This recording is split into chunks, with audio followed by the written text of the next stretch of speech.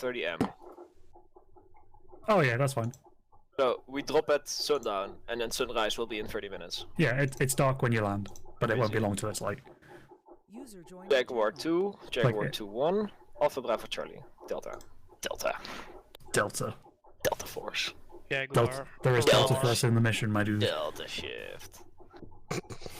God, I'm Skeeter. Goddamn. There's no platoon medic. 0 out of 10 mission. Yeah, well, There is a platoon medic. No. No. What? There's no platoon. There's no platoon. Oh, is it out of order, maybe? No. No, it's not. It doesn't There's exist no for some platoon. reason. What? Hang on. Crazy.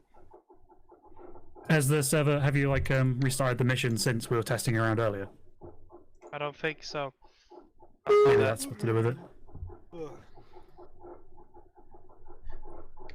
Oh, I thought the no The answer to platoon that thing is- was a feature. They got they jumped out of the wrong door and accidentally They- hit the yeah. 3D blades. Yeah. Now that I'm looking at the scrim, I think it might have just been the HQ element that yeeted themselves and died. Because they're the only ones that are missing from that lineup. There But we go. everybody Hey, else was Legolas. AI. Oh yeah, but the HQ was you and the rest were AI. So it looks like the HQ are the elements that yeeted themselves. Goddamn HQ. Classic HQ. I know, right? There is an air start version, but we're doing the ground start because apparently HQ just kill themselves when they jump out the plane. Such is life.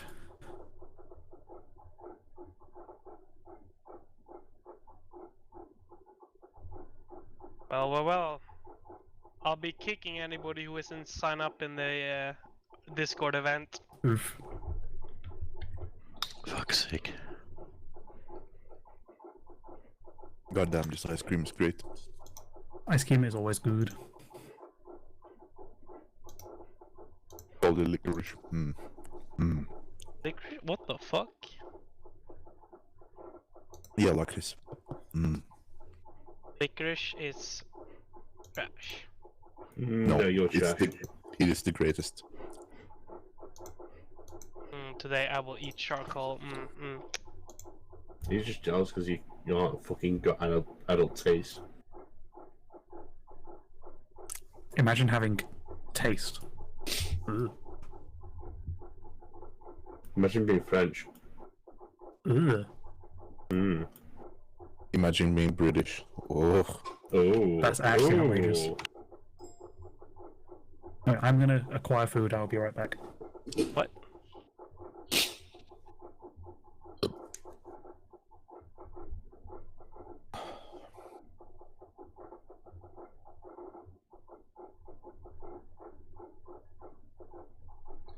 So today's mission is Operation Just Cause in Panama.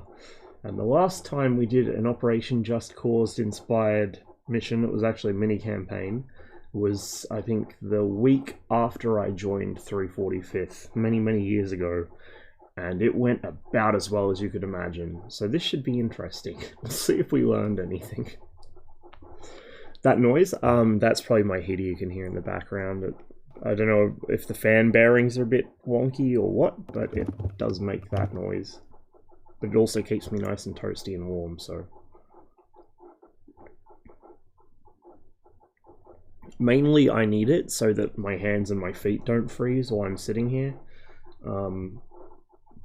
I got, plenty of nice warm jumpers and shit I can wear, but it's very hard to do anything with frozen hands.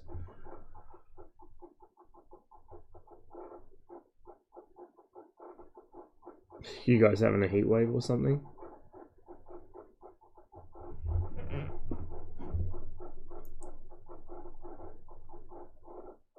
So, F. Yep. bonus points if anyone gets where the names of the objectives come from. Your aunties. What? Otacon. Yeah. the great Auntie Otacon. For you to dank memes, I got a hot load incoming. Oh.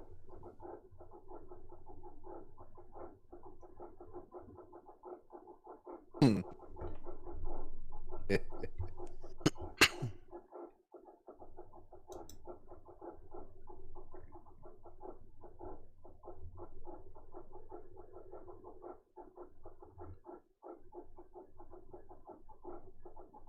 You know, I should really start writing down my plans for like the next stream. The platoon All I party. remember for this stream was I wanted to fly the Mosquito at some point in DCS. Why are you the forward observer, Otio? And by the time I actually finish this mission, I'm probably going to forget that I wanted to fly the Mosquito in I DCS. jumped to team leader or something, probably. Hello, person who just joined.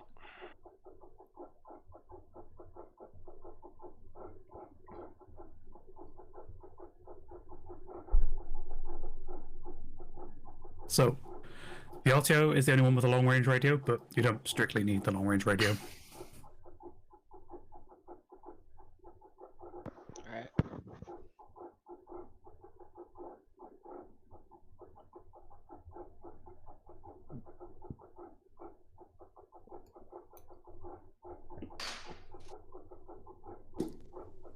I'm also not sure how long we're going to be able to stream for today, so, I mean, it might end up being like an 8-hour stream or so, but there's a hard limit of about 9 or 10, because I do have an appointment this afternoon. I need to go see my doctor and pick up the script for my fucking Magic Denting Stand pills, as well as sort out some of the fallout from me just up and fucking leaving work on Friday. So that should be fun. And Ben, can you pick the other team leader? There may be more streams through the week for a little while, just because, you know, with knocking the job on the head, I will have more spare time while I look for a new one. But we'll see how we go. That's not a certain thing, it's a maybe or a maybe not, because I've got so much shit I've got to catch up on, because I, like, just fell behind in keeping up with Discord, I fell behind in clearing my backlog of videos to watch, I fell behind in doing things that I actually needed to get done around the flat. We'll see how we go, but hopefully I'll be able to squeeze in a few more streams, because, Okay. I actually, honestly, now Okay, have indeed. kind of come to the realization that Mic molesting. I love mic molesting. streaming is probably doing me more good than most other things at this point, so... Hot. It's like therapy, except I don't pay for it. I actually get paid to do it.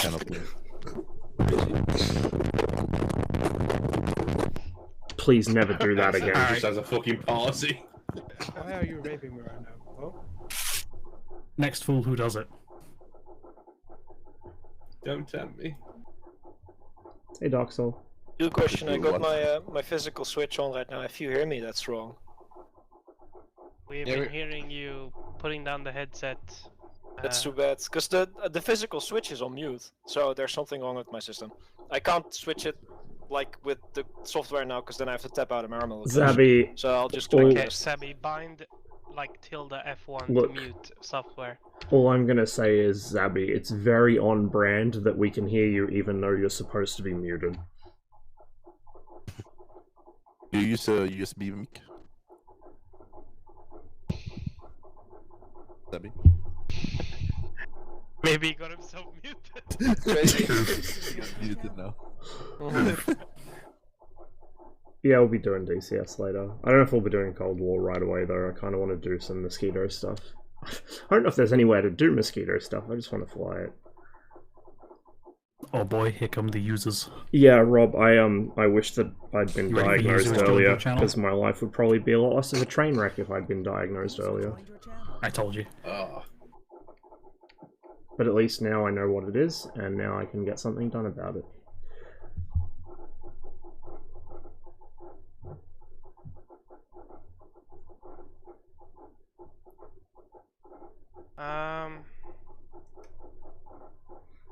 And I We can need also somebody in start this thinking direct more when seriously medics Guys. about either a big change How many in you have rifleman medic or automatic rifleman? Career, so to Automatic speak, rifleman medic. Yeah, you too, Savvy. or going back to studying for something else. Because up until this So point, we're I have missing- not yeah, been able yeah. to study. Like, not even when I was in Wait, school, what? let alone university or anything. Having said that, I have an article to write in the space of about a week and a half, so might need a week and a half or And, so who of grace hasn't joined period yet? before I start seriously looking at what I'm going to do G-Man next. hasn't. Melon hasn't. Millen hasn't. Ah, Millen, do you want a Well- squad lead? See, I just didn't have one until recently. And all of my known issues were put down to, oh, it's probably just autism. You can take the silence. Which as a is yes. which is kind of like a, well, you know, Yeah, just 'cause my have fun. throat's There's not too nothing we happy, can so do I about prefer that if I one. could do a little bit less talking.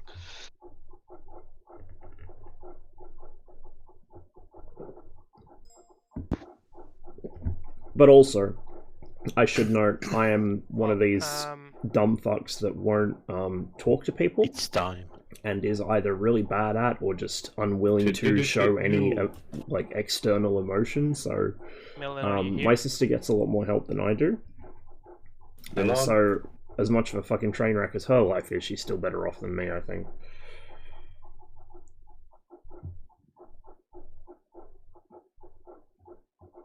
Got yours when you were 21? Yeah, I had to wait until I was 32 for mine. Like, I don't know how I made it through 32 years of being alive and So nobody we even have 2 suspected. people coming in. Yes. Dixon?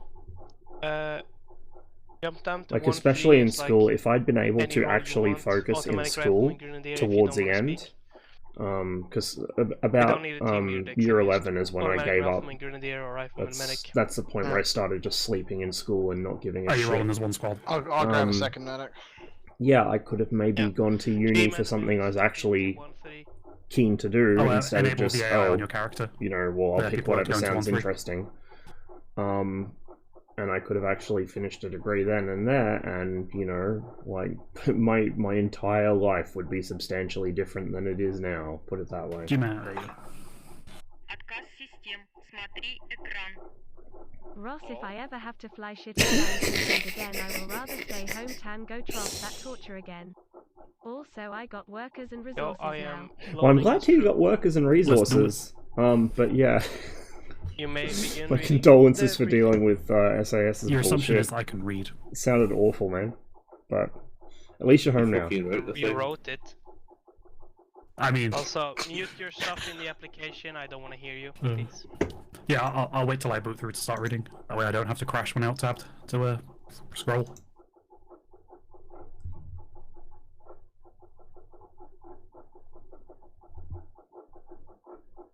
Alright.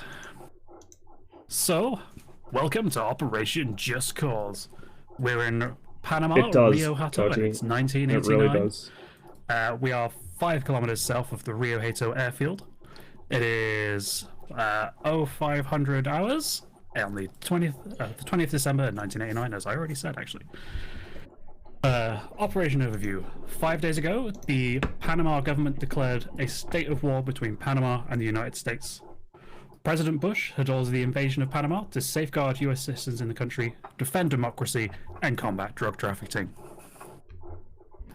We are being dropped 5 kilometers south of Rio Hato Airfield. It's the headquarters of the Panamanian Air Force and is home to the local Panama Defense Force, PDF, garrison. Delta Force will insert via helicopter ahead of us, secure the control tower, and prevent any aircraft from taking off. Upon landing, we're to move north to gain full control of the airfield, along the way neutralizing the AAA batteries at Objective Merrill and Objective Naomi. So, execution is land at drop zone Ottacom, eliminate the 2 batteries, and then relieve the forces at Objective Campbell. Friendly forces in the area. There are Delta forces and other special forces operating in the area. Other than that, we're going to be the only units on the ground, and there may be USAF assets in the air. Who knows? The enemy forces will be fighting the local PDF. The PDF... Sorry. The PDF are equipped similarly to us. They're wearing US-style BDUs with PASCAT helmets. They'll be equipped with M16s, AK-47s, M60s, and RPG-7s. And just a quick note, they are wearing the same stuff as us, but it's not exactly the same. So look for slight differences, and you should be fine IDing them. The other opfor in the area is the local militia. They're dressed in blue, have the same equipment as the PDF. You should be fine distinguishing them. Weather, clear skies, sun will rise in about 30 minutes. Any questions? Psychiatrist told me she doesn't have the diagnosis forms for ADHD because they're too the expensive. Jesus. You do not, but merely neutralizing the crew should be enough. Okay. Yeah, like when you get given a phone number, it's fucking useless because it's not going to get done. You're not walking this. It's like I got given a whole bunch of stuff to read, and although it looked very interesting, I haven't read it yet because I haven't been able to force myself to do it. Any more?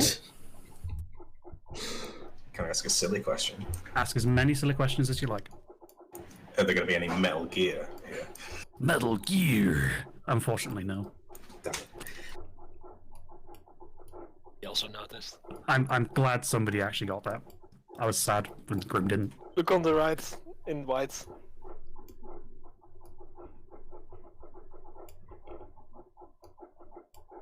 Yeah, it's no more questions then? Good, in which case I shall hand over to Grim. You're in charge, weren't you? Yeah. Hey Garfield. So here's the deal. We'll have 3 teams. One of them is me, one of them is Dixon. Sorry, who the fuck is... It's Ben. Second team is Ben. And third team is either G-Man or Millen. You guys get to choose who's in charge of that one. So we're gonna run red, blue and green. We're gonna be rolling in separate Humvees. So, a Humvee each. We're gonna move northeast-east from the drop zone. To position 1 to observe objective Merrill, possibly move closer. I presume we all have radios? Negatory, team, squad, and platoon were the only ones with radios. So individual squad members don't, but team leaders will. Okay. Yeah.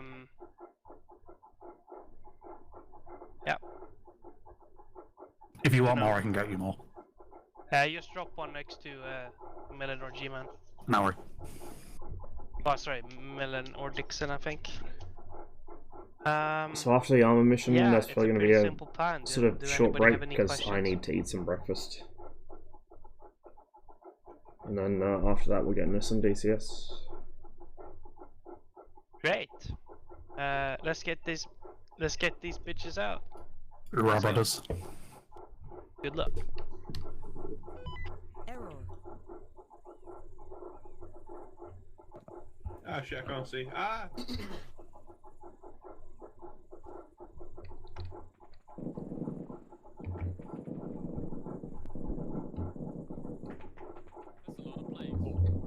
Checking channel 40. 40 man. Oh shit, we got night vision. Millen. Gonna puke. Are you TL? I only have a pistol. I have been bamboozled. Skill issue. Where's my M9? Blinker southeast. Kill me, read. Hello. Yeah, okay. Anyone hear me? Thanks for that. Need to touch your butt? Yeah, please don't arrest me while doing it. Right on. He's just fucking arrested. Touch my butt.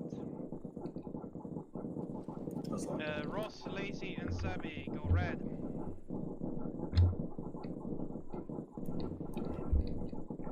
Ben, Marshall, Ogden, and Bradley, go blue. XM? Yeah. I got best team. You're attaching to green team. Do you have a radio? No. Okay. You're attaching to green team. But you're an independent boy if you want to, XM. Okay. He's an independent boy. He don't need a platoon leader. Strong independent. Were you gonna set up a radio for me, bro?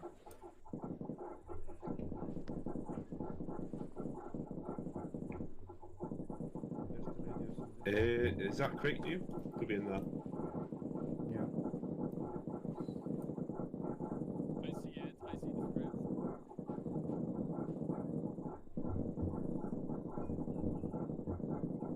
script. Check.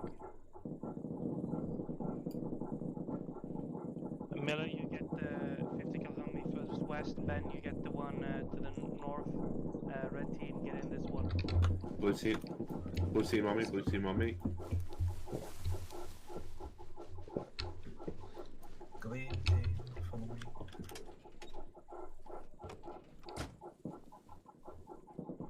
Abby, are you the medic? Yes. Don't be in the 50 cal. Like the worm.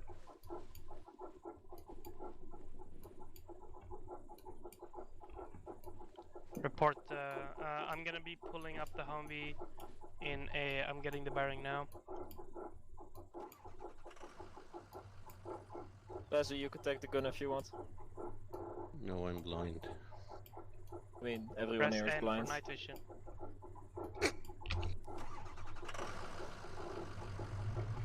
Form up in a column bearing 080 behind the lead Humvee.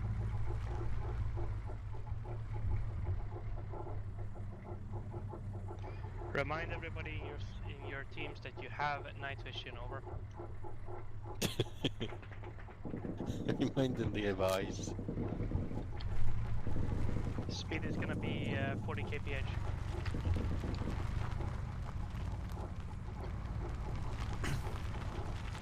What is ROE for gunner? Don't shoot unless fired upon. Everything should be hostile, but you know.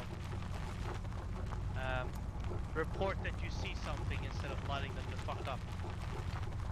And if they have helmets? All of us, they have helmets, we have helmets, everybody has helmets.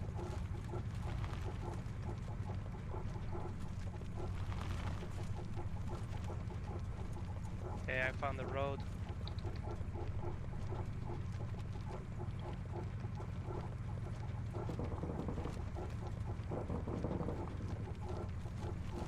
Looks like we're currently on the road south of Mariel. Do you guys concur?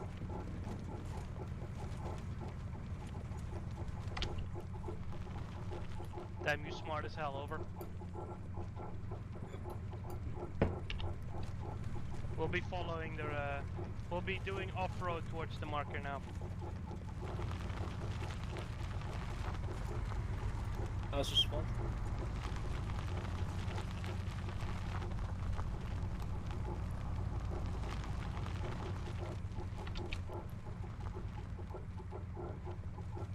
Low visibility. Hey, Steve. Continuing mounted. Report that you're behind me.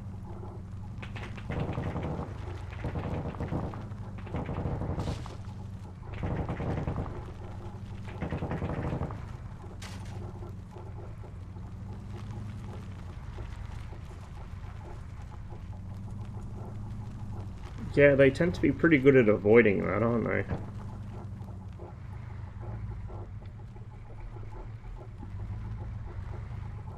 Okay, we're driving up to the building up ahead of them, dismounting.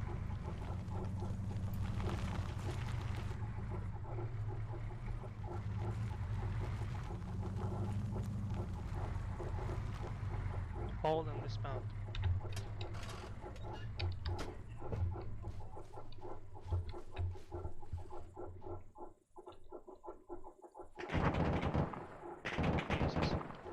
When you're 6 rolls. Right, keep your heads down. Just wait out for what Ben, form up on my northwest facing northeast. Millen, face up, go On me, on me. southeast of me and face northeast. We're moving east. Yep.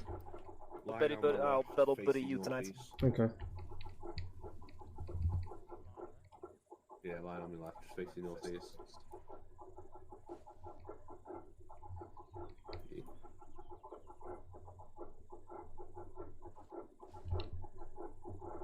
The team set. Okay, proceed northeast. Line Pushing formation. northeast. Go. Keep the formation. Go. Pushing northeast. Stay crouched. Stay crouched.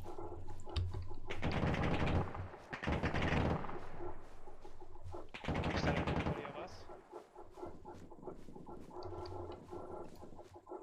Form up a line formation, come on. Hurry up. Perimeter ahead. Eyes on the perimeter wall. Hold. We got guys in the fucking, we got guys in the towers. Are we holding or pushing? Blue team cover, red team and green team Grab try to a advance field towards the covering. wall. Start pointing towards that compound. Move east towards the wall. Top floor, single guy. Stay, fully start production. I want him to start pushing. If he raises his gun, fucking kill him. Okay. Anybody, if the enemy raises their guns, shoot them. If you see him raise a gun, shoot him. Like that.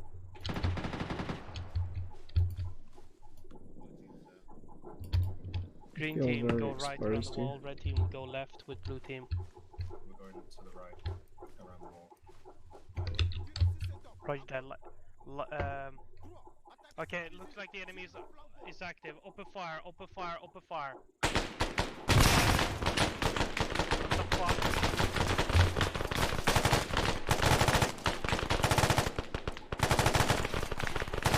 I'm not sure what it was.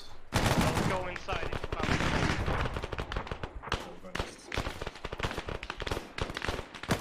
Okay, Ross, push.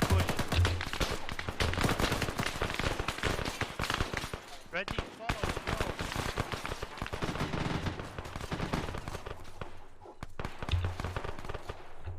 Behind you. Blue, if you think you're good to move, start approaching. Ross, gun forward, I got left.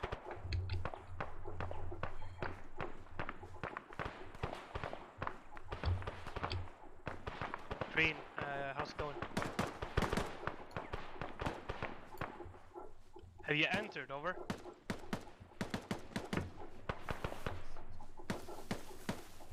Corner.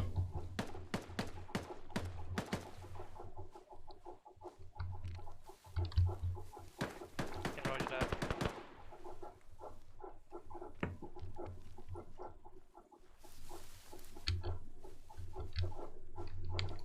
Man, this is a long walk. Yeah, blue team, make an entrance on your side of the wall, northwest.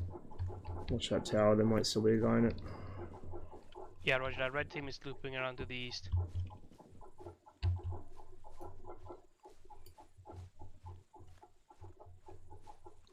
It's a big Yeah, fucking blue team, complex. Get to the blue office, get to the big office building and provide overwatch.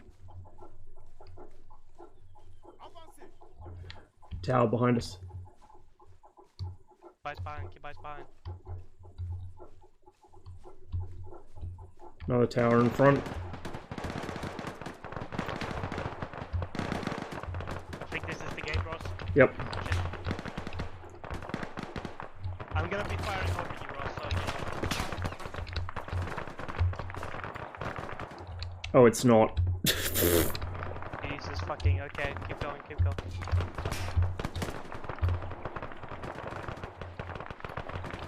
I see the gate. What's their location?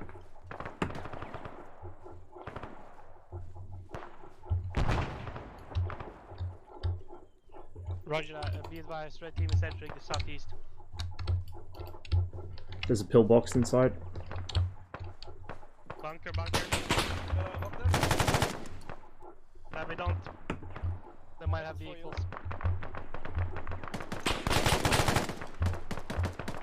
Switching.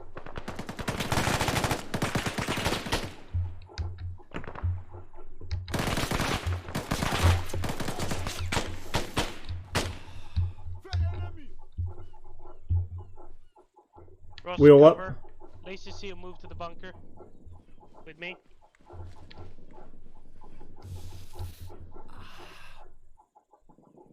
hit Ross? No, I'm okay. Millen, do you read? Heads, heads! By the building, right side. Right side by the building. Seal season.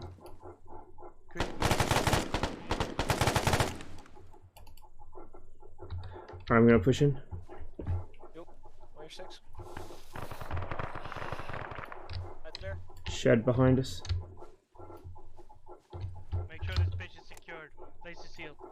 Clear it. Ross, help him. Crossing. Going left. Going right. Everybody, I say again, be advised. We have friendlies on the southeast side of the compound. Right side, clear. Team is just Secure. In the main building. Hello? Hello? Friendlies, friendlies. The corridor, Dixon. Friendlies. Did Millen drop his radio before he left? No. Fucking of course. What happened with Millen? He had to go apparently.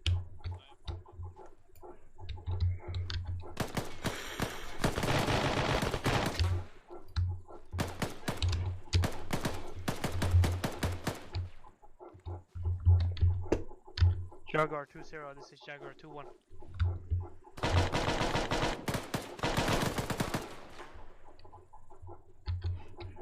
Red team, keep securing on the southeast gate. Red team, security southeast gate. We're pulling security southeast gate. Magically disappeared over. We need one for green team. Suggestion, Dixon, over.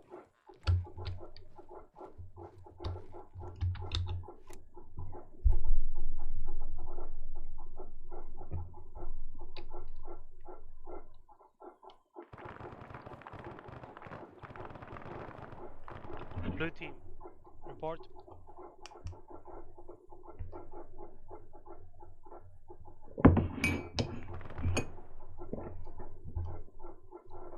Very good stuff. After you think you secured that part of the compound, go back and collect the Humvees and drive them to the southeast gate.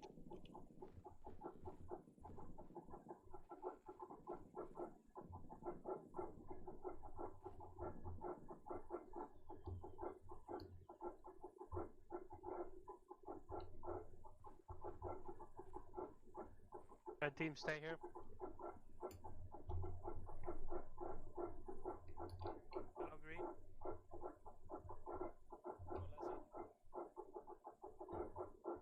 Dixon, did you get a radio? Yeah, fine. Kind of, yeah.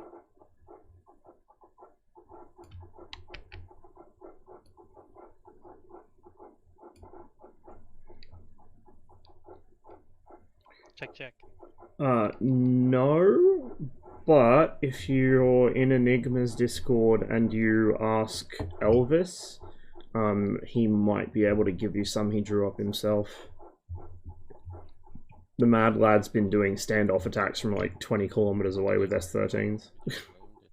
So he's been doing some practical experimentation with it.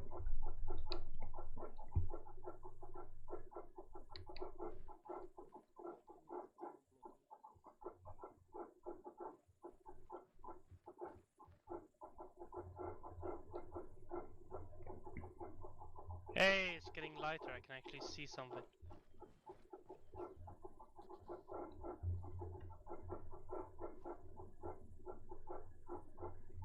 Yeah, he managed to fuck up an F5 on the apron of one of the airfields from 20 k's away. Blue, status? Pretty great. He's just like, oh fuck it, I'll just send some at the airfield and try crate or something. And yeah, he created something alright. Stuff. Green team, rally on the southeast gate. Hello. Can wait here for... I am in this position right here. We did a very good job of catching bullets. User joined your channel. Next objective's much smaller, but it's in a town. So that should be interesting.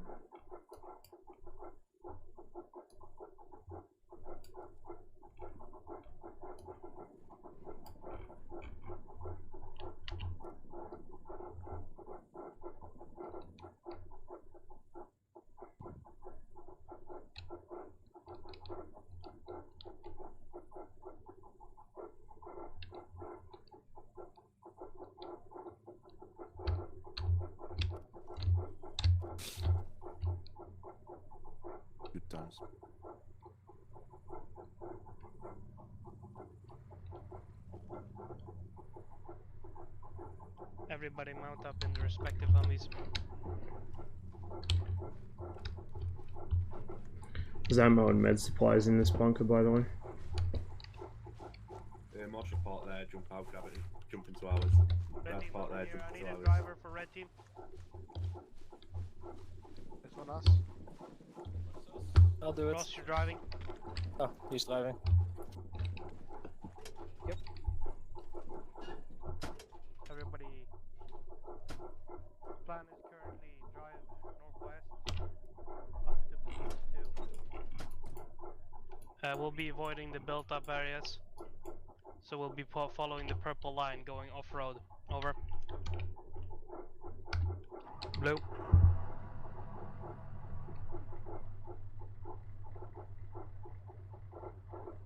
Everybody listen up, we're moving northwest along the purple line. Do you, everybody confirm?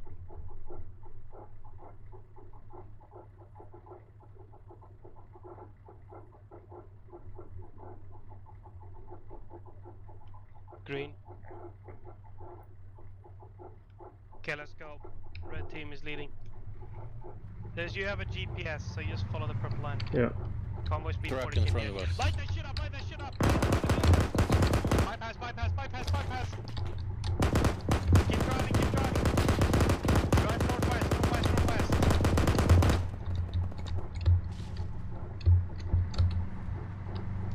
Green, did you make it away? We. Good stuff. We'll be going as fast as we can until we're reach of the bunkers.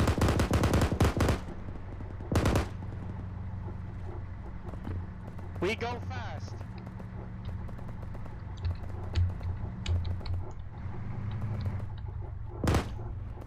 I said fast, Ross. Drive. I thought I saw fucking stone wall in front of us, but it was just some bushes.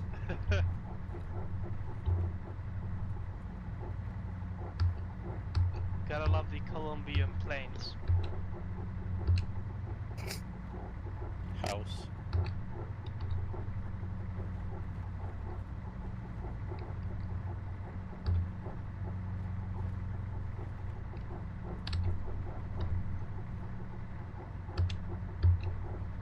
Well, that was a little bit of a interesting turn of events, but hey, we survived.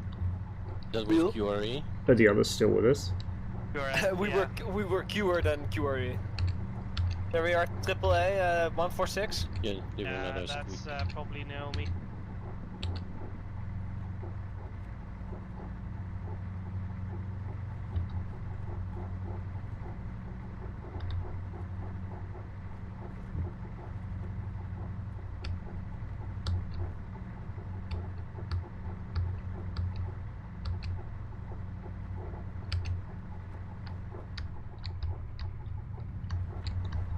Follow the road. Oh, I saw that at the last second. Yeah, just smash it down. There you go. Going down to 30 kph.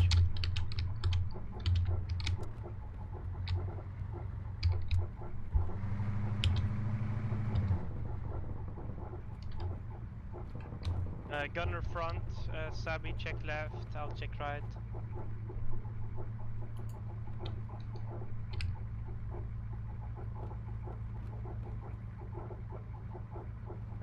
Two markers right here. Oh shit, oh shit. Hold. Everybody except gunners, dismount. Fucking barrier is directly north of us, 355. Set up a firing position for your Humvee, 355. Jump over to The fucking wall. the room where fucking thing is. I'm gonna. Hang on. Is that it? Looks like a police station. Oh, yeah. You got eyes on targets on a building far end of the little hamlet we got here. There's the Where's AAA. on the roof? There it is, there it is. Line up on that AAA before we move in. Can every gunner hear me? Yes. Okay, good job. Y'all see that AAA position? Bearing No, Ogden won't be able to. 002.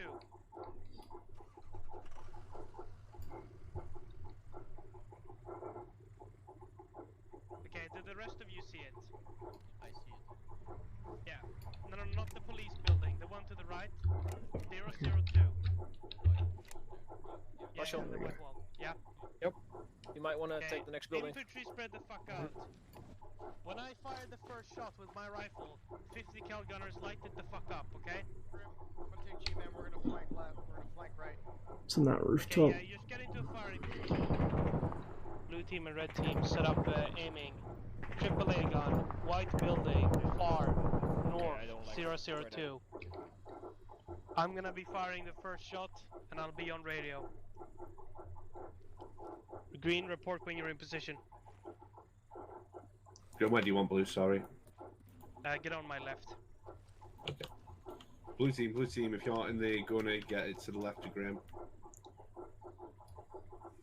Yes, ass. Really doesn't matter, just spread the fuck out. Green, report. Okay. Everybody. Yeah. Everybody get ready. On my Get ready three. to shoot. 1, 3, 2, 2,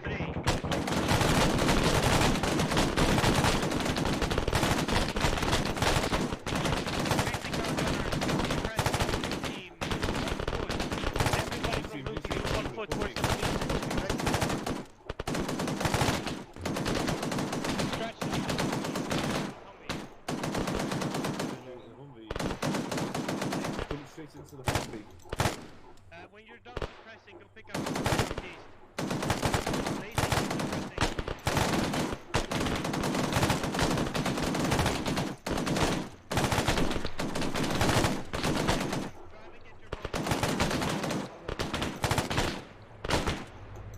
Red team will keep suppressing. Blue team and green team has moved up to the police building with the green ones. Yeah, everybody's getting set up.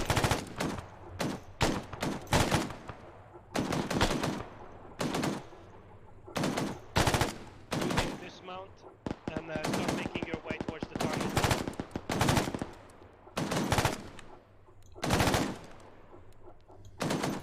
Stoppage.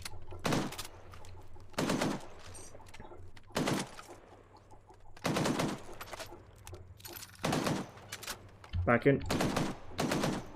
Hold fire, Lazy. Unless you hear a shot coming out, hold your fire. Okay, red team, let's mount up, let's go.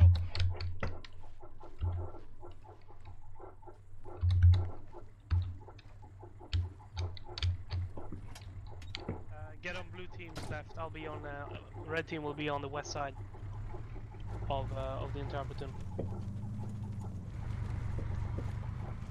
Everybody start pushing your way towards that compound. Thanks, Abby. Keep communications together to try to keep it on the same level so we don't overshoot. Oh shit!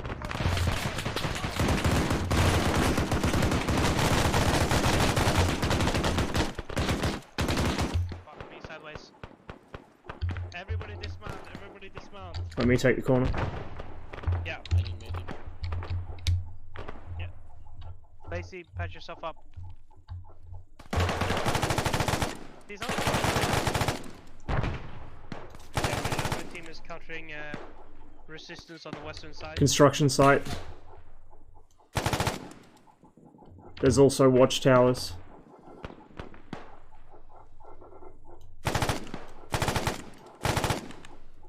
Ross, do you think it's safe to cross the street? Yeah. They can cross.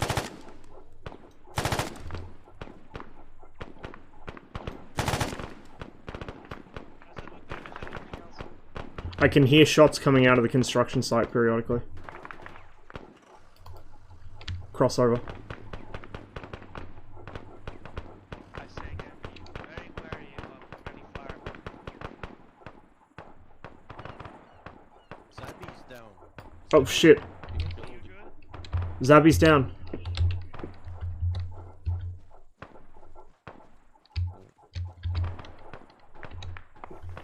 That be down. Getting his head. Checking pulse. No heart rate. Doing CPR.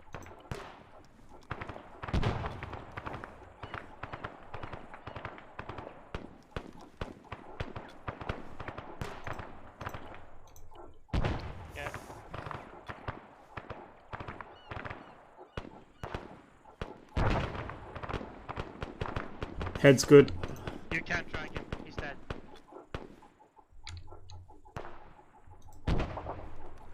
He's dead. Oh shit, seriously? I'm 90% sure he's dead.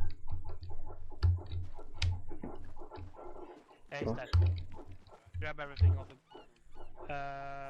Say again, Green. Rip Zabby. User left your channel.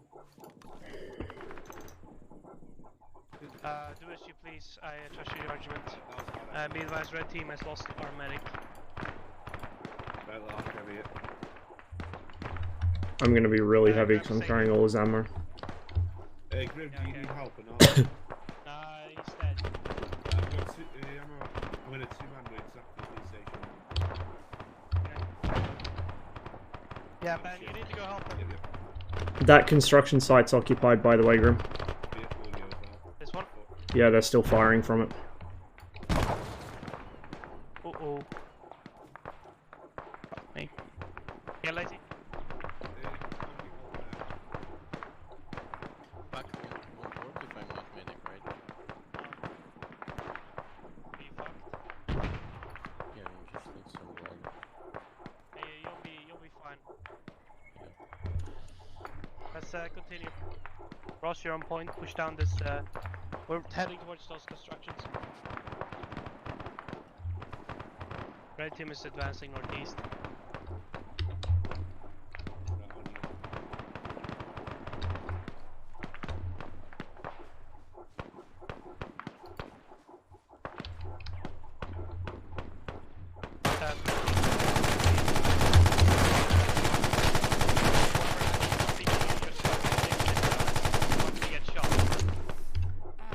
Grenade out. Cover me, I'm gonna quickly patch myself. Vehicle sounds. ACC, get your M72.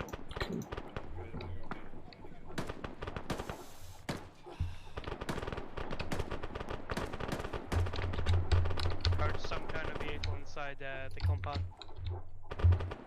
Now fuck it, let's secure this construction site.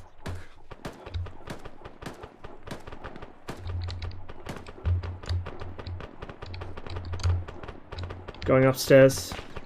There's probably one in the... Watch out, north, Ross, north. Yeah, looking. Maybe in tower. Next site, probably, or next building. I can't see them. Okay, I'm gonna push up, watch my right.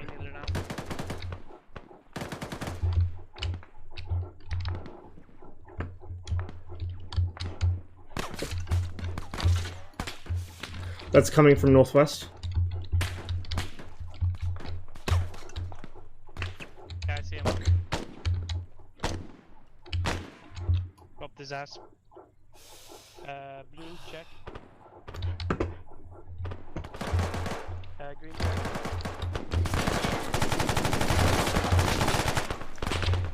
Stoppage! West of us. Do we have any casualties?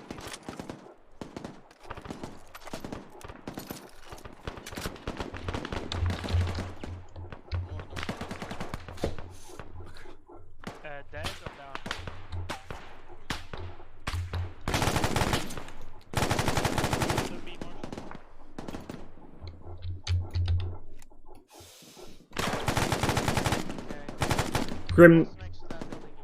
Grim, there's an entire truck around the corner of the lumberyard northwest. They're coming from there. What, sorry? There's a truck by the corner of that lumberyard on the other side of the wall. They're coming from there. Shit, BPR. Yeah, I see it. Yup, the driver is still active. Fucking right window on that bitch. Not even stop. You got it. In the lumberyard, in the lumberyard.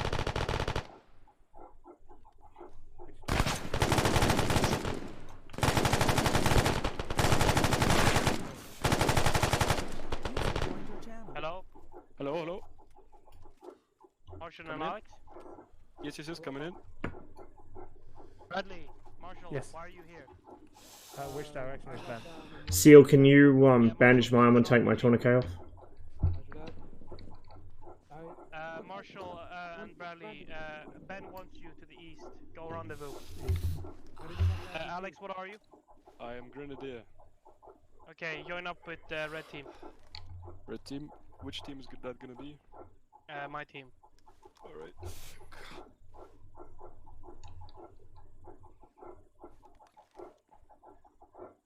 The red team has reached 4-man with the return of Alex.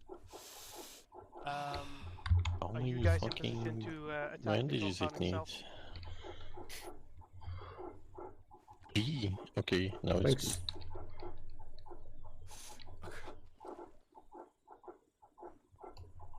Roger that, we'll join you. Get downstairs now. Downstairs. Roger. We're pushing down to the entrance northeast. Somebody go point.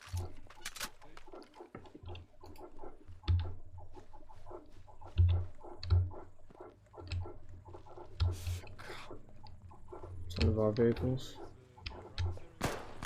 In this building!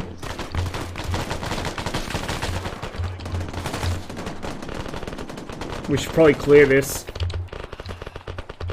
I'm going inside.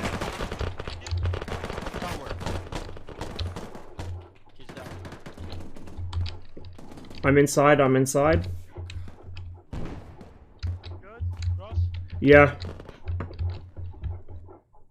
Yo. I'm upstairs. Rib. Yeah. Still. Alex? Building clear, I think. Go and join Dixon and G-Man squad. Team. I brought the Humvee, by the way. It's over there. Very good, very good. One to the east. Yeah, contact east, contact east. BTR, BTR.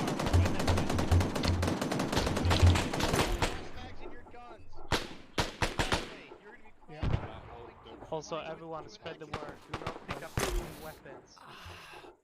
Friendly fire is too dangerous. Red team will hold the outside for now. Where's Mossie? Ready? Ready. On my mark. 3, 2, 1, mark.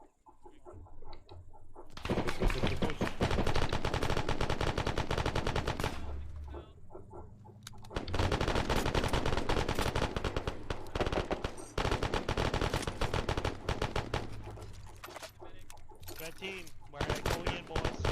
Left side. Red going in. Alex, move left. Don't Sorry, use Lacey, fucking move frags there. in here. Move left. Over there. Double team, go, go, go. Move. Crossing. Keep going, keep going. Enter through that door. Watch the windows. Roger that, be careful. Red team is entering the green camo building, southwest compound.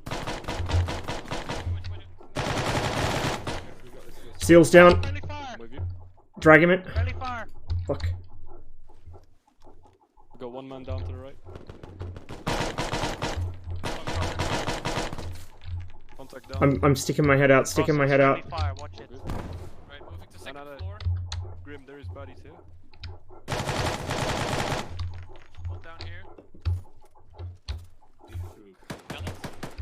That be on me. Kill me, fuck you. I know that was you.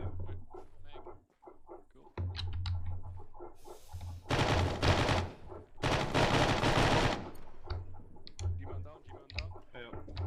Downstairs clear. Jim, I'm here. Where do I need to be? Ground floor, top floor? Ground floor. I'm here. G-man is on the stairs. Got shot in the head, I'll take him. bandaged him up, but... Yeah, downstairs is clear. Okay. Why is it? Barracks. Why is it these motherfuckers are so accurate when they shoot our own guys? I don't know, like, I mean, peeked out of taking care your head of the through a ops corridor. building, one man down. Thought like there's Red, enough medic, room medic. to be inaccurate. Yeah, I Marshall. got you, Demon, I got you. Grim, we have no one looking outside of perimeter. Yeah, I know. We need to secure the upstairs. Is the upstairs, first floor is the clear or upstairs not? secured? Bottom's clear. Okay. Have you guys cleared top, Alex? No, we got downed by the stairwell. Okay, Ross, I'll go left, you go right. Go.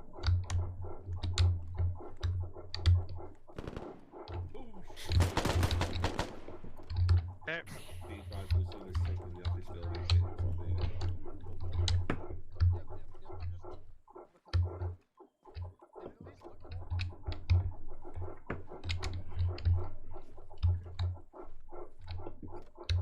Daisy stabilized, moving him outside. Oh, he's up. Beautiful. Daisy, stand still, I will back you. Good copy. Clear. Blue, have you 15 secured seconds. the trip line? Yep, Lucy. Clear the triple A and also secure the building. There is a Very good. box in here. Dixon, Yeah, can we'll I be have needing your that. help here, please? Yep, you're good. Carry it outside, but keep security up on the roof. Okay, go one Or more Exim, forward. any of 2, you? 3, 6, Uh, keep an eye out ground for floor, the there it is. helicopters outside. This is a bit bad. Marshall, when you're up, mate, go to the roof as well. After you've obviously been seen to by Brad. And just keep an eye out. Red team from up security to southeast.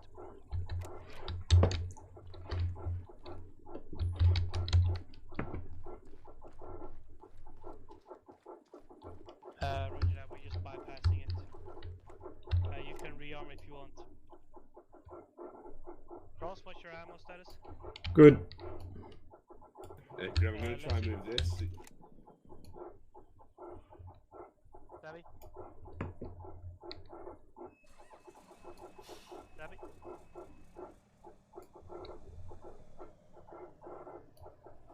Dabby's fucking down again somehow. So this is 2120. Oh. Thank you, God. Yeah, this was fucking whack. I walked towards the entrance and I just fall on the floor. You can try to squeeze through a hedgehog in a ball. No, I was walking towards the tower. Oh. Green team, if you can It's hear like- me, come to the sound of my voice. It's the same. It's the same with like getting out of the Humvee. When we were taking fire, I just instantly got down, like walking into a void. Everybody everybody except red team reorient. Okay, accept us.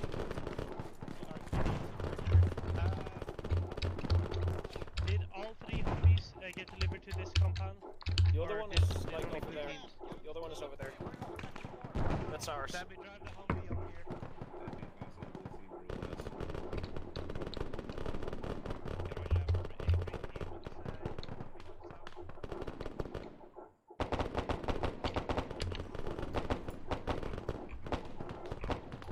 I'm in this spot here. So next objective is all the way up here. Take the airfield and there's friendlies in the area.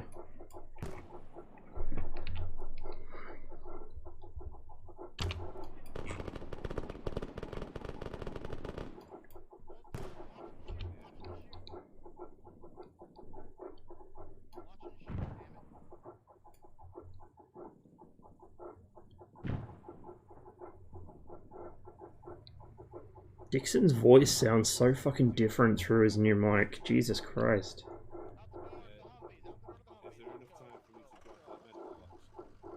Negative, just fucking, we need to pull out. Blue team jump in the Humvee. Hey, this is ours, fuck off. Yeah, like, I want to take the fucking resources that we just captured with us. Grab as much ammo. Trust me, just grab as much ammo as you can. Yeah. Red team, form up. Where's green team's Humvee? Whatever the fuck you can. Red team, this is the Humvee we're using. Oh, fuck it. We're gonna continue. Remember, green in the back, blue in the middle. Ross, Which one you're is ours? driving. This one? This one, back one. Alex! Alex! Hurry up and get mounted. We all in? All in. Yeah, but we're not moving. Savvy, pack Ross. I think he's fucked. Yeah, I'll go hit in the arm. Report me, you're mounted. Green mounted, ready to go.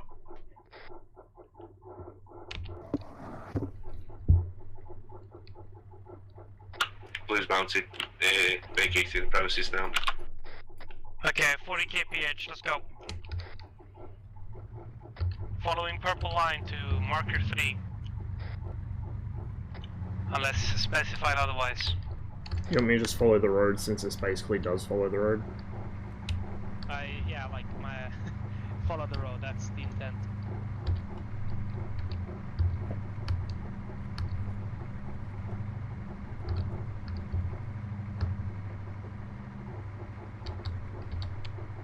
The speed limiter is not laggy anymore. This is nice. Been fixed for a while actually. It's one of the 4 signs of the apocalypse. I usually don't get trusted to drive, so I didn't notice. Australian bandwidth. It's not so much that as that it's 4 o'clock in the well, 5 o'clock in the morning now, and I'm barely conscious. Ah, the morning commute. I can't go to Australia. Having to speak to Europeans at 4 o'clock in the morning? Jesus Christ.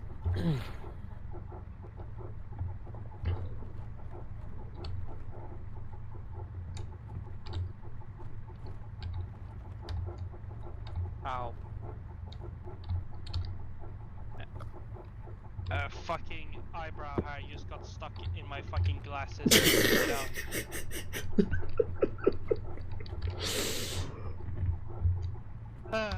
This is the secret to Brezhnev's eyebrows. Yeah, you get them continuously ripped out. So, you know, I push my fucking glasses up to my face. Graham. Yeah. Marshall's asking, are you okay? What's that? Why? He just wants to know if you're okay or not. Dancing in the moonlight. I mean, if he's genuinely curious, we can talk about that after the mission.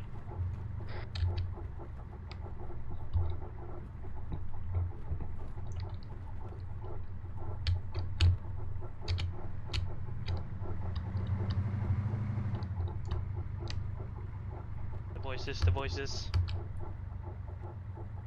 Uh-oh. Concerning? Everybody hold, everybody hold. Reverse. We're reversing, we're reversing, we're reversing.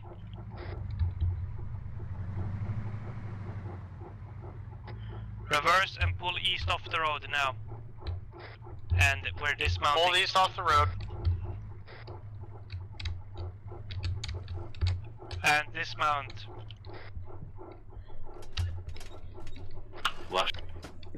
Form a 360 right now. I got north. 360 up. Got a mine sign.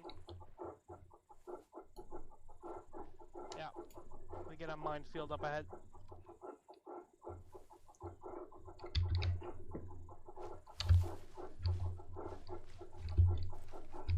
Surely they wouldn't mind the road. No, but they'd mine everything around it. Red team is gonna do some reconnaissance. Red team with me. Stay on the road. We're holding here, green's holding there, red's pushing up to recon a mine. Oh shit! Fucking call back.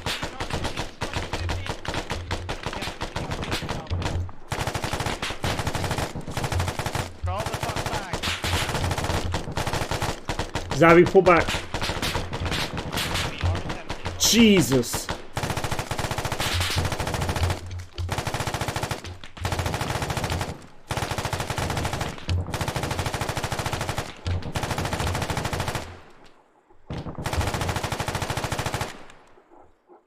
I need a medic when I reach you.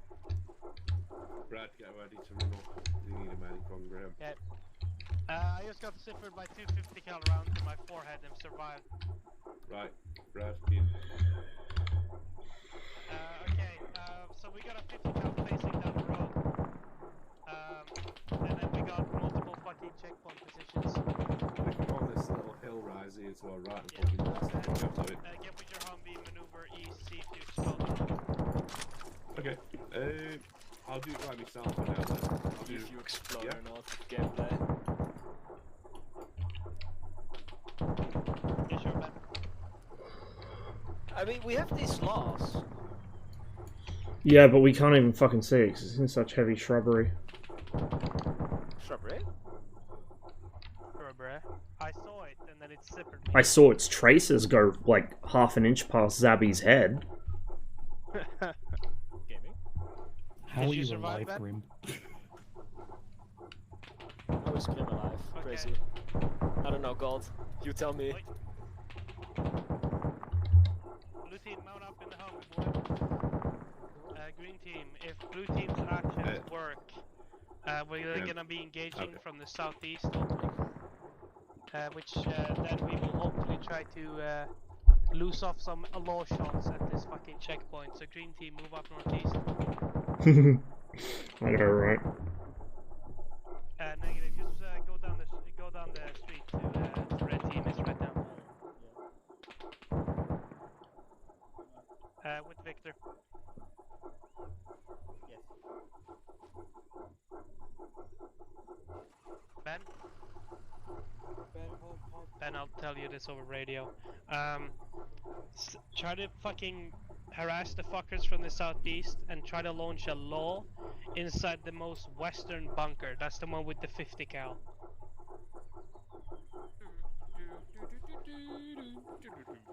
Green team, hold! Yeah, that's a 50 cal if you go past this tree. Green team spread left and wait for blue team to do their work. Red team spread out on my right, facing northeast. I feel like it would have been a lot funnier if Grim had warned them that after it opened fire, while G-Man was humming that.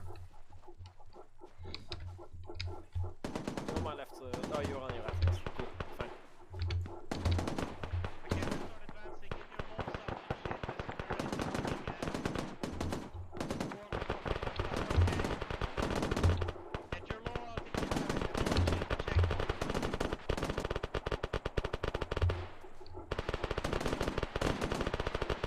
Can I see Mike in back fast? I don't Like, care which one today?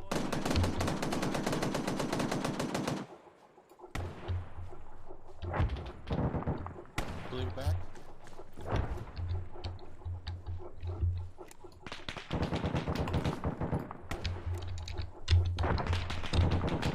Clear back. You're clear. Ow!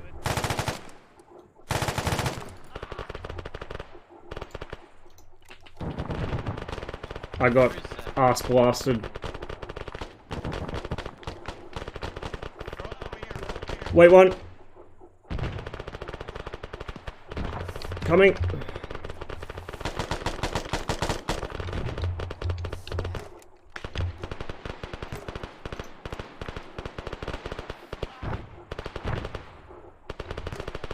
I'm not sure if I bring you, so if you come here, Ross.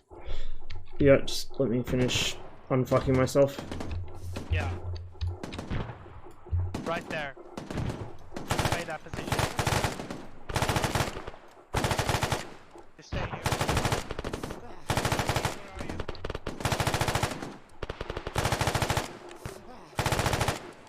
Okay, good. Yeah, I know. We just killing these guys. Actually, go grab the 50 cal. Set up the base of fire. Advise, just tripwire. There's tripwires if you advance far enough. Stay on the road if you're going to advance. Stoppage. Sammy!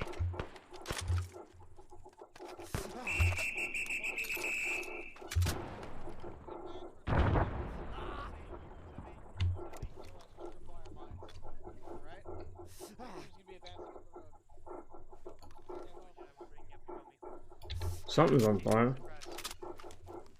Oh wait, I already did reload. God, I'm dumb.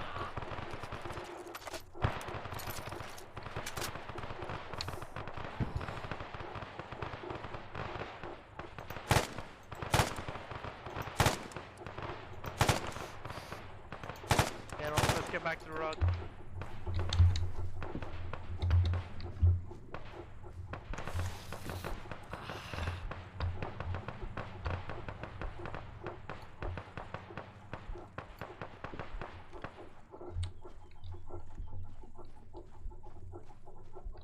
Roger that.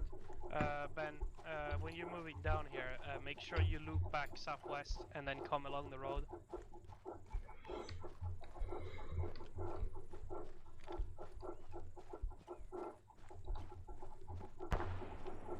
Looks like we're safe. Do that now. Hold fire, blue team, we're advancing.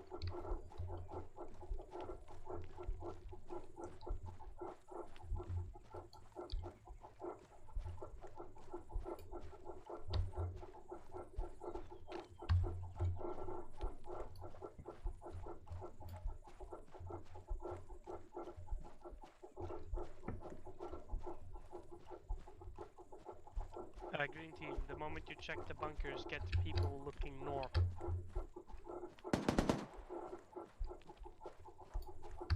Tie them up.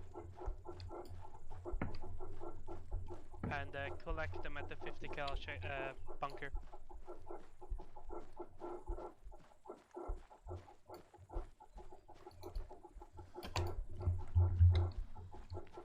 There's something here. Sabi?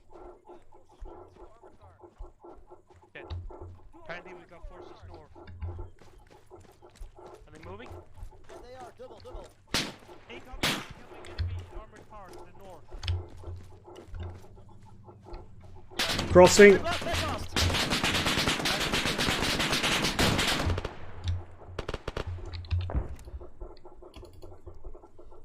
They're incoming at high speeds. You missed. I know.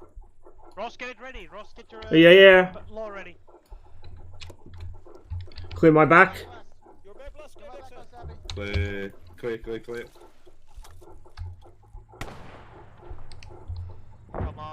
Come on.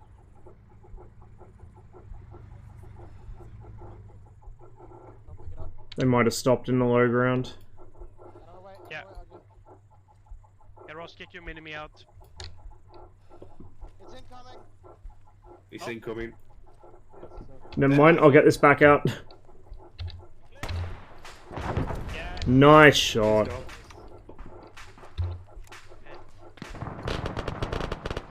One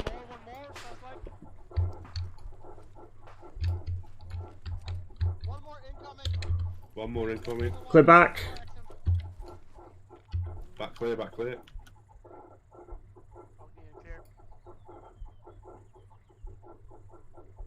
He's just behind that crest.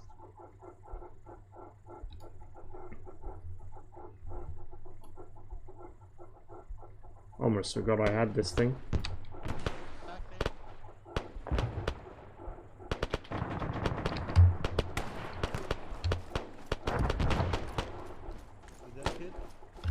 Look out. Clear my back. Now hold.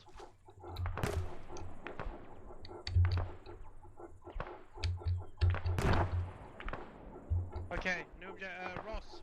Yeah. Lacey. Ross and Lacey. Yeah, what? Get the Humvee up the road and kill the fucking... Victor moving east along the hill.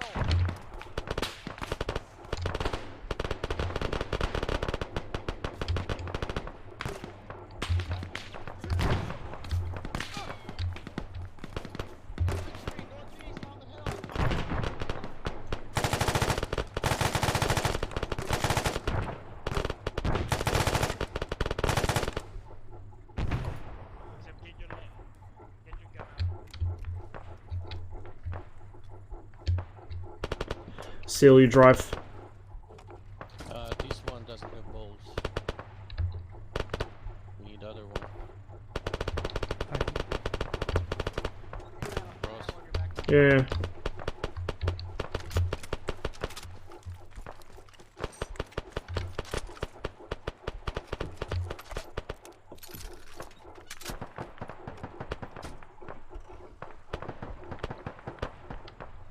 Just slowly crest over the hill so I can... We're borrowing it. Wait, what's Zabby doing? Get ready to move northward with the cover of the Humvee and engage and kill them fuckers. A little faster than this. Because we need to hit the BTRs down the road. Come right a bit. Yeah, keep going this way.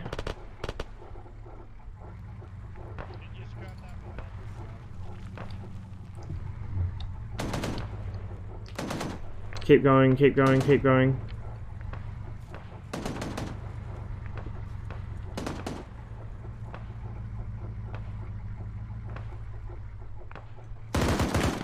Keep going.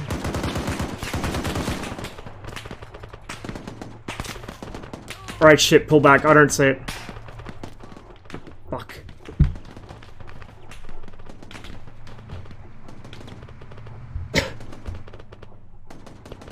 Must have reversed the vehicle into cover or something.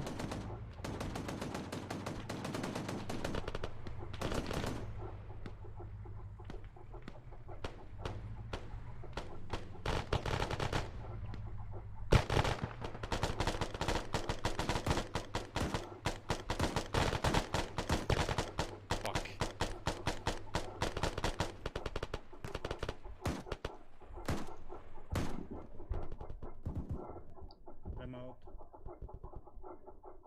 I see infantry in the northeast, but they're too far away.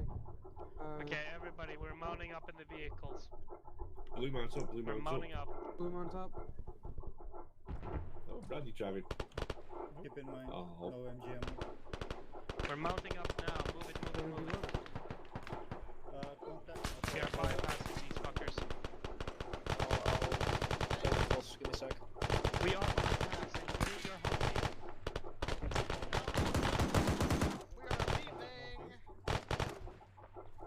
I'm in. Yeah, just so you know, when we're gonna be bypassing, so just light the fuckers the fuck up with your 50 if you see someone. Ready. Everybody mounted? Okay, let's All go. mounted. Let's go. We're going This is- free for all. Free speed. Just fucking follow red team. Red team. You're gonna be down too, man. I need to pack rolls. Yeah, don't worry, we got the 50. I like how we're in front.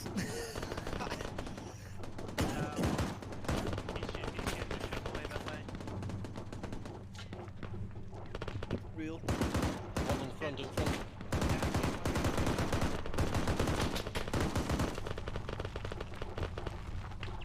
Avoid the town, to the left.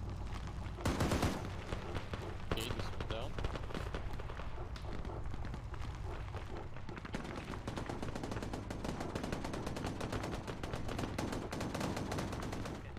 Yep.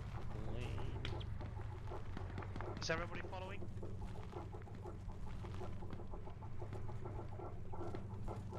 Okay, we're headed. There's no fucking cover here, so we're keep moving. I don't like how silent it's gotten all of a sudden, comms wise.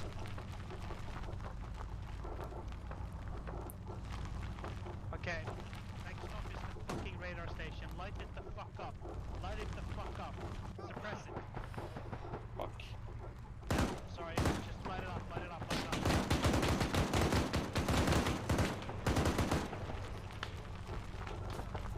Reloading. Get inside. Yeah, get inside.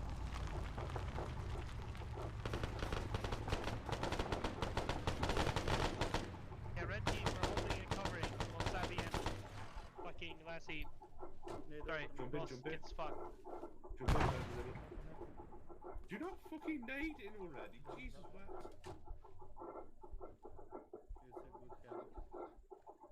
Not when I've already jumped in.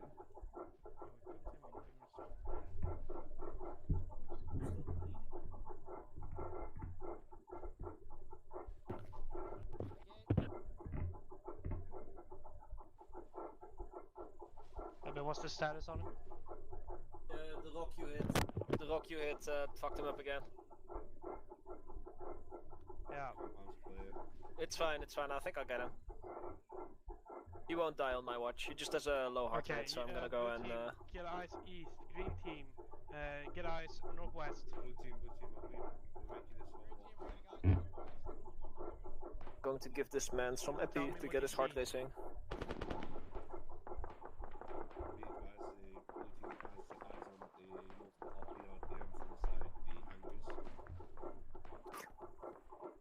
Roger that to the... And he back. Well, that went well. Fuck. Beautiful. And We've I'm been gonna shot give at you from back. somewhere. Oh shit, hang on, I got out. Move out, move off, move off. I'm not sure where it's from. Okay, Probably southwest. Get behind the Yeah, car. west. Behind the car. I am behind it. Okay. I will pack you and then I can pack myself. 10 seconds.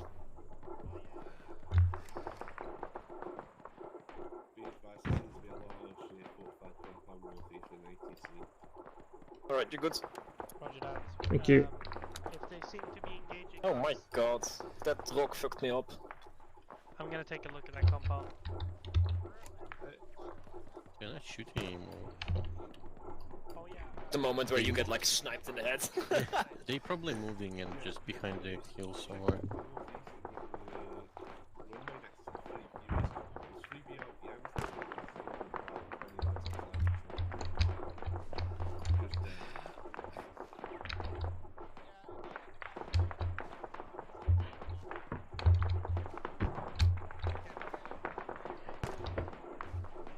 I'm packing you. Blue team, on me. Oh, never mind. Guess not. Be very careful about who you fucking kill. Jim, you wanna see if I can pack you? No, I'm good. We're up here, I think. Everybody mount up again.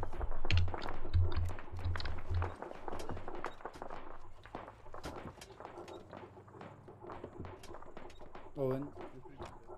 Oh, there's no magazine in my gun. Don't step off yet. Wait for everyone. Yeah, okay. Set up somewhere for everybody else. We are heading north to the ATC tower. Northeast. Are those attack helicopters? Avoid the barbed wire just in case if it's mine. UEs. Say again, we have friendlies. Let's go! There's dudes inside the ATC. Friendlies. Friendlies. They're friendlies, they're friendlies. They are friendlies.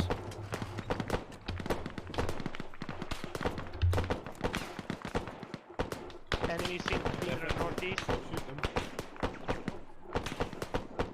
Now there's some on the opposite side in the trees. Okay. Then, fucking blue team, head to the ACT tower northeast.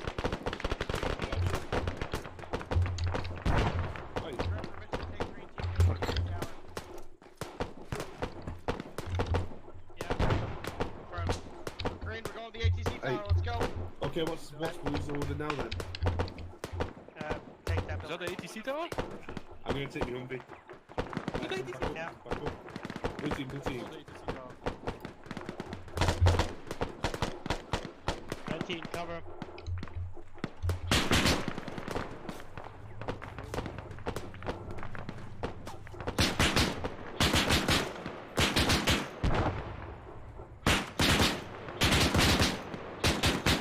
Well, that's his objective too. The fuck? Someone killing them. I told him to go to the... Never mind, just... They all wiped. We need to get them back. What? They all wiped there. Our guys. Did they? Fucking... Red team, let's go. Really? Yeah. Did they actually fucking... What the fuck? Why did we go into open field again? Snipers somewhere in that building to the north. Yep, next building. Fucking surprise somebody. Tower! I'm hit. Get back to the southwest. Get back to the southwest. Fucking... It's safe to drag these guys back now. It's clear. Get them back. Dragon excellent.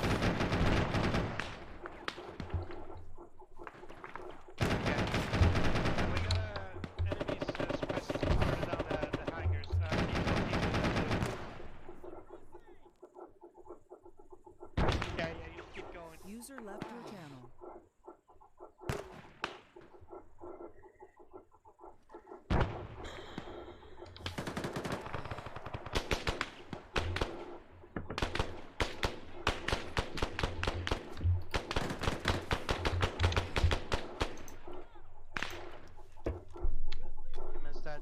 Behind. Dixon's pretty fucked up. Yeah. I'm gonna get the Humvee over here to take cover behind. Zabby, you start working on Dixon, I'll cover. Yep.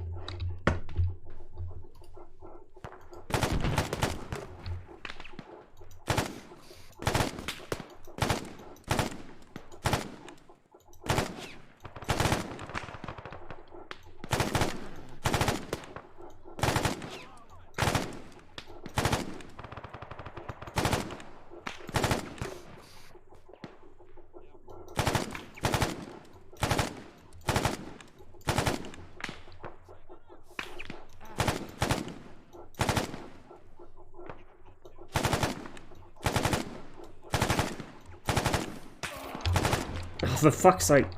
Yo, I'm taking fire. Yeah, me too, I'm hit again.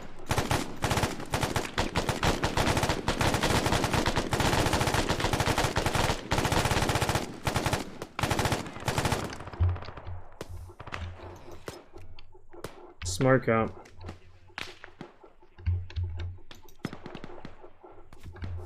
Can we move? I don't like being here. Stoppage. Yeah, do it, do it. I'll catch up. Or I won't.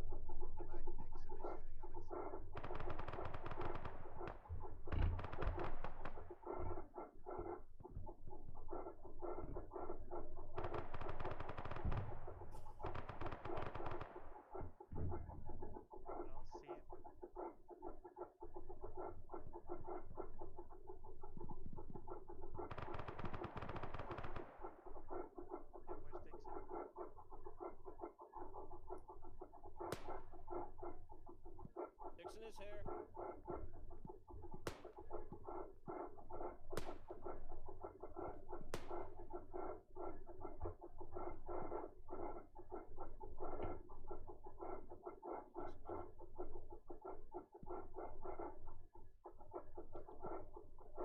Yeah, but that single shots that's going towards us. You need to kill Yo, that fucker. he's We know back. where he is. And he turned it.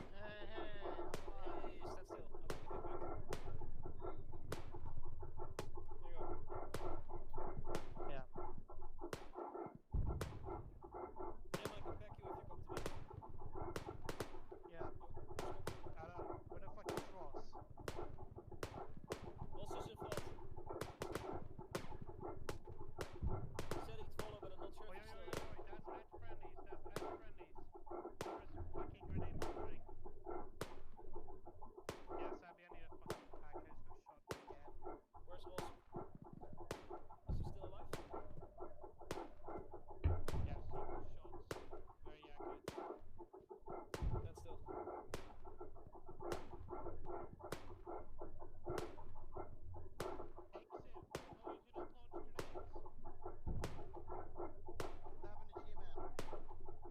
Sounds like a nice clusterfuck happening. I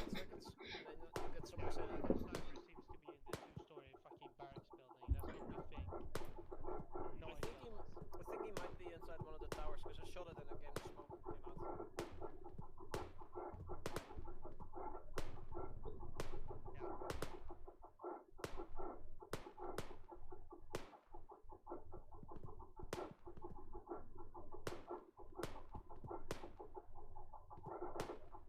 Boss, are you alive? Boss is still alive. Fuck me. Get him.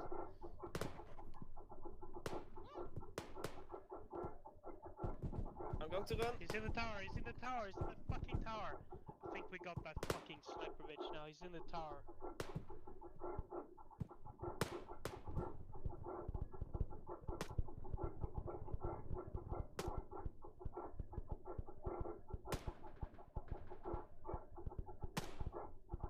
Yeah, Alex, Dixon should be up over there, so rejoin him. Jesus. Fucking Delta Yeah, well, Force boys he are told me he useless. was going to cover me, and he did. I think he even got the time to like back him. What's it called? Tourniquet himself. So well done, Ross. Too bad I couldn't hit the guy that was sniping at us. I knew where he was, I just couldn't fucking get an accurate shot off because I was wounded. A fractured leg.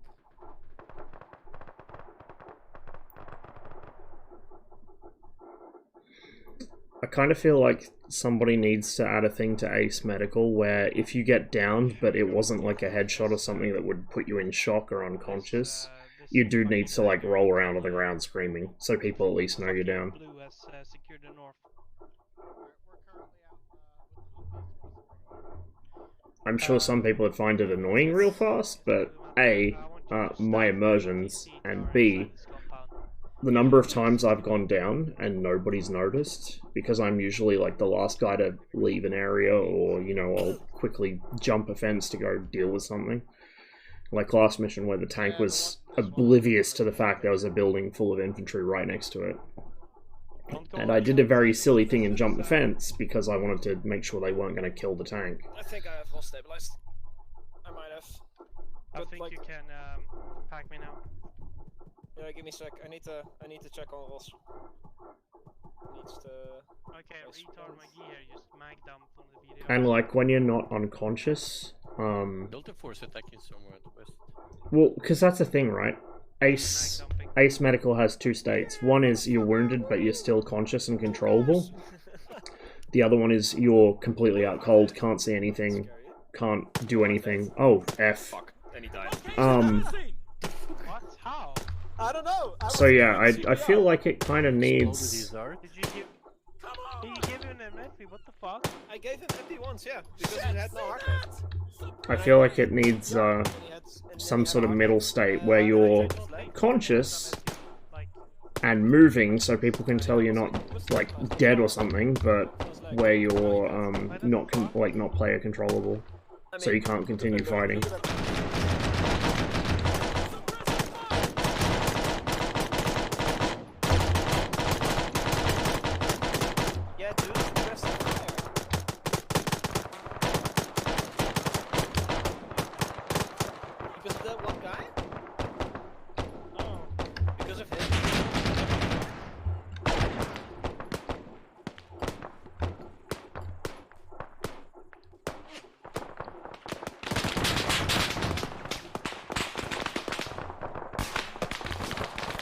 For the Su-25 stuff, Elvis.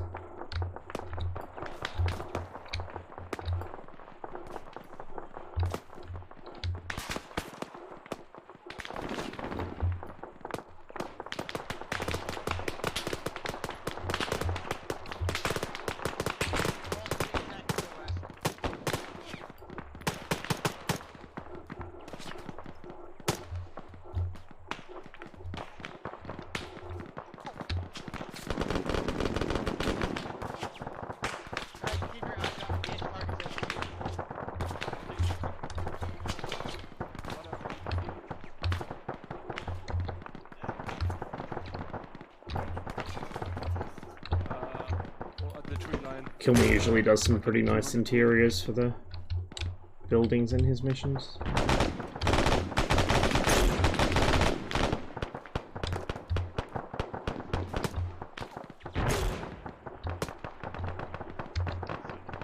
White Tracer, I wonder what the fuck that is.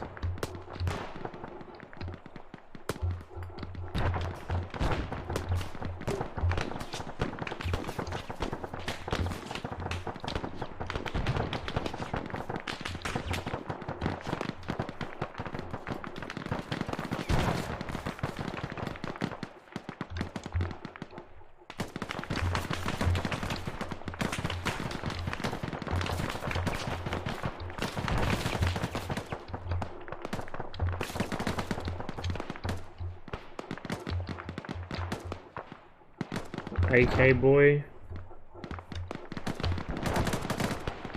What's this guy got? M16.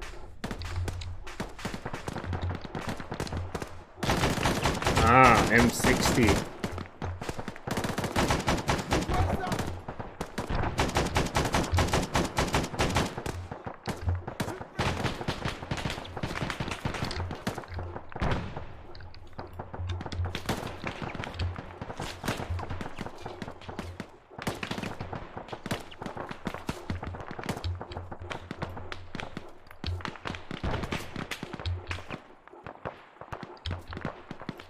And the guy that was sniping at us as we came around the side of the tower was over here, I think. I'd say he was in one of the guard towers. Now, have they cleared these? Because they haven't come over here yet, I don't think. Yeah, he's dead. Oh, these guys got good M16s. A1. That's the good shit right there. He's dead.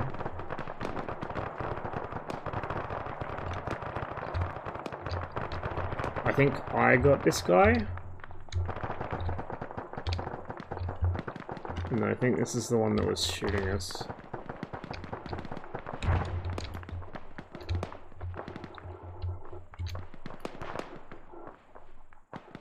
There's a whole other checkpoint down there that I haven't gone to yet.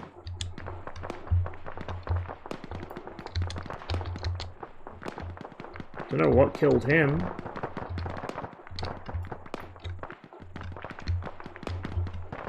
Did we actually get an angle on this building? Because it looks like, yeah, we were able to get some of these guys, but we couldn't get a guy in the tower. Oops.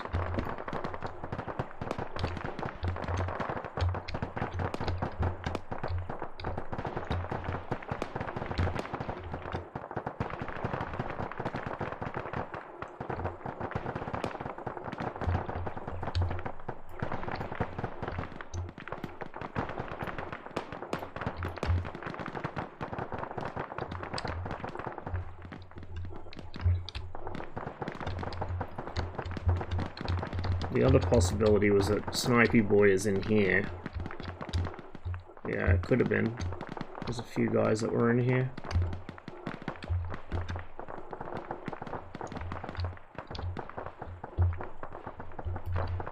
Either way, you fucked us up pretty successfully.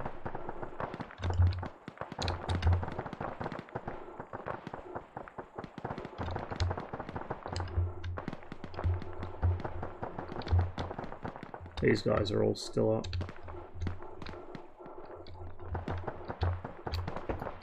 Nobody's fucked with them yet.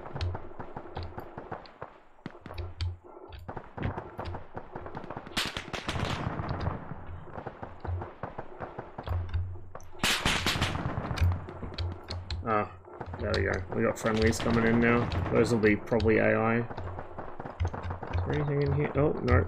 That's not enterable.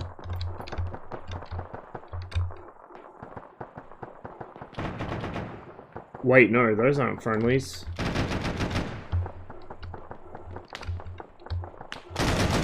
They're firing over the checkpoint's heads. At our guys. Yep, that'll be him.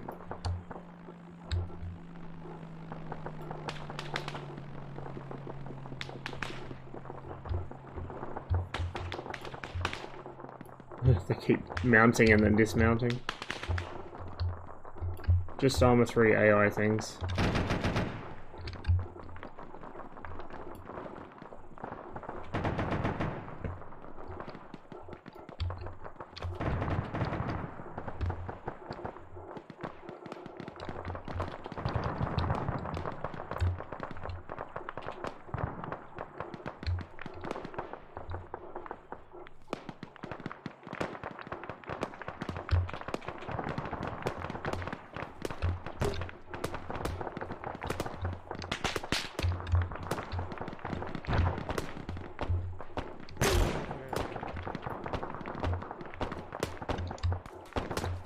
The absolute fucking massacre that happened down here. Jesus.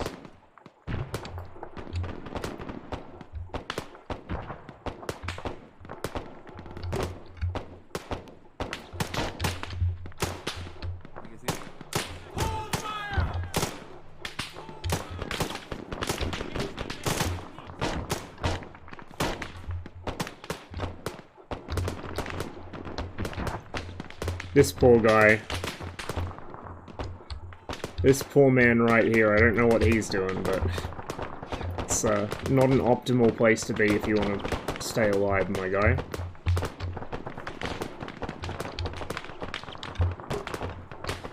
It's just a driver in that.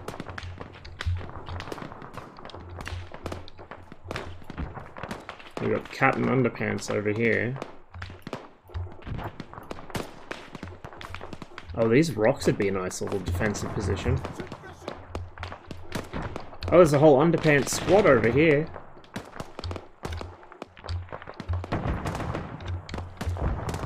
And here comes the air support.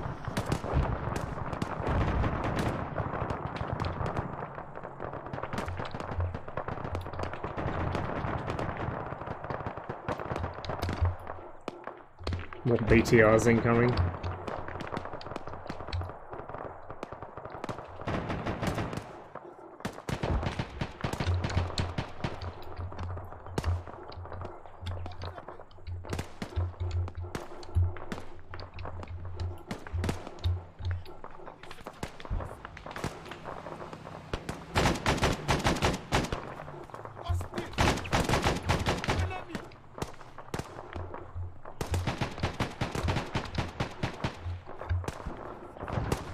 These guys are all still up as well.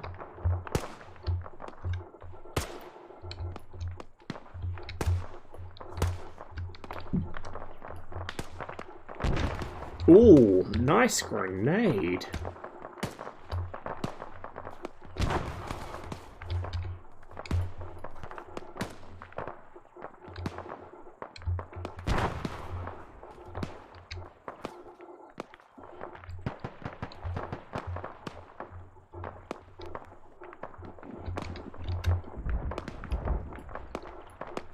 Oh.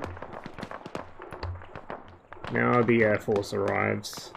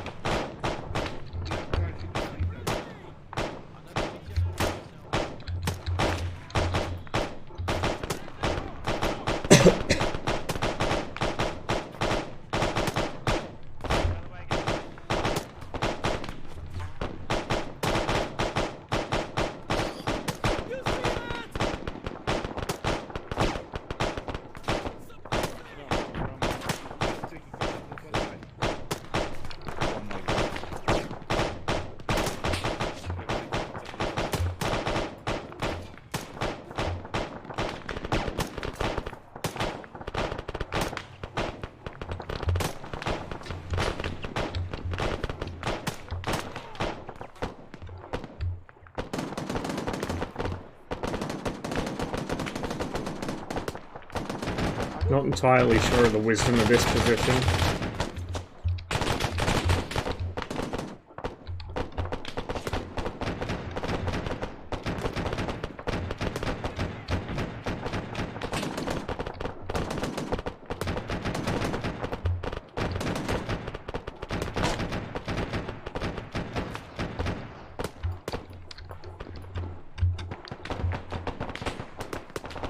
Interesting situation happening down here. This man's out. This man's just given up on life. They're just chilling. This is one of, like, this is a friendly pilot. This is an enemy fucking infantryman.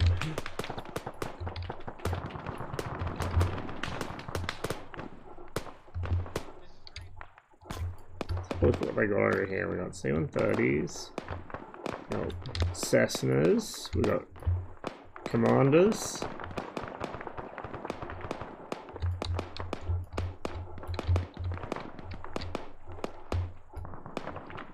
This must come from one of the aircraft mod packs we have. I didn't even know we had one of these.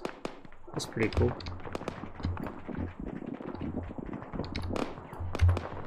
Oh, here it comes.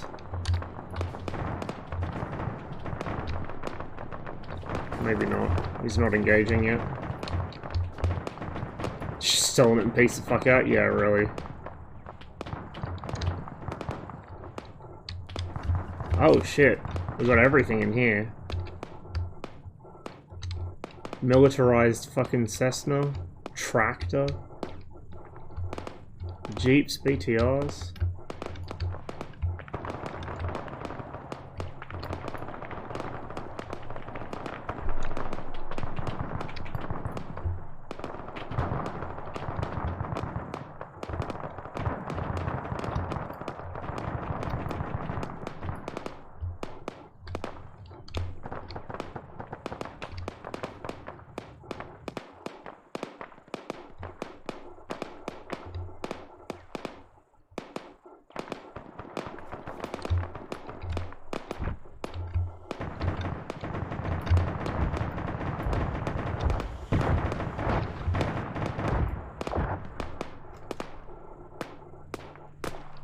I want to see someone bag the pilot.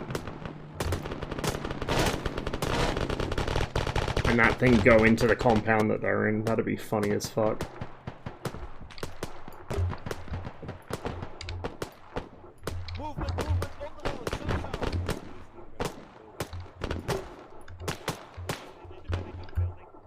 A lot of people have already been doing that. Like, there's been stuff themed around that going on since 2014. Oh, these two are fucked. Yeah.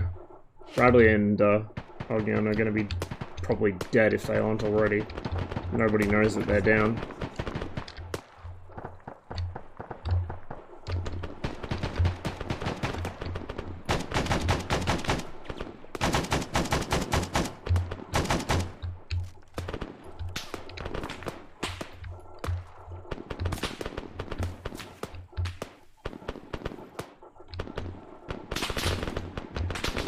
There's probably more than one. This guy can't make up his mind who he wants to shoot at. Rip.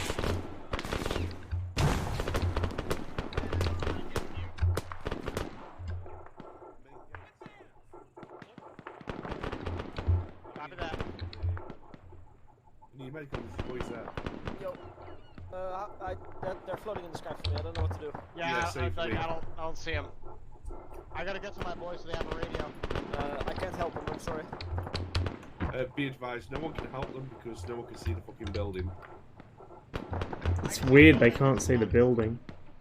So go inside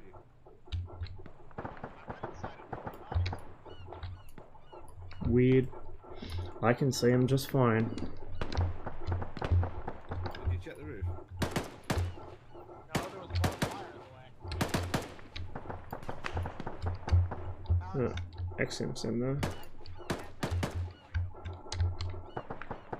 Oh jeez.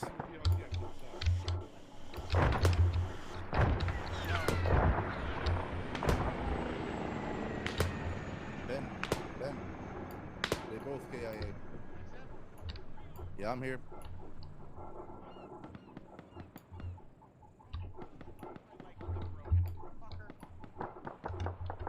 Zeus, I just got fucking armored by a staircase. Could you please help?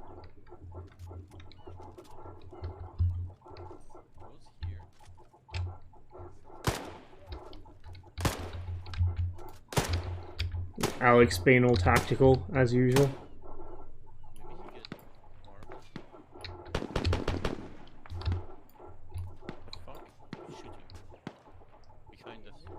Hello, Marshall, yes. East, south, Are we defending this wall still, or are you moving? No, I'm coming up. I just got ammo from the Yeah, I got you ammo as well. No, there's Let's ammo go. in the spy box in the central command tower. Let's go. We still getting shot at, by the way. Alright.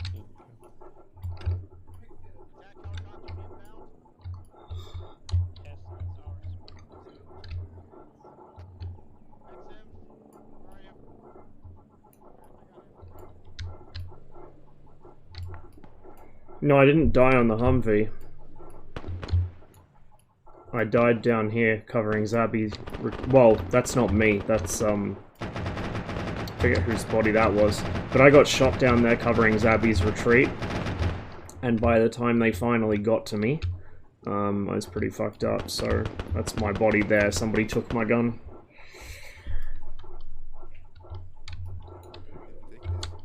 Oh shit, there's dudes in here. Oh fuck, I didn't even notice. Did not even notice.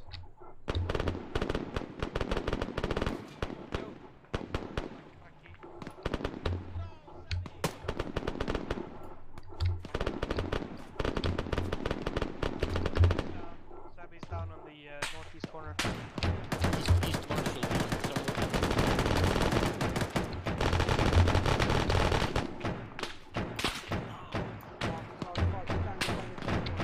Yeah. Get the fuck out of here. Those are Delta Force. Lazy, use the gap. I am here. Okay, got down. Stand still. XMPs, he Stand woke still. up. Okay. You sure? It's just a flesh wound. Wow. Amazing. It's merely a flesh wound. You need a pack though. Marshall's losing connection, it looks like. Oh, there we Transport go. plate does to a motherfucker.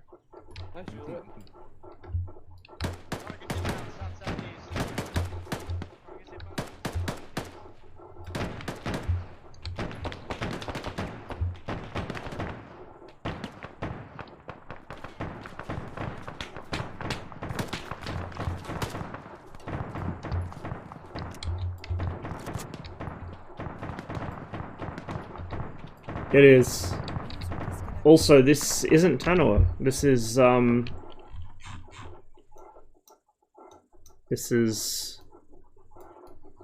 South America. I think this map's meant to be like Colombia or something. Also, I just completely fucked up my camera. That's where we want to be. There we go. We've used this for a few missions, mostly DMZs, like drug running ones. Or like, I guess anti-drug running ones, since we were shooting at those guys.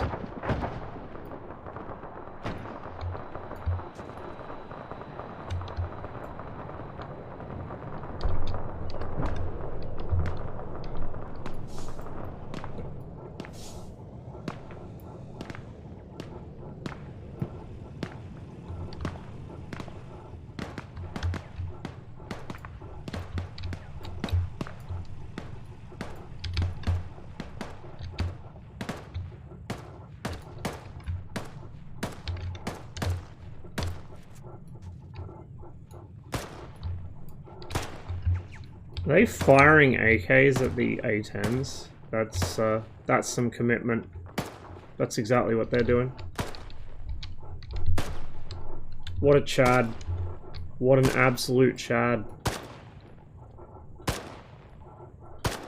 Yes, all our missions are Zeused. Oh, he got despawned.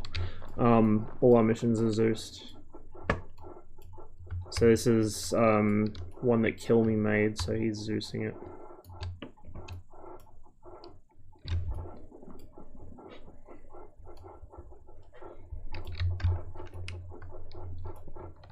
I'd say it'll be mission end pretty soon, because usually missions run for about 2 hours.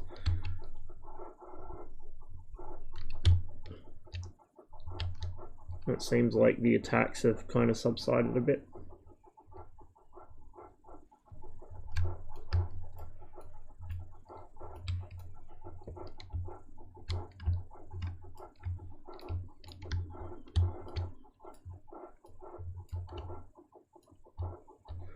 I don't know how the fuck that pilot's still alive. Yes.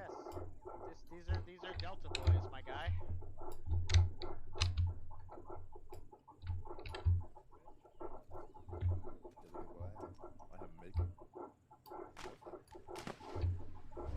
There we go.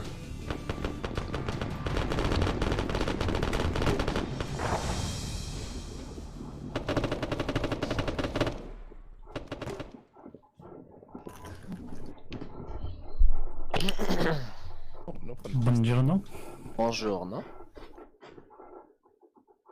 Thank you, Kill Me, for a beautiful mission with lots of 50 cal survivability for some reason. Grim, I don't know. I don't know why that opened up on you. I didn't tell it to. And B, how the hell did you survive? It shot you in the head. No, I literally watched it hit you in the head. Chest like 3 times. Damn. For some reason, my Stalinium, McDonaldinium fucking chest plate stopped it. Hey, wake up. My heart stopped when I saw you get a 50, and then was very confused at the lack of death. Well, Well, thank you, Kill Me, for hopefully you making enjoyed. Oh, that's the wrong button. delicious Hang on, mission. hang on, hang on, hang on. Was very fun. There we go. I hope it was not boring at parts. It was entertainable. Ooh, rubber. Submit feedback, gentlemen, so we can all improve for the The glory one that of the fucked 348. Grim up, it was the M2. Unless anybody has anything else to say, I'm gonna go to the meeting room. Oh. I'm sorry you didn't Bye-bye. get the set piece landing at the beginning. Big sad. Sad. User disconnected from User left your channel. User was Good moved luck. out of your channel. Good luck. Was moved out of your channel. It was a good mission, boys. Bye-bye. Fun game. Ross, I'm sorry you died. I tried my best. What happened? What happened? Did you just bleed out?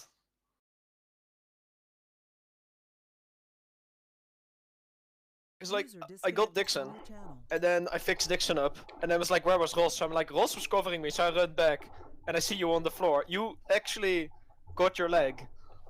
Well, I got I fixed you up. I and got then hit in the while leg. trying to fix your leg as well. I then got you hit in died. the leg before you left. Like as soon as I took that position, I got hit in the leg. Tourniqueted myself, pulled back Dixon, and then yeah, when I was covering you, I got hit again and just went down. Very sad. Well, good game. Right. Have a wonderful weekend, boys. You too. Yep. User disconnected from your channel. Disconnected. Alright, I'm gonna grab some breakfast and probably another cup of tea, so I'll be back in a little while, guys. We'll be doing some DCS afterwards.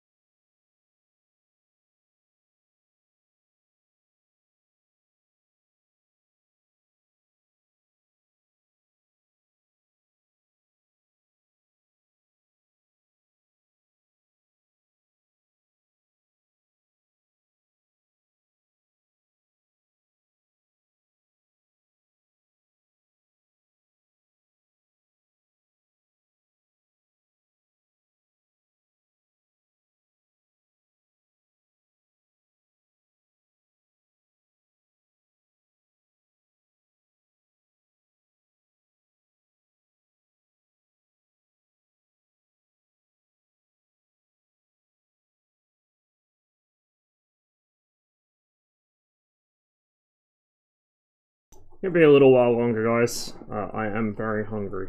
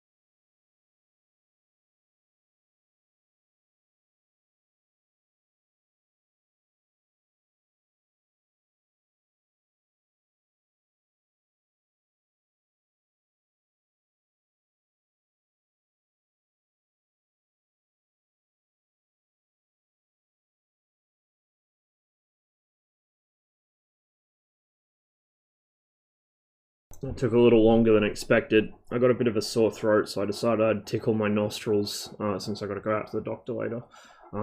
I don't have the plague, it's just a sore throat.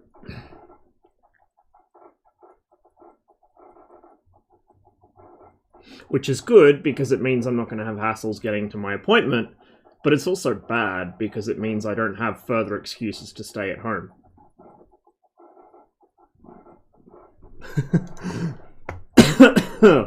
Now I got fucking cough because, you know, I had a fucking swab shoved up my nostril.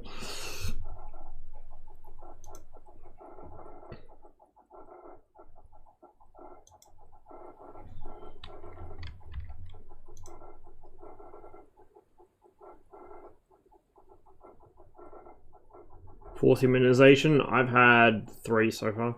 I don't even remember when I'm due for my next one.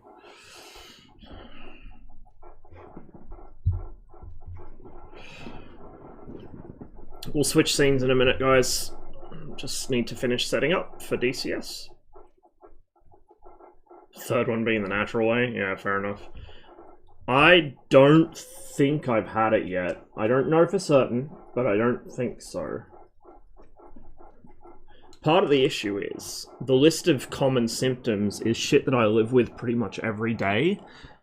So even if I did have it, unless I got a really bad fucking case, like hospital level case, I don't think I'd be able to tell. I would not be able to tell if it was just my normal fucking hay fever and allergies, a cold, a flu, normal aches and pains, like brain fog and shit. Like every fucking symptom is shit that I get all the time. So I would not know for sure I'd had it unless I was in fucking hospital on a ventilator.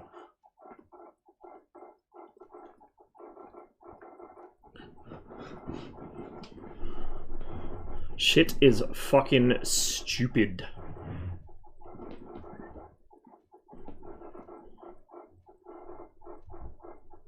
Well, I wanted to do some Mossie stuff, and conveniently, this mission involves Mossies.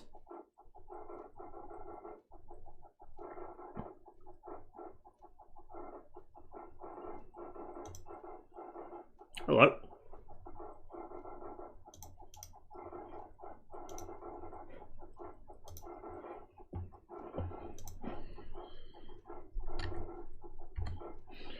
Let's see if I can remember how to get this thing started up and off the ground.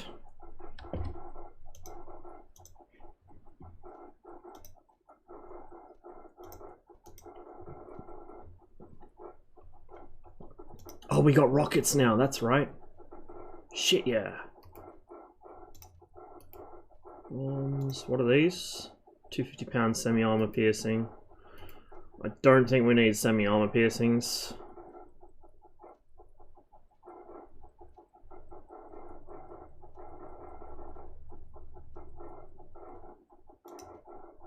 Load a pair of GPs.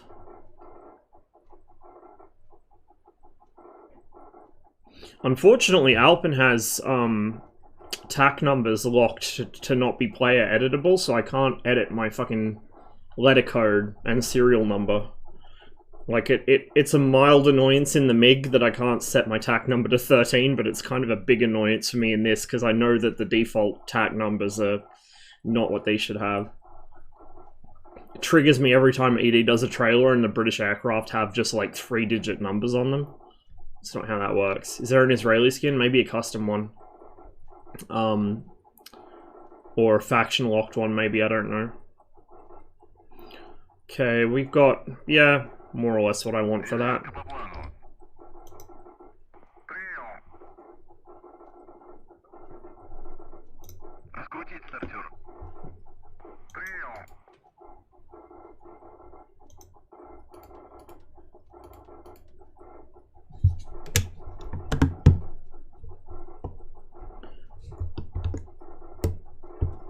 Okay.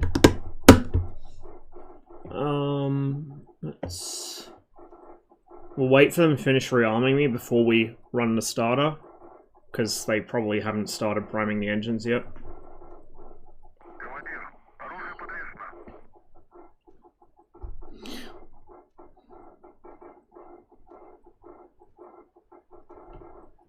Give her about half a click of nose down, just for takeoff. Actually, I'll give her a full click of nose down for takeoff, because I'm likely to rotate too early, knowing me.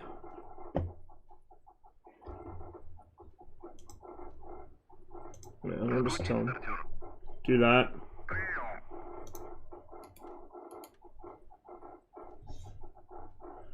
We also need to remember this. Okay, main supply on. I'll be fucked if I can remember where the master oxygen is. I think that might be it, maybe. Because there's your fucking regulator for the navigator. Then my regulator's over here. Yeah. There's our supply. Let's turn it off for now.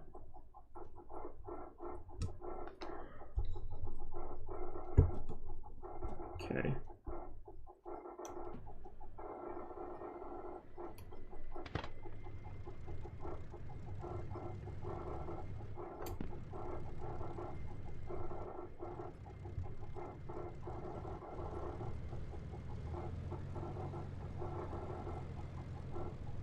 God, it's so quiet.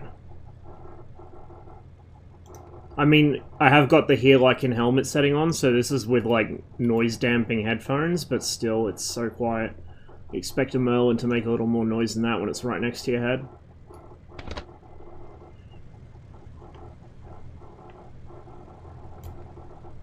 Open up the rad flaps.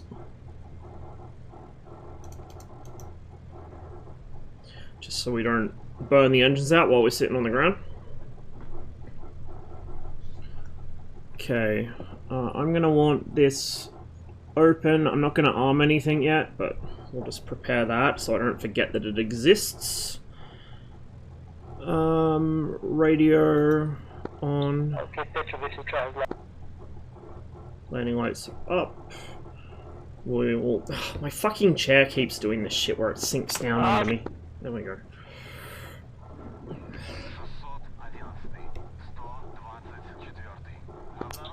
Don't go up high.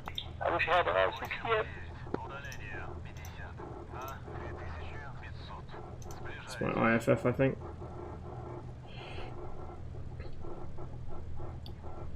Gun sight brightness is a little dim. Where's the fucking... That's it, I think. Or is that for the dash lights? No, that is for the gun sight, so we want that about there.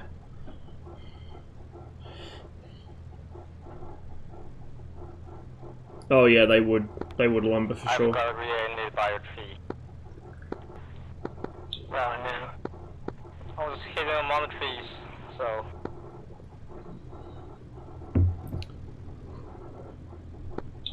Got a few shots, but I'm okay. I think that's the end of the runway there. I don't think we got wheel chocks on. That's just the parking brake.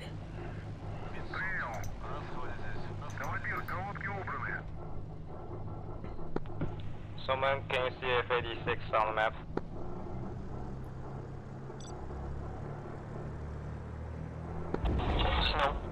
What the fuck was that? Like I ran something over. Can I land at that base? We're on refuel. That's it. Okay. That's all I need.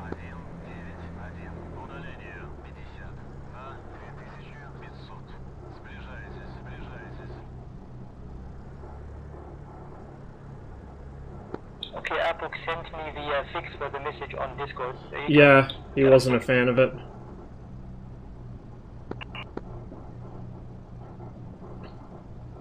That was Rush. I don't know if CCM's flown it. I think he has.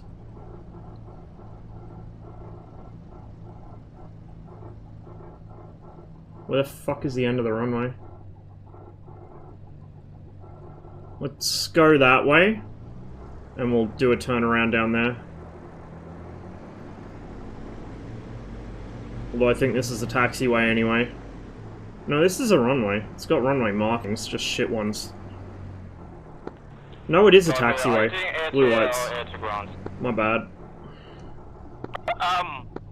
I think he wasn't a fan of it, like the way it felt in the controls, like it was really twitchy. I mean, the Mosquito should be pitchy to an extent, like the Spitfire, but there were a few other things too. He wasn't a fan of the manual. Because there were a few things it contradicted, I think. I don't remember. I haven't flown this thing as much as I'd like to, but I do like it.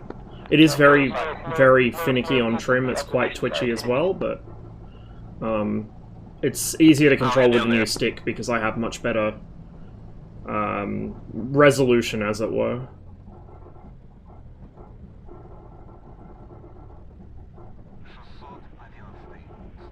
Turn off down there. I don't know how much runway I'm going to need with this loadout. I've also never used the rockets on this before, so this is going to be a learning experience.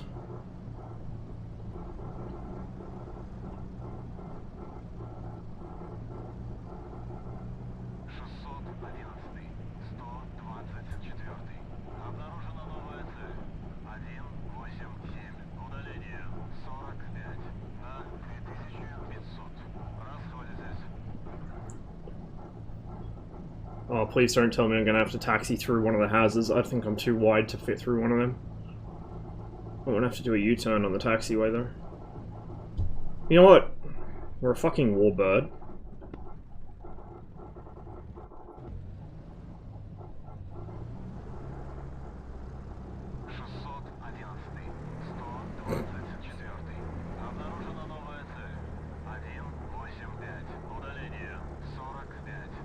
I was slightly concerned there. I was like, it is a warbird, but this is DCS. You just dropped a piece of armor right next to the base, south of it.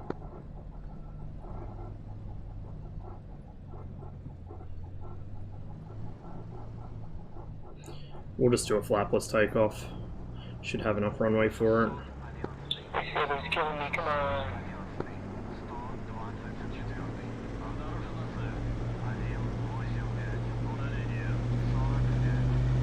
So the thing with the Mossie is you don't really need much rudder to keep it straight on the runway. The props are not contra-rotating, it's just, I guess it has so much tail area.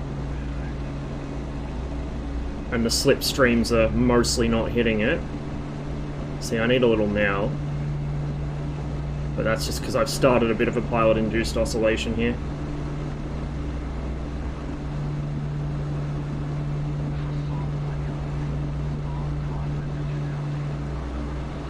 What I should have done was get a bit of aileron trim happening.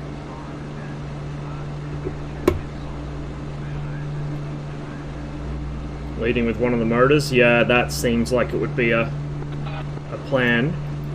I want that there, and I need to bind that safety latch to something. No,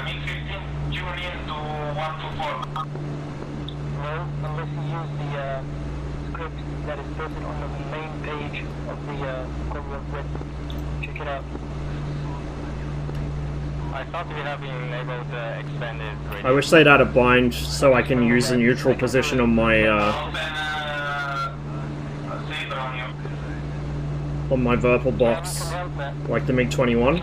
Can't do it on this for whatever reason.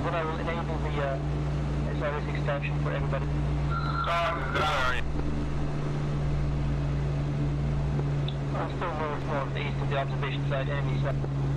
And I have no idea what the state route I left my area is. I'm hit. I'm gonna be dead. Looks like. I actually probably should have set some right trim.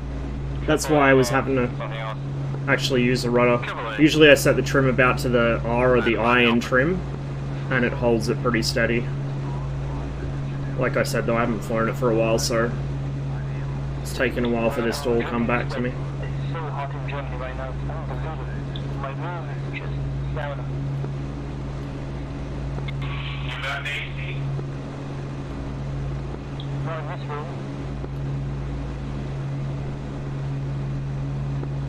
We're still not quite trimmed. Okay, that's it. My hand is aching, I can't hold the joystick anymore. So pulling these trade maneuvers and holding. There he is, come on.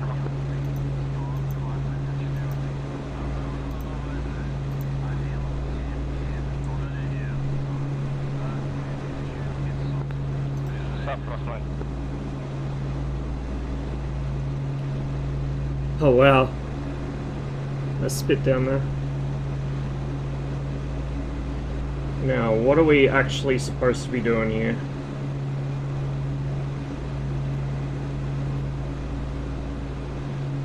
So to be filming, I'll try not to be.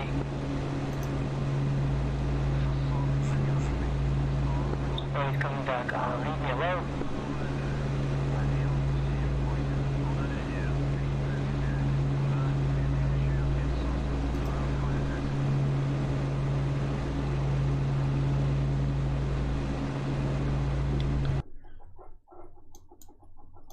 Wooja. It's a target.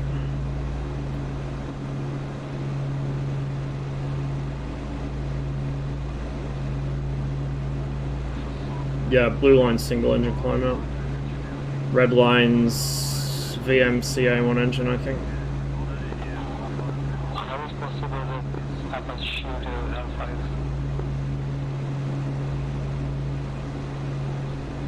1 Now, before I forget, what is my bomb?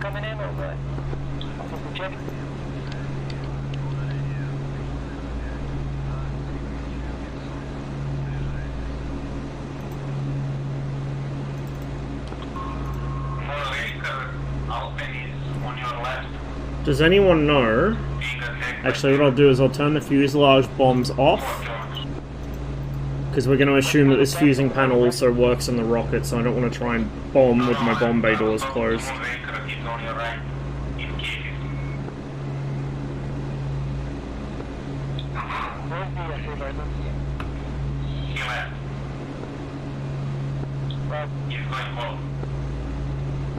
He's saying he's out of ammo. 2650-ish. We're pretty high boost still. Let's adjust my throttle curves a bit, I think.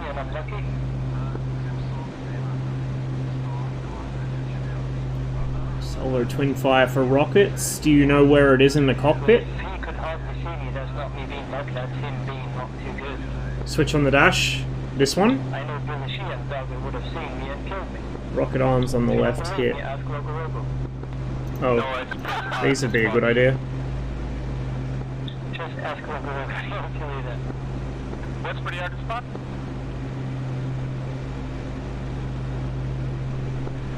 In this map, if you pick proper camo, it's very hard to spot. In VR, you can see a hind 40 miles away. Wow. Harder up close. They're actually much easier to see far away. Okay. So, southeast of Rouge. It's pity.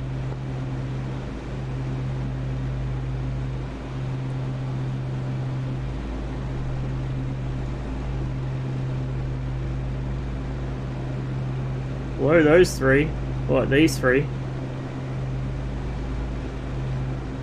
Didn't say anything.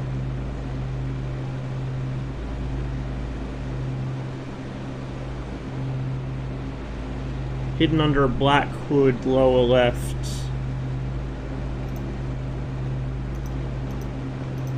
Leave that up. Is it this? No, that's my push torque.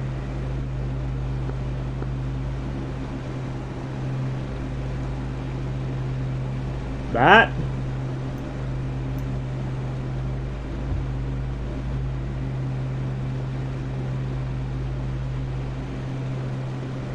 Do you have coalitions encrypted, or can we talk to Blue?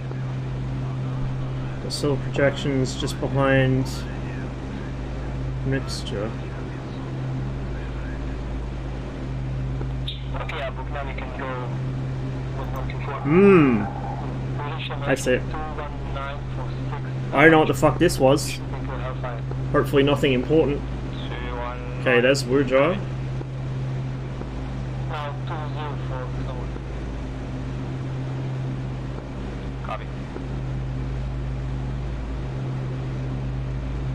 I don't know what these things are going to be like ballistically. I think they're triplex rockets, aren't they? So they should drop off pretty fucking sharp.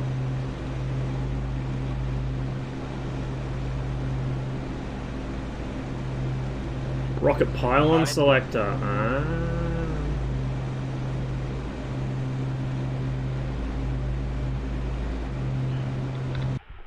I think I see their obs post already.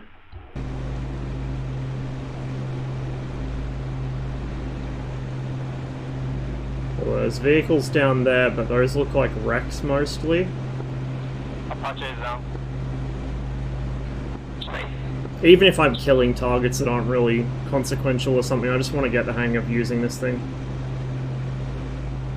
So like I said, I don't get much chance to fly it as much as I love this aircraft. One of my favorite planes ever built.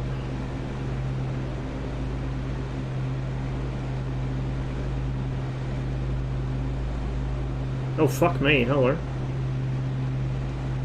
Where's that coming from?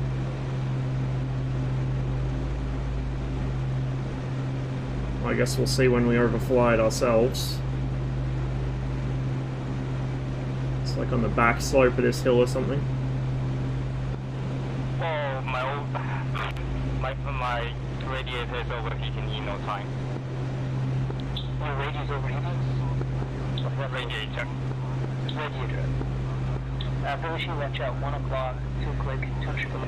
Last one, 1 o'clock, 2 clicks, 2 triple A. Just on top of the hill. I'm already taking ground fire. Yep. It's these Toyota trucks with some anti-air on them. You can't run more than 14 boosts for an extended period.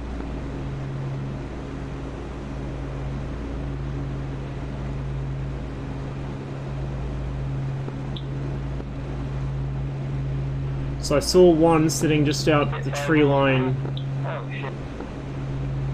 I've lost sight of him now, but he was just out of the trees like there, I think. That area.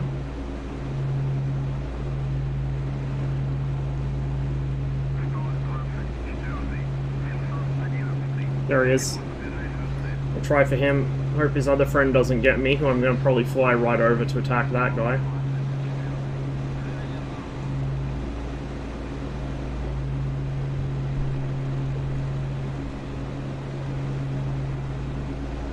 I haven't checked my temperatures or pressures, which is probably something I should do. The Merlins are a bit finicky, but... Oh fuck, I've lost him. Where was he? Over there.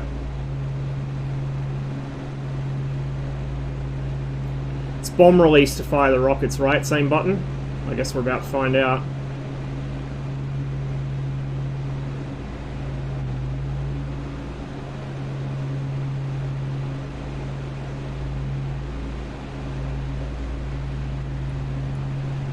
Nope.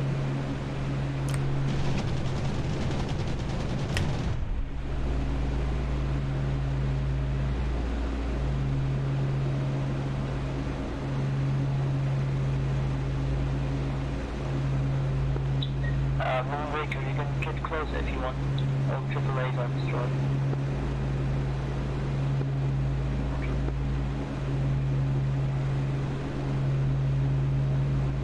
So are the rockets on the bomb trigger, or are they on something else? Or have I fucked up my switchology? Because, like I said, I've never used the rockets before. It took me a while to figure the bombs out, too.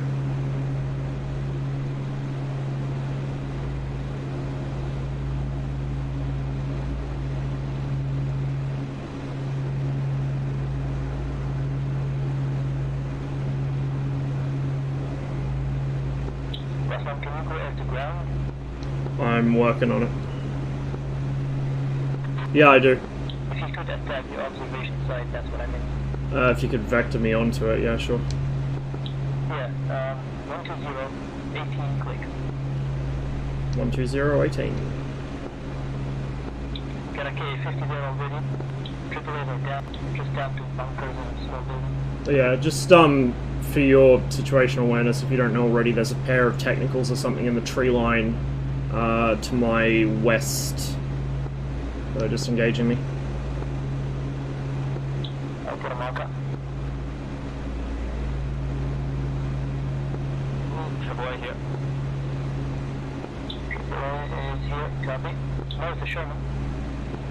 Wait, Sherman doesn't have... No, it has a gun. It does have a gun.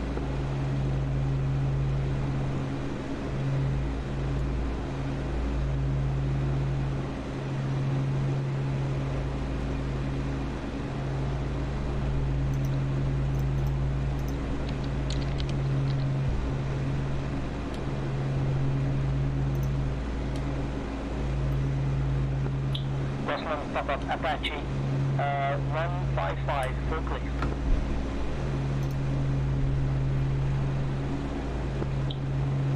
Rockman, no copy. Yeah, I hear.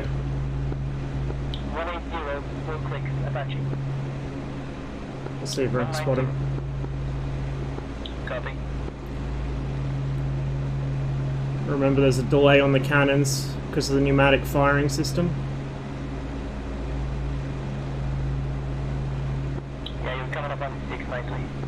I don't see him at all.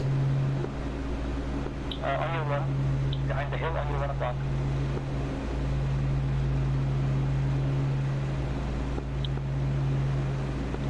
I lost him. So turn right now after the hill you should see. Stay safe to me.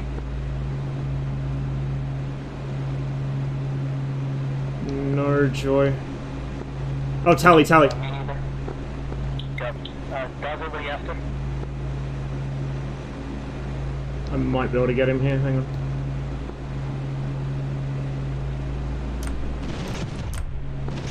Does she wanna go for the observation site? Oh shit! That was a tree.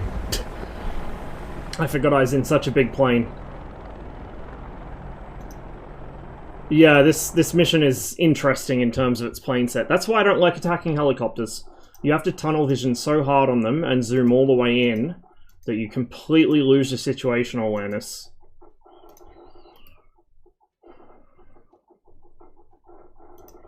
GPs. Yeah. Also, I didn't have the aircraft trimmed very well at all, so I couldn't aim too well. Like, that's what I mean by it being very twitchy. Very light control inputs throw the plane around quite a bit, so I probably need to adjust my curves at some point.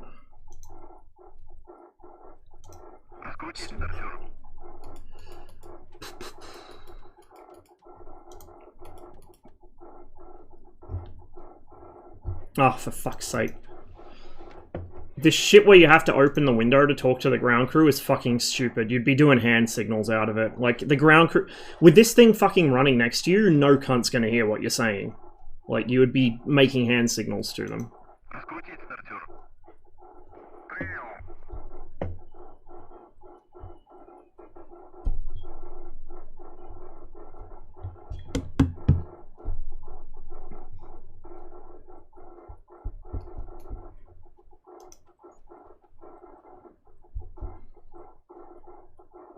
I should probably also check my gyro is accurate. I think it was last time, so it appears to be set correctly, but something I should think about doing. Oh, fuel. Before I do that.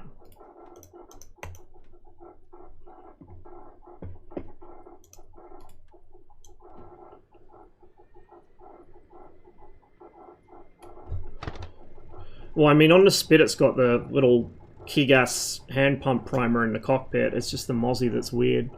I think the heavy bombers had the primers on the engines as well, individual engines.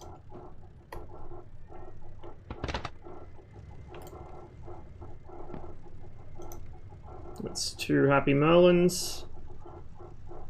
What do we want? Gun camera, UV, pitot, pump, reflector. IFF. These. 330, where's my grid compass?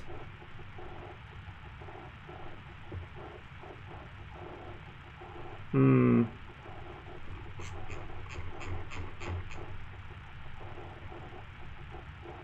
.320, this is pretty close.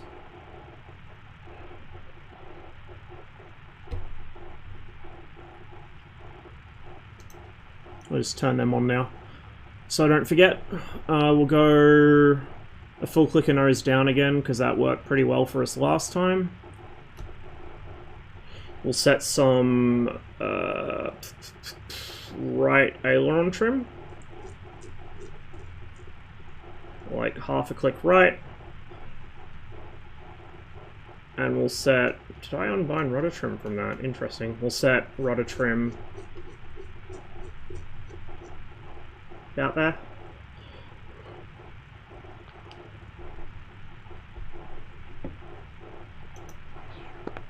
Oh, that's third saber. Okay, Dogger, the 2 sabers are 0707 click. They're in the left side. I hit the Apache, but I think he's still flying. My wing kissed a tree. Fucking Syria trees are like concrete.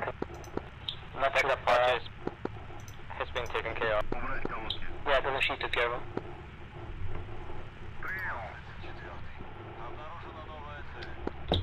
Yeah, well, same thing here. I crashed into a goddamn tree. The trees on this map, like the hitboxes for them are bigger than the visual models. Yeah, I guess so, yeah. mind. I could swear that I was not really that close. I mean, close, but not to the extent I would explode instantly. That was just too much.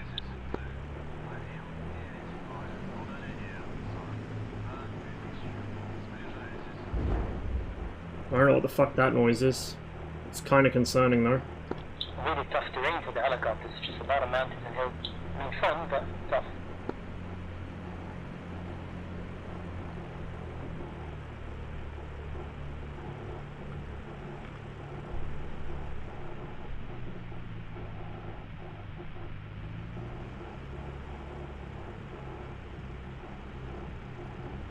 Tail coming onto the pavement? You're probably right, actually. Oh, we got a Spitfire friend.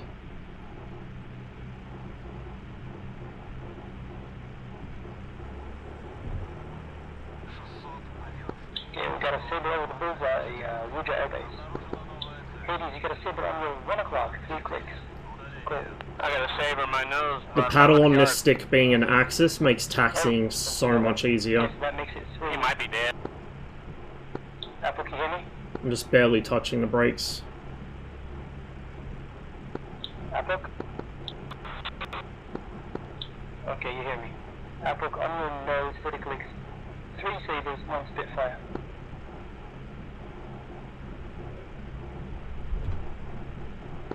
Moonraker, what's left at the target area?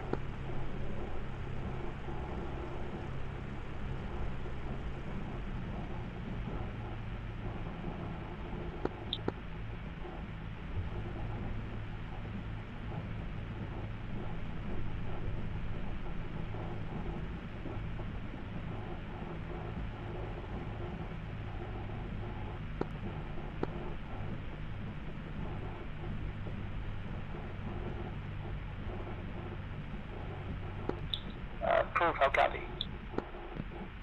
Yep, wasn't clear. You got a crate or a CTSD crate? I currently have an answer 4 on board. I guess one if you need me to. No, it's okay. Answer 4, I would need it at the enemy observation site, which is 190, 35 clicks, if okay. Copy. Okay, 190 is what I'm reading. You need to correct the standby. So it would be 195. Yeah, 195, 35. You just add 5 degrees, I guess, in Syria. Let me look it up quickly. Yes, you basically add 5.2 degrees to what you see on the map, and then you're fine. Okay, so, yeah, so 195.2, if you want to be exact.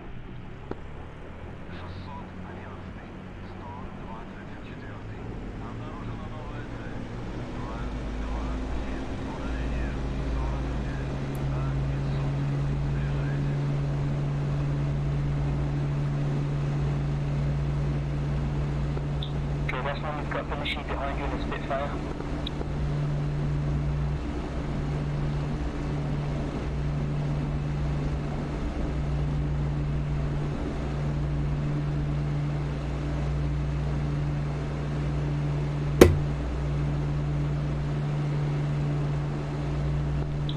Apple Sabre is 360, 12 click. Altitude 1,500 hot. It is a bit, yeah, given what I'm flying. Apple 355, 9 click. 340 Apple. Under 10 o'clock Apple, 7 click.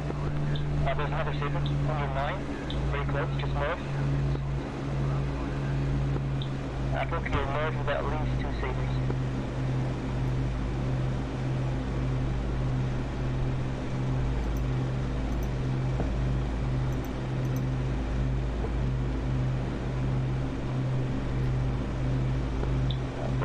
Rossman, snap to heading 195, 35 clicks, turbo. Copy. Apple is down, Sabre got him. Did you enable the auto rudder on Spitfire? Come again? I mean, did you enable the auto rudder on the Spitfire? Auto rudder? Or the takeoff assistant? Sorry, I'm gonna have to check it out. Not sure. Well, should I or should I not? You should not. I should not, okay.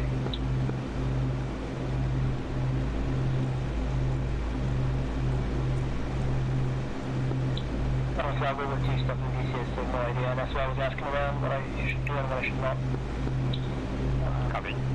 Yeah, so yeah, good thing you can. Sure, I should not, okay. So it's a box that I uncheck and that's it, right? It's in your special setting, but it will override the client setting.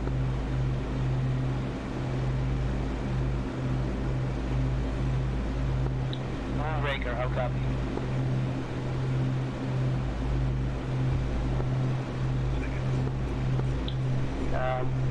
Are you done there with the observation site? How's it looking?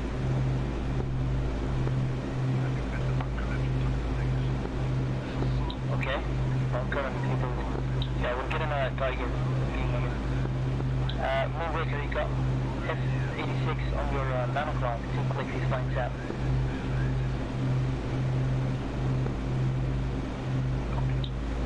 O'clock now, pass left to right.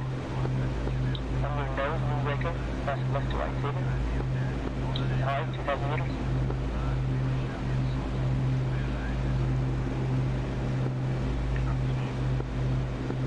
O'clock now. You might be in the cloud.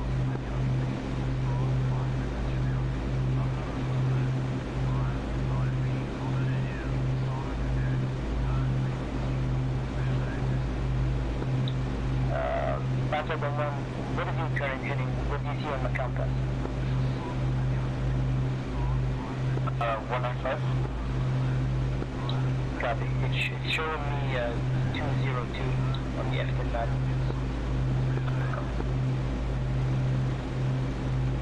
No rearm fuel here. Check. That will check. Yeah. Do they not load my rockets? Because it's neutral. I don't think they did. I've got a few tanks there. What the fuck? I've got a few tanks there, obviously the enemy too. And with the new script, that means they've got a lot. We've got 3 myself. I bet they didn't arm my bombs either. Just get out of there. I don't have a way of checking until I go to punch them off and nothing happens.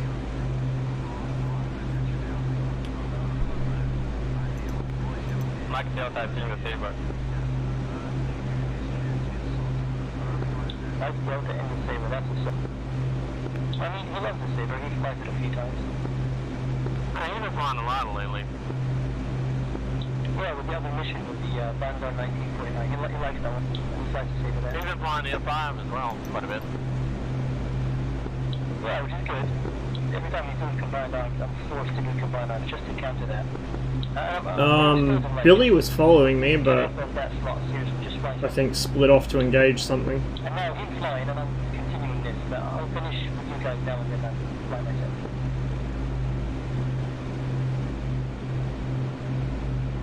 Hades 1, you got a Saber coming up your ass.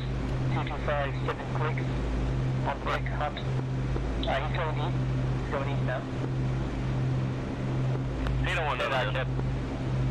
He's gonna pass the southern end of the air base any second. Send out jets, Hades. I'm in there with the gear. Just get to the blue, to the smoke. Copy.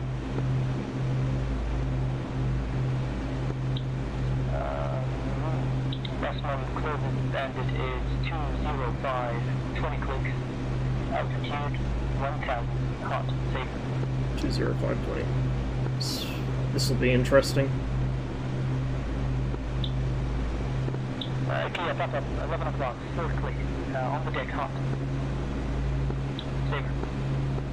11 click, Ikea, 2 click. Target. Yep. Okay, last one, same thing. Last one, 10 right, 250, 7 click, Saber. And a Spitfire.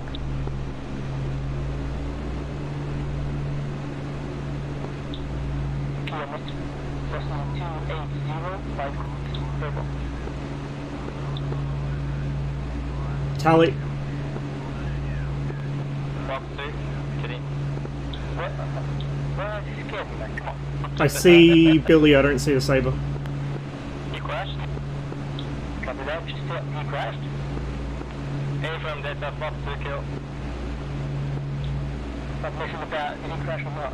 Yeah, he crashed. A from, he crashed into garage. Alright, let's go for the second Saber. Billy Busman, fly heading 245, 15 clicks. Saber at 1,000, flying north. He's just about to go feet back. He's coming back around feet right. Yeah, he's turning into you. Okay, Busman 235, Ikea 225.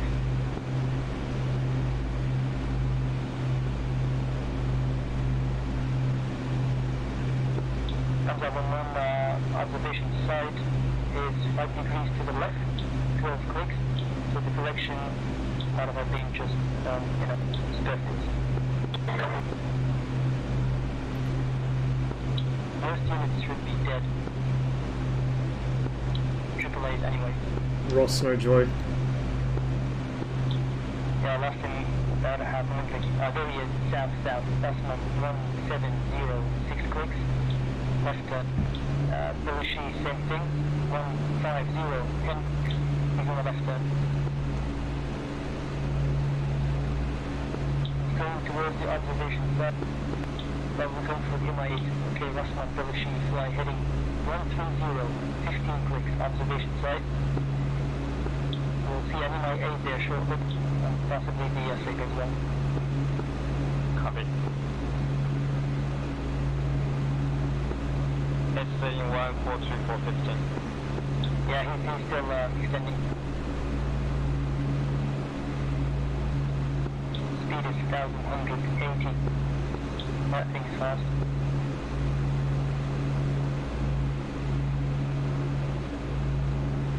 Oops. Just stick your head out of the canopy. Plus on nose, 7 clicks. That's in my 8, flanking left right. I'll take your word for it, I don't see him. Copy. Yeah, the Saber's gonna come back around any minute. I see the green flare from the chopper. Copy. She's 1-2 out, copy.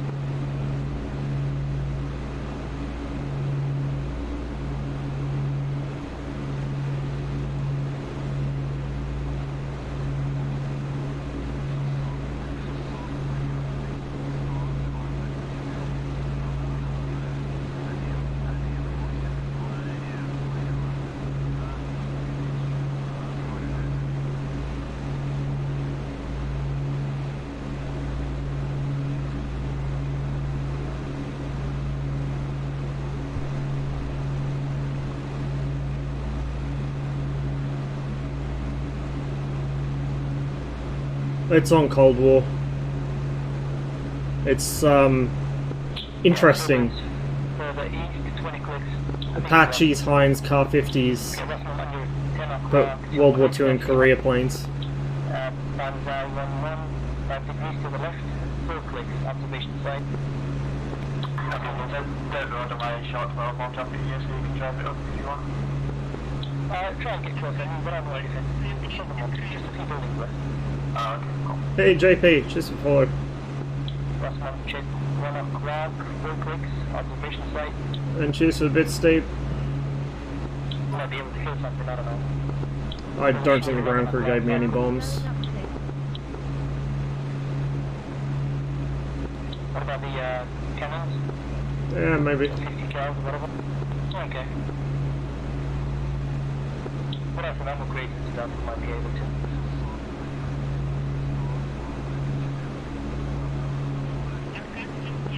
On your nose there, slightly to the left, 2 quick. 11 o'clock now, 2 quick. I see it. Ikea, copy. Ikea 1 o'clock, 2 quick. Some Sabres. Oh, they're already destroyed, I think. Yeah, the radars are already destroyed. Proof you got any rockets or gun card? Yeah, I have rockets and guns. cool. They're armed. Try the rockets on the bunker.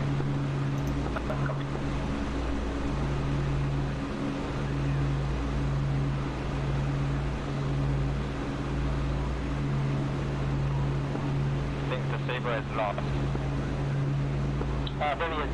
Belushi, Saber is 2809 clicks on the deck. Last one, 10 right, same Saber. 3008 clicks on the deck. Up. Come for you. Belushi 270. Last one, on your nose, 6 clicks on the deck. Up. Yeah, it's coming for us. Last one, 11 o'clock. Last one, 11 o'clock. Look. Belushi, 11 o'clock. 2 clicks. Now, that's one, 2 clicks. Slightly to the right, last one. Belushi, 10 o'clock. Tally.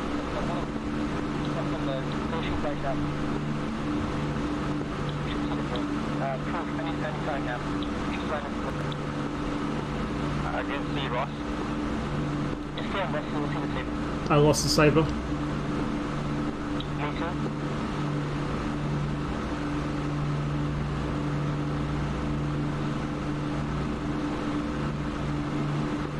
Crash maybe? No. I see crash site at observation site. No, he's behind me. He's on me. Okay,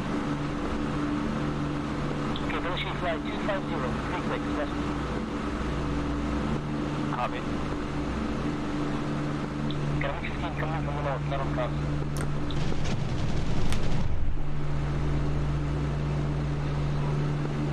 Is Ross low or high? Medium.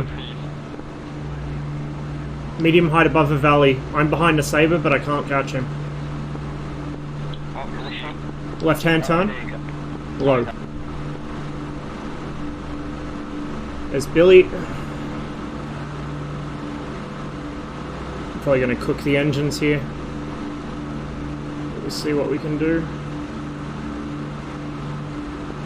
Another Saber coming from the southwest, range 12 clicks.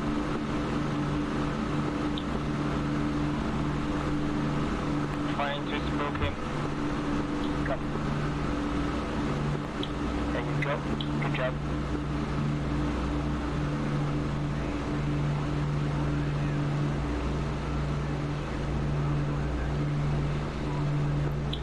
Pop up ArmA truck, back drive on one if you want to take him out.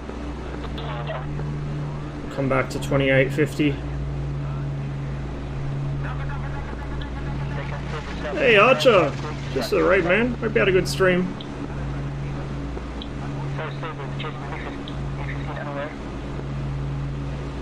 No, he's not. He's extending. Why the fuck is he trying to turn with a Mossie? Yeah, I said. Fuck it. 3,000 revs, let's go. He's right behind me.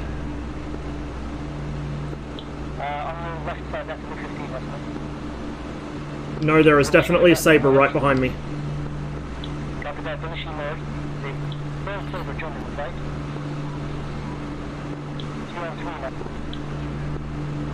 Visibility's not the best.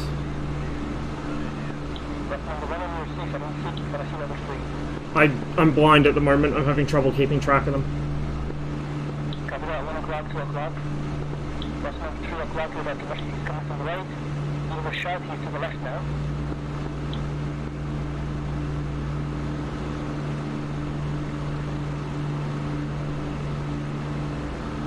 Belushi left side, 1 o'clock, 500 meters, coming up.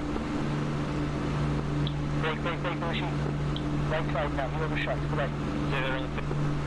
Copy, last one, keep turning left, fly heading 150 fully. We'll see 1 or maybe 2 or 6. On your nose now, last one, keep left there. I see Billy, I don't see the Sabers yet. Billy's checking the Saber. You just merged with Billy's Saber, he's to the right, last one, 2 o'clock. Approach turn left, fly heading 110, 10 clicks, over. Let's see. Saber is on to the MI8. MI8 is fine, I guess. Ross Snowjoy.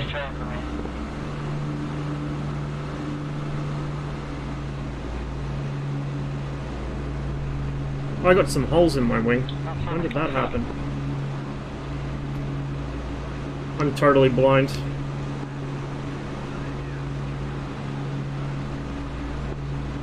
My shift box is overheating.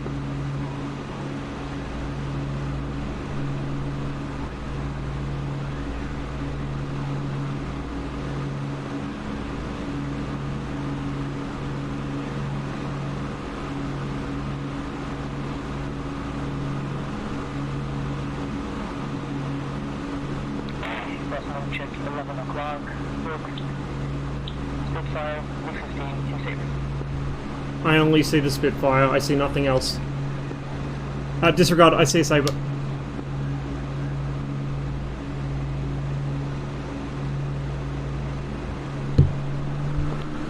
MI is down. Copy.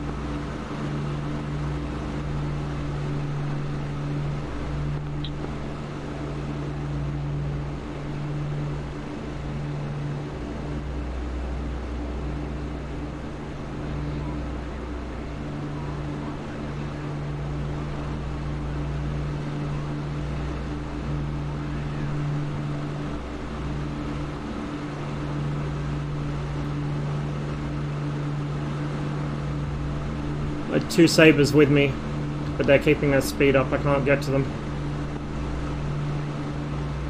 Copy,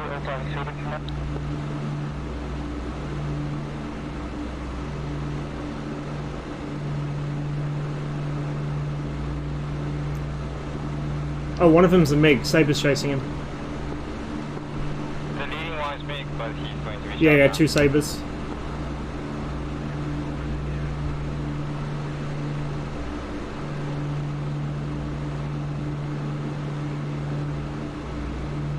When I said I kind of wanted to fly the Mossie on stream, I didn't really mean dogfighting jets, but we'll take what we're given.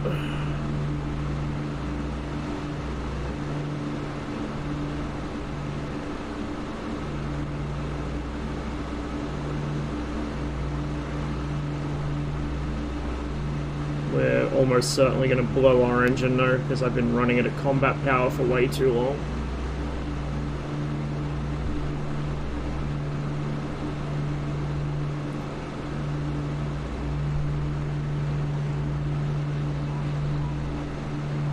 I just need one of them to get slow. But they're not stupid enough to do it. Watch out, Sabre's running in on someone.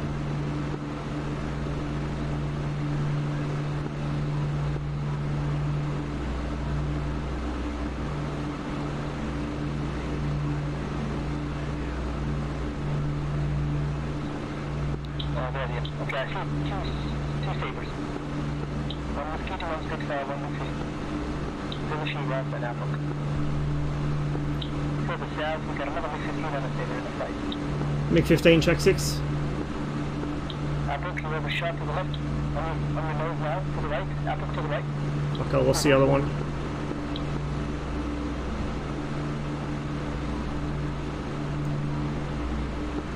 On your 6, 3 quick, Sabre flying south. Yeah, what side of it? Keep coming right, you will see on your 3 o'clock exactly, he's coming in high. 2 o'clock. I see him, I see him. You're about to mesh copy.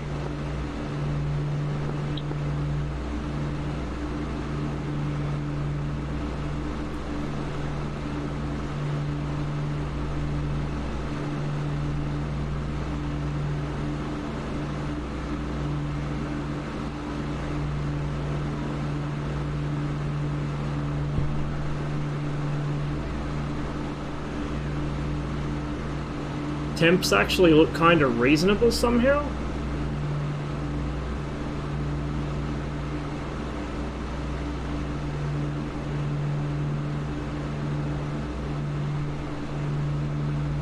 I'm losing a lot of speed though.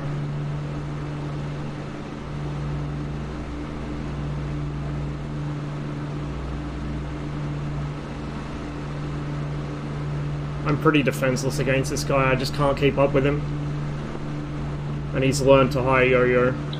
Yeah, if you speed over there, it's very slow.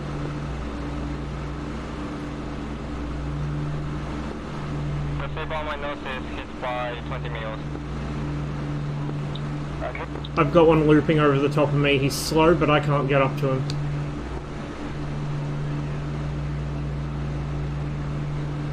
And now I've lost sight. Ross, are you became Louis? Yeah, I know. I keep getting hit. Roger.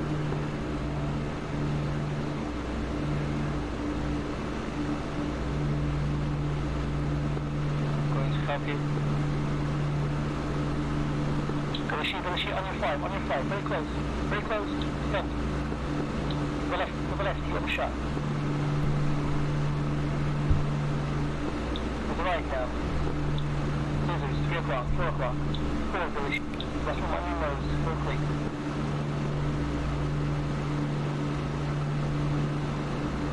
Apple fly south. You can see this.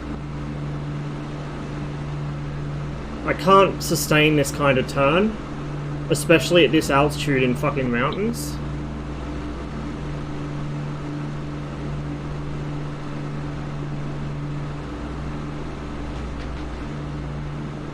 I can't get rid of this F-86. I need help with him. From a jet, preferably. Because he just keeps zooming away. Where's Apple? Apple, if you can, turn left by heading 1008 close. I've lost my rudder, I think. Key to line of saber. Just merge with another big 15 or so. You haven't got this. Yeah, I'm just gonna run for home. I'm too damaged to fight. I guess Harry has chaotic.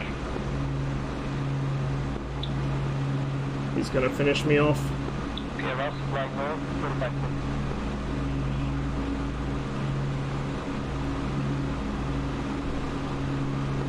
The sheets here coming up on your 6, select 7, check 8, check 9 the machine. Sorry. I do still have a rudder. It's just not very effective for some reason.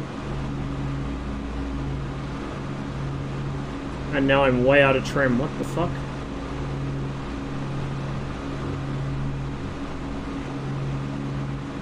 Oh, I bet the cables are shot out, so it's not working properly. It's getting stuck.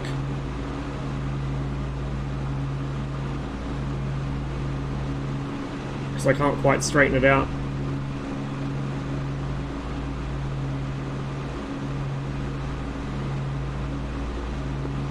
Fuel tank is empty. Going to land somewhere. I can't, I've only got the one throttle that I'm using for both engines, because I use one lever for RPM and the other for engine. I mean, I could bind up the other lever to... I probably should do that in the Mossie, actually. So I've got a spare axis I can bind, so I'll do that one for the props, and then for both engines, and then set throttles differentially.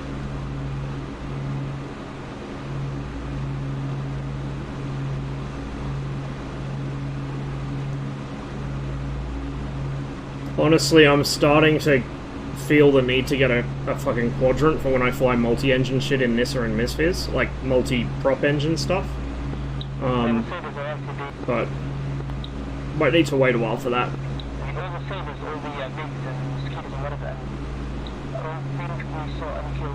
That's very interesting.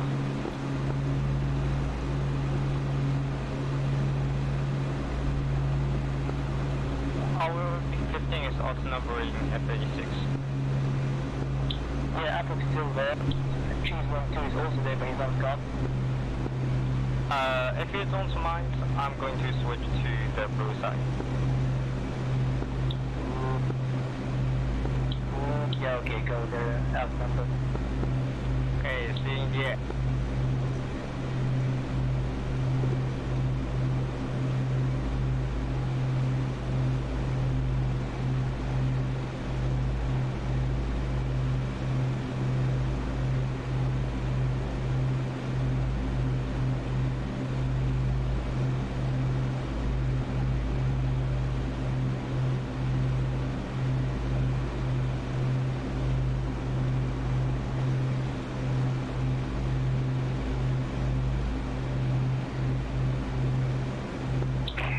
Check your compass, turn left, 335, 35 clicks. Is that 035 or 335? 335. Gotcha. I mean, 035 would be the other area that's a bit further east.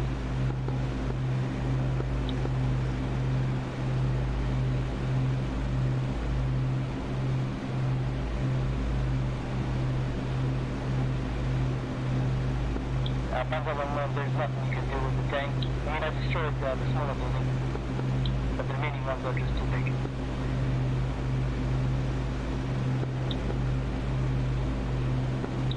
Moonraker, how come?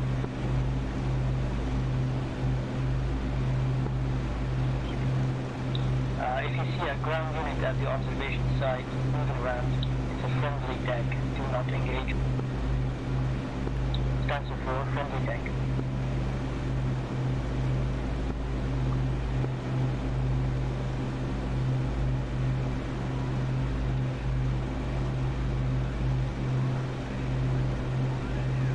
Oh, I know where I am, yeah. Benin Mossad is right there. Cover, how copy? You copy. Turn left, 150, 15 clicks. Big 15 and a saber.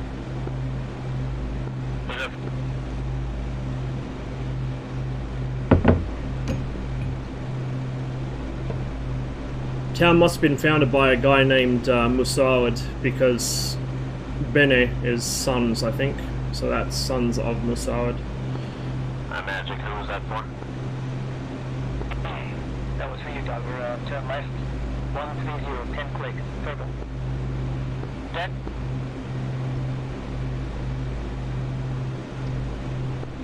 Dogger, bandit faded. Try 100, 7 click, last scene. And I stuck it. You will see a mix of C there as well. Look.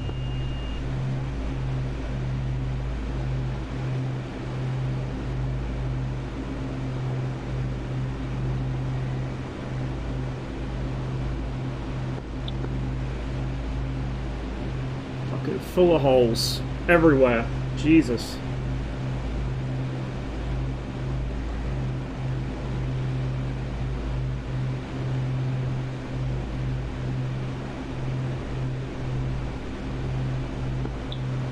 I don't think I have a rudder trim tab anymore. Because the rudder trim's doing fucking nothing, so yeah, I'd say the trim tab's gone.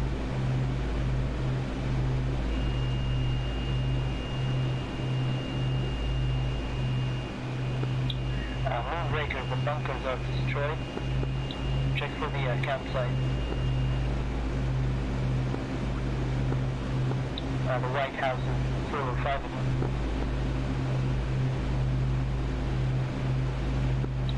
Dogger, you see him? Negative. Well, let's go back north again. There's the airfield down there, that green patch. Let's just try north. Let's go back north. That's just too far south.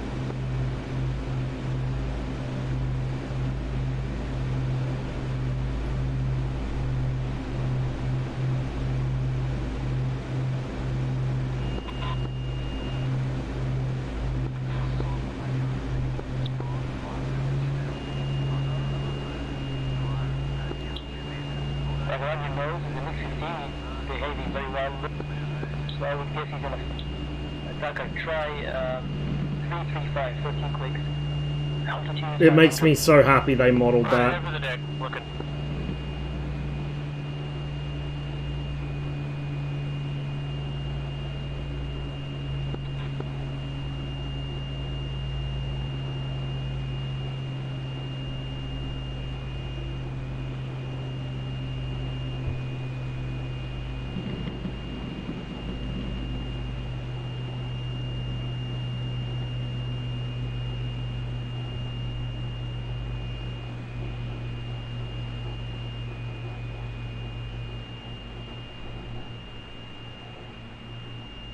$180 and $150.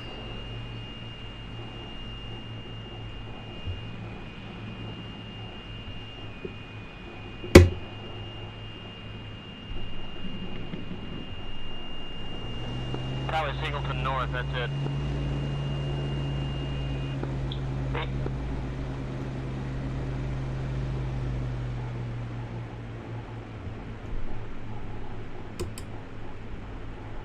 Did I not bind that to flaps? Oh, I did. There we go.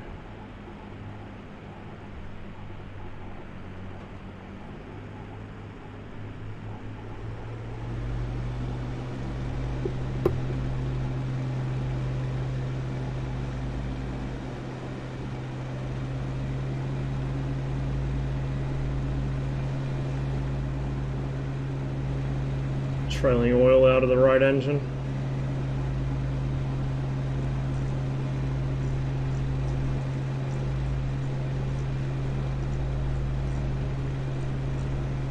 I think our aileron trim's not working either. Oh well, we don't need it. I'm really blind here, but I can see nothing. I mean, they have 4 Sabre, just no idea where they are. Several at the base. They haven't taken off yet. Possible.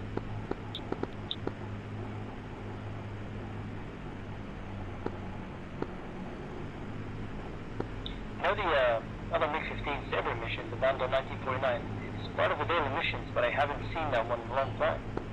It seems to be running during the day or something. Not sure what's up with my rudder. Like I said, I think the cables are damaged. And we're either missing our right gear leg or the tire's gone. No, I haven't seen it either for a while. But we made it down.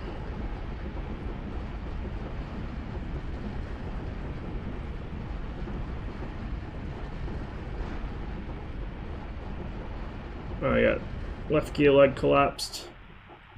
But we made it. Whew.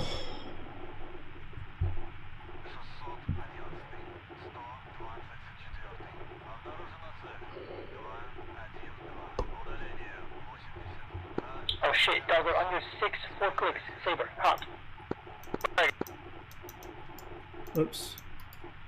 Where's the... Out of nowhere. There we go.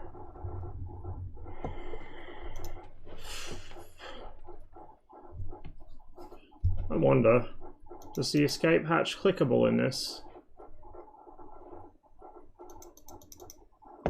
Nope, not yet. This one is.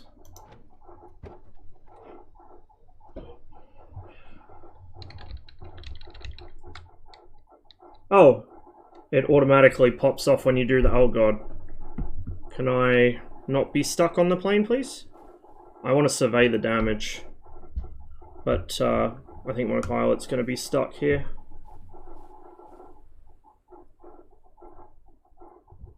He's not turning either, which is interesting.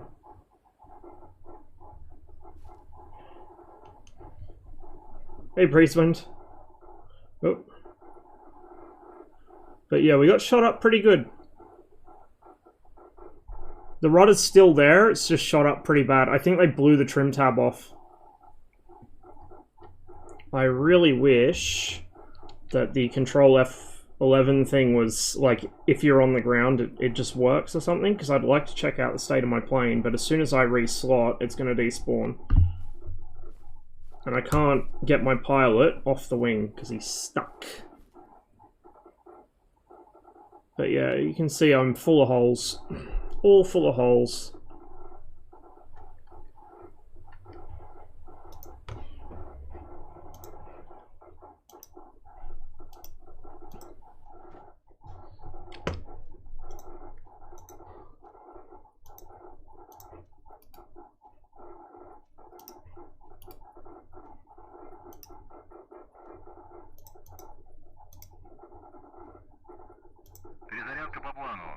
Oh, that's why they didn't rearm me. Of course. That's why I didn't have any bombs before.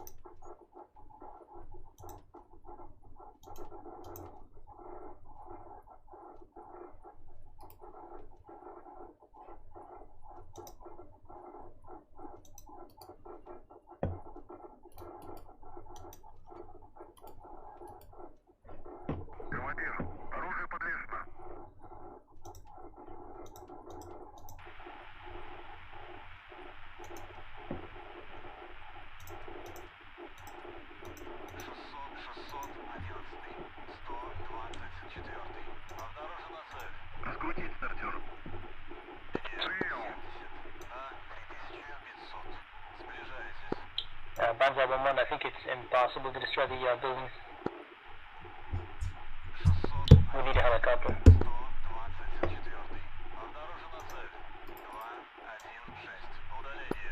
Dagger 3rd Saber coming in from the south. Yeah, my engine just quit, so... You know what I forgot?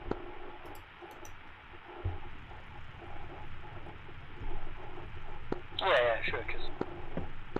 do whatever you want, I'm just saying.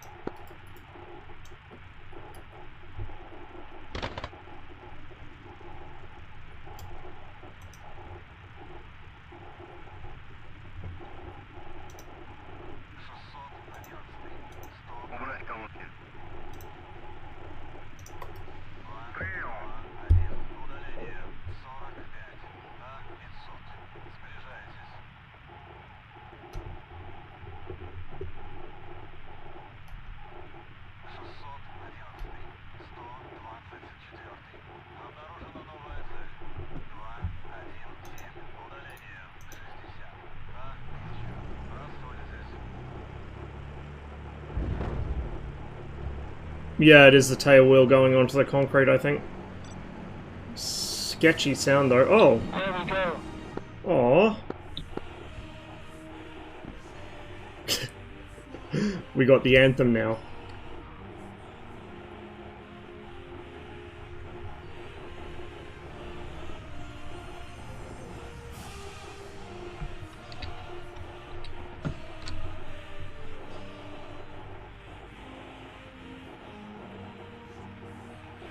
May as well just sit on the ground, not much point taking off.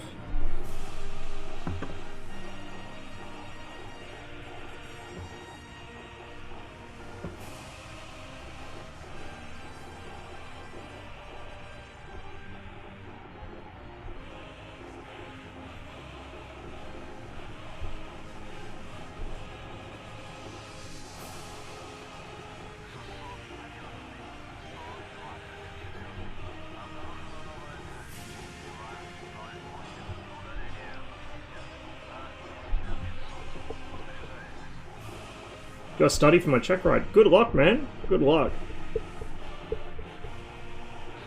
Cheers for hanging out. I'll catch you on the next one.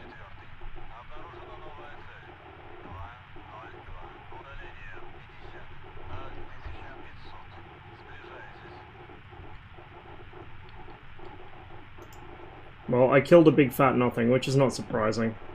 Kinda hard to fight jets with this thing.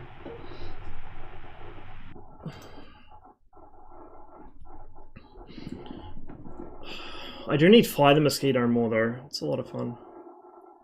And it looks and sounds fucking amazing. Main thing is just, with the DCS Warbirds, I'm still used to jets in DCS, so I'm more heavy-handed on the controls. Same issue with the Spitfire, it feels really twitchy just because I'm giving it the same kind of inputs I'd give to a jet. But at least with the new stick I've got some more precision and I can feel when I'm pulling hard because the cam tension is gradual, it's not consistent like the Warthog. So the Warthog is basically, you've got a hump at your center detent, it's like you've really got to put some force in to get past that center detent, but once you do, it's consistent spring tension the whole way, so you don't really feel any weight to the stick, whereas with the Warbird base you get progressive weight on the stick as you're near the edges of its travel. I got a Virpil Constellation Alpha, the right-handed one, and I got the Warbird base. Oh, connection time out.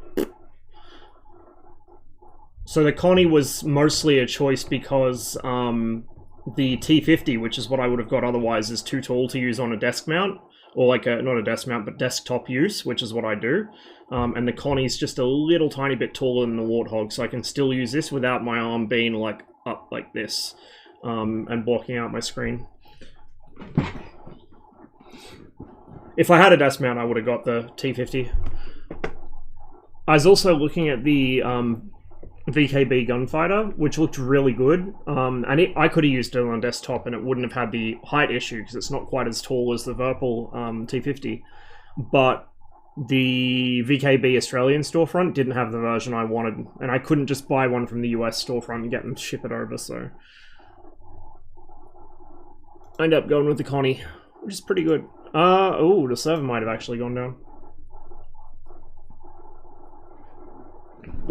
Misfits 21, the elevator pivot axis is wrong. I should probably check that at some point. Yeah, there were a few more things I discovered last night that were either like wrong or questionable. One of them is you can't actually steer using differential braking at all. Like, you physically can't. The aircraft just stops. So it's using the sort of fake nose wheel steering, but it doesn't have very good sensitivity, so it steers worse than if you were just steering with differential brake anyway.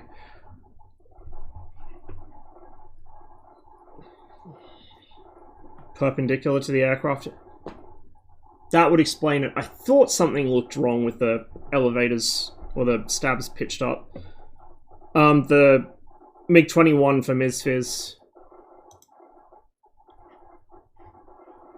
2 towns.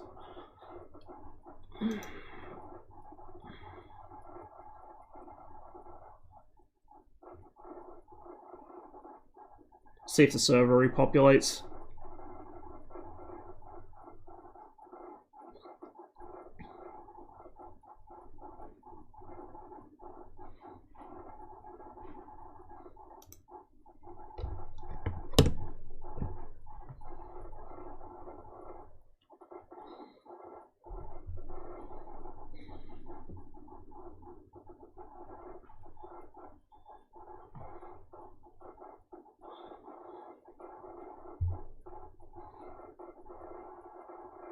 I can't wait until daylight saving starts again. This shit of getting up at 3 o'clock in the morning to play ArmA kills me.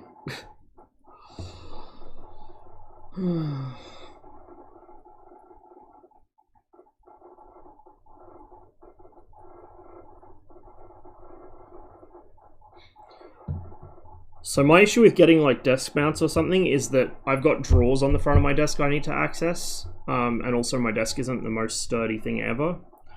But at the same time, I don't have a lot of room in my flat, so I'd have to push my seat all the way back. Then I'm gonna have nowhere to put my keyboard. It's just a knock-on effect of all different things. But I would like to have desk mounts at some point, so I could have a... Well, actually, what I really want is a floor mount for the center stick, so I can have like a 80 centimeter long extension or whatever it is in the Spitfire or the MiG-21. It's something I fly regularly. Have the same length extension as a real plane.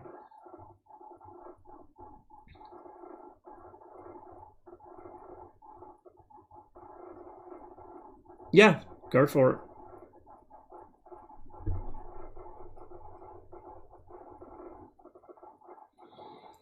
DCS is taking ages to load into Alpen's server for some reason today. Don't know why.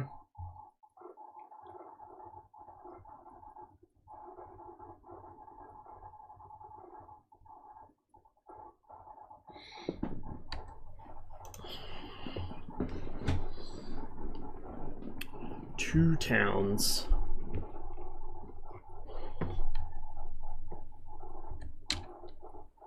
Nobody else in here though.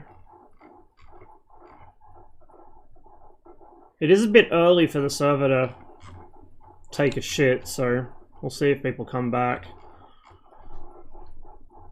We'll give it a few minutes.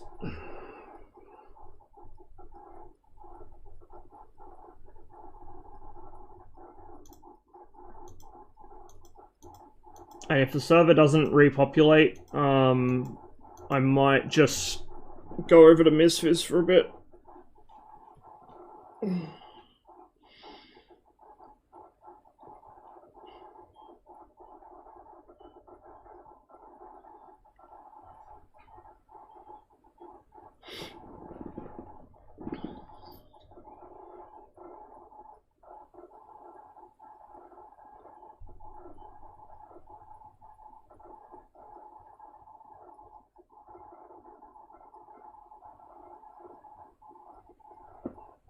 F-16A4 and Jeff Eurofighter 3-way fights.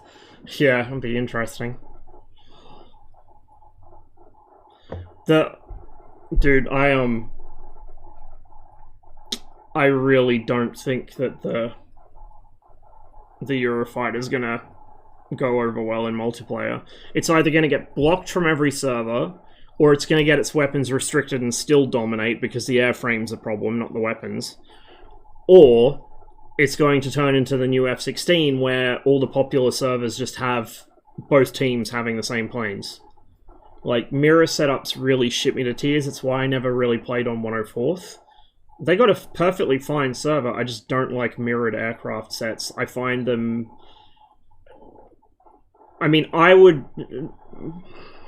How can I phrase this that doesn't sound like I'm trying to pay out on people? I can't really. Okay, well...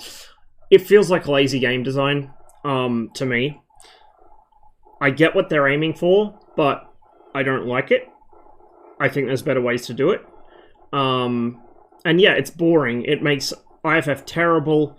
It makes it just uninteresting if everyone's flying the same airframe. There's no differences between... Like, the thing is, if you look at for instance, the MiG-21 and the F-5, and I know people say one way or the other, oh, that plane's broken. F-5 has P-5s, it's broken, or MiG-21 has more missiles, it's broken, or whatever the fuck. If you take the F-5 and the MiG-21 and you put them down below 5,000 meters altitude where every cunt flies them, they are so closely matched, it's not even funny.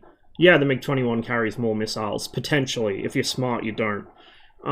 Yeah, the F-5 has better missiles, and it can uncage, which the 21 should be able to do, but can't. Yeah, like, whatever. You know, whatever. Yeah, the MiG-21's faster nominally on the deck. No, it's not. Yeah, the 21 has more thrust to weight, but it's also a delta, so it induces, like, a shit ton of drag the moment it does anything.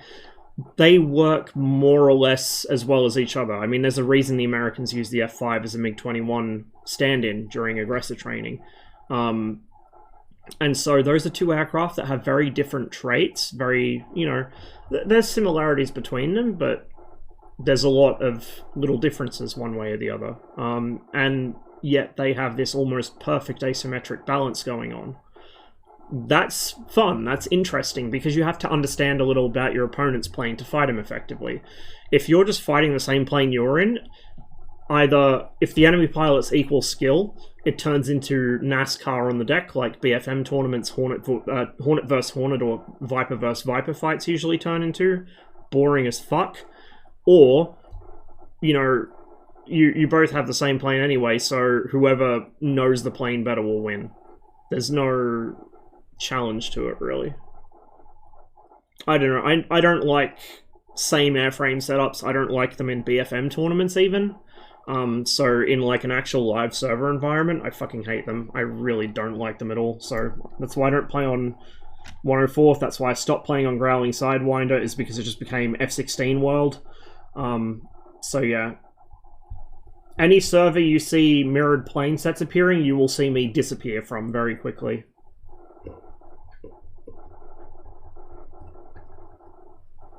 We got a couple people jumping in.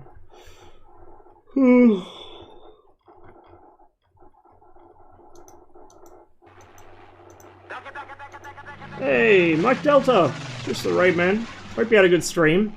I kind of wish I'd been able to catch more of that mission. I was really eager to fly the Mosquito, and it was nice to be able to do it in the Cold War server.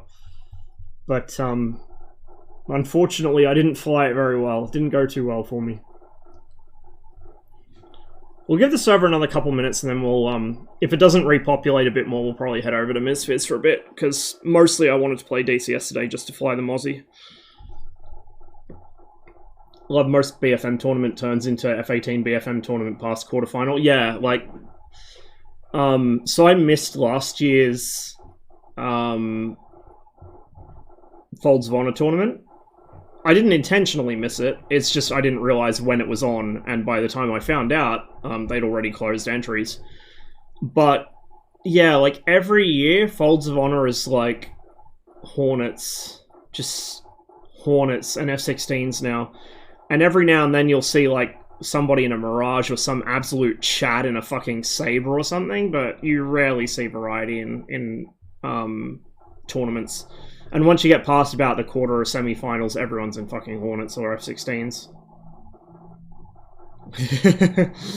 I don't always, sometimes I just can't be asked, but I usually try to avoid dropping names when there's drama, but yeah, I don't think that's a secret. And I'm kind of sad about it, like, I really wish he hadn't, because he was fun to hang out with, and he did have some good BFM skills, and he was fun to practice against, but yeah, like, It's not good. You can't burn bridges in the DCS streaming community because there's not many of us and we all talk. And sooner or later you're going to get fucking blackballed by everybody. How's your flight on the air mission? The first flight, I clipped a tree with my wing while I was trying to gun an Apache because I forgot the Mosquito is big. And then the second flight, the ground crew didn't give me my bombs and rockets. And I just kept getting swooped by sabers, so it could have gone better. It could have gone better. I think if I joined earlier on in the mission and had a bit more idea of what I was doing, I could have just focused on attacking the outpost and I would have had a bit more fun. Like, it wasn't bad. And I got to have a bit of a edge of the seat fly home while trailing 3 different kinds of fluid and full of holes, but it doesn't do too well against sabers. You know, if they're smart, which, you know, you guys are, you just perch above us and swoop us. I need some of those pilots from Enigma's server who think that the solution to every merge is just a horizontal turn. Those guys are fucking wonderful. I'd love to fight some of them in the Mosquito. I reckon I could rack up a few F5s with it doing that. He's kind of disappeared now too. Yeah, he kind of vanished. I don't know if he's just given up on streaming and gone on to do something else, because he does have a kid now, so maybe he's just too busy, but who knows? Maybe I don't want to get too far ahead of myself here, but maybe that was, you know, the wake-up call he needed to sort himself out. Because when he wasn't busy, you know, scheming and trying to fucking turn people against each other, he was a fairly easy guy to get along with. Thought he was in charge of all the other streamers. Yeah, I mean, I've seen that before. Sometimes people... It was weird for him because he hadn't even, like, got to partner yet. But sometimes you'll see when streamers actually get close to partner or they get partner, they'll start to get a real inflated sense of self-importance, which is sad. I've seen it happen a few times, and, like, I'm not going to name names. Most of you guys wouldn't know some of the streamers involved anyway. But when you've been watching someone for a while and you really like hanging out on their stream and they seem like a really nice, friendly person, easy to get along with, and then suddenly they start changing, it's really disheartening. It's not just like, you know, Machiavellian bullshit or whatever, but sometimes you see them kind of drift away from what made their stream fun to watch and unique, and more towards, oh, what's the flavor of the week game to get the most viewers today? Like, you know, just when it becomes a job instead of a hobby, I think that's the issue. And I've given the lads specific instructions that if I ever get like that, they're to take me out behind the shed and put one behind my ear.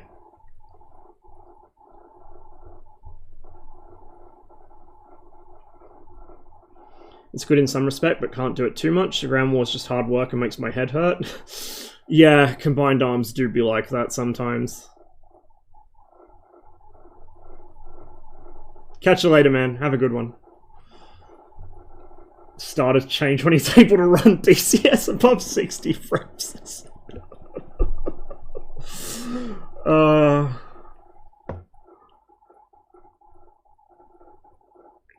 Turning a hobby into a job is the easiest way to murder the fun in it. Yeah, absolutely.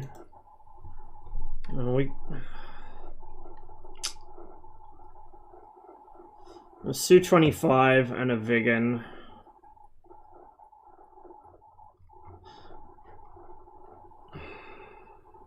On the one hand, I want to stay on the server to help repopulate it, since it did just crash or whatever, but on the other hand, I kind of want to play MSFS. We'll go play some MSFS. I might be able to stream more for the next couple of weeks anyway, since I'll be looking for a new job, so, you know, we can pick up some DCS then.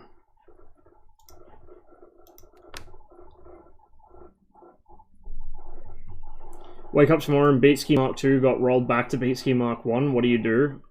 Cry, because I won't be able to play MSFS at all anymore. GHPC will run like shit on the stream, and DCS will probably be borderline unplayable. Also, I'll probably have like a million fucking different pieces of malware install themselves instantly, since it's, you know, Beatski Mark 1 was still on Windows 7, which is now end of life. Has been for a while.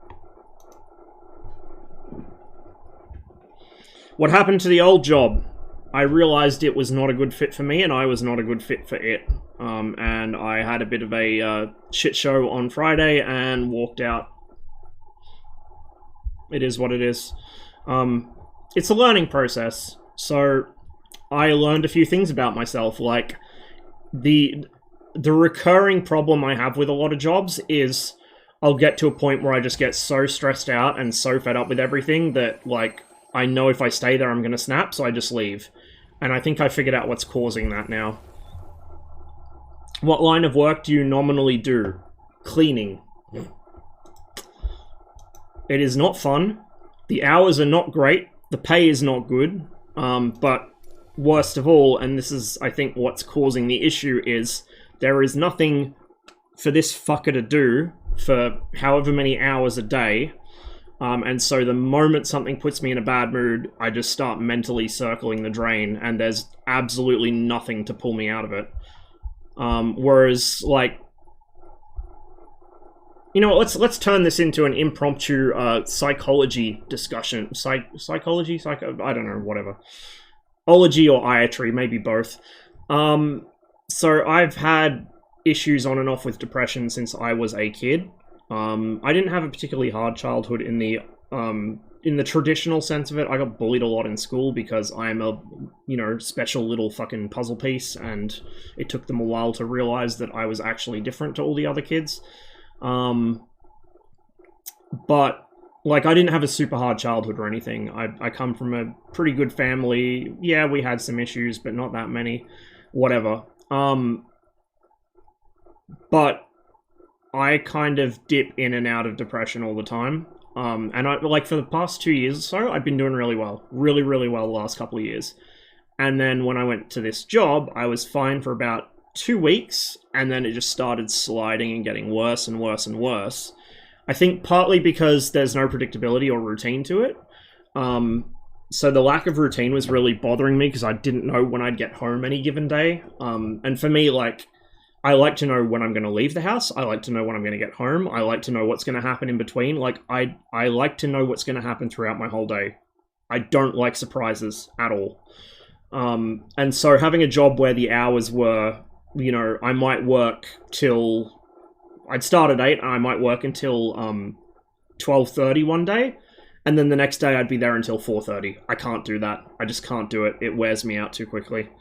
But yeah, like, I started running into issues where if I was having a bad day already and I went into work, like, by lunchtime I'd be about ready to fucking flatten somebody. And it got to the point where on Thursday I said, look, you guys need to replace me because this isn't working. Because I wanted to give them, like, a week or so warning to try and find somebody to fill the spot. I don't like just walking out and leaving the rest of the team to scramble to cover me. In fact, part of the reason I didn't just say this earlier is because I didn't want to fuck the rest of the team over because they were pretty much under the pump. So yeah, that was a thing. And then Friday morning, like, I came in thinking, oh, I'll stick there for about another week and then I'll, like, formally resign. Well, about an hour into my shift Friday, I already had the shits. I had the shits going to work. Like, walking down to work, I was already pissed off. I got to work. It took me, what was it? Half an hour or 40 minutes or something, because I had a cup of tea before I actually started, but half an hour or 40 minutes or something to make 2 beds, because I was a housekeeper at a motel, right? Half an hour to make 2 beds. And at that point, I was like, if this is what kind of day it's going to be, and this is how slow I'm going to work, because the more pissed off I get, the slower I get, I'm done.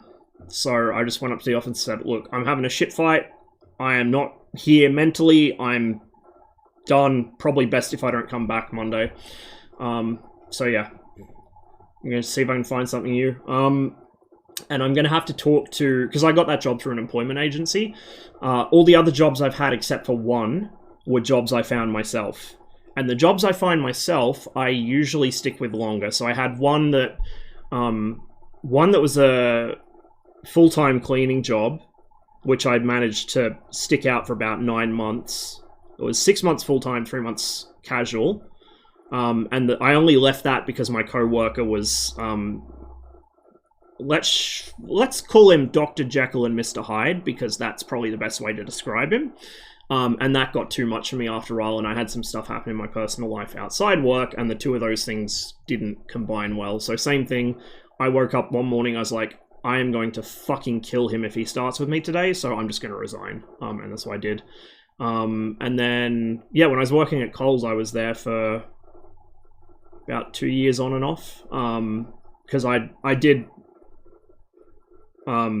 quit to go over to Canada because I wasn't sure if I'd be coming back. I wanted to stay over there. But then I picked the job back up when I got home. It's cleaning something you do purely because it's accessible. It's the only thing I can do. I don't have a car. I don't have a valid license at the moment because I never did my driving test and my learner's expired. So I can't get very far from home. I have no real useful formal qualifications. Like, my education, I don't know how it took people this long to work out there was something wrong. Put it that way, because my fucking education is like expensive school, selective school, fucking university-run courses for kids in their, you know, like in middle school who are at a university level. All this shit under my list of education, and then my jobs are like working at Coles, working as a cleaner, like all this shit that, like, those two things don't really add up. Maybe there's a problem there. And there was a problem there. I had undiagnosed ADHD for 32 years. On top of all my other shit. So yeah, I'm probably going to have to talk to the employment agency that got me this job and be like, yo, my dudes, you, like, need to actually really help me a bit more than you have been, because, like, I don't know, I'm really good, because I think because I did catch so much shit in school, I'm really, really good at masking. So I can pretend I'm a happy, functional normie really easily. And it's not until people spend more time around me they start to realize that, like, maybe not. Because when I feel like I don't need to make the effort anymore, I'll just stop. And then I get really quiet. I won't bother to, like, go out of my way to initiate small talk with people or whatever. I just kind of settle into my own little space. But yeah, like, I think I give them the impression that I'm actually functional and, like, I can sort my own shit out. Pretty much the opposite. Like, out of me and my sister, she's the more functional one, but she's the one that has all the diagnoses and is in and out of hospital every other week. So there's going to be some heavy talks going on, I think, over the next few weeks. I got an appointment with my doctor this afternoon, which is probably why this stream's going to be a bit shorter than I'd like it to be. So we'll see how that goes. But yeah, I'm going to have to talk to the job agency and tell them, like, I need a lot of help, and I've got, like, a very specific thing that I need to look out for. Haven't had my morning coffee moment. Don't drink coffee. Yeah, me neither. I only drink coffee socially or out of sheer desperation.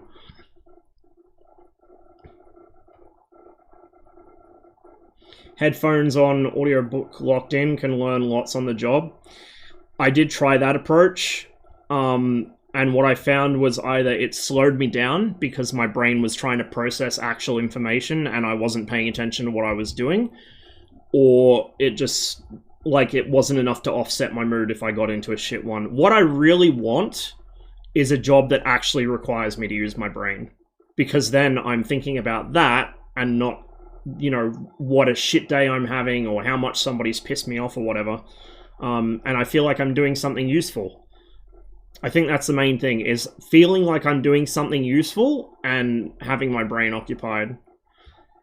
So I've been kind of toying with the idea of going back to study. The issue is just, at my age in particular, it's very hard to be like, hey, I want to actually get a qualification to get a better job, and not having them turn around and be like, no, you need to just work, fuck you. Which I think was more politely put to me, but I think that was what I got the last time I said I wanted to go study again. Because I'd like to actually get some sort of useful qualification and get a better, more interesting, more useful to humanity job.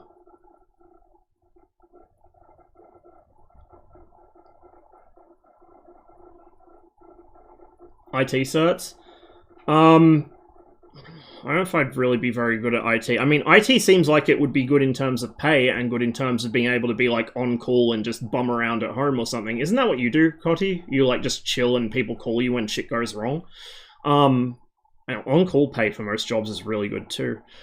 But I don't know if I'm much of an IT person. I was studying social work, so the one qualification I have is a certificate 4 in community services, which is like a precursor to a social science degree or social work degree.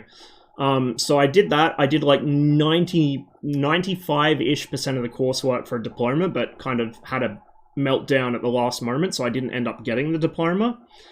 I'm toying with going back to actually finish that. So I can get the diploma of community services, then maybe go to uni for social work.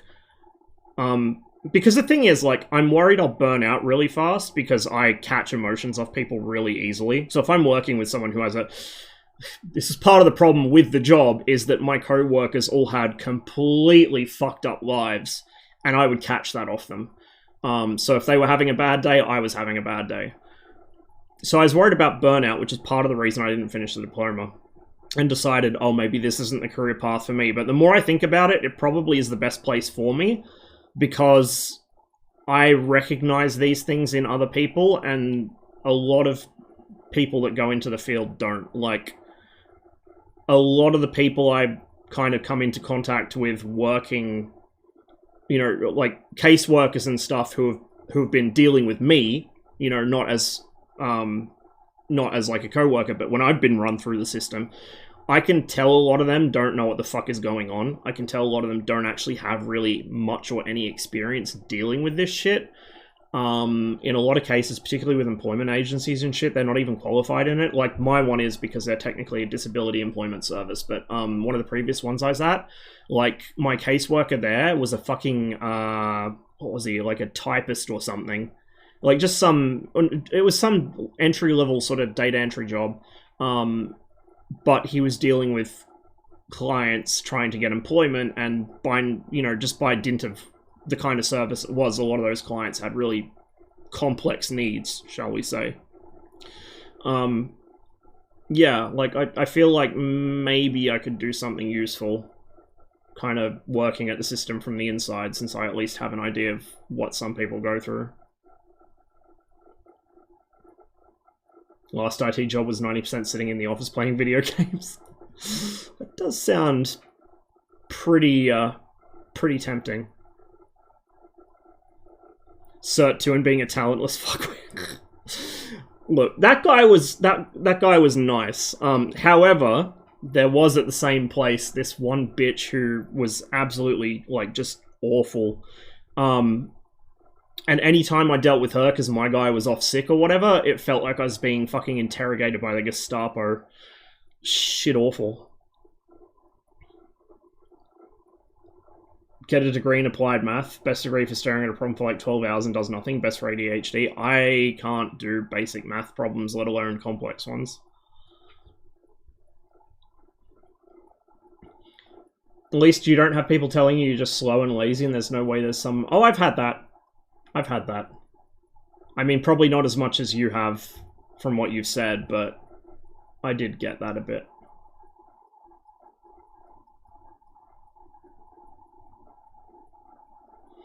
What I would like, the thing is as well, I have a lot of interests, but I'm not a good student. Maybe once I get my meds, which fingers crossed should be today or tomorrow, maybe then I'll be able to pick up the books and actually study again and not lose focus all the time. But, well, not study again, study. I've never studied in my life, not in school, not in university, nowhere. I've just winged it. But yeah, like, maybe I can do something a bit more complex. And I've got a lot of interests that I kind of feel like I want to study and get a job in, but I don't know which one. Like, obviously I'm interested in aviation, so something like aeronautical engineering would be amazing, but I can't do maths, which kind of, you know, you need to be able to do maths to be an engineer. Urban planning, I would really like to do that, but again, there's a lot of maths in that. I don't know. I'll find something. 5 years in uni, got degree, never worked for that specialty of designing sensors and measurement systems. Yeah, a lot of people I know are like that. But the thing is, I mean, even if you don't end up working in the field you have a degree in, you at least have a degree. Which kind of says to people like, hey, this person's functional. They know shit. They're, like, you know... You can trust them with complicated tasks and they'll probably get them done. Whereas, here's me with my resume full of shitty cleaning jobs, most of which I lasted less than 6 months at.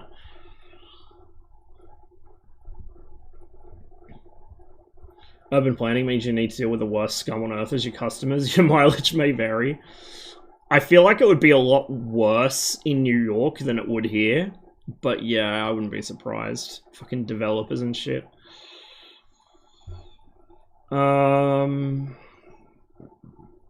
Aircraft mechanic? I'd like to. I would like to. I did see if I could try and somehow bullshit my way into an apprenticeship for that at one point, but it didn't work. My bullshit wasn't good enough.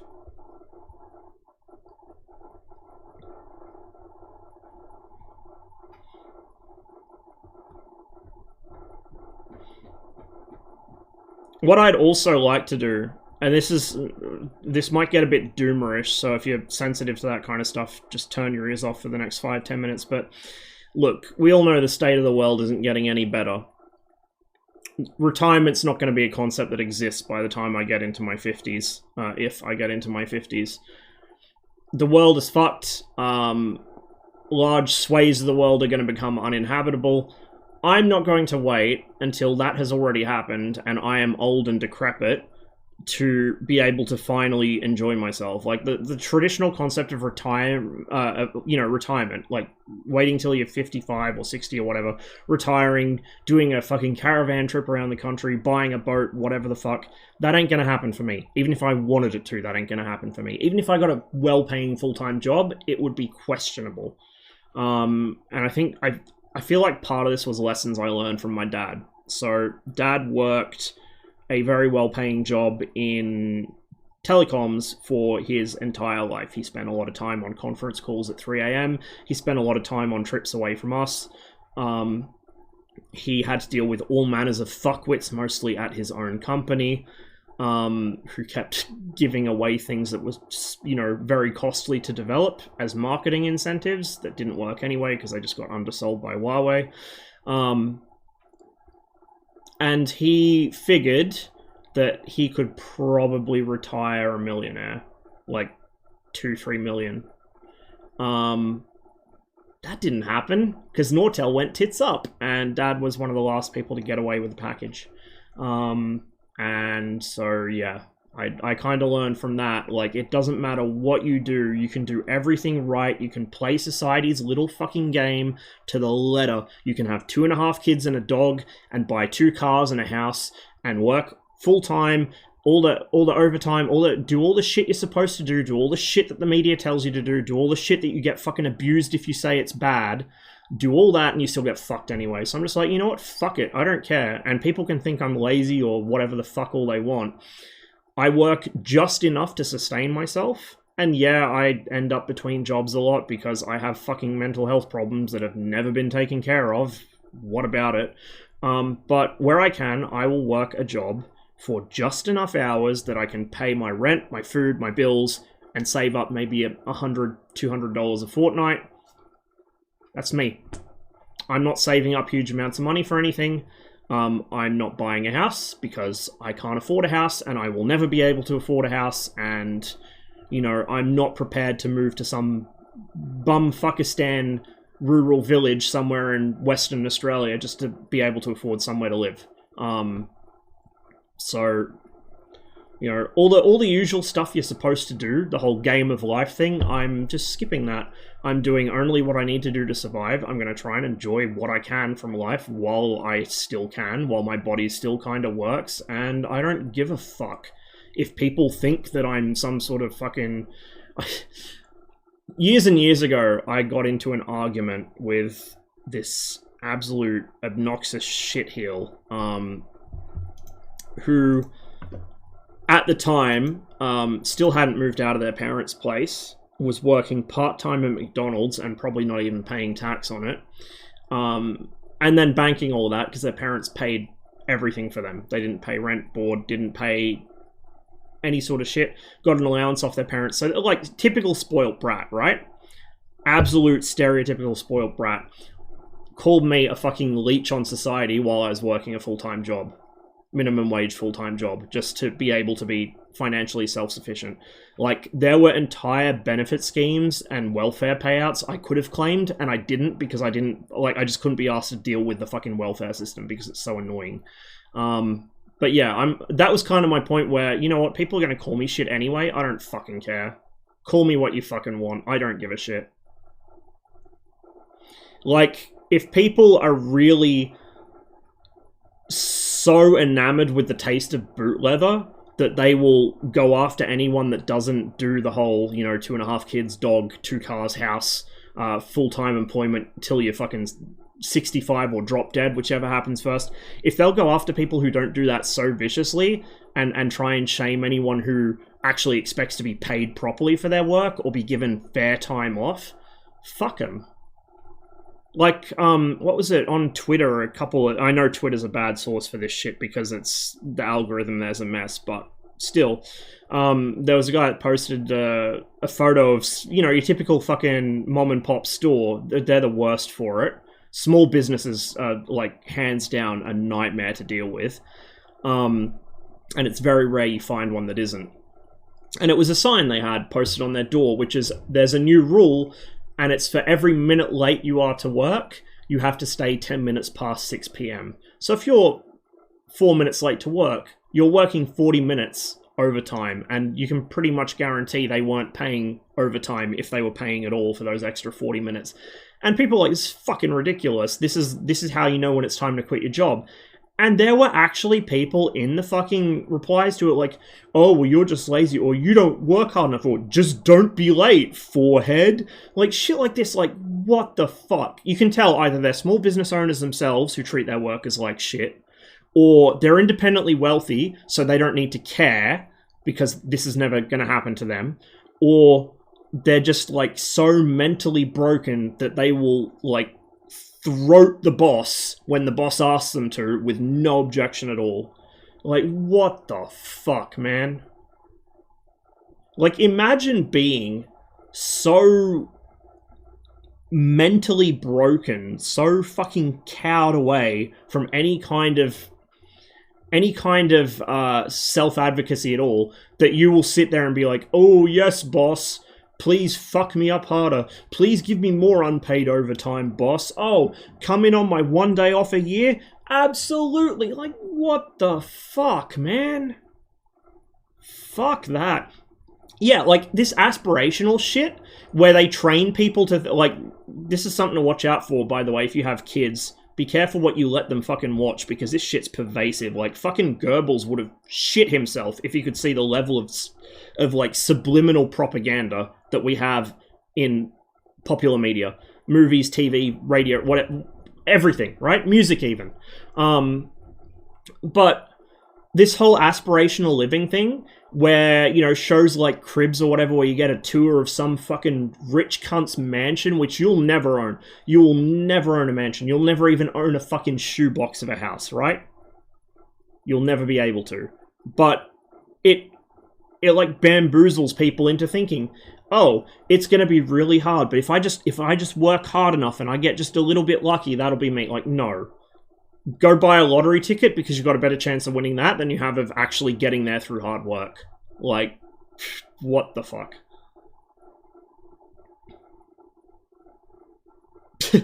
Yeah, like...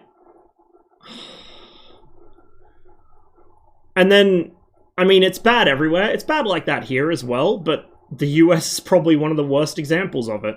In the, you know, in the first world, as it's called. And then people wonder why the US has so many problems with school shootings and mass murders and like fucked up political shit. Well, fuck, I wonder if it's because you've got all these people who are just like so mentally broken and have no way out of it that that's the only way they can see to do anything. You know, like, I don't know. Like I said, I could sense I was going to snap, so I just left my job. If I was in a situation where if I left my job, I would probably be homeless, then I probably would have ended up on the evening news. Just, you know, whatever. It is what it is. Still arguing about a $15 minimum wage while cost of living is now up to $30 an hour? Yeah, it's fucking ridiculous. I think we're supposedly getting a 5% raise to minimum wage here. And it's like, oh, well, goody, because the fucking interest rates have just gone up again. And it's like, it's not even going to be anywhere near enough to offset. So again, like, forget about owning a home, because it ain't going to happen. Yeah, you're not even keeping up with inflation. Like, it's...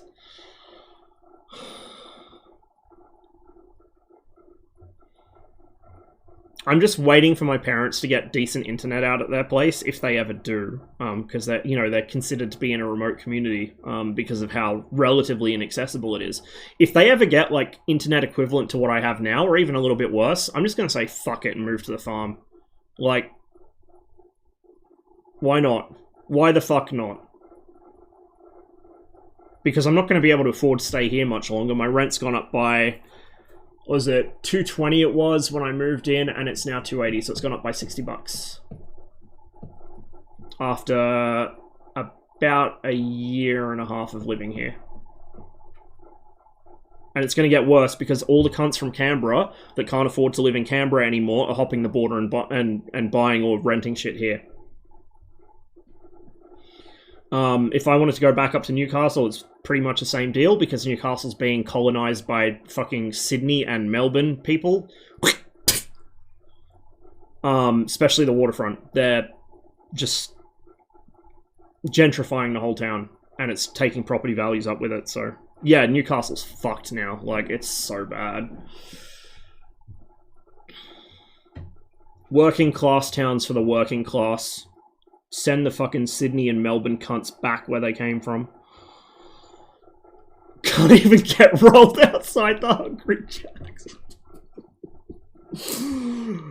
The real litmus test is when that fucking vacant... it used to be a servo across the road from the Jesmond shops. When that gets turned into like a fucking block of townhouses or some shit, you know Newcastle's beyond help. That's been fucking barren for...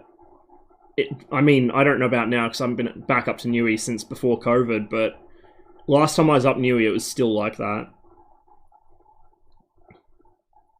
With my well-paying job, still cannot reach the Australian minimum wage, by the way. Yeah, I know, but your cost of living's lower. Like, Australian cost of living's pretty bad because we get Australia tax added to everything. I don't mean actual tax. I mean, every company recognizes that it is annoying to get stuff shipped out here, and most, you know, like your average normie is not going to know how much shipping costs in bulk. They're going to know how much shipping costs for single items, but they're not going to understand that bulk shipping is not actually that expensive. And so you can rip them off to fucking back by just saying, oh, well, shipping prices, ooh, we got to raise the price for Australia. Even on fucking electronic products, they do it. But like, and by that, I don't mean like electronic components. I mean like fucking games on digital distribution platforms. They raise the price. Like, fuck off, cunt. What, is it more expensive to ship electrons to Australia or something?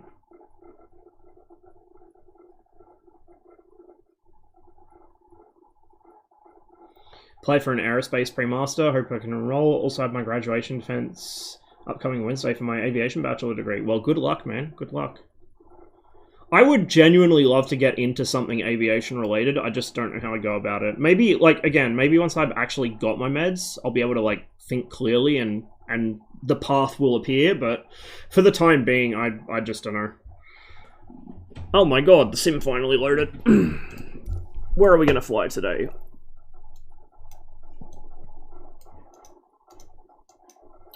Oh, that's right, I wanted to fly the S-55, so we'll do a flight around Italy. Right about here looks good. Hopefully that's enough of a takeoff run. We'll just set that there. Yeah, well, that's the right direction for the wind anyway. Flight simulators would be a good job for you, you reckon? I mean, I know that I don't know about the civilian side, but I know the military simulation field is pretty good money, and you get to travel a lot and see some cool shit. Because that's what Gordo does. Gordo sees some awesome fucking stuff. Hey, Rhino! Cheers to the raid, man. Good to see ya. Hope you had a good stream. I forgot to change category, didn't I? Ms. Fizz. There we go.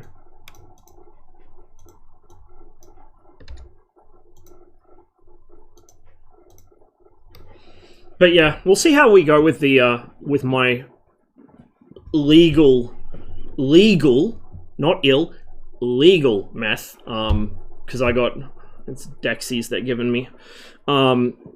Maybe that'll help me finally.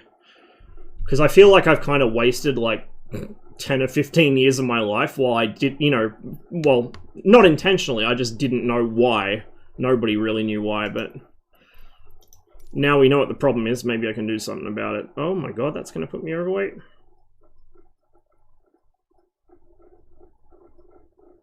Yeah, we'll just set 68 fuel, should be fine.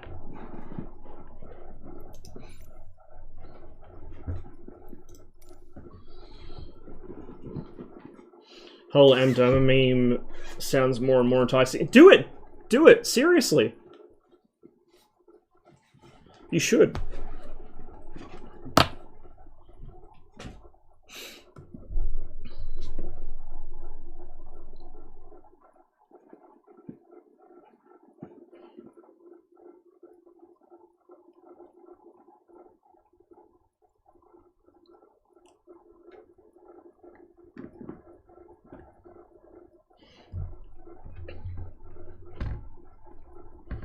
Anyway, before I got on completely sidetracked on that fucking rant, what I was trying to say is, obviously my job I was doing was not working out for me. However, this whole streaming thing, I don't know what it is about it. It's I guess it's like therapy, except Twitch pays me instead of me paying you guys or Twitch. But yeah, like, streaming has been really good for me. I think the main reason my mental health was doing so well for the last 2 or so years is because I'd been streaming. You know, yeah, it cuts into my spare time, and I've kind of lost contact with some people because I've been too busy streaming and hanging out with you guys, but it has helped. I think that's probably why Twitch is so popular now. So everyone's so fucked up from the last couple of years of being locked away. It's a good platform for it.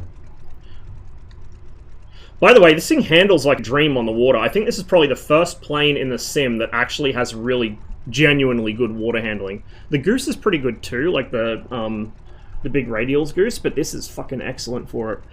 Where are my lights?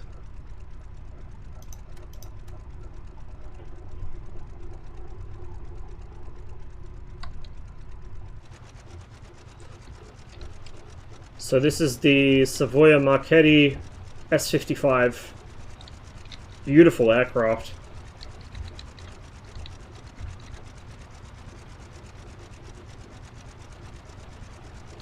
Passengers sit in those pontoons, and if we actually look inside the pontoons, that's where the passengers sit, on fucking deck chairs, or like, well, not deck chairs, outdoor chairs, dining chairs, whatever the fuck you want to call them. And then this is our fuel system. This is our highly technologically advanced fuel system, just a bunch of jerry cans chilling in the passenger compartment.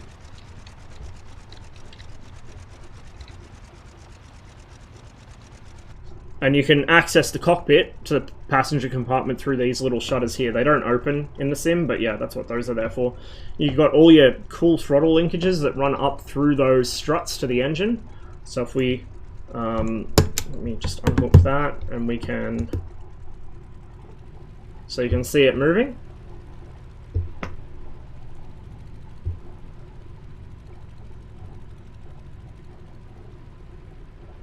There's a fucking dome right there to get some natural light in for the compass, which is there, tilted at an angle. Like, it's such a cool plane.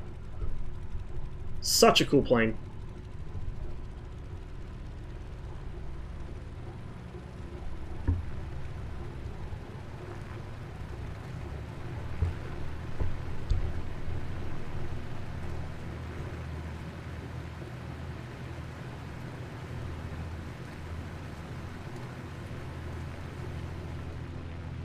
And we're airborne.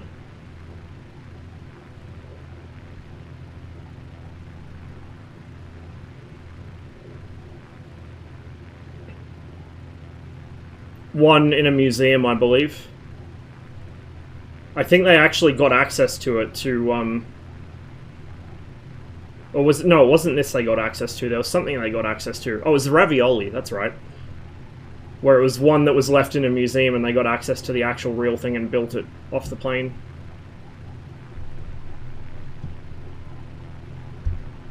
Oh, did they? Did they actually get to it? Shit. It was both then. I thought it was just one of them.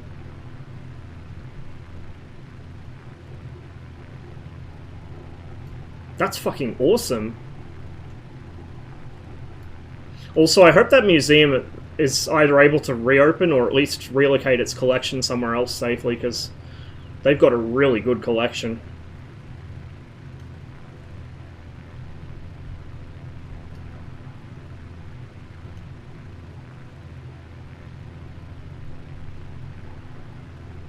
So the cockpit visibility is not the greatest, but you know, you got to kind of expect that with the way the plane's designed.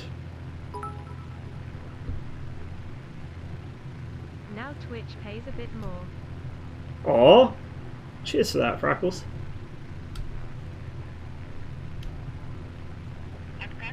If I could, like, just do this and not worry about other shit, I would.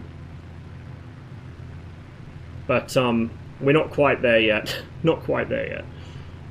I don't know. We'll see how we go. I will be having talks with various people over the next week or two, I think, to try and figure out where to go from here, but the answer is obviously not back to where I was. Has soul. Yep, it has soul. Soul is what you need. And this thing doesn't even grossly overperform in acceleration or climb or maximum speed at sea level. Still has soul, though. Generated a left sea electrical system. Yeah, the that seems common on Italian interwar planes, because didn't the CR-32 have that too? It had like a little generator above the engine, between it and the top wing. Was it the 32 or the 42? I think it was the 32 that had it.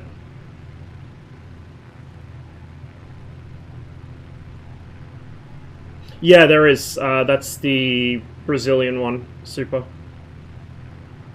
Oh, the song.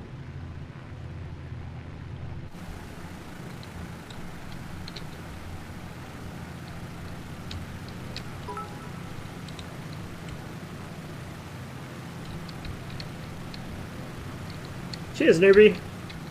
Appreciate the bits, man. What's that? Oh, there's a little hatch there. Okay, I thought there might have been like more seats back there or something. Dave with the 5 gift subs as well. Good lord. Thanks, man. Appreciate it. What are you guys doing to me this morning? The engines have... Yeah, the engines have like a pretty serious angle of incidence. Interesting.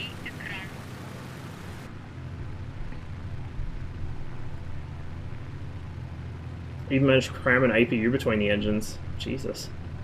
I should learn the cockpit of this thing. So I just hot started it today, but I should learn the cockpit so I know how to get it running and what does what, because it's quite a nice plane. This is your pitch trim, by the way. It's like a little lever you move up and down like a tiller.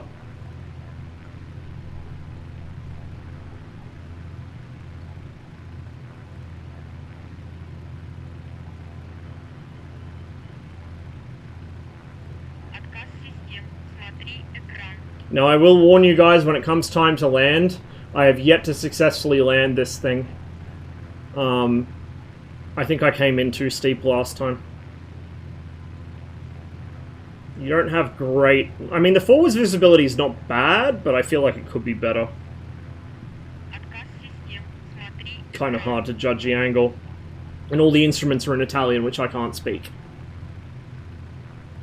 Where's my Vario? Okay, Vario is left of the compass. It's got tapes. Dude, this thing's from the fucking, what, 20s, 30s? It has tapes. The Italians were ahead of their fucking time, man. It took until the 60s for that to catch on with anybody else.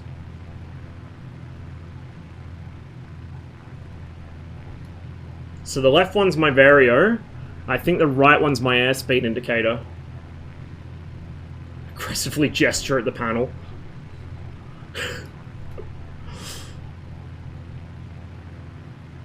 That is cool as hell.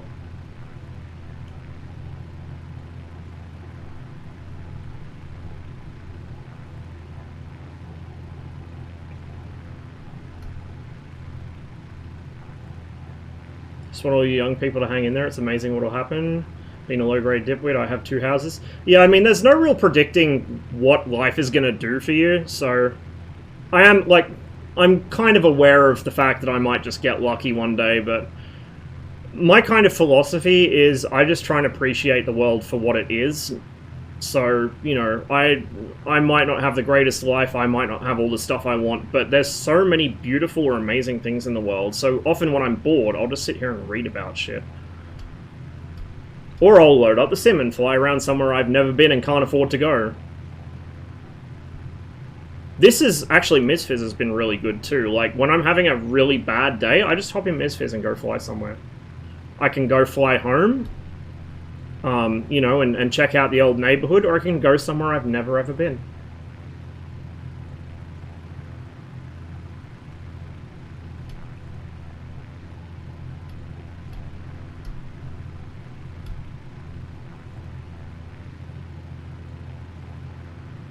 This bit has that for the, yeah, British aircraft use that for oil and fuel pressure. But no, that is actually a tape. That is actually a tape. It's a flat surface. And the needle's moving, not the tape.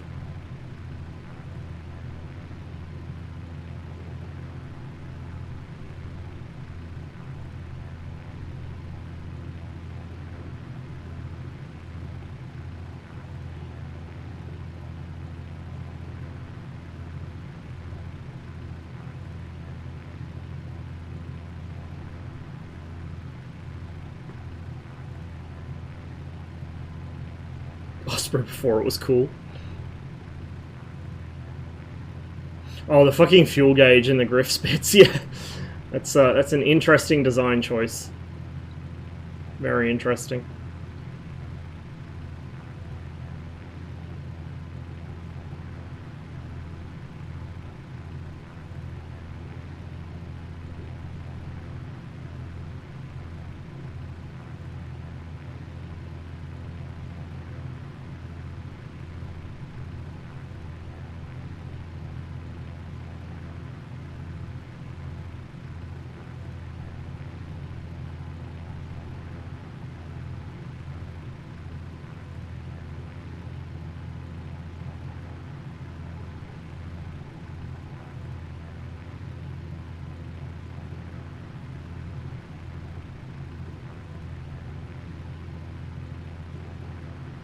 This thing's quite nice and easy to fly.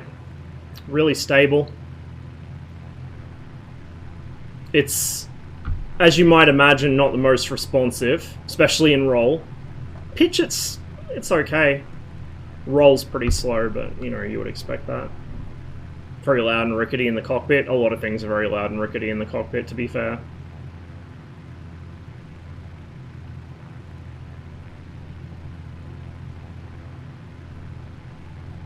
That's so cool, just looking up and seeing the underside of the engine like that.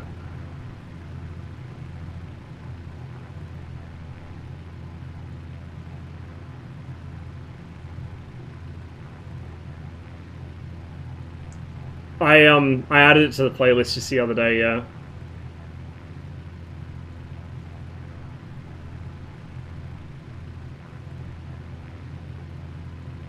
One of my friends, I haven't actually seen the film that it was used in, but one of my friends many, many years ago, a very, very creative fellow, was really into it, and he sent me the song from it.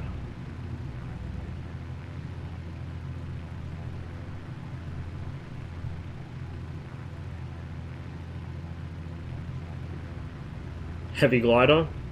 It'd probably glide quite well. It's got a massive fucking wing. Pretty mind-blowing. I think you'd like it. Yeah.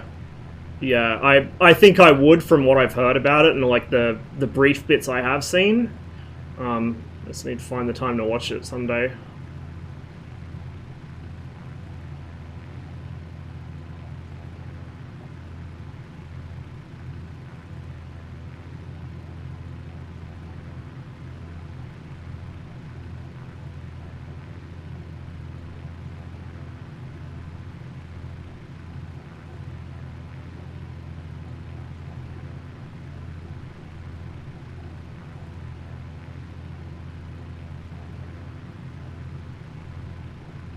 It's a shame more people didn't take notice of things like that back then. I mean, look at how many problems in the world we have today, which were known about in the 60s, 70s, 80s, some even before that, and nobody did anything because it wasn't profitable. Or, you know, even worse still, it might hurt profits. Oh god, a monolith. There's a lot of stuff like that, unfortunately. Humans as a whole have a bad habit of ignoring problems if they're uncomfortable to deal with. And of course I'm not any different, I do that a lot. In fact, a lot of my problems are that I ignore things until they go away. But it means that the minority who are only interested in furthering themselves can get away with a lot of shit before anyone takes notice and does something. Like, I mean, what was it, back in the 50s, I think? No, back in the 60s, there was an advert from one of the oil companies. It wasn't a big oil company like Shell or whoever, it was a small sort of US regional oil company. And they were bragging about if all the petroleum they produce in a year was burned simultaneously, how much of the ice caps it would melt. Like, my brother in Christ, you were using that as advertising in the 60s, and now you're claiming you didn't know? Like, come on. Or like, there's an editorial, I think, in one of the newspapers here, back in 1911, that was like, yo, all this coal we're burning's pretty fucked, hey? Like, it's gonna do some bad shit to the atmosphere. We should probably not do it. In 1911. And people are like, oh, we didn't know. Oh, we can't do anything now. Oh, how could anyone have known? Like, bro, get the fuck out of here. You knew. You just didn't want to deal with it. It was too convenient and too fucking profitable. Tetraethyl lead, there's another one. Ethanol has an anti-knock effect. The problem is, ethanol is difficult and expensive to extract, right? That's why ethanol took so long to be added as a fuel additive, is because it's fucking expensive to produce. Now, that's just because of the extraction process. It's not like there's any shortage of fucking corn husks and shit to get it out of. What with the US being what it is corn-wise. But, yeah, like, ethanol has an anti-knock effect, but you need a fairly reasonable amount of it, and it's expensive to produce, and you don't have as big a profit margin. Tetraethyl lead, on the other hand, you only need a drop of that in a tank, and it's fucking great. You know, it also turns everyone into violent morons, but... And if you spill even a single drop of that shit on your skin, even if you're wearing, like, gloves, that shit will leach through the gloves, leach through your skin, and kill you. And that's what happened to multiple people who worked with it, was they spilled a tiny amount on themselves and it killed them.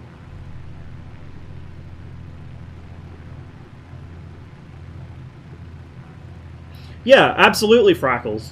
Absolutely. Like, people knew, they just didn't want to fucking rock the boat and do something about it. Most fuel in the US has about 10% ethanol. It's been like that here for probably, I want to say about 10 or 20 years. Probably 10-ish. So it has been like that here as well.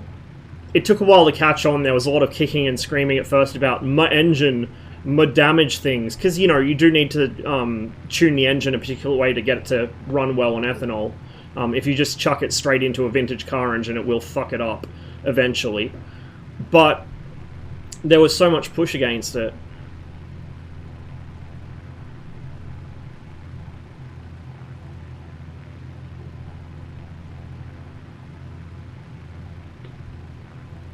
Yeah, like...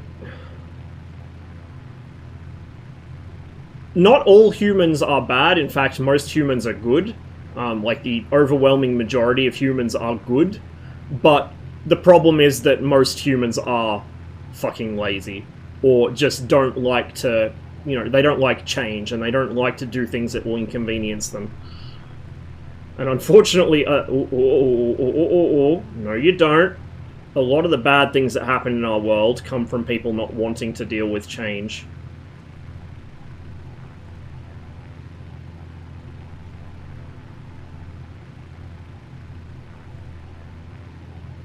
I may have made a mistake here. I think we'll clear it, but I'm getting pushed around a bit, and I'm just worried I'm going to get a downdraft at an inopportune moment, like last time I flew near mountains.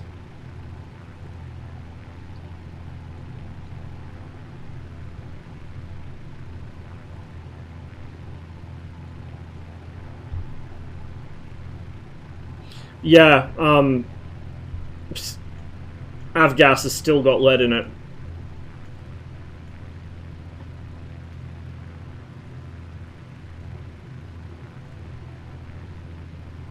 See, I didn't have to worry about that because the Jabiru and the Bristol both use Mogas, which is just, you know, car petrol. 87, well, no, it'd be more than 87, I guess, because I don't think many people use 87 anymore. It's like 90-something octane car fuel, but yeah, like, Avgas has still got lead in it. Why? Because it takes the, you know, any sort of aviation body, it will take them forever to fucking change something, just because of reasons of institutional inertia, I guess. And also there hasn't quite been enough scrutiny into it, I think. If I share it, yeah, go for it. Go for it. If you guys want to share stuff in chat, as long as it's not like really obnoxious promotional shit or TOS, go right ahead. And usually if you guys will drop links in chat, I'll catch them up after the stream as well. Why have a steering wheel on some planes instead of a stick? It's less straining on your wrists for long flights. Particularly for heavy aircraft where you need a lot of leverage to get them rolling. It's better to have a wheel because you can just throw the thing hard over. And you can use the leverage. As well as that, if you need to make small corrections, it's much easier. So most heavy aircraft, most aircraft that are intended to fly for very long distances will have a yoke instead of a stick. No, it's not a fly-by-wire thing. It's weight of the aircraft, weight of the controls, and length of cruise. So, for instance, because you would be expecting to fly for a very long time in this, and also because it's a very big plane with, you know, pretty heavy stick forces, you would want to have this just to save your wrists. In something like a Spitfire or a P-51, you have a stick, because a stick works better for a small, light, responsive fighter. In the case of the Spitfire, actually, you have a spade grip. So the Spitfire has a stick, but then the top of the stick is pivoted. And some jets are like that too. I believe the Tomcat's like that. I think the Viggen is as well, where the stick base is what you get your pitch from, and then the top of it pivots side to side. That's where your roll comes from. And the advantage of that in the Spitfire is the spade grip makes it easy to just hold it slightly over one side or the other, because the Spitfire you've got to deal with the torque, and you can't trim the ailerons, except in very late marks. I think Mark 22 and 24 you could trim the ailerons. All other Spits were fixed aileron trim, which was set on the ground with a tuning fork and a big mallet at the factory. So it was trimmed to fly at a certain speed wings level, similar to a lot of World War II fighters. And so having a spade grip means you have that better leverage and finer control over your roll input. It also means that if you need to fight the torque on the aircraft, it's less physically straining to do so.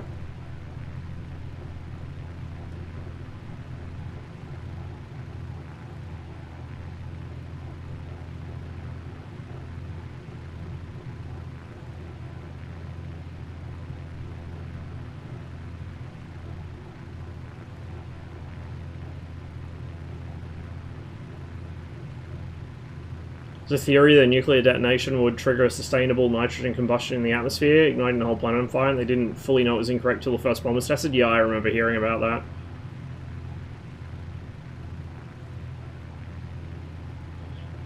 To be fair, like, a lot of... It's always better to be too doomer with your predictions than to not be doomer enough, you know?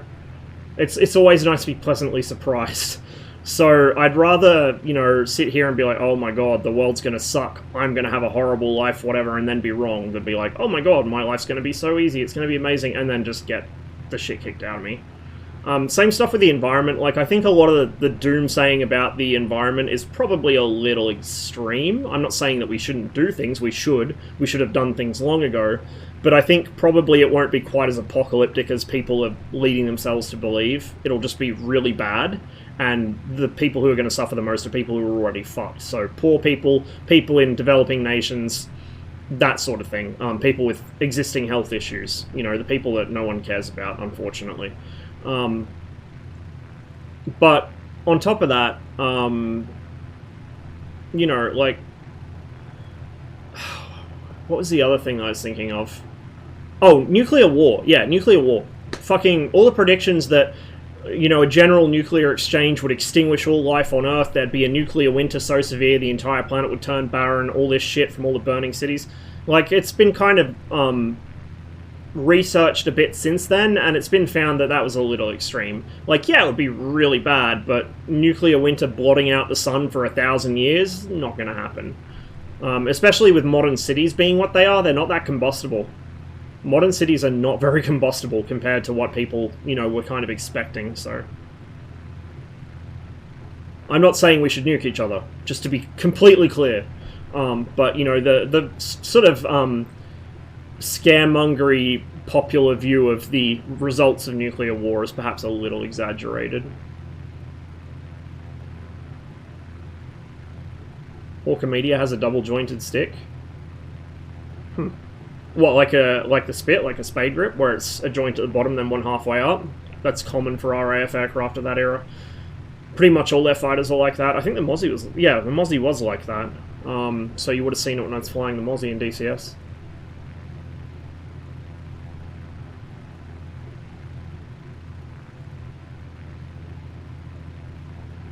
This thing flies really nicely, just really stable.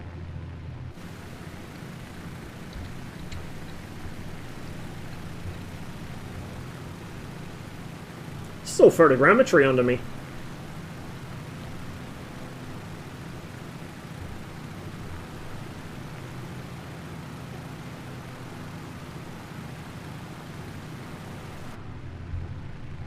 If anything, I think the breaking communication logistical lines that, yeah, I'd be inclined to agree. That's something a lot of people don't really think about, is the main danger to humanity at this point, I think, is how centralized everything's become, logistically especially.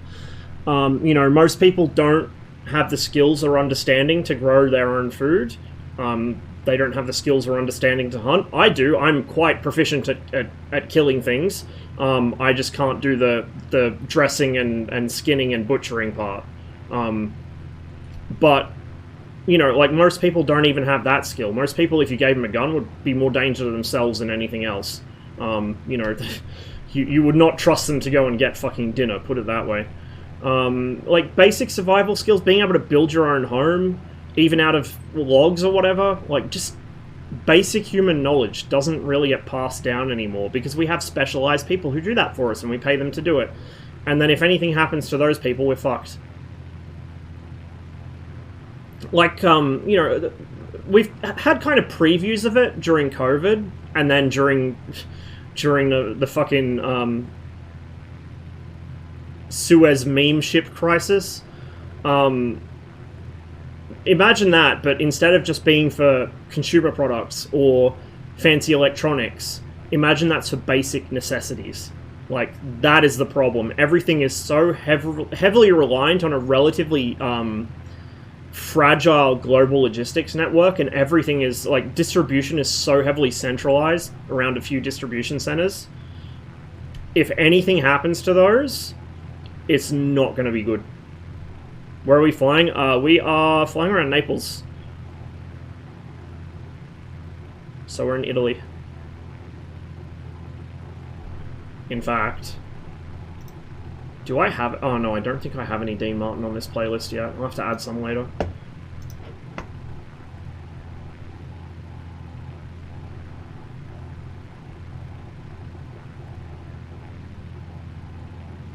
Imagine if Shenzhen is nuked. Any major city, anywhere. Like, if Sydney gets fucking wiped off the map, that's most of Australia's distribution gone. Australia Post's main package distribution centre is just outside Sydney. Like, the headquarters of most important national things are in or near Sydney, if they're not in Canberra. The entire transportation network for the state of New South Wales runs to Sydney. It would be really bad.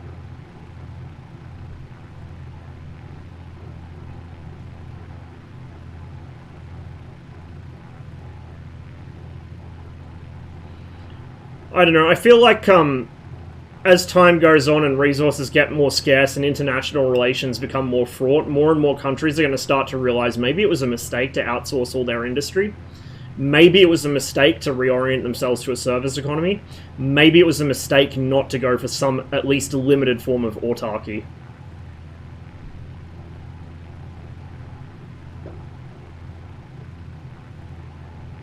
You know, at least produce the basics. Even if you don't produce high-tech, you know, high-tech stuff that you can use, at least produce the fucking basics.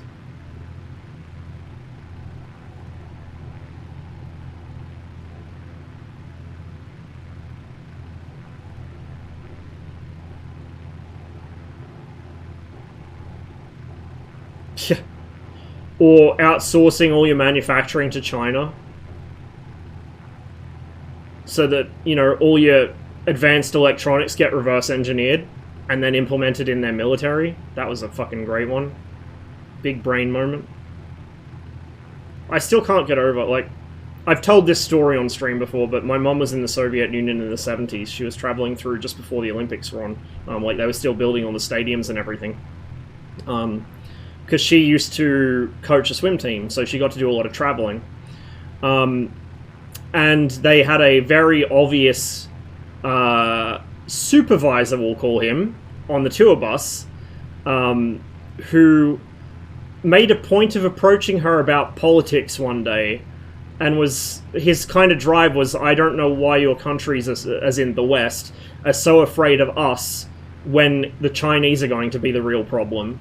And back in the 70s, that didn't seem like like, what the fuck? No, because obviously in the 70s, the Soviets were the big scary guys trying to take over the world, and China were our friends, because we had Nixon, and you know, we were having fucking rapprochement with China, and we were sharing technology with them, and they were going to be great friends to us, and then, you know, they stabbed the Soviet Union in the back as well, so that solved that problem. Well, didn't that turn out to be fucking prophetic?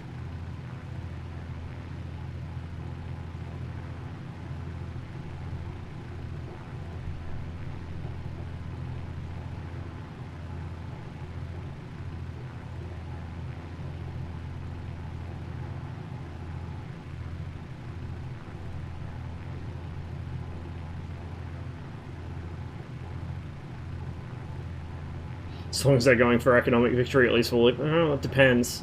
Depends.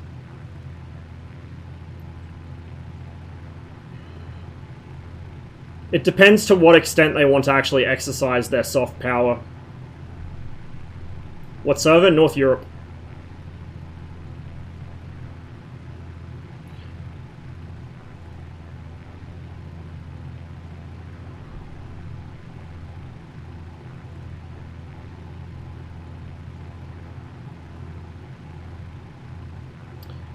I am just near Naples, in Italy.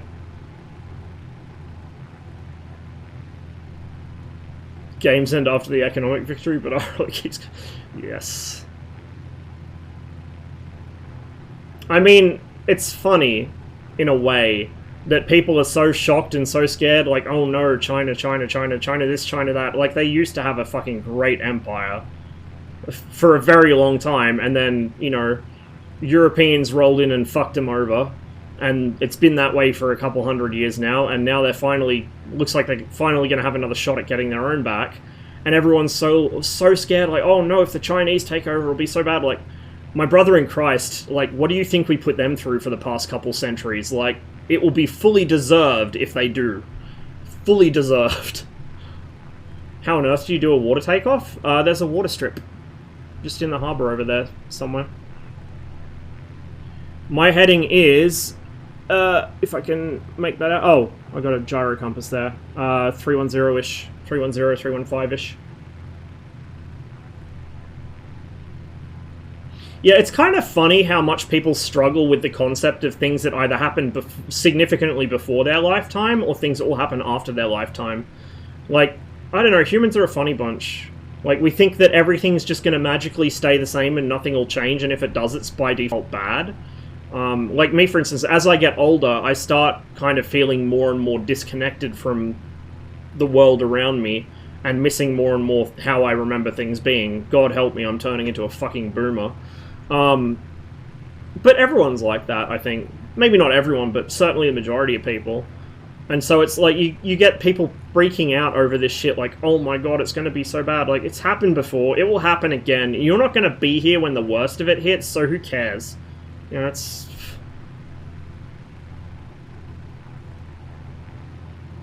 What was it? Was it The Departed, the line, families always rising and falling in America? Same thing, but global scale. And there's not much individual people can do about it, so... we're all just along for the ride. That said, maybe if our politicians 30, 40 years ago weren't such fucking monkeys, we wouldn't be having the problems we're having today, because China wouldn't have quite so much fucking power to throw around, and the Russians would not be quite so, you know, like, stereotypical movie villain who's been wronged in their past and wants to get everything back on the world. Prove out to the boonies, turn time back 20 years. Yeah, but not in the good way, that's the problem. You get all the bad ways where time goes back there, you don't get any of the fucking good ways. Someone make a Catalina? There's one in the works, I believe. Beaver's coming. Beaver is coming. I think... Milviz are making it in partnership with Asobo. It'll be part of the big update for the 40th anniversary at the end of the year. There's also DC3. That's airplane heaven, so it might be a bit from what I've heard, but fingers crossed, being part of a sim update, like a free sim update, not a marketplace asset, it should hopefully be unencrypted and therefore moddable.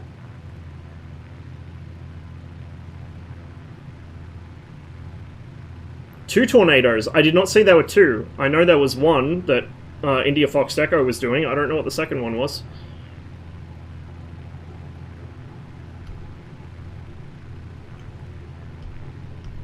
Politics are already iffy on this planet. I dread to think what it'll be like when we start to go to Mars and other places. I can tell you right now, a Mars colony is fucking stupid. Absolutely fucking stupid. And if it ever happens, it'll be the dumbest fucking thing humanity does. But yeah, like, interplanetary politics is gonna be fucked.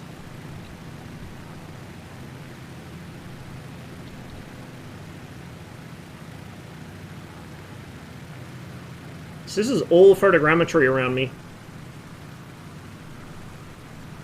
Looks really nice.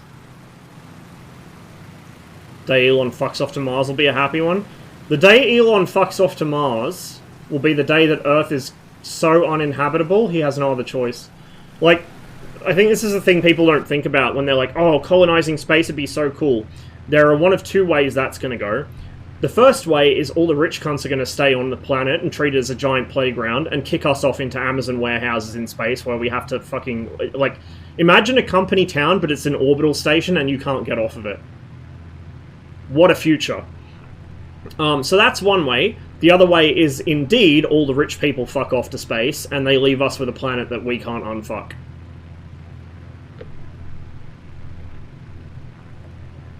Mars is a bad idea for multiple reasons. I think we went over this on stream a while ago, didn't we? Or no, it wasn't on stream, it was, I think it was in Enigma's Discord. It was in Discord somewhere, I was having a fucking full-on moment about the Mars idea. Wait, no, was it on stream? I have no short-term memory in case it wasn't obvious. Anyway, Mars, dumb. No magnetosphere. Enjoy your fucking radiation. Go outside and fucking get cancer. Have fun with that. Extremely thin atmosphere, so again, have fun getting cancer. Also, have fun getting fucking gutted by marble-sized rocks that the atmosphere doesn't have enough thickness to slow down. Micrometeorites are still a threat. What else? Oh yeah, it's extremely cold because the atmosphere is too thin to hold in any heat. It's carbon dioxide anyway, so you can't breathe it. The gravity is there, but it's still low enough it'll probably still fuck with your physiology. Like, Mars is such a bad idea. What the fuck are we gonna do there? You can't grow anything. Like, are we gonna... Do we need iron ore that badly? I don't think so.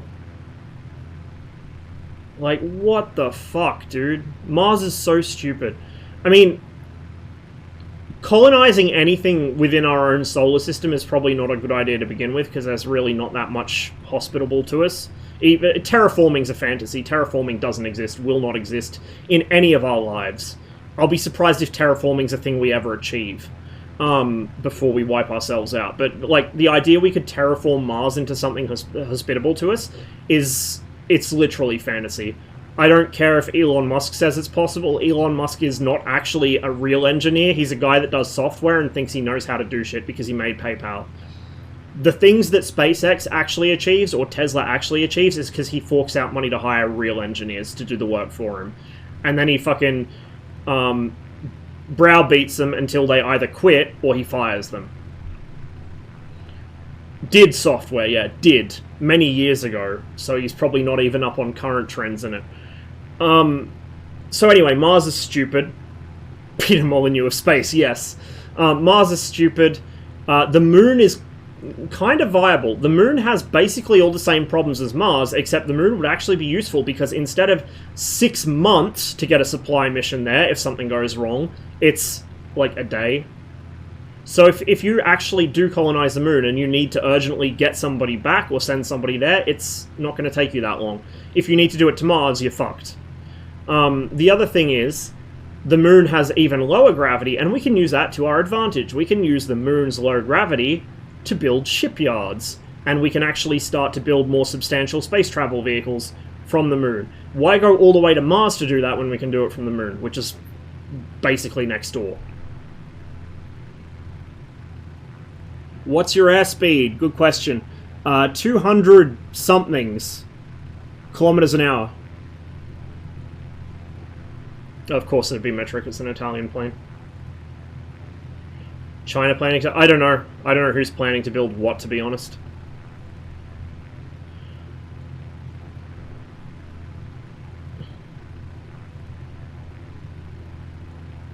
Like, if somebody's absolutely hell-bent on colonizing another planet in the inner part of our solar system, instead of going to fucking Mars, why not build a giant blimp and go build a colony in the atmosphere of Venus? The upper atmosphere of Venus, you could have Earth-normal atmospheric pressure. It's still not breathable, but at least it'd be Earth-normal pressure.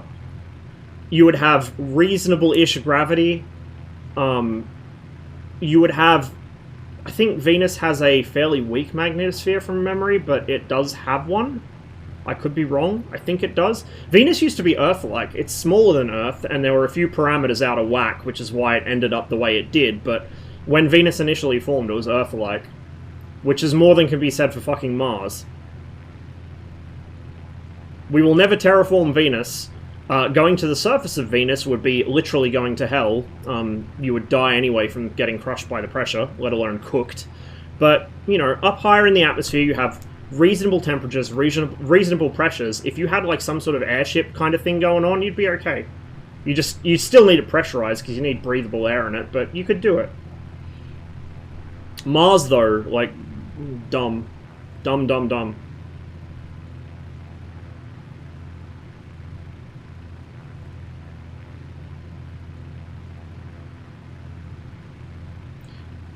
See that instrument with the 3 chevrons on the glare shield? Yes.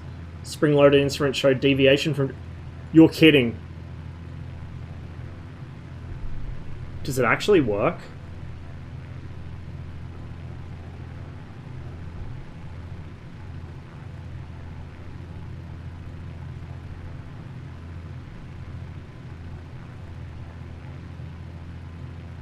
Elon's in the business of selling dreams? Absolutely, and people lap that shit up. Hey, there we go, we got a buddy.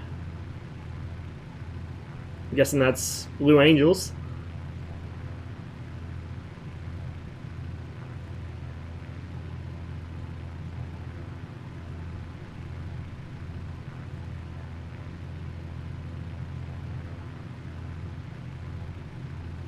It's funny watching, like, people who are otherwise fairly respectable or knowledgeable, the kinds of fucking tech bro snake oil they will lap up. Just like, really, bro? Really? Nah.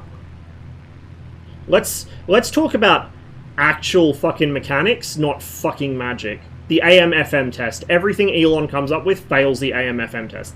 Actual mechanics versus fucking magic. Also, did you guys see he solved traffic? He solved traffic, guys. Vegas has no more traffic problems because they built his loop. Now, instead of having traffic jams above the surface, they have traffic jams in narrow fire hazard tunnels where you will die if anything happens. Because there's no emergency exits. Sort of 1940s spaceship are you flying? This is a Savoia-Marchetti S-55.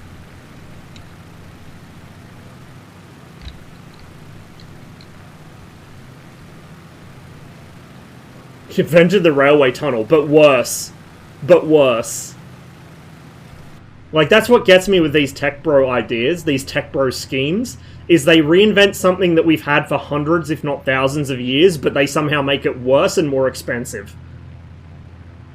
Like, again, that gravity battery thing, I think I did bring this up on stream a couple times, where they want to build this array of tower cranes that stacks concrete blocks around itself as a store of energy.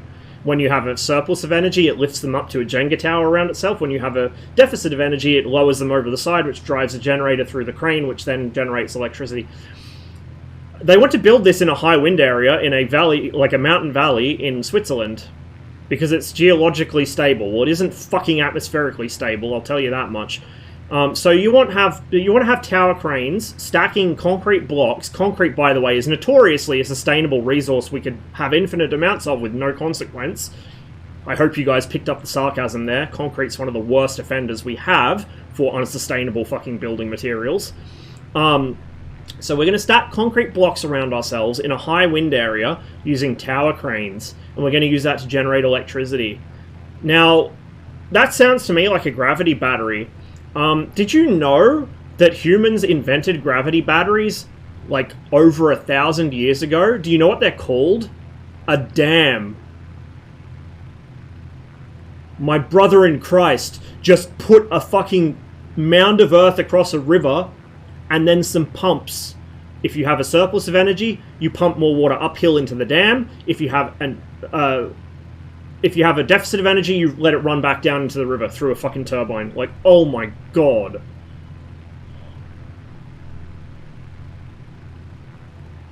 It's just fucking astonishing, honestly.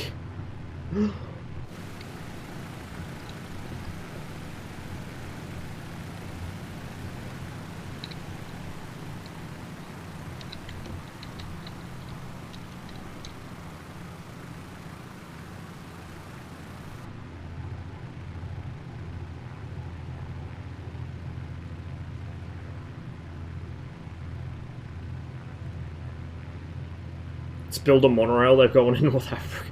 Fucking, monorail and light rail projects are like... I feel like those are kind of the halfway house for dumb tech bro shit.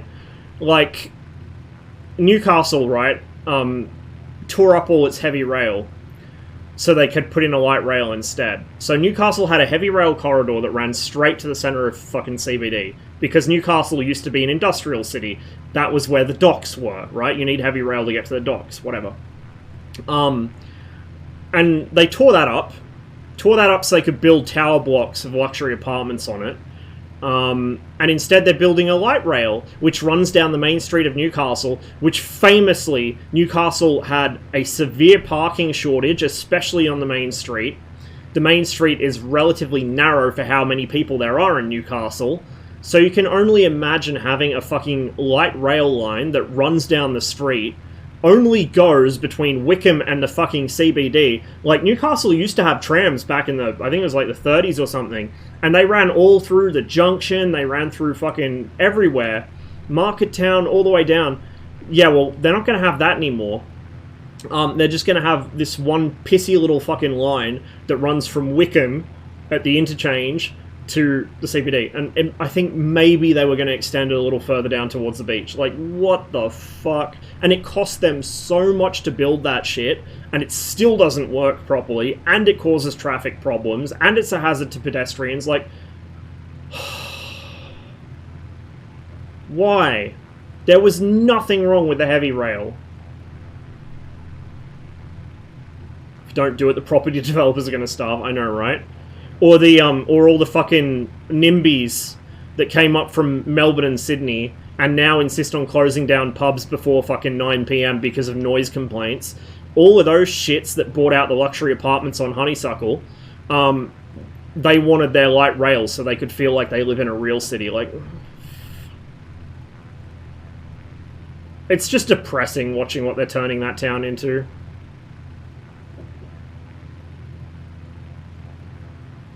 People that come up with this idea has 80 intelligence and minus 273 wisdom. Yeah, like, some of the shit people come out with is just dumb as fuck. Transonic, oh, nice. I like to see that come in for more modules in DCS. I mean, it should, I assume it will if Gallinet's programming it, but as long as it, you know, follows the rules for what humidity and temperature and density and all that it should format, it doesn't just happen every time like in War Thunder, then yeah, I'd like to see that come to the game for more aircraft. Streamed for 12 hours yesterday, now you stream for 5.5. You okay? Do you need help? Yesterday? I didn't stream yesterday, my dude. Are you okay, Saber? Do you need help? But no, I meant to stream for a while today.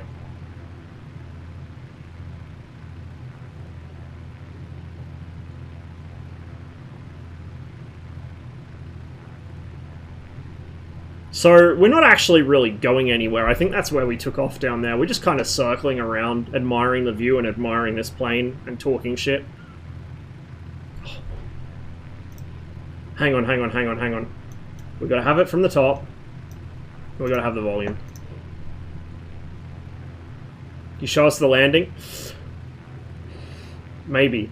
I've tried to land this once and it didn't end well. I'm not real familiar with this plane. I don't know what the landing speeds are. I'm not real familiar with water landings. So, I think what happened last time is I either struck the tail. I probably struck the tail, actually. I think we'll come in flatter. Waiting for F100 distorts the perception of time? It does.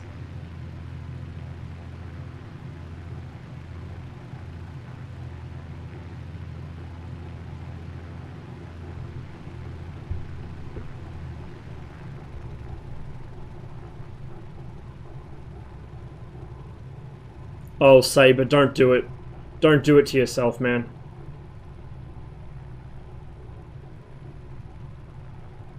There are people who love you, Saber.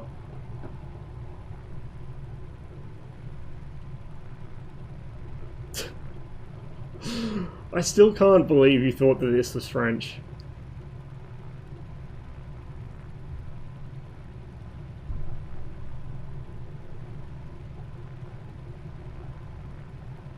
It is, yeah.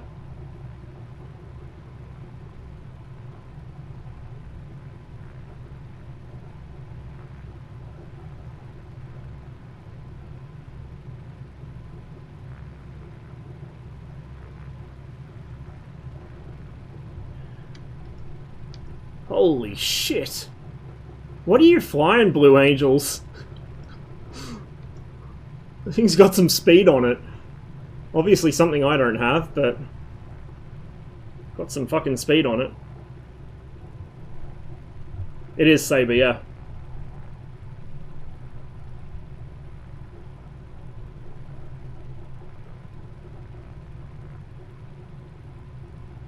I used to really enjoy World of Tanks, to be honest. Like, I didn't want it... Like, I knew it wasn't realistic, and I didn't want it to be. It was just a fun game I could play with friends.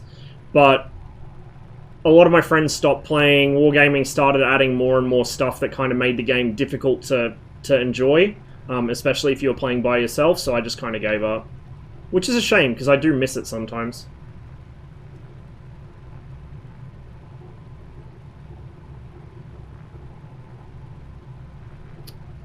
You're in your super... Why am I not seeing it then? Because I do have... Unless it's a custom one. If it's a MSFS Super Hornet, I have it. So I should see it.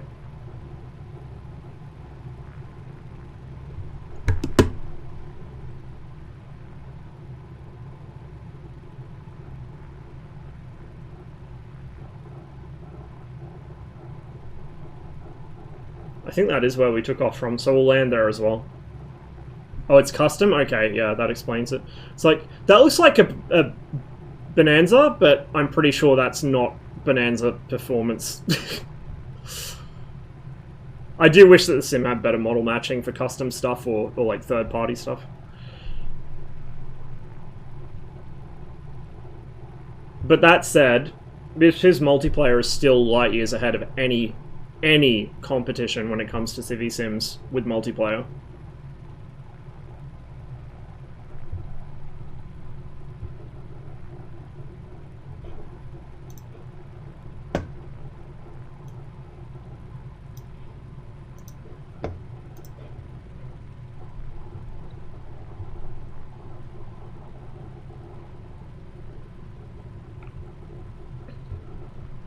I remember getting back to War Thunder a few months ago after 5 years of not playing. I was really amazed by the lighting and sounds of the tank battles. Wish the gameplay wasn't so bad. Imagine that engine put to good use. Yeah, it'd be interesting to see.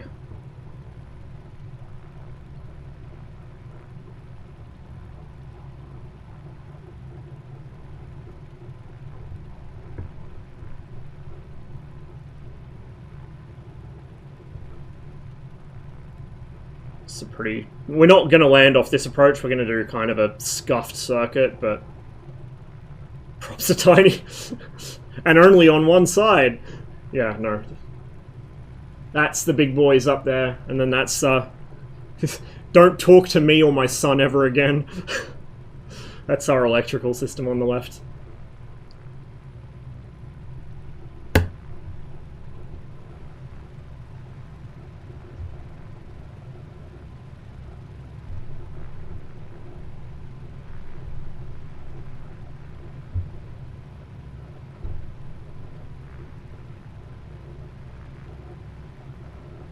Weren't they bringing the fucking Kitakami back to warships? That was the funniest fucking shit back when it was in the game.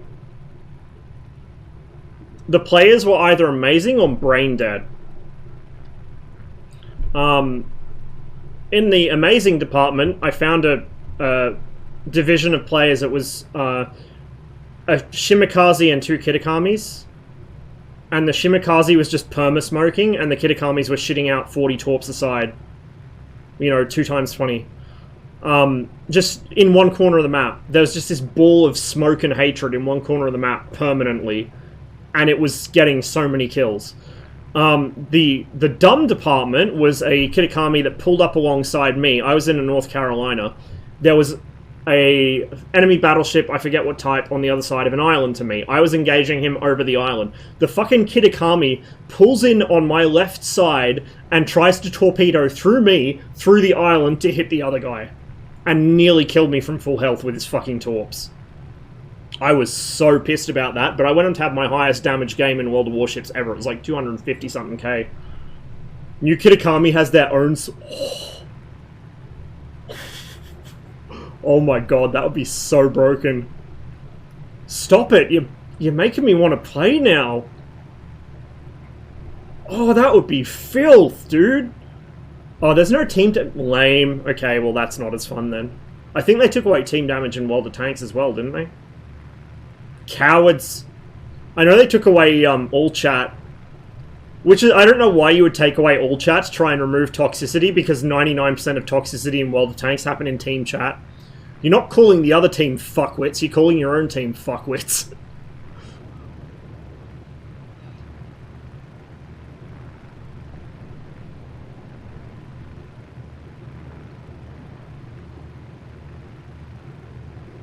Tanks hasn't had it since 2019. Oof. Yeah, I know War Thunder removed chat, but War Thunder removed chat because of spicy Ukrainian-Russian international relations that were happening in chat. Oh, there we go. Now I see a Hornet. Now I see a Hornet.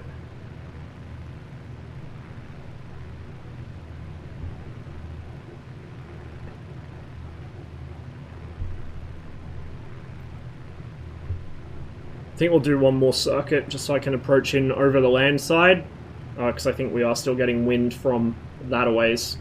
I want to land into the wind, not away from it.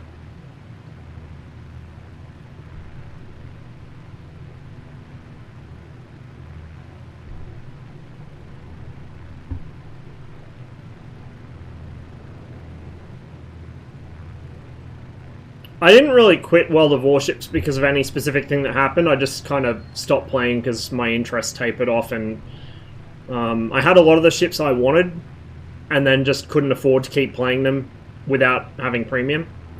Because I really enjoy the high tier stuff, because they look nice. So, you know, Yamato, Grozovoy. Grozo's one of my favorite ships in the game. It's a beautiful ship. But I just couldn't afford to keep running them.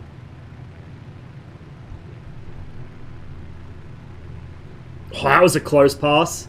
That was a very close pass.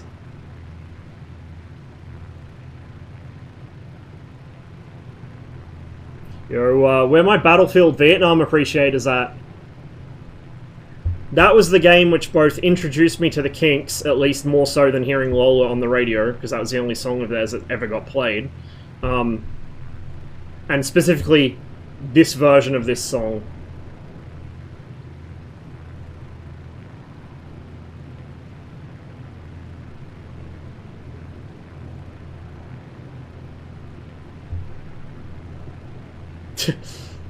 Yeah, it dies on its ass at about 30 degrees, unfortunately. That's one thing that does need a lot of work in MSFS, is the really high angle of attack shit, particularly for modern jets.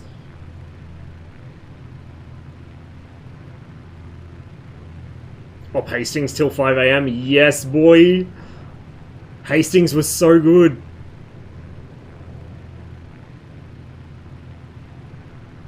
Which one was this? Was this... It was either this one or All Day and All of the Night that was the loading song for Idrang. I think it was this one for Idrang.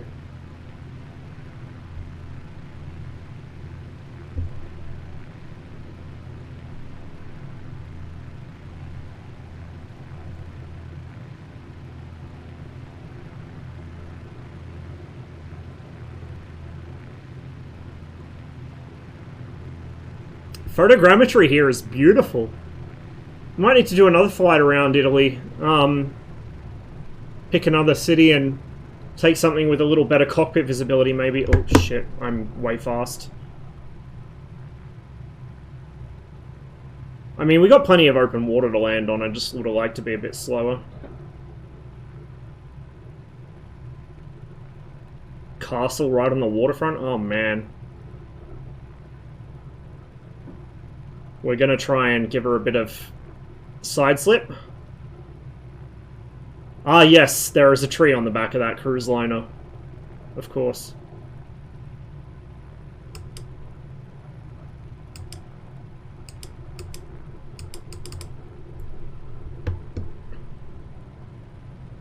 Need to get rid of some speed. I don't want to break the plane when I land. I think that's what happened last time, is I came in too fast and the plane pitched forwards and kind of cartwheeled. This thing doesn't like to lose speed, like it just doesn't really wash it off. I don't even think it has any flaps to slow me down, so... We'll just hope for the best here. Nope. I gotta figure out what I'm doing wrong with that, because it is, like, you can land it on the water, obviously, but... I have not figured out the secret yet. I'm probably too fast.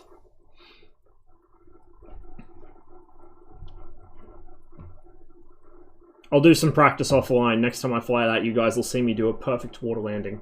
Maybe.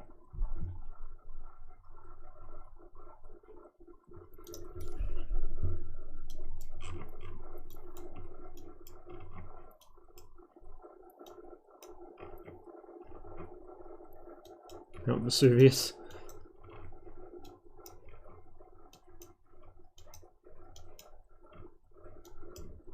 Airway wasn't steep enough.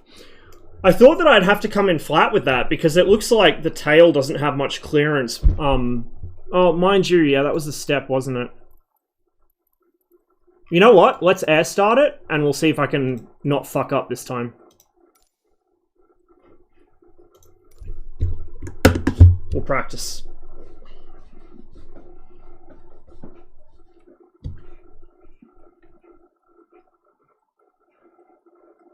It's probably a mixture of both, to be honest. I can land the goose, both versions of it, and I can land the widgeon. So I can water land stuff, I just haven't really had practice with this yet, because that's only the second time I've ever flown it. Test stall speed? It's not a bad idea. No, the water runway doesn't matter. You can land on water anywhere you want. I've landed the goose on lakes, I've landed on rivers. As long as the sim considers it to be water, you can land on it. I even landed the goose in, like, a sea state of no, or yes, I guess you would say. Like, sea state fucking 69, I landed the goose in, and found out that, unfortunately, the visual representation of the waves does not match the physical representation of the waves, because I was hoping to do some surfing in it. Hey, iBot. I'm attempting to learn to land this thing without breaking the plane.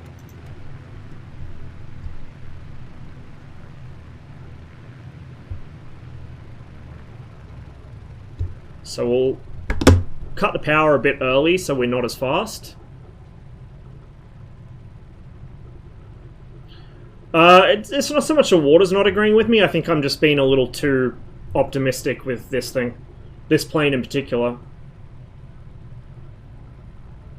Just from lack of practice. It does matter to an extent, Saber. You want to have it up on the step when you land, I think. Same as when you take off, it has to get up on the step to lift. I think you want to land on the step as well and then let it settle. Because otherwise it will nosedive and you'll end up cartwheeling. I was just worried about not having enough... yeah, you can see the step there, so... Maybe. We'll see how we go.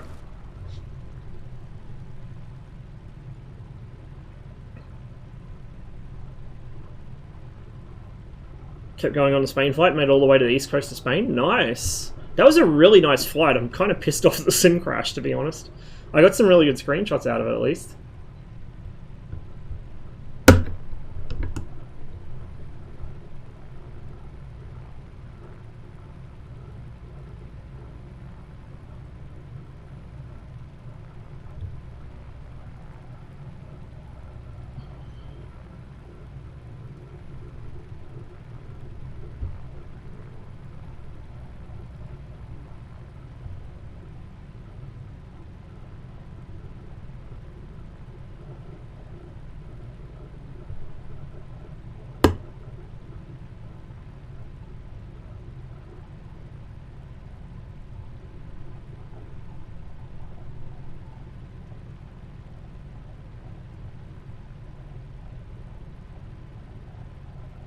Testing stall speed isn't a bad shout. Now's probably not the best time to do it, though. About 100. It stalls at probably less than that, but I could feel it starting to get slop in the ailerons at about 100, so that means it's pretty close.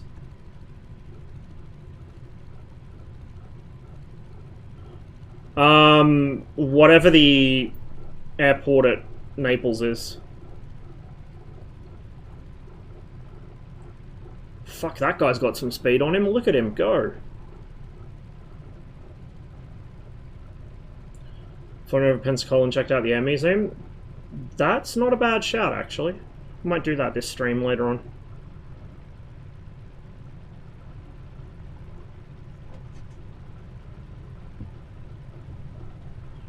We're coming in steep again, so we'll extend out our landing.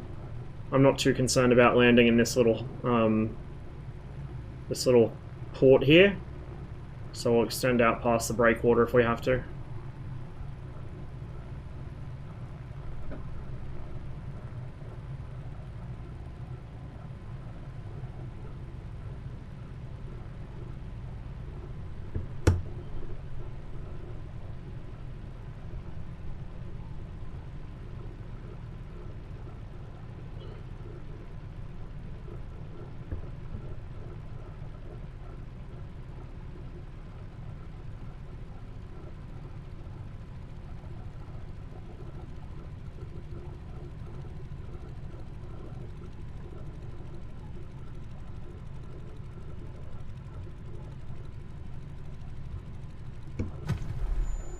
Ah! Yeah, I think I didn't have enough nose up. Oh well, I'll work it out offline. I'll get my technique down, and next time we fly that, we'll actually have a proper landing instead of breaking the plane. That's why there's only one left, if they let me near them.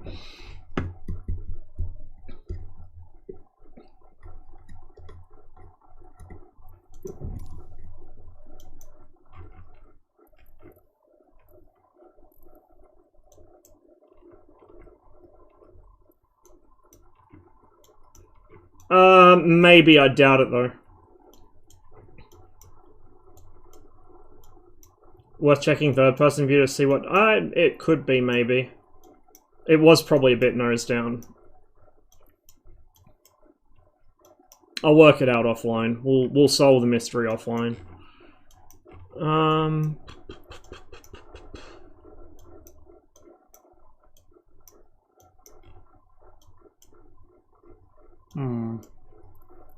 All these places I could go.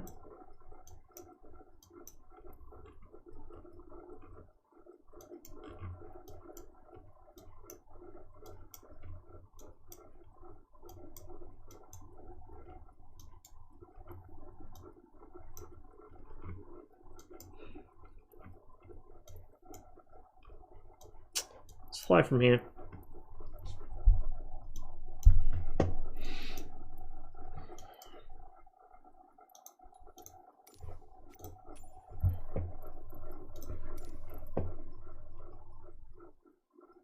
I just picked these two up yesterday.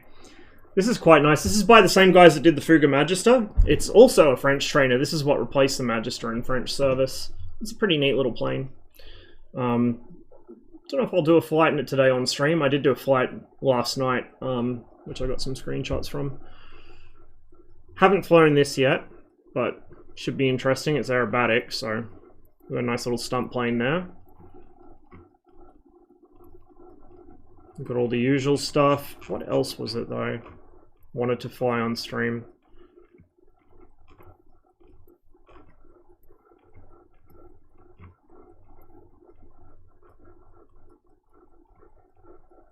I still want to do the Connie. But I want to do a proper long flight in it.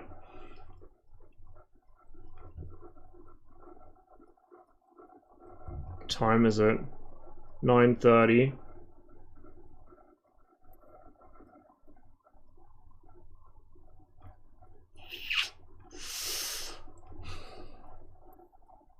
I've got an appointment, so I can't stream as long as I'd like to. We might do the Connie when I have a longer stream I can do. We'll do a nice long flight somewhere. Same with another DC6 flight. We'll do it when I got more time.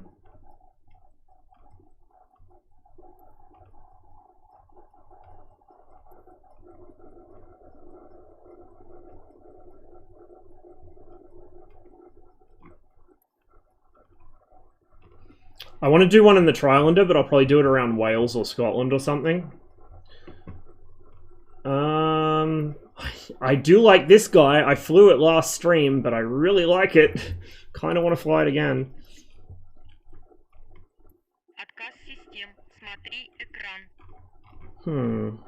Thanks for the follow, by the way, Blue Angels.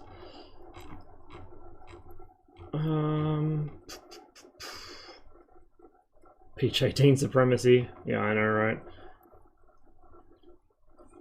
You know what? I don't think I've flown the Dornier on stream. Now, what I will say is the Dornier, I don't believe, has any trim. So it's going to be interesting.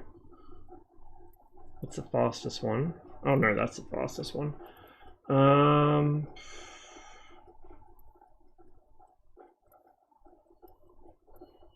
I have flown this version. It didn't have trim. I'll try this one. Yeah. We'll set it 65 fuel. I'm not going to use that much. We can't fly it from there because this is a flying boat. So apologies if anyone just spawned in expecting me to spawn in as well. We'll spawn from here instead. And we'll actually spawn from the... I don't think I can start Yeah, can't do it gate. Oh, actually, maybe I can. We'll see how we go. I don't know the startup procedure for this, but it should be pretty easy to work out. How's the L39 compared to DCS? A little different. It feels much more responsive to throttle. Now, I don't know if that's because they haven't modeled the engine 100%, or if it's because the MSFS L39s are mostly racing aircraft, and the Reno racing guys replace the engines with other stuff. But yeah, it feels a bit more responsive. It doesn't feel bad.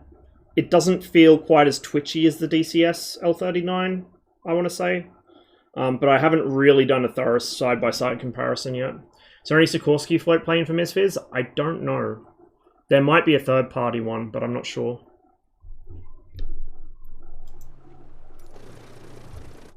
Oh, we got friend requests. And updates, which I forgot to check. So this one on water... actually, the water handling on this isn't bad either. They've improved it. It was a little sketchy at first. What in the good goddamn...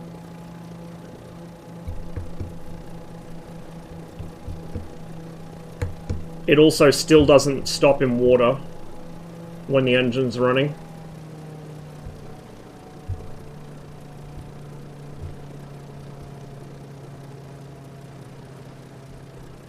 Do I have trim of any sort? Probably not. Don't look like it. Hey, Captain Anoni! Thanks for the raid. I hope you had a good stream, man. Good to see you. We're flying around Italy at the moment.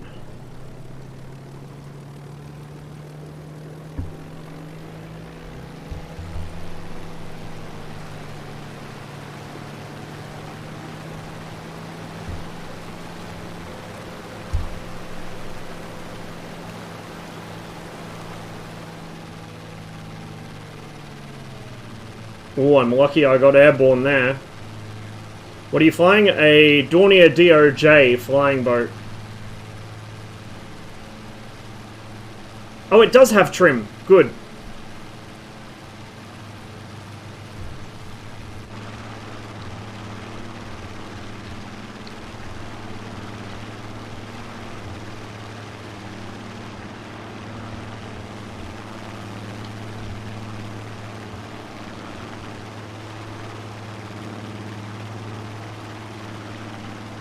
Quite an interesting plane. Oh look, we've got a little, it's not windmilling very hard, is it? A little electrical generator, I guess, there. Can I open that? Yes, I can. And that goes through to the nose compartment. So you'd have an observer or a navigator or something sitting there, I guess. A gunner in the military version. Yeah, I know, Izzy. I've set an alarm for it. Oh look, there's another one there.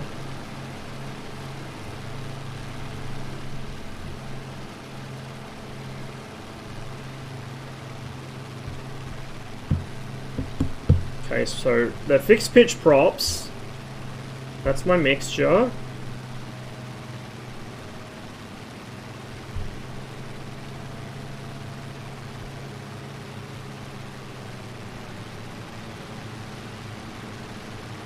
Hey, there we go. There's the Beach 18.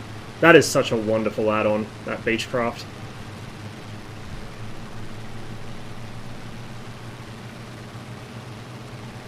This looks like a theodolite. I think it is. We got surveying equipment on our plane. Well, very upmarket. Finally made save 1934 for my Soviet Republic. Nice! I need to play that some more. It's been a while since I played it last time. I want to do it on stream as well, but I need to get better at the game first. My cities are all dysfunctional.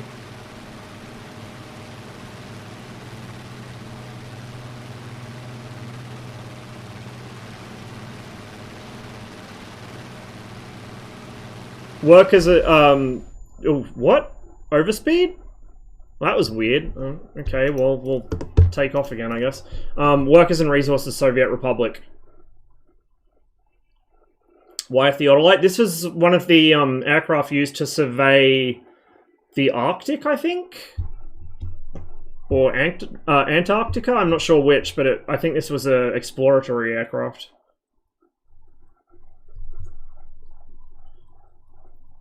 Eagerly waiting for the cosmonaut mode.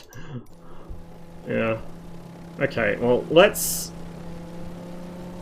Okay, I'm gonna move my... Oh, no. Move that up. Move that back. Increase my field of view a bit. There we go.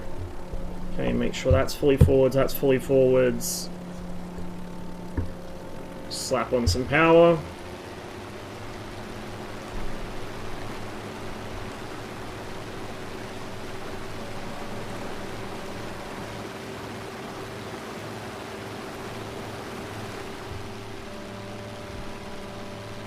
This thing takes off pretty positively. The S-55, it kind of just gently unsticks. This thing fucking launches out of the water. Whoa! That was a close pass.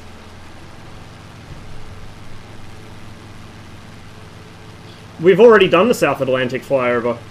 I did that a couple streams ago. What? What am I doing to it? Surely it doesn't overspeed that easily. We'll try again. I need to pay more attention to flying and less attention to chat. It feels like it does have a lot of engine power behind it though. Like, a lot of engine power. Over rev? Wouldn't wreck the aircraft, I don't think. Okay, one more attempt. Yeah, I'm used to just being able to leave the throttle up, but yeah, looks like we're going to have to pull it back quite a bit. I might not even go full throttle on takeoff, to be honest. I don't think we need to.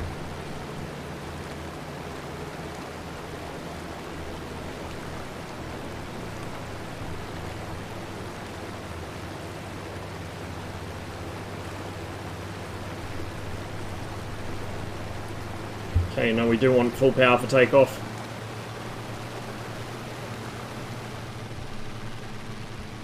Okay, now we come back on the power.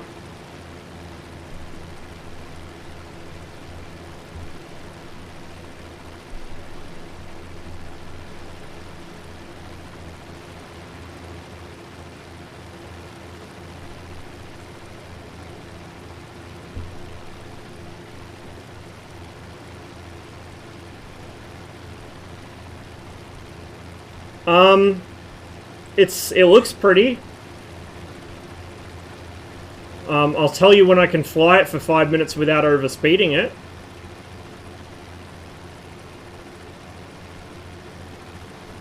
It seems pretty nice. So one of them, the cabin one, the passenger one, at least when I flew it a couple months ago, didn't have any trim, which made it a real pain in the ass to fly, because you have to be full back stick at high speed. Otherwise it just nose over and crash. But this one does have trim. This one flies alright. Pretty responsive for an aircraft this size.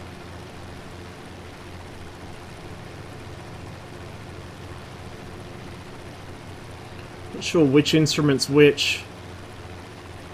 There's our airspeed down there, which is still building, by the way. Do we have a Vario?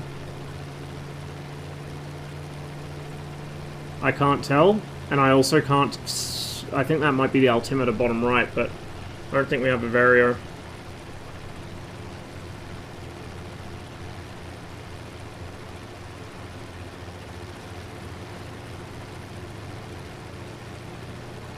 Weird plane Monday. I guess it is, yeah. I guess it is.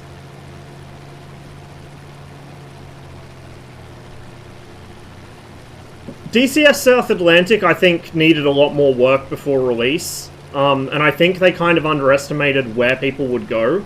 Like, it's one thing to model all the towns and airports and everything in high detail, but I think they probably should have realized that more people would go straight to the glaciers. Because that's something we didn't have in DCS before. Even though we have the Caucasus, we didn't have any real glaciers. So yeah, like, the fact that that's the part of the map where there's the least detail and the least amount of work's been done, kind of a problem. I just wish that they'd kind of held on to it for a bit longer. And got a bit more of that done before release. Because it's... I think with some more work, the map could be okay. But for the asking price and in its current state, like, it's not really an ideal plan to pick up yet.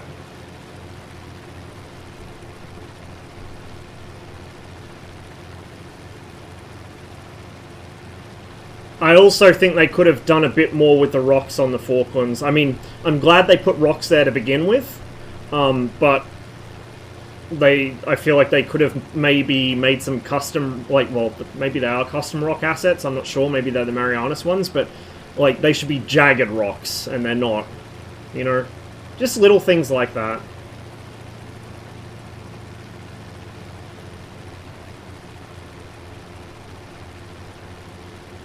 $1,900 RPM, Rolls-Royce Eagles. What was I at on takeoff? Oh, I don't want to overspeed it, but yeah, we'll sit at about 1,300. It seems happy cruising like this, so we'll just use this power setting.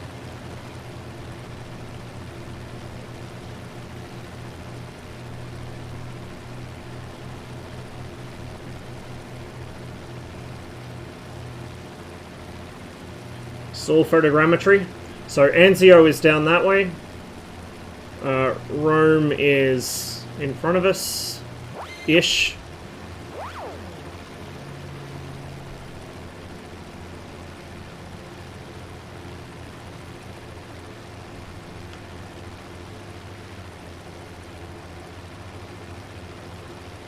Oh shit! I wonder, I won't check it today, I'll check it off stream sometime, but I wonder if any of the fucking NATO communication radar stations in Italy are done in photogrammetry. They're probably not, but if one of them's close enough to a major city, maybe? I'll have to have a look, because there's some really wild Cold War shit in Italy. Really wild. You know, while on the one hand the CIA were funding neo-Nazis to try and overthrow the Italian government, because they were a bit too pinko for America's liking, NATO was also investing immense amounts of money in building underground bunker complexes, communications relay stations, early warning radars, the lot. So there's a bunch of different early warning stations around Italy on mountaintops that would be really cool to see in the sim. I've seen videos of Urbexes exploring them. Broken Window Theory has some really good ones. I think they've got a couple of the early warning stations, and then they've got one of the big underground complexes. I forget where it was, but it's like a massive complex with kilometers of tunnels. Gold Tony, thanks for the follow. Welcome to the stream.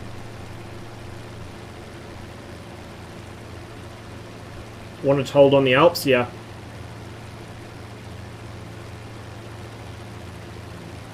Get fucked in RV as well, but I don't know anything about BFM, nor does like 90% of War Thunder's player base. The simple trick of doing like a lag displacement roll fucks with them so hard. Like the most basic bitch stuff DCS players know to do, you take that into War Thunder and it blows people's minds. It's hilarious.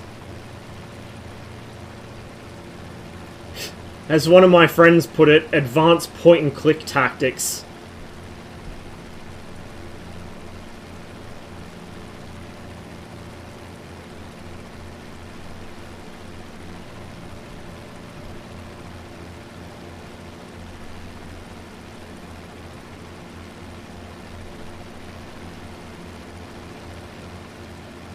How is ArmA? It's pretty decent.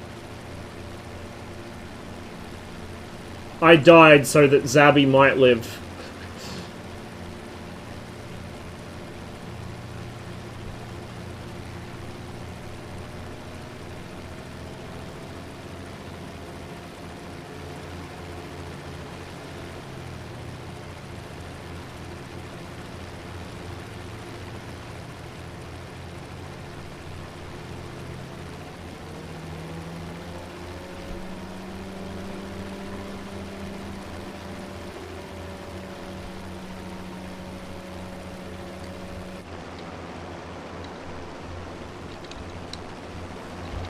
Such a cool plane.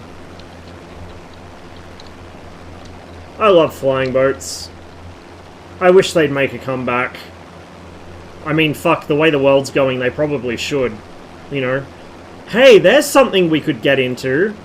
Let's bring back flying boats and be prepared for when the sea levels rise. This is a close pass.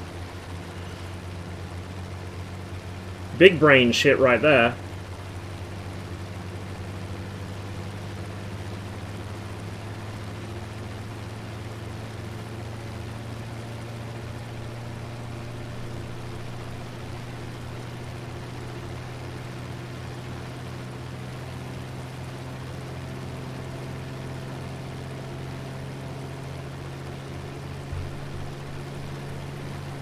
Hear the idea they had for the C-130? For what? Oh wait, no, like a real C-130? No. What are they going to do with the C-130 next? They've done just about everything you can do to a plane to the 130. They strapped rockets to it. They've made it land on a carrier. They've thrown shit out of the back of it while it was still flying. Adding floats for ops in the Pacific. It's not a bad idea. Where are you now? Somewhere around Rome. I'm not 100% sure because I haven't bothered to keep track of where I'm flying, but somewhere in the general vicinity of Rome.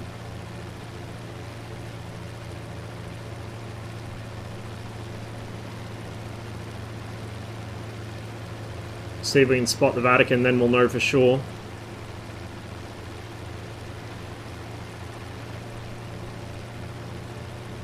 Saunders Road back up and running, get him and produce the SR-45. That'll... Yeah, there's a name I haven't heard in a while.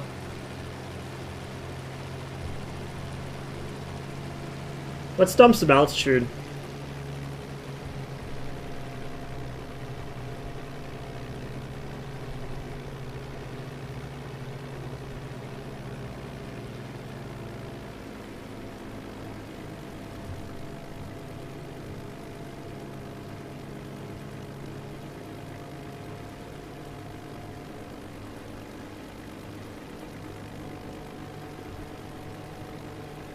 This looks gorgeous, dude. Absolutely gorgeous.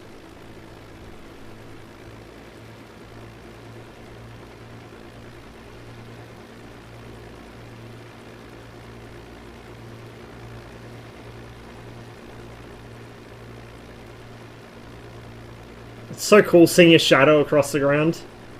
Like when there's actual buildings and tree lines and shit down there. Not just open flat ground like, you know, most flight sims up until this point.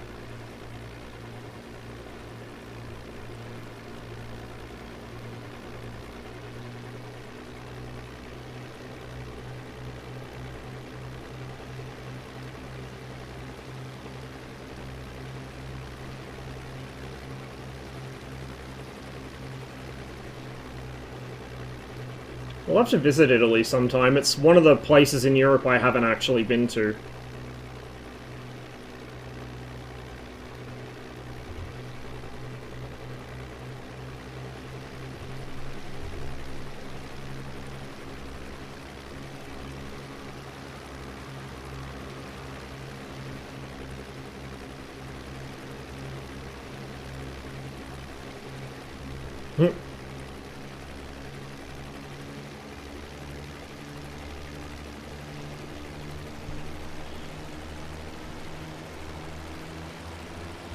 I think there may have been a few misunderstandings when that concept was communicated.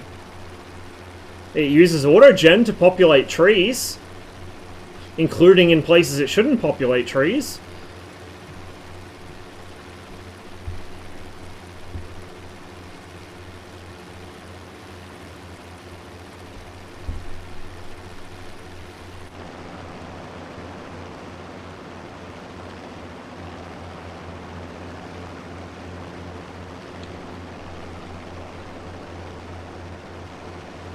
That looks so cool.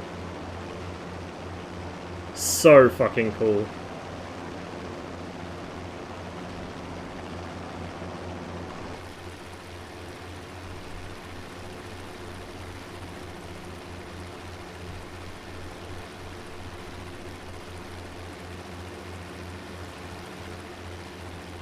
Yeah, unfortunately, it's not getting any cheaper to do. I'm glad I was able to get Beepski Mark II put together when I did, because the prices have only gone up since. And even then I paid more than I really wanted to.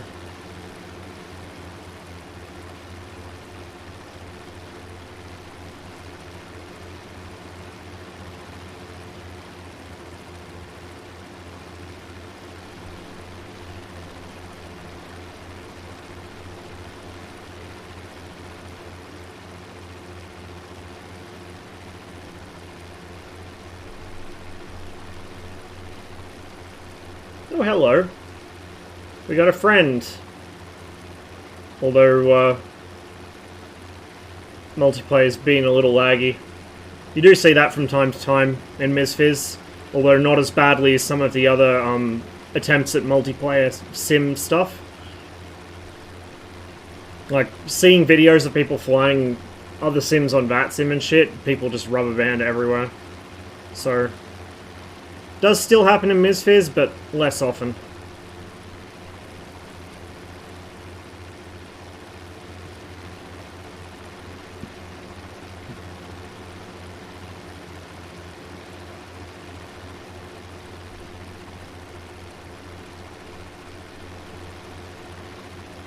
Plus component to my new machine should be here in a few days. Can't wait to be able to play DCS at reasonable settings. Hell yeah, man. Is it single player? This is multiplayer. That's another player that's flying along with me.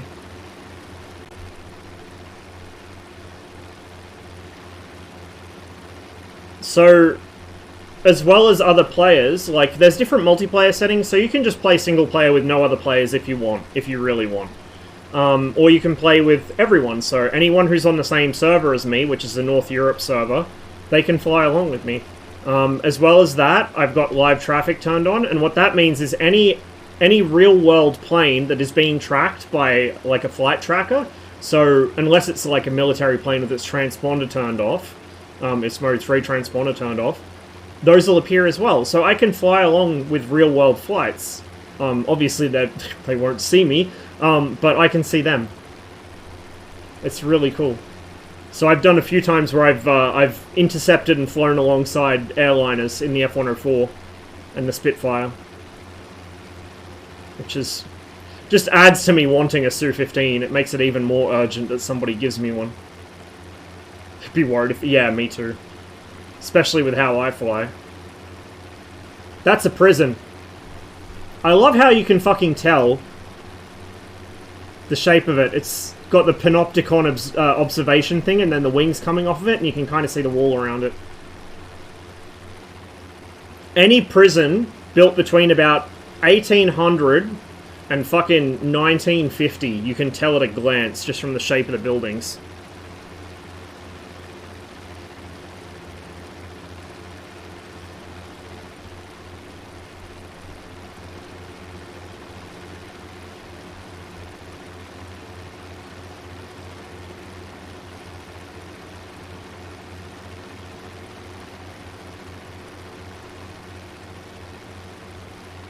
Yeah, they are much more like French cities.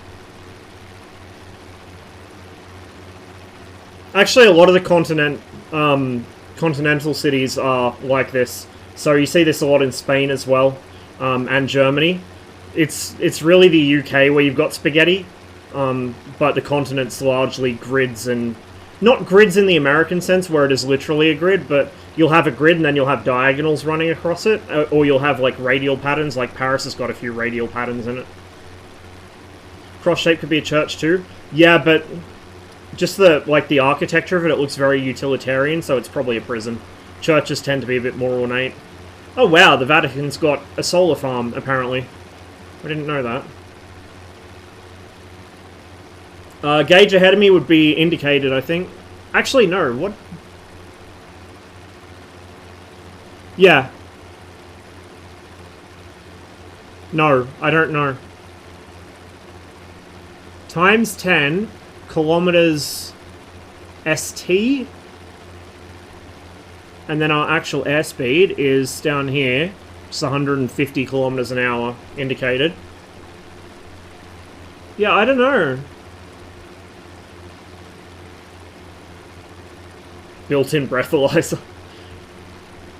Oh, you know what that fucking is? No, that wouldn't be an altimeter, right? I don't know. I don't know what that is.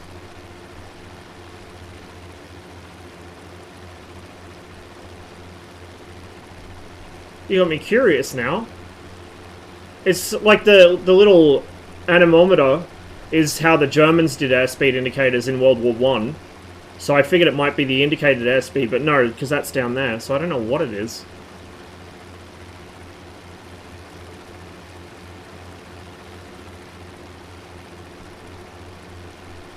Quite cool either way. So yeah, this aircraft was fitted out for scientific expeditions, so hence we got all the extra instruments, that, whatever it is. We got a fucking theodolite here. We've got, this is probably a generator for something. Then we got this little turbine back here. It's covered in interesting little features.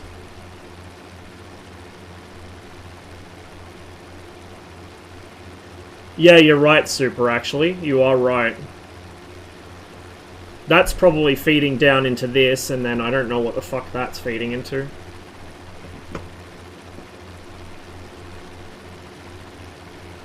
A little airport over there, a little runway.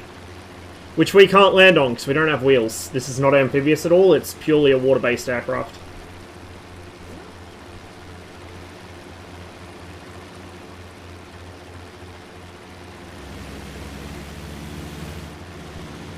Oh, that's what that sound was.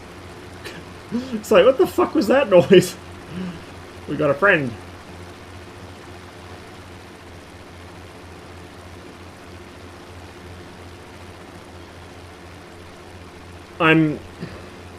God help me, I'm about to piss off some sim fanboys. But I'm gonna do it. I'm gonna have a spicy opinion. I haven't been following closely along with X-Plane 12 development, but I have been watching a few videos. X-Plane 12, to me, is visually indistinguishable from X-Plane 11 or X-Plane 10. I have this. All of this was a free add-on. All of that was a free add-on. For many, many cities all around the world, I have this quality scenery. I have this quality weather. This plane cost me a bit, because it's one of the fancy special edition ones, but, like, I don't understand why, like, no matter how good the flight model might be, I don't understand why they're so set in their ways about only just now trying to include some sort of integrated multiplayer, which probably isn't going to be engineered anywhere near as well. Like, you guys have seen how much the servers on this struggle and how much I drop connection from the servers on this. Imagine Lamina trying to run their own servers for however many users. Like, I can't see that happening. And the scenery. Like, it's too little too late. I really don't understand. Unless you're going for the professional market who can afford to spend and don't care about visuals, or if you're going for people who are already heavily invested in X-Plane and already have add-ons that they can port across, if you're going for new players to keep your sim alive and to expand your player base and bring more money in, I don't understand why you would not have invested earlier in something that could at least try and compete with this sim. In terms of visuals, in terms of ease of... Not ease of flight, like, flying should be realistic, but in terms of ease of actually getting into the sim. I said this when MSFS came out, because I was considering buying X-Plane 11 at the time MSFS came out. Mostly on the strength of Fearless 2154. That's the main reason I wanted X-Plane, was because of that specific plane. If that plane didn't exist in the sim, I wouldn't have bothered. But looking at the setup costs to get X-Plane to look good, the space costs to build decent scenery, and I'd have to build it myself a lot of the time. The kinds of areas I like to fly, I would have to build my own scenery, because it just doesn't exist. Like, all of the cost, all of the time, all of everything to set up X-Plane for the kind of flying I do, which is jump in a plane, get the thing started, take off, fly around, land. Where we're going, nobody knows. 90% of the time, I don't even know anything about the aircraft. I'm just kind of flying by feel, learning as I go. That kind of stuff, it's like it wouldn't have been a good investment. I'm glad I skipped it.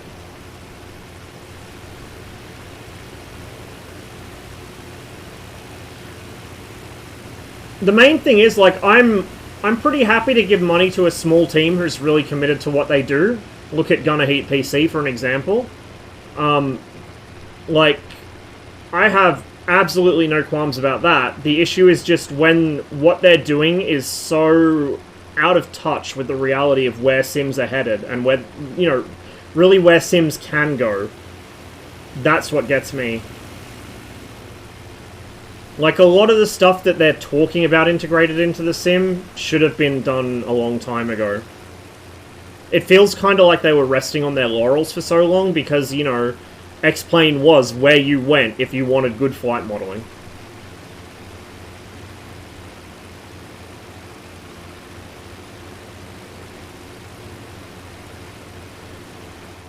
Now, having said that, I hope they are successful enough that they can keep the series going and improve it in the future, because, you know, it's only going to encourage... Well, hopefully it would only encourage them to get better when they have to compete against this, but at the same time, I feel like they've kind of let the competition, in this case Asobo, get way too far ahead of them, and they're mostly going to be just relying on their existing user base, because they're, like, when you're competing with this, it's going to be really hard to pull in new users. And especially for people like me, the only thing that was going to pull me in was the fucking 154. If Fearless starts bringing his aircraft to MSFS, that's it. My sole incentive to get X-Plane is gone. Completely. Yeah, I actually watched a video of Plague Tale, and it looks gorgeous. I'm going to have to get that game now. Like, you know, regardless of their work they're doing with Microsoft now on this sim, Asobo seem really good at just making beautifully made games. Which is funny, because I never heard of them until they did this.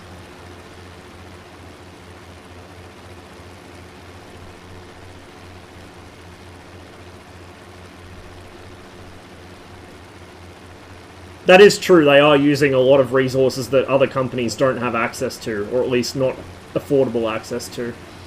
So I suppose that, you know, it's not the fairest comparison, but at the same time, if they'd maybe seen the writing on the wall a bit sooner and reacted to it a bit sooner, they wouldn't be quite so far behind, you know what I mean?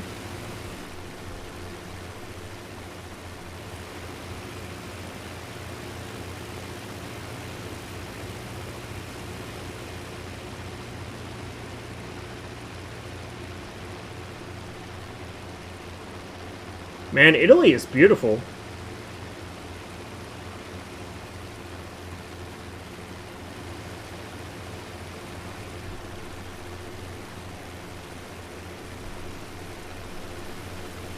DC6? The DC6 is fucking excellent. However, and I hate to fucking say this because it keeps fucking happening with sim devs, however, PMDG are having a bit of a PMDG moment. And issued takedown notices against every single fucking texture mod for their... Not liveries, liveries are fine, but every texture mod for their aircraft on .to, they had taken down because they had a fucking dummy spit, because some member of the FS.to community fixed a bunch of texture errors in the 737 cockpit and uploaded them. And they're losing their shit over it that somebody insinuated their 737 was not perfect because they released a texture fix for it. It's... I swear to God, dude, fucking sim devs and their fragile egos drive me up the wall. Also, you know, it's not a new thing for them, but they're especially now enforcing their fucking ridiculous rule on their own forums of you have to sign your posts with your real name, first and last name. Like, yeah, bro, let me just dox myself on a fucking obscure hobby forum full of people with all kinds of fucked up issues. Like, I've spent enough time playing flight sims, particularly, you know, multiplayer flight sims, to know that the flight sim community is full of very strange, vindictive little people. Let me just fucking dox myself so I can tell you to fix your fucking shit and stop harassing community members for doing it for you. Like, what the fuck, dude?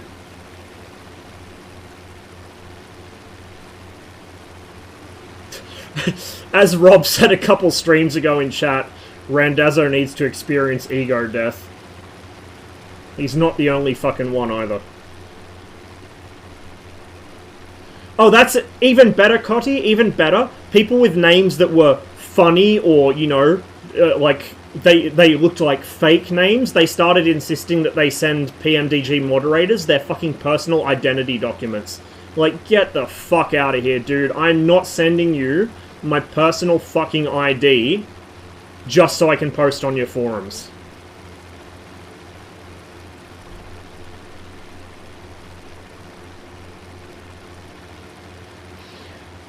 I feel like that's fair that this is about the scenery and X-Plane's about the planes. The problem's going to become as more and more experienced and talented developers come to this, then it's going to have both the scenery and the planes.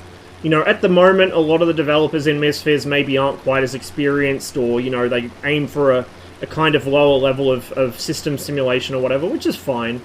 But the more devs move over from X-Plane... Oh, we got a bit of a height mismatch there. The more devs move over from X-Plane or from other sims, like, if A2A comes to this, like, what the fuck? You're screwed. So that's the edge of the photogrammetry there. And the photogrammetry height mapping and the auto-gen height mapping don't quite agree here.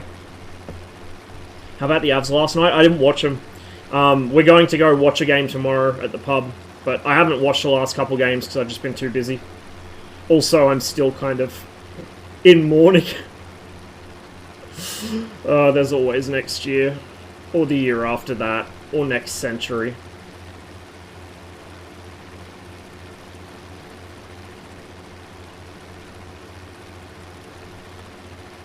I'm not even sure who I should cheer for now. I was going for the Rangers, but, like, do I go for Tampa because, you know, then me and Dub can cheer for the same team, and also I can cheer for the guys that didn't beat the Oilers? Or do I cheer for the Avs because, hey, they were good enough to beat the Oilers, maybe they're, like, I don't know. I'm confused.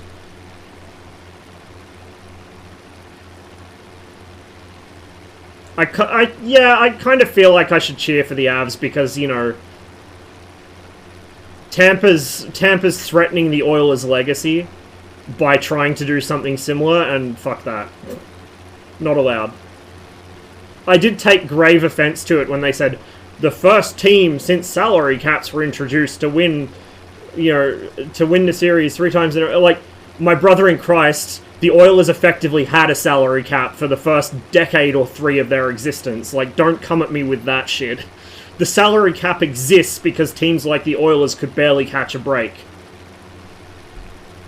It was a fucking miracle they did so well early on.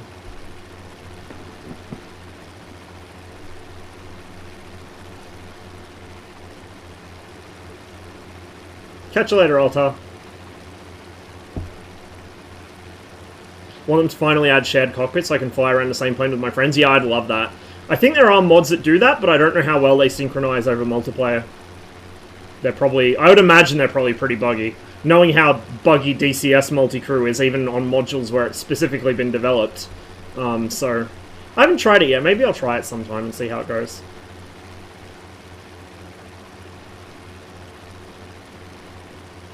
I think sail ships would have no fuel costs, but the amount of money spent on food probably outweighs the travel cost of your average airliner.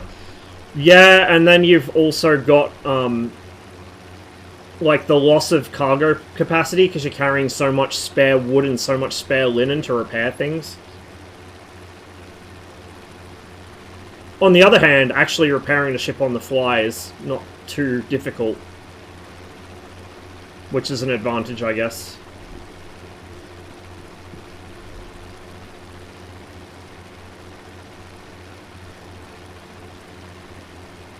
Been eyeing up the BAE as the first payware on MSFS. Get CCM's mod for it. I mean, it's okay, but the flight model has some issues, hence the need for the mod.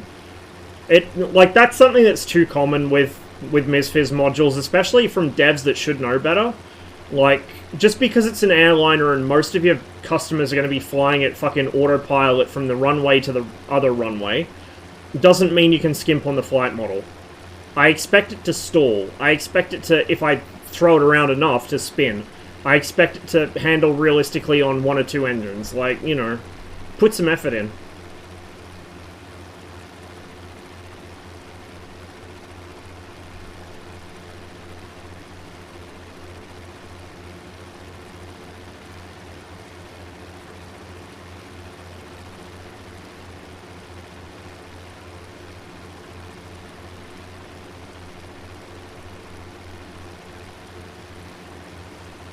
Sure, in 3 to 5 years, MSFS will be up to snuff in all the departments that's lacking. It'll be yeah, definitely. And then the question becomes, how long is Microsoft going to keep the servers open for?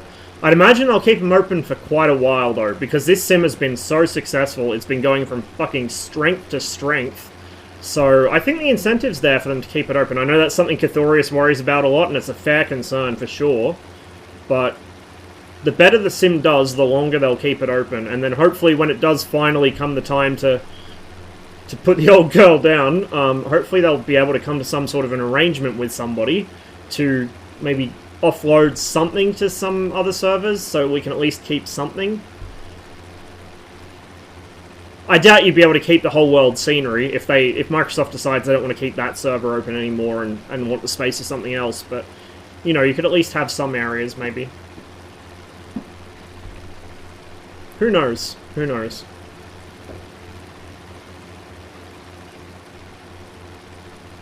When DC-3 comes, you should do a flight from Tierra del Fuego to the Antarctic Peninsula, like the early exploration days. Hey, that's not a bad idea. That's not a bad idea at all. I will get horribly lost and we will all die. It'll be great.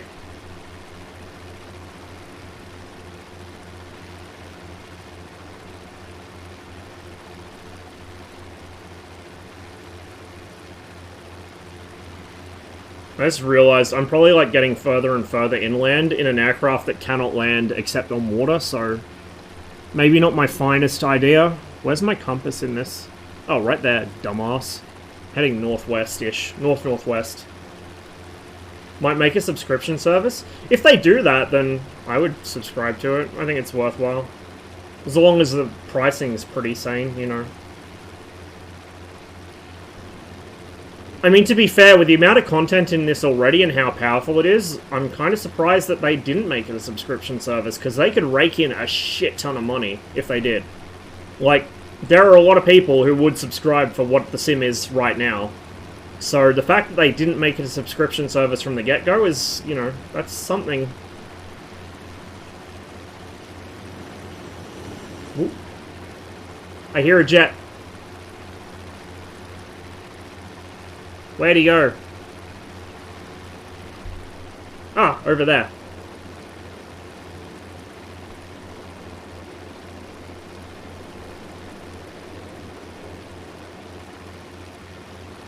Might live through Game Pass? Yeah, maybe.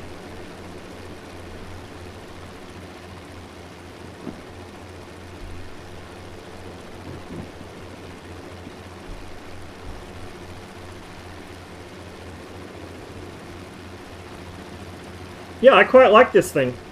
I quite like this thing. So the cabin version was a little annoying to fly because of the lack of pitch trim. But this is nice. Once I figured out that I was, you know, getting a bit ham on the throttle, and chilled out a bit, this flies nicely. Good view as well, except forwards. Hey, Yuki.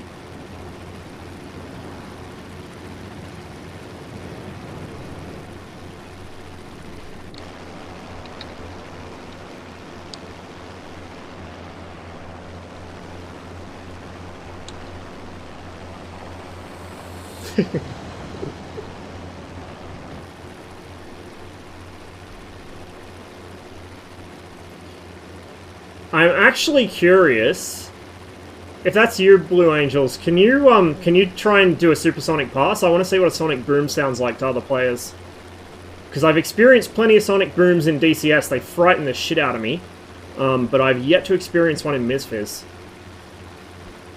This is a Dornier DOJ. This one specifically, I think, was modified for Arctic or Antarctic, one of the two, exploration.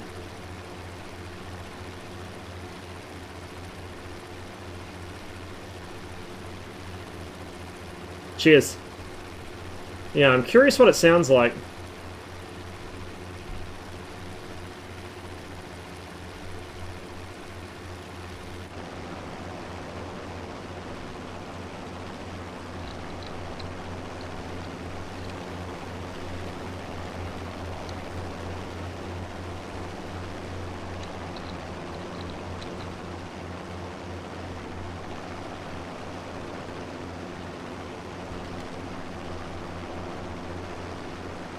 I love these early flying boats.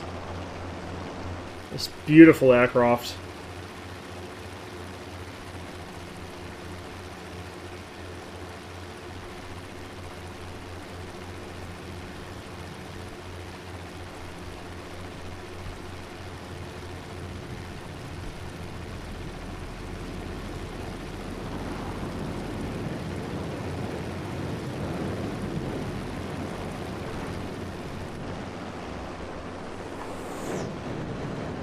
I think you were still subsonic there. That or it doesn't actually do the sonic boom on multiplayer. Because I could hear you coming, so I think it's still just below the sound barrier. You might need to go on a bit of a shallow dive, because I'm not sure if the Super Hornet will break the sound barrier on the deck.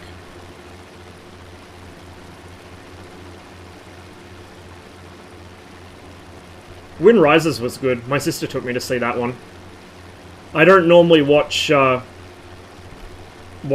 stuff, but she promised me that I would enjoy that one, and I actually did. 680 knots. Interesting then, so it doesn't actually play the sonic boom for me. That's kind of disappointing.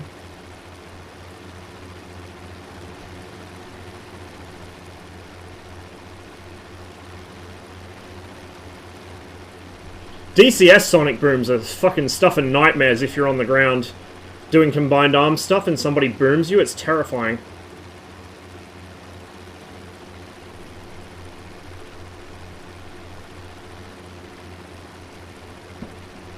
I mean, to be fair, World War II and post-war aesthetics are pretty nice too, aviation-wise. Recommend Porco Rosso if you haven't seen it yet. I haven't yet, but I might have to check that one out.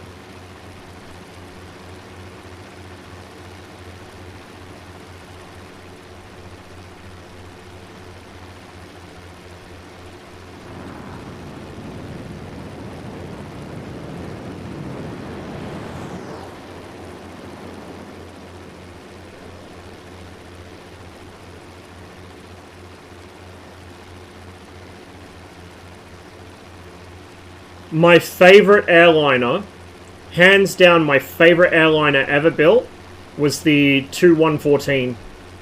That thing is gorgeous.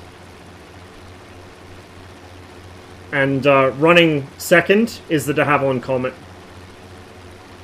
The Comet was my favorite as a kid, and then I found out the 114 was a thing. Yeah, it doesn't play for me, unfortunately. Hopefully they add that at some point. It does model it when you're flying the plane super, because when I was flying the Super Hornet and I had it supersonic, when I moved the camera forwards of the aircraft, it went silent, and as you move the camera back behind the aircraft, the sound picks up suddenly.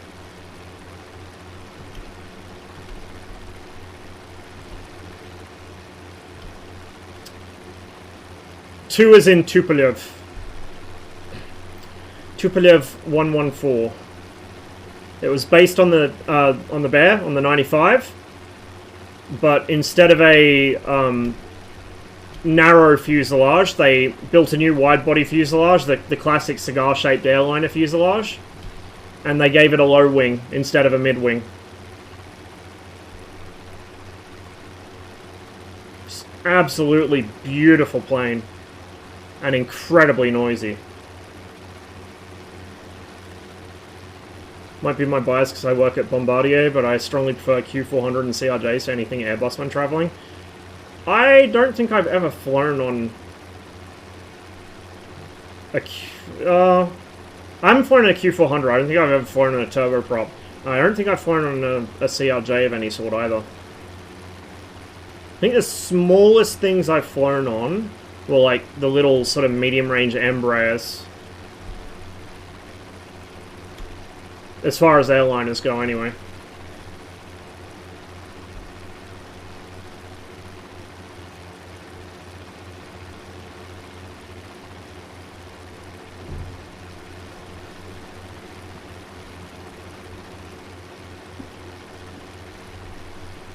But like Airbuses are just not interesting to me. I like the A380 is all right because it's so big.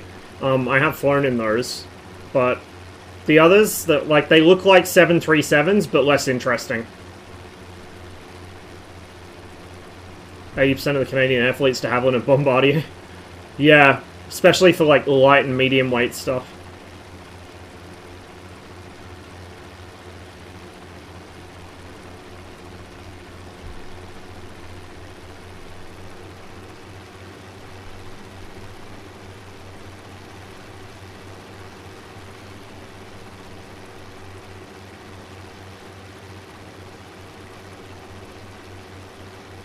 I wish the game start with 737 instead of an A320. Didn't really bother me either way, because like if I was going to fly a 737 in the sim, I would want an original 737. Like one of the very early versions, if not the original version. The modern ones with glass in the cockpit don't do it for me.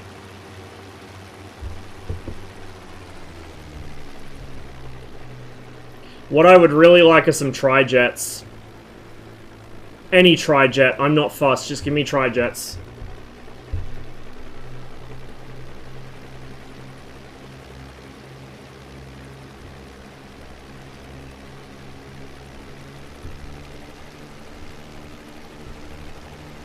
It's a nice lake. Let's land here.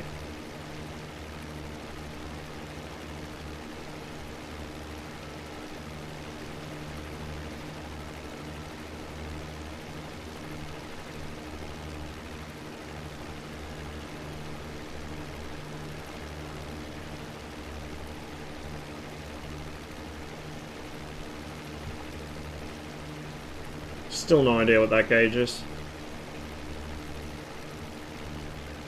KC DC-10 that's under development? Oh, nice. That makes me happy. That makes me very happy. Let's see if I can land this without breaking it. I should be able to. I landed the cabin version of this last time I flew it, which is a couple months ago.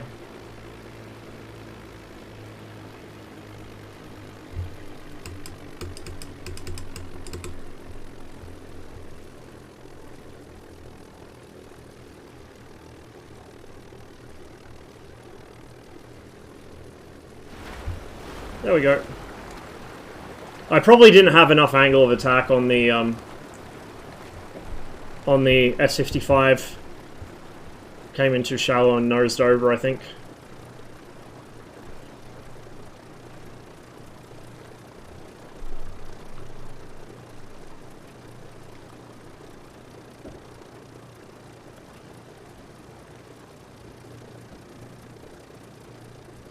So this thing steers pretty alright on the water. However, with the engines running, we are not going to be able to stop.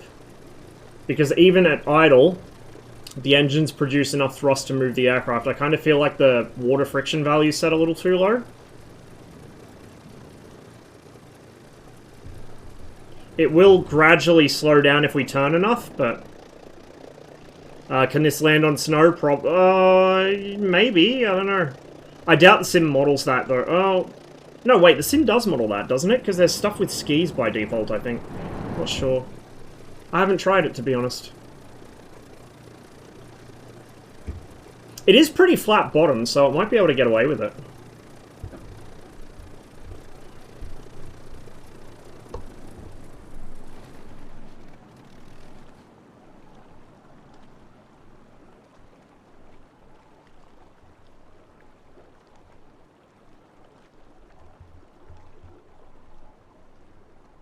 That's fuel stuff. Do I have mag switches somewhere?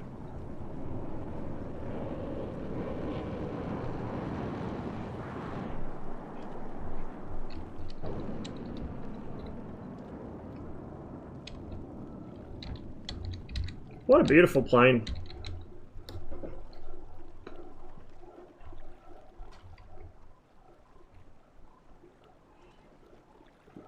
I was pretty disappointed when I found out that MSFS water, like the waves aren't physically where they appear to be. So for those that missed the stream where I did that, I set a 40-something knot wind, and we flew from, where was it, like St. John's or something. So we were flying out around Newfoundland. Set the fucking wind to 40-something knots in the Goose and tried to land in it. And I was clipping through the water. It seemed like the waves followed the actual physical model of the wave followed the visual one for a while, but then after the aircraft slowed down, it just started levitating.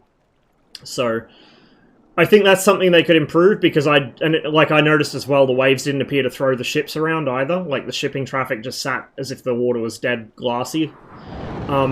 There's definitely movement on the water, because you can see here, there's gentle ripples and the plane is gently kind of moving around, but I was really hoping that by landing in actual, like, holy shit heavy seas, the plane would, like, ride the fucking waves up and then dump into the troughs and shit, but it doesn't. So, please, Asobo, if you happen to be listening, can we get that in a sim update, please? I want to do really stupid surf landings.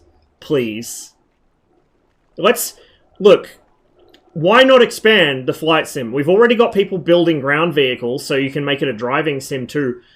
My guys, let's make this a surfing simulator. So you can fly your fucking Grum and Goose, park it just off the beach, get out your boards, and fucking go for it. How good does that sound? Like, I am totally down for that. Anyway, let's do another flight.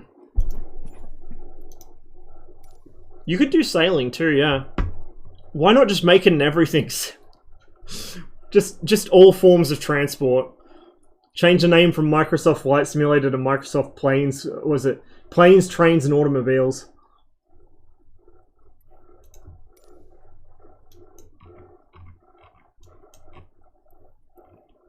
Yes, that was Rome we were flying over. And yeah, the Vatican has a solar farm. Who knew?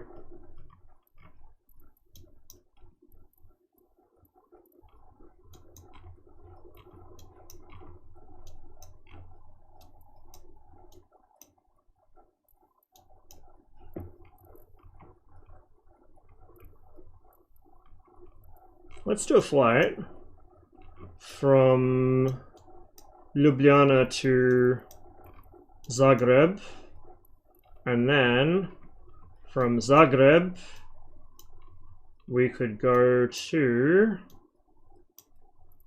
Belgrade. It's going to be a long-ish flight.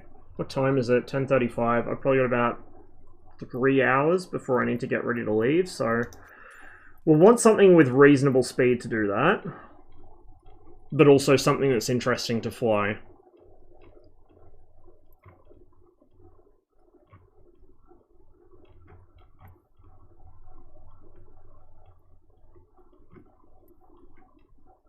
I still haven't flown the 146. I don't think we'll do it today, but I do want to do it at some point.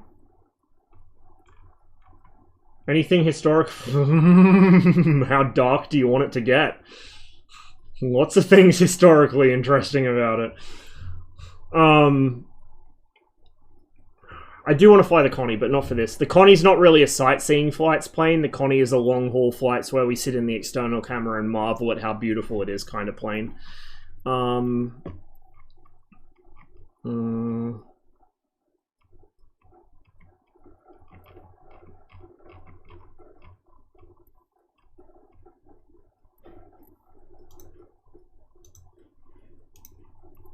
DC6? Yeah, I mean, we did do the DC6 pretty recently, though. 310R? We could do another 310 flight. It's been a while since I've done the 310 Halo thing. The Pelican is not the best for sightseeing, so I'm going to have a quick rant. I wish they'd done the original Halo Pelican instead of the Halo Infinite Pelican, because see the way the cockpit's laid out? It looks like an Apache cockpit. You got it sloped uphill and it's quite narrow.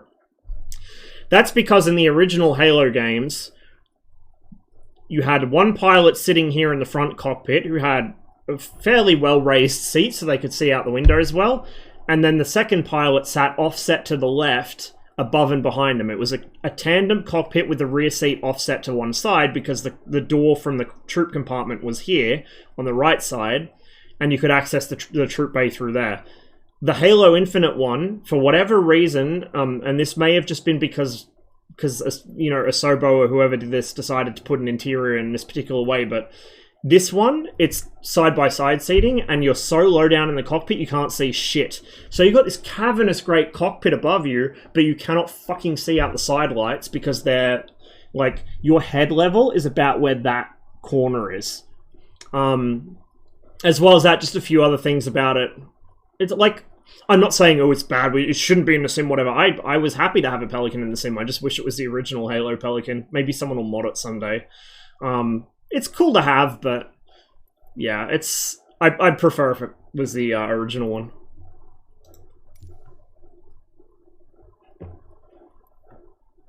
C-130 pilot, I am not competent in the C-130, believe me.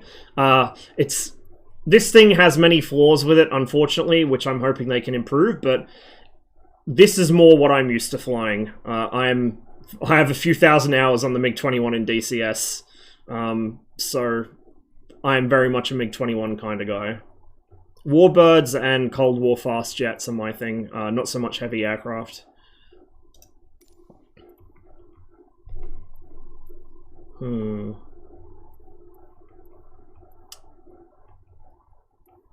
Let's take...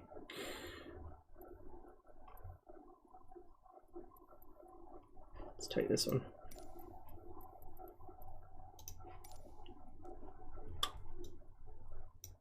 Oh, right. It doesn't need to move that because it does everything in sim. So we do all that through the EFB. Where's the nearest airport? Holy fuck. Okay, well, there's a bunch of tiny little ones. I guess for crop dusters and helicopters and shit. This thing needs a fair bit of runway to get going. So, here's the airport here. I'll try not to thrash the engines too hard, because I don't want to be replacing them. Oh, the 310's amazing. 310 is probably one of the best planes in the sim. That and the 247. Speaking of which, we are about due for another 247 flight, so maybe next sim when we're... Or next stream when we're doing MSFS, we'll get some 247 in.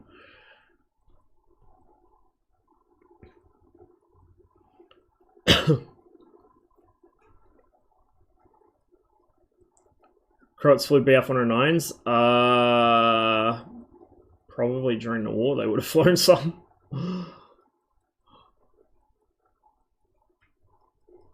Would be a really cool trip with a hydroplane. All the way across the Danube. That is actually a really good idea. We could do a Danube flight sometime.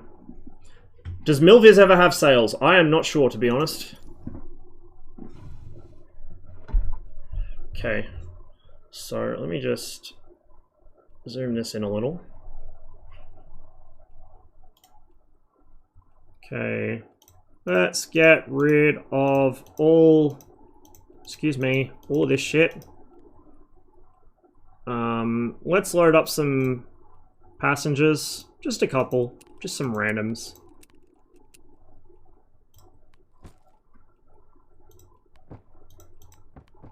There we go. Services. Hello. There we go. Let's fill the tip tanks all the way up. We're not going to need that much fuel, but anyway. Bro, why have you set my plane clean? You know I don't like my shit clean.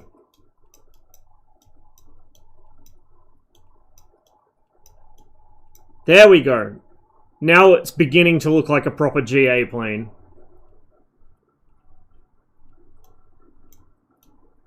Normal. There we go.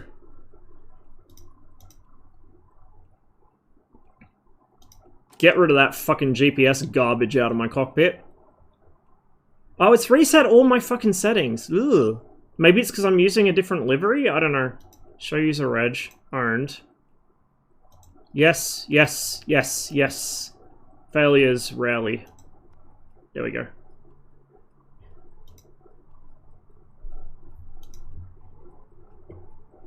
The Hawk, yes. It looks alright, but it feels really twitchy. The 146 I have, but I haven't flown yet. Do I have any other Just Flight stuff? I don't remember. I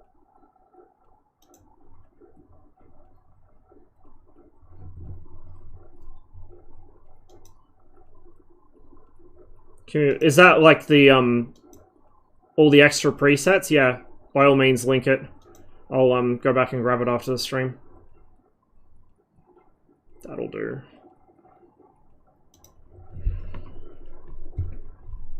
Okay, fully forward, mixture all the way up.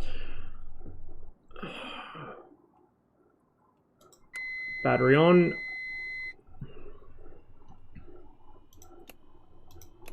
Probably shouldn't have done that before checking the fuel was open, because you don't want to run the pumps dry. Looks like the fuel valves are at least open. Cessna put their fuel valves in the dumbest place. Always somewhere buried out of sight. It's... Oh man, it hasn't state saved all my shit in the cockpit. What the fuck?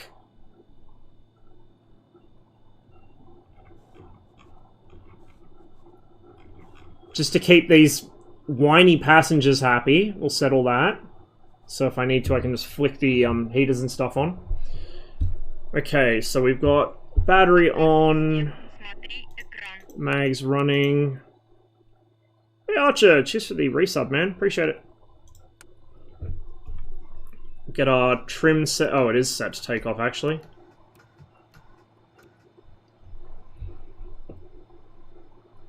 Okay. So mags are on. We're going to prime our left engine a bit. Crack the throttle. Let's just open this so we get some nice sound.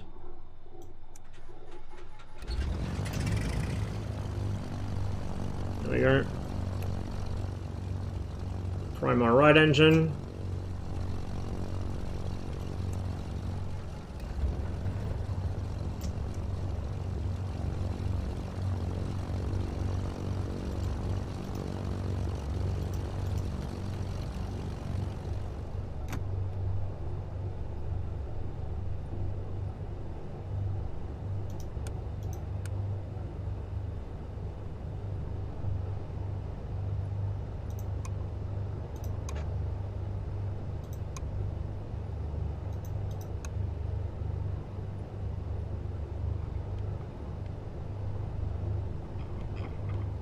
Ah, I hate the fucking scroll interactions. Because if you're the slightest bit off, it zooms your view all the way in and out. I just like to leave the lights turned on, even if it's broad daylight. Force a habit.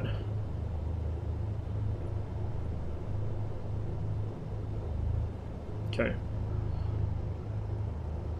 Hello. We don't have a co-pilot. Let's fix that.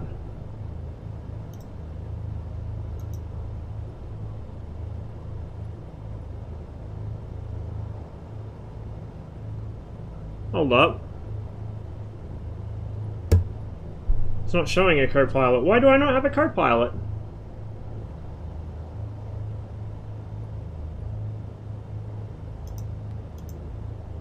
Is that what it... No, it's not that. That hides the people. Let's get rid of that.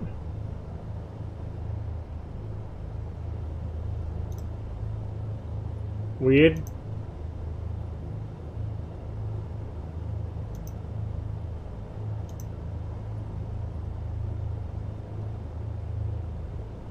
Oh well, flying by ourselves today. This guy's got some serious fucking shell shock going on. This man's flown with me before, you can tell.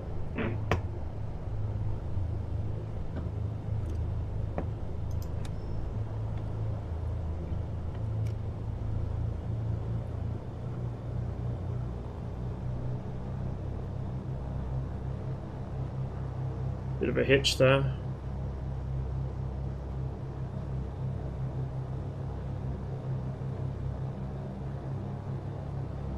I feel like the ground handling could be a little bit improved. I'm just steering with the differential braking here with the toe brakes.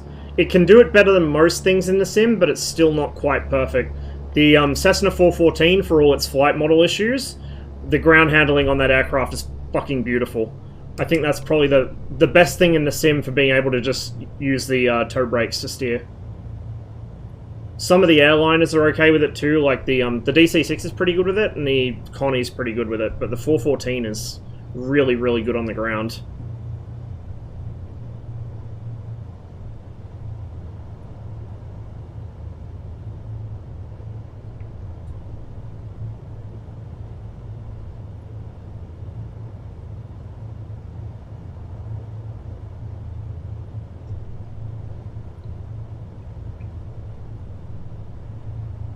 Hey, Zinkle Smash. Long time no see. Hope you're going well.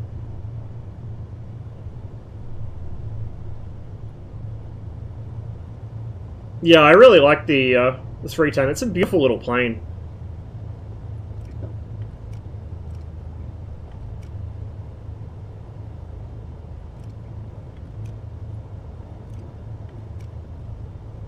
Using the combination of nose wheel steering and toe brakes on this, you can get some pretty nice ground handling out of it, but yeah. I think the 414 is pretty much my gold standard for ground handling at the moment. I just wish its flight model held up the same. Hang in there, PC's currently out of commission so I can play Xbox and nothing else. Oh, rip. Well, hopefully you can get it working again soon. And without having to sell any kidneys.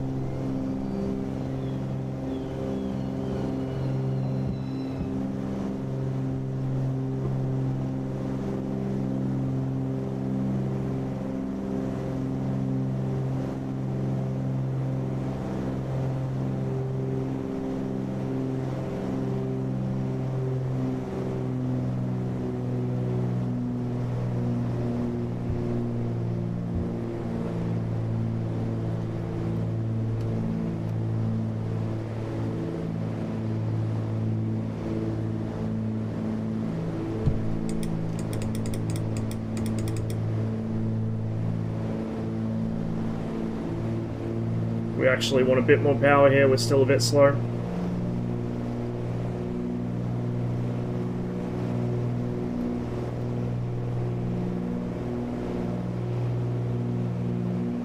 An awesome deal on a RX 6900 XT and an X52 Pro. X52 is dying? Yeah, X52s will do that. So of course my computer decides completely die, then miraculously come back to life once at my friend's house, but then it won't boot into Windows. Oh.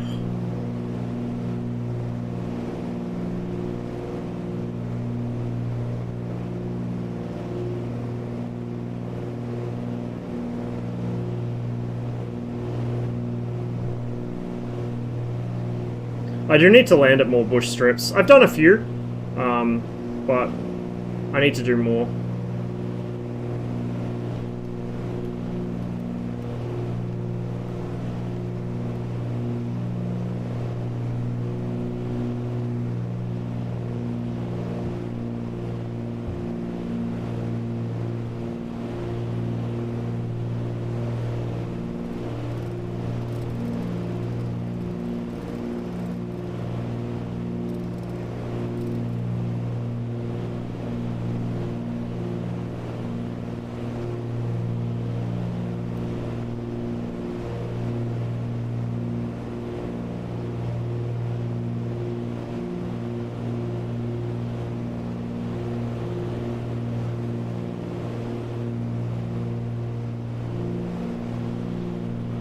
There's the city there.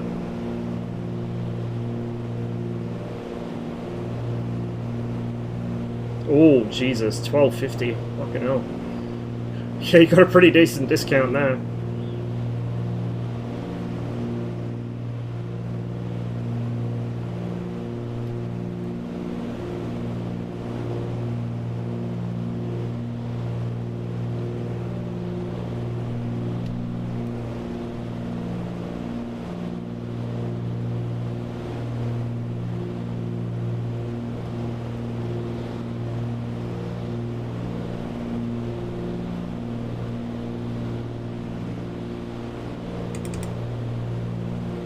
See how the Mariners are feeling about this flight so far.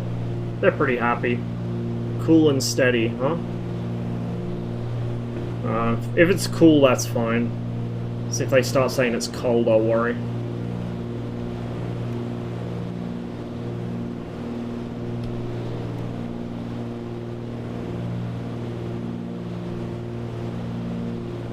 So this is Ljubljana, the capital of Slovenia.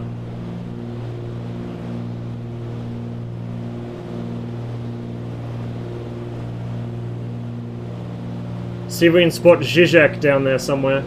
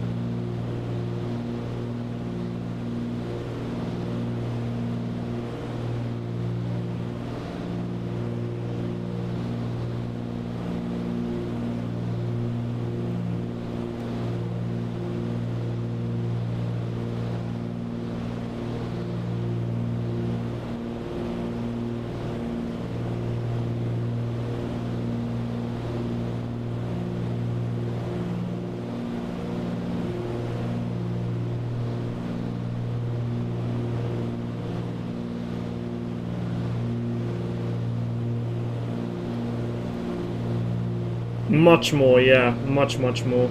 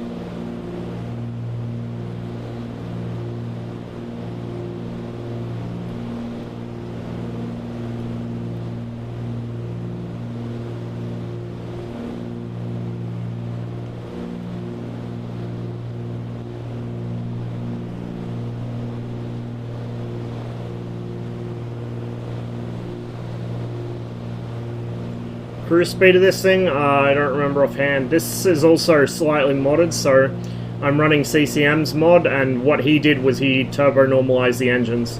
So she's got a little more power at altitude than the default 310.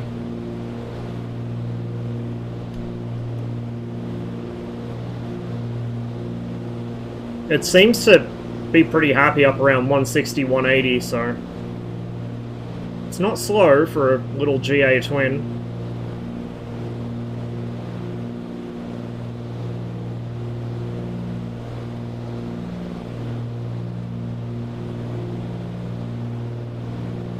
Why is the 310 one of the better ones? Pretty good flight model. One of the better flight models in the sim. It still needed a few little adjustments, mostly to single engine behavior, but pretty close. It looks good. It sounds good. Has a lot of options in the EFB. Has state saving. Has persistent wear. Has persistent damage. Has persistent cargo, loadout, whatever. Like, there's just a shit ton of options to do with it. It also, as the aircraft gets dirty and junk starts piling up,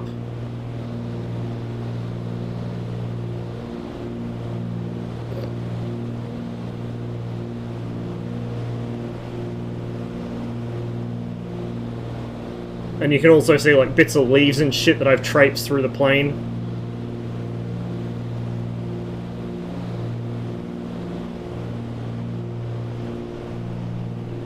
Really, the only thing I think that could make it much better is if the passengers were animated just a little bit. They don't have to be super detailed, but just making them move a little so they're not quite so uncanny, that would be, like, perfect. I've lost my highway. We'll get some altitude.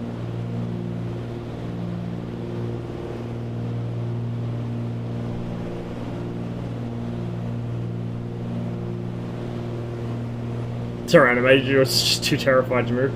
To be fair, flying in my aircraft will have that effect on people, so it's understandable.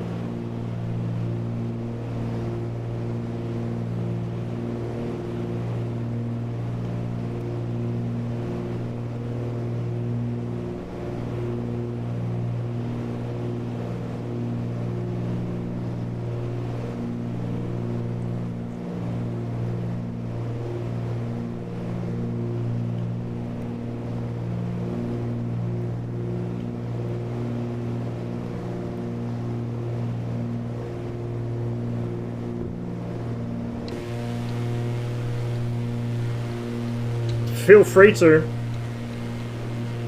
Oh, why is it not showing my actual registration?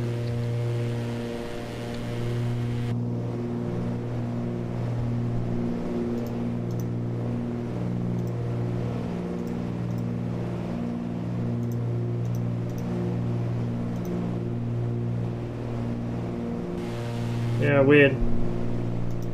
Oh, can I... What the fuck? I can't change that once I'm in flight either. It should be 9532.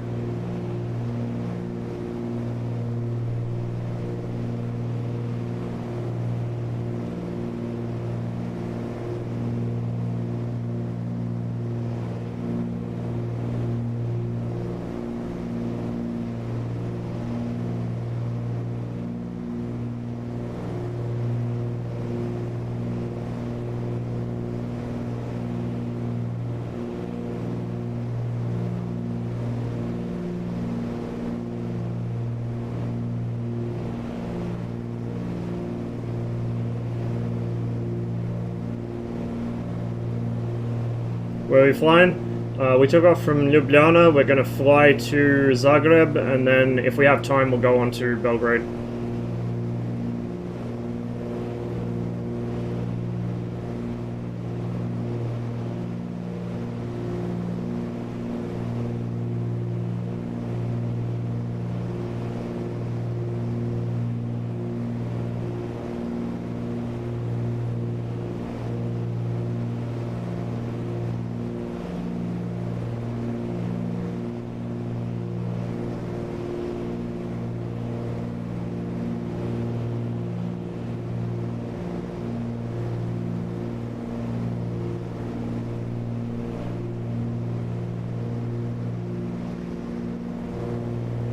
I do, yeah.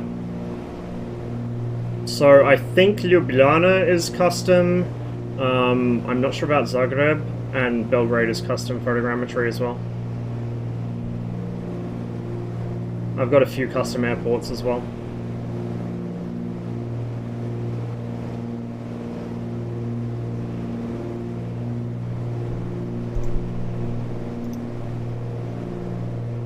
Comfortable and steady. Glad to hear it. Okay, since that's not working, we'll just turn that off.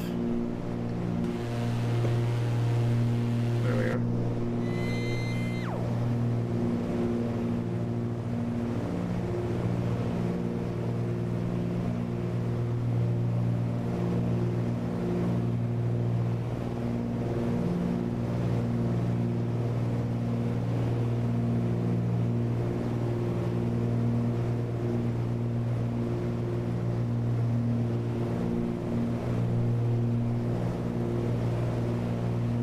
There's iBot.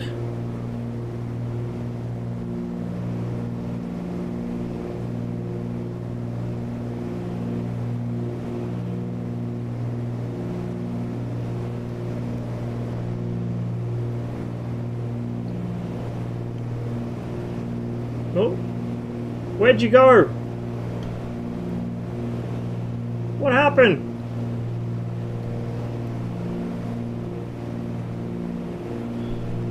I'm gonna be lazy for a second.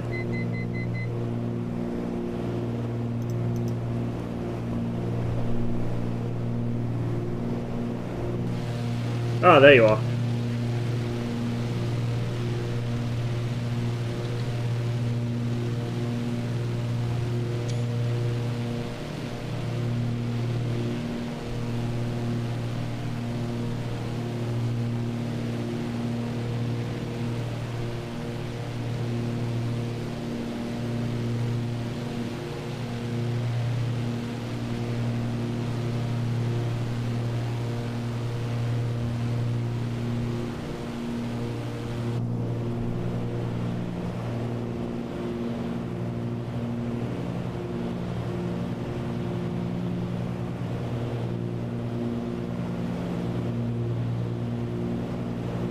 Got a river here.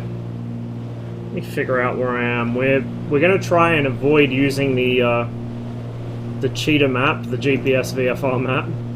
We're gonna let's use Google Maps to figure out where we are.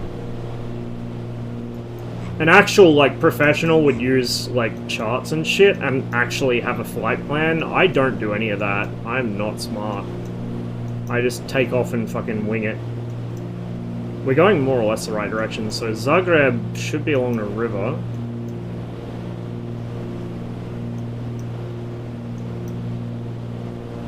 A river.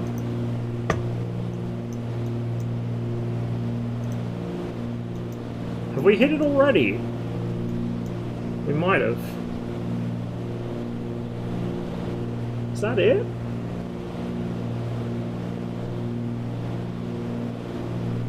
Surely not.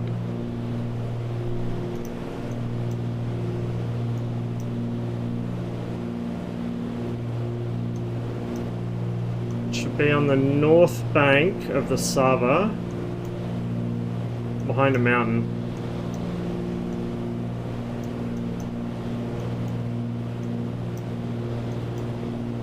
Wonder if maybe I went a bit far south.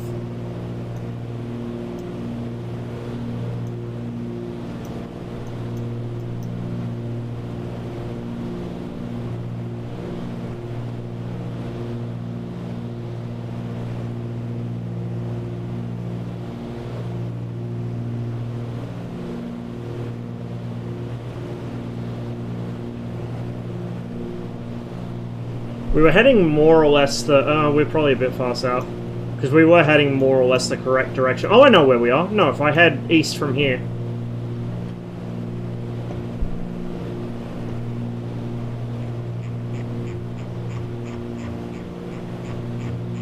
I'll be a real flight simmer. I'll just use the autopilot for everything and not touch my stick.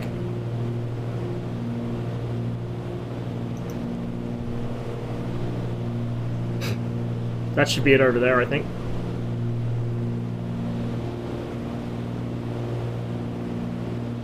Beautiful countryside.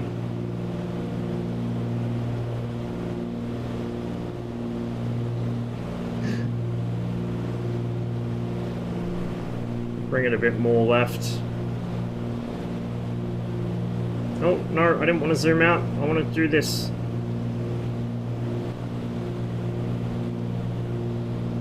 .070-ish.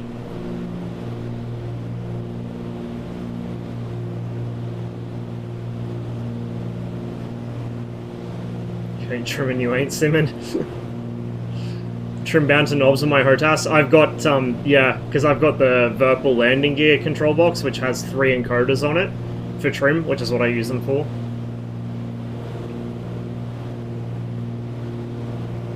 And then I use the hat for it as well. So I use the hat for coarse trim adjustments and the encoders for fine trim adjustments.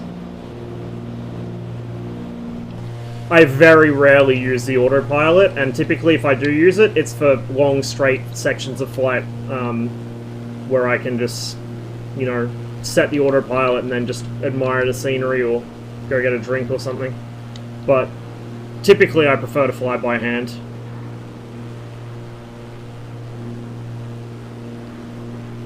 Some motley little gang we got here.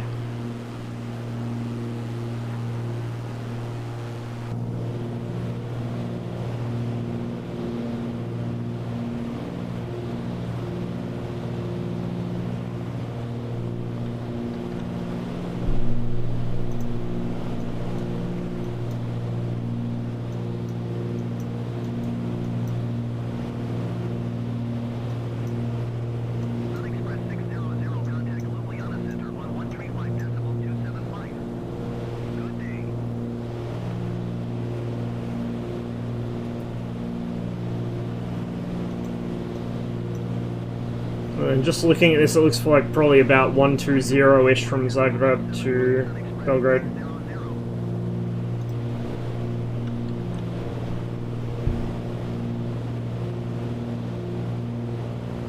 So I didn't do it on stream, but I have done a flight from Sarajevo to Belgrade as well, which was quite a beautiful flight over the mountains.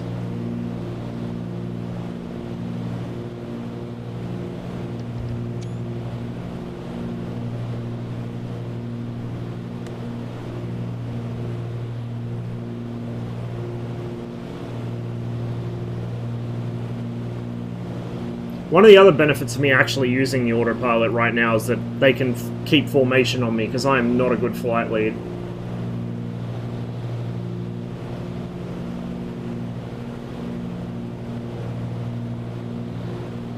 Dude, I want to believe. My impossible dream is having a time slider in something like this, so I could set it to the 1930s if I wanted when I'm flying that thing.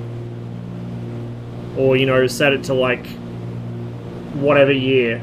Within reason.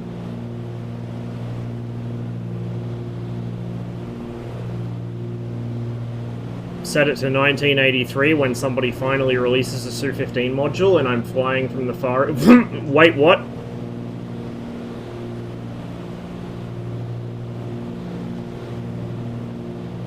That'll be Zagreb over there.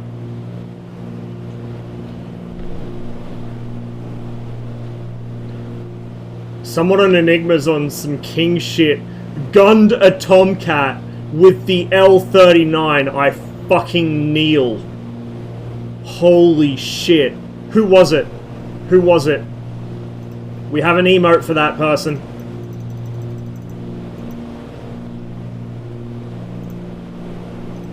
Holy fuck.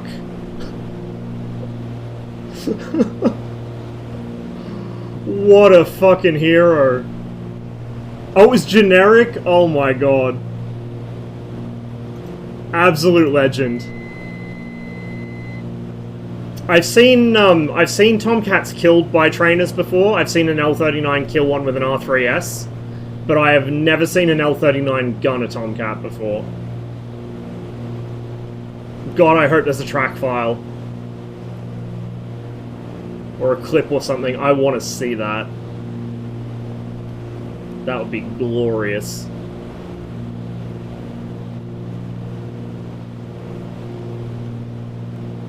Oh, you did it too? I saw AK do it. I don't think I saw you do it. So that's a couple of Tomcats that have fallen to the wrath of the R3S equipped L39 then. Wait, no, I remember you did do it. Yeah, because I think it was while I was playing on Alpens.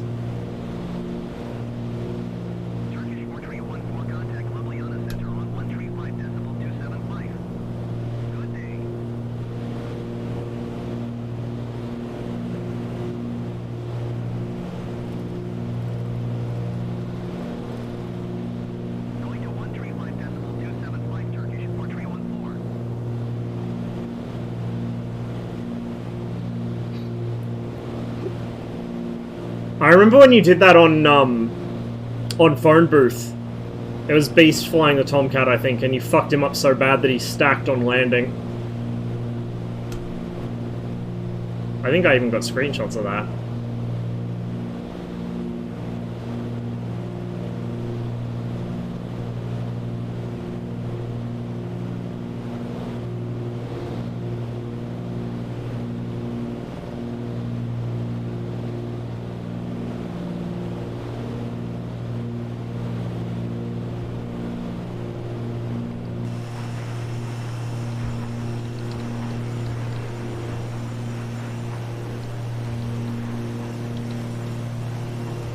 Hornets down below me, I think. Yep, just down there.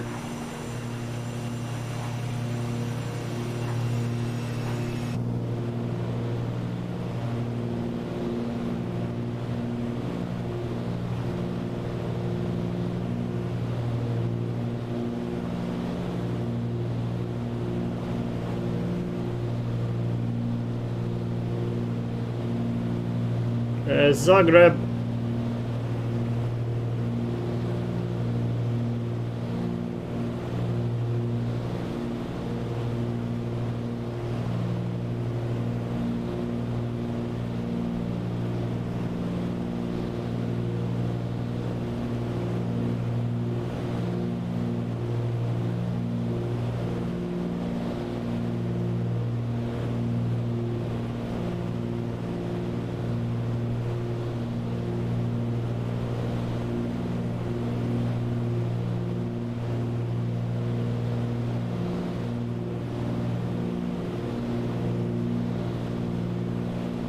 I'm gonna fight the urge to do this the way I'd usually do it, which is rolling inverted and pulling, but we're gonna descend, because I want to check out this city a bit closer up.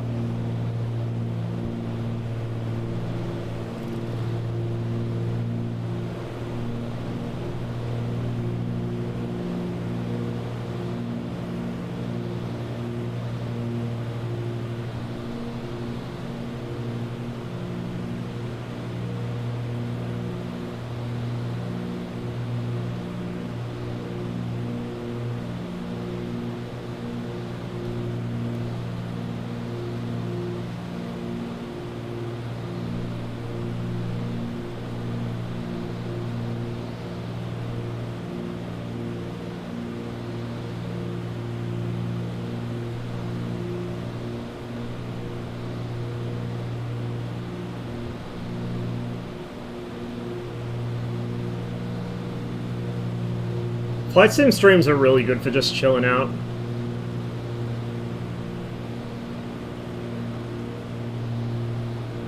Although, for me, it usually turns into, I'm going to watch a flight sim stream. Oh, actually, I'm going to fly along. And then I spend half the day flying formation on whoever's streaming, and then realize, like, oh shit, I've just lost half my day. Oops. It's just so fun, though. So this is auto-gen under me at the moment, and just past this is, photogrammetry.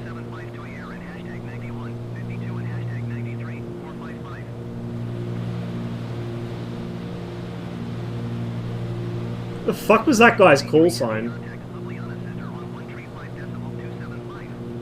Weird comms going on there. Okay, we want to slow down a little.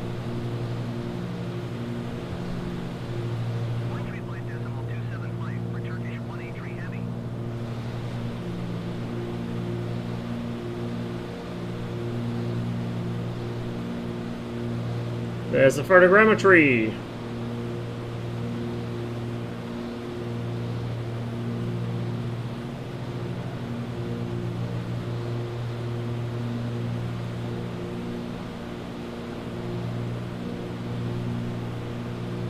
Got them connections going.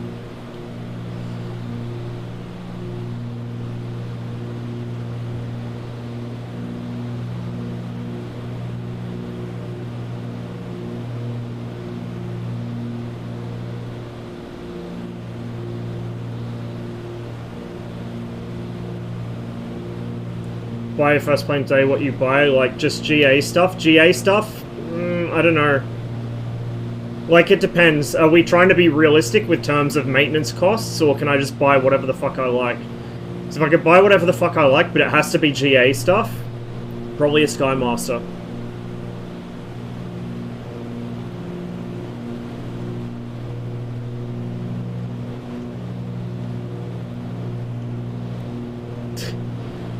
I have a big soft spot for the A5, even though it's, you know, a very modern styled plane and glass cockpit and all that. I do like it. It's cute.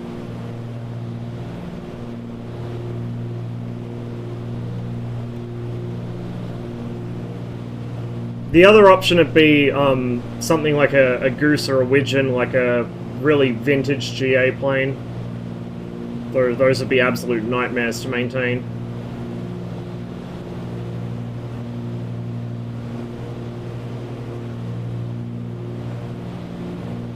Yeah, no, I do.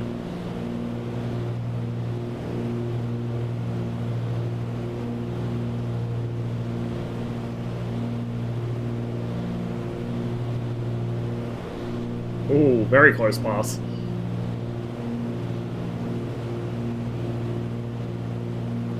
Oh, bit of a sim hitch. There we go.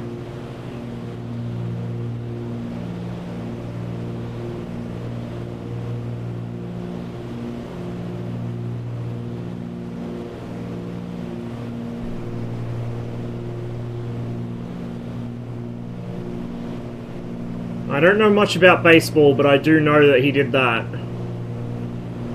Because it's a fairly well-known example of people with too much money and too many problematic, shall we say, behaviors, killing themselves in planes.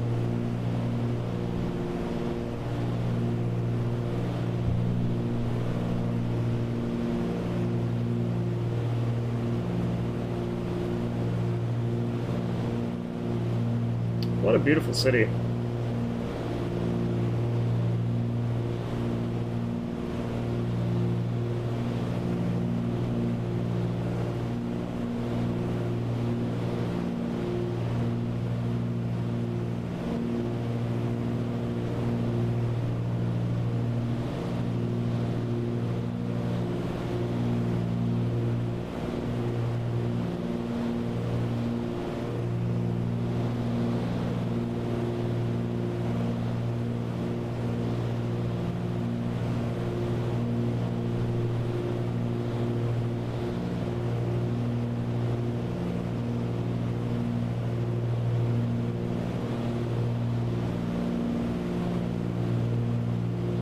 Incidentally, in Yugoslavia news, just the other day, some fucking shitheel wannabe Ustashi fucking vandalized every single grave in the Partizan Memorial in, fuck, where is it? It was in Bosnia somewhere. Like a big national scale Partizan Memorial built during, you know, the SFRJ. Smashed every single grave. Every single fucking grave.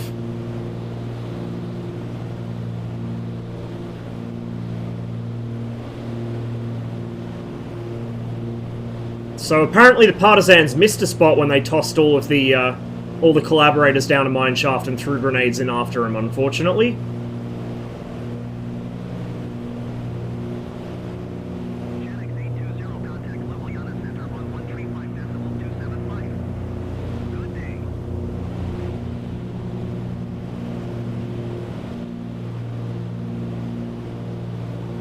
Yeah, I know, right? Right on the edge.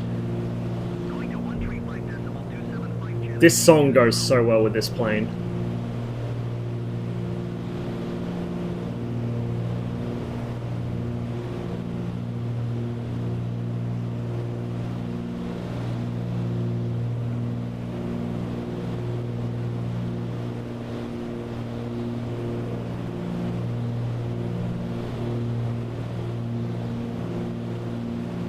So, for everyone here who plays Workers and Resources, here's some inspiration you can draw upon for when you're building your cities.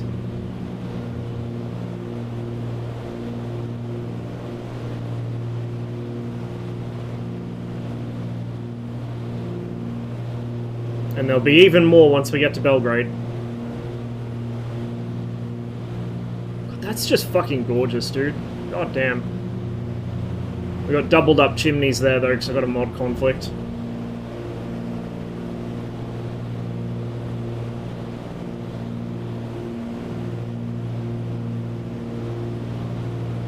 Okay, we want to steer about 120, pick up some more altitude for the hop over to Belgrade. Fuel quantities are looking good. I would expect them to, we haven't flown that far. T's and P's look okay. Engines are maybe a little bit warm.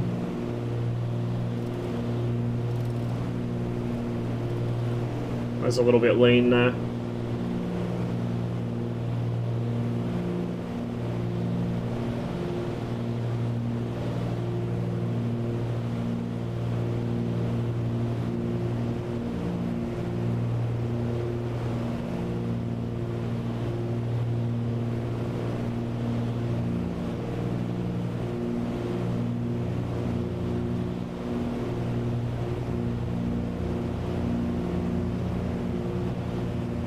Is it the one which is half Aeroflot and half JAL, Cotty?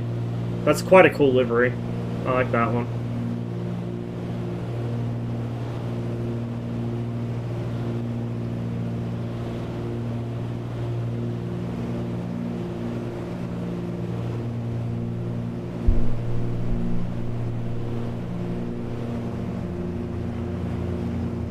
God damn it, fucking scroll wheel.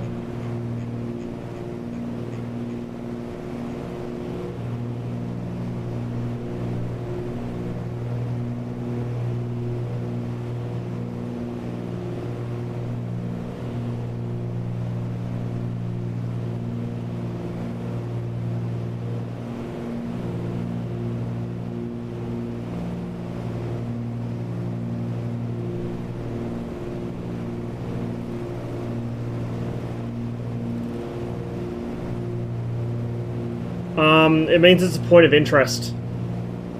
So there's something there worth looking at. Or like some kind of interesting landmark. Oh, wow.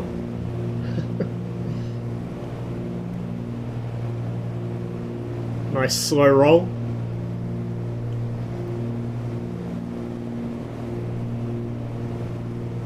How are my passengers? Very unhappy. The cabin is comfortable but warming so— Why are you fucking complaining so much then?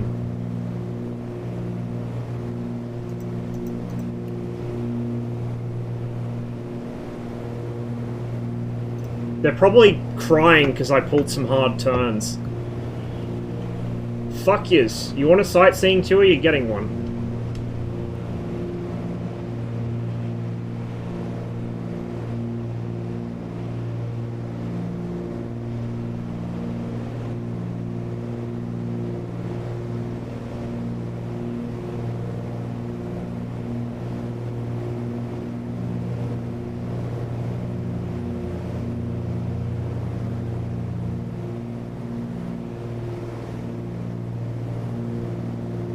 Oh yeah, the fucking heating from Workers and Resources. Stuff of nightmares. And now you gotta deal with plumbing as well.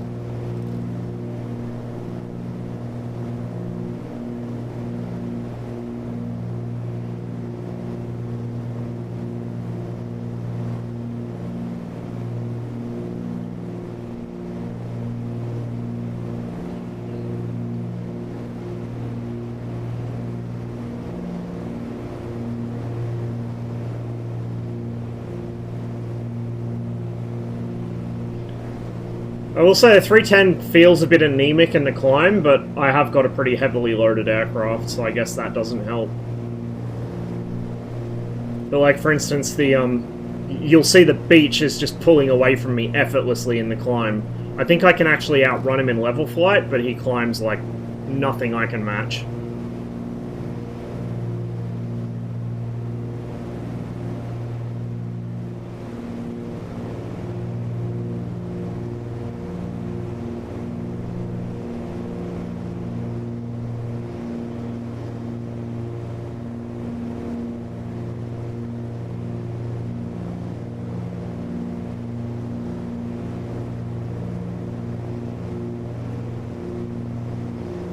Overstressed, oof. I thought that dive looked a little steep. Be interesting to know how many G it took for that to happen.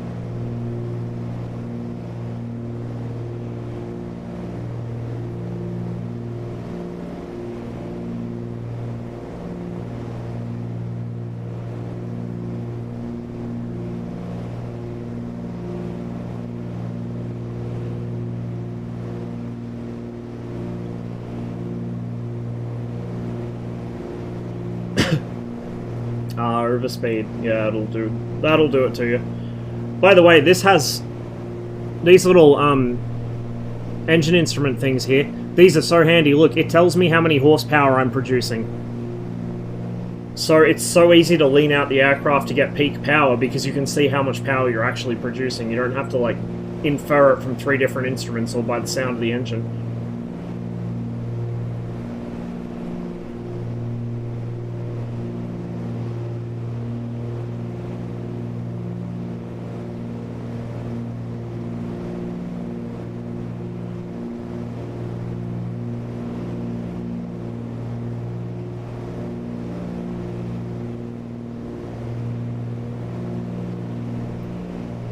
We'll level off here for now, I think.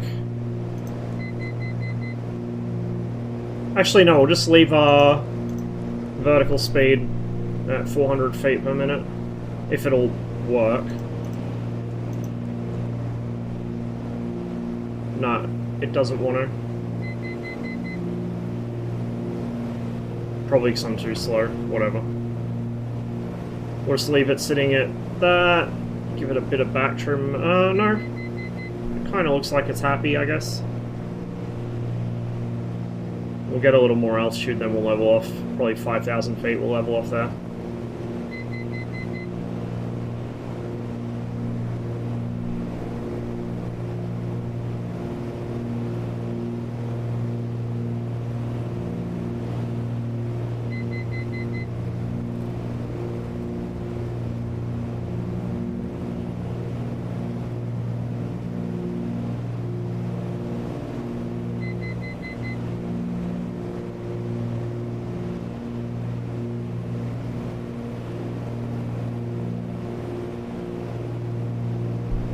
That'll do it.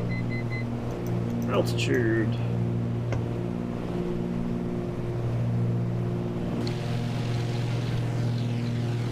Oh, we got a blue one now. Has some nice liveries too, hey?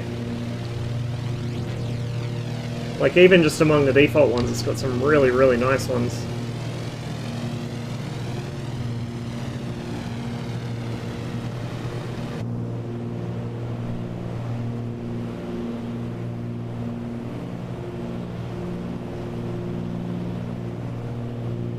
See where the Hornet went. Might be under me.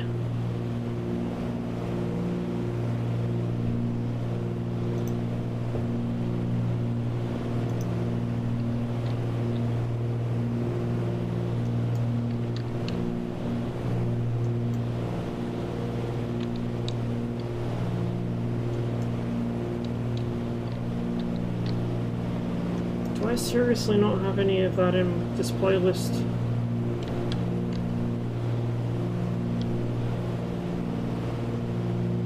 I'm missing like half my fucking playlist, what the fuck? Hold on. I need to grab some stuff.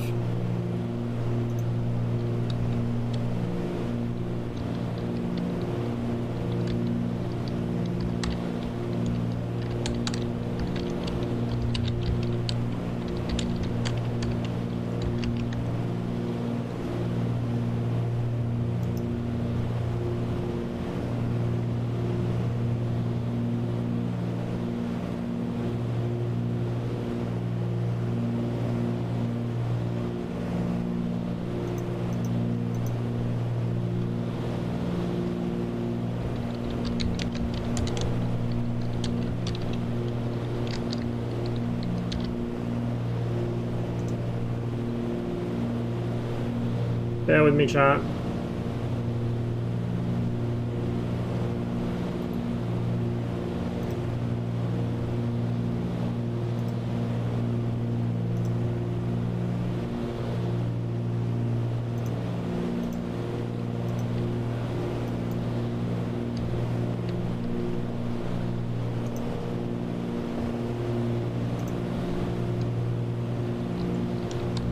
Oh, this one. What a banger.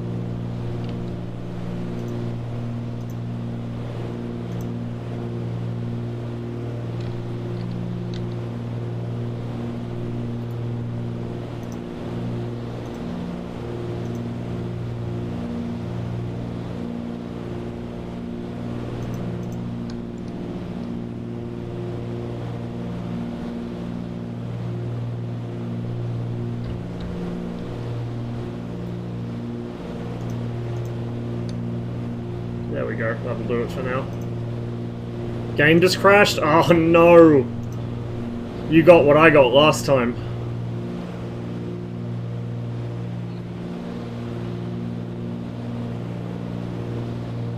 I hate when it does that. I mean, especially because it takes me so long to launch it again because I'm a dumbass and I have too many mods, but...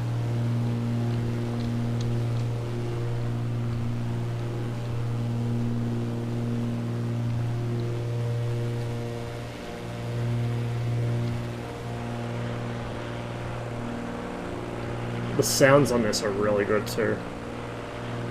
Looks good, sounds good, flies good. It is the full package.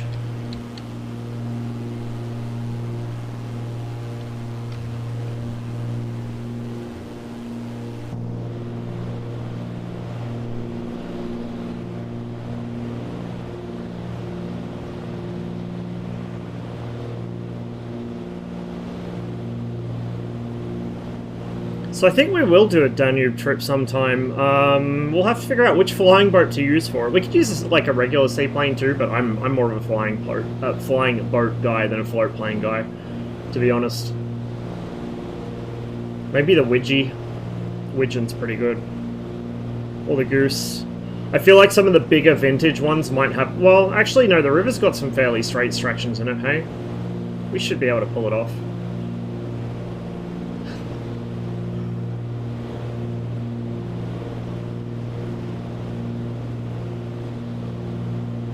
I had to queue up a few local to this area songs.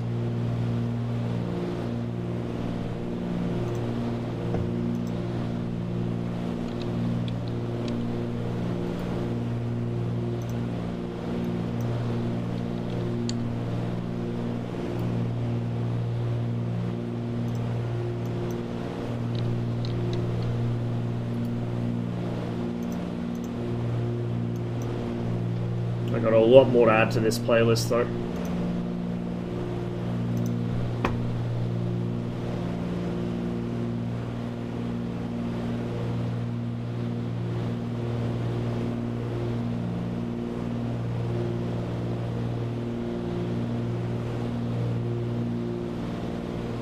Still got heaps of fuel.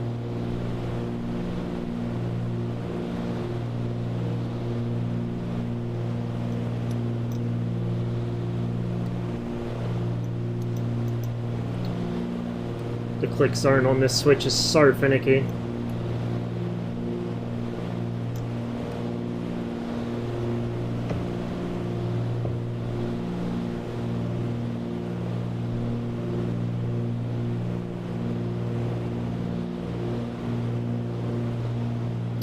I think there's one in the works, RTR.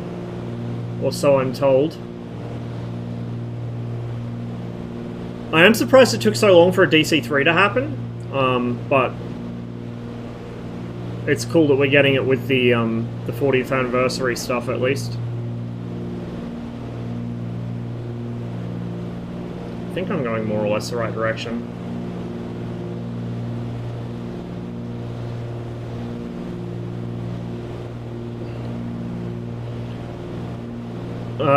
For the DC3, it'll probably be moddable at least.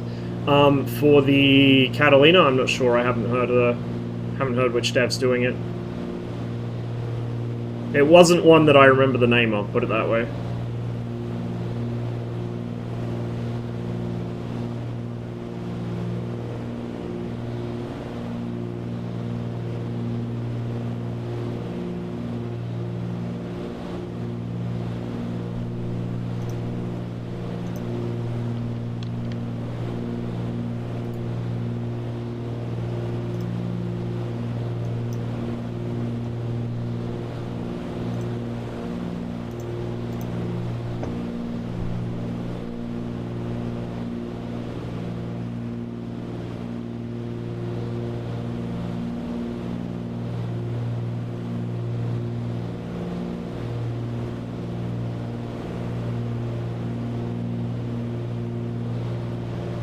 Interesting. I don't know if that's the actual control surface deflection that he's got going on there. I wonder if it's using like shared animations or something. Because I know that some modules do that.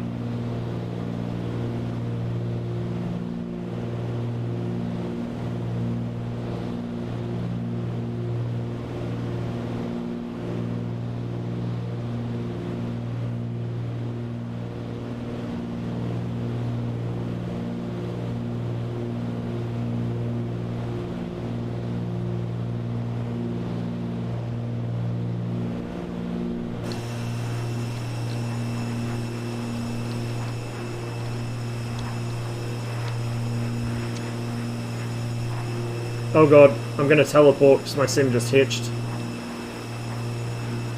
I gotta be careful taking screenshots in formation because there's like a 50% chance that's gonna happen and ruin the formation. Unfortunately, it doesn't like it when I take screenshots.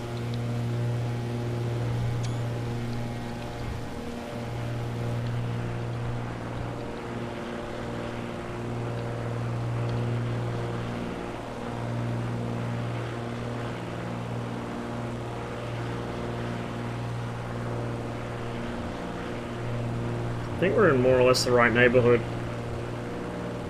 If I can just straighten out the view a little.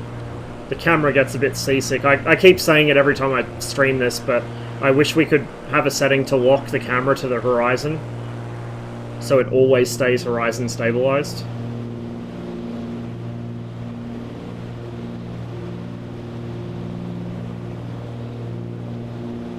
From memory,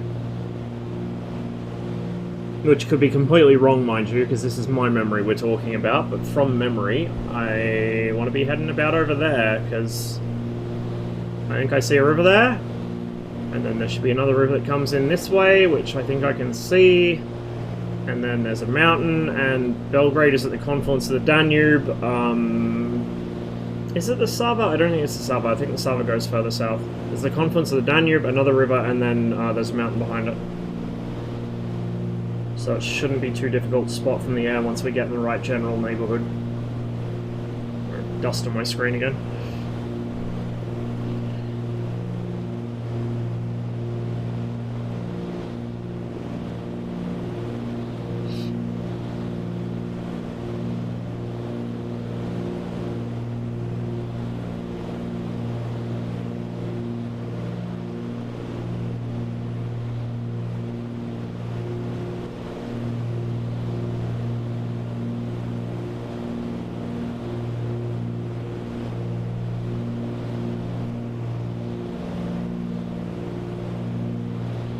see what the complainers think of it.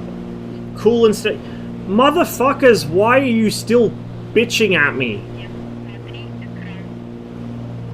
Oh, we're over max takeoff. No wonder we're fucking barely able to climb.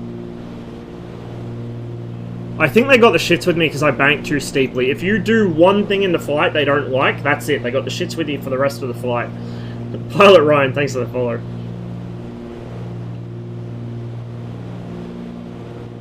I can't open that on stream just now, otherwise my browser will open and cause a fucking space-time anomaly as my PC tries to load all the tabs, but I think I know which photo that is.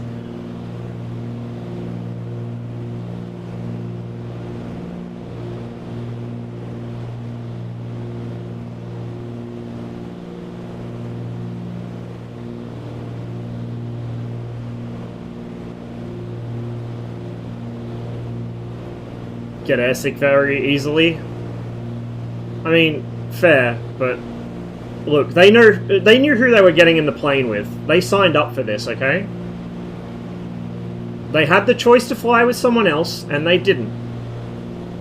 It's their problem.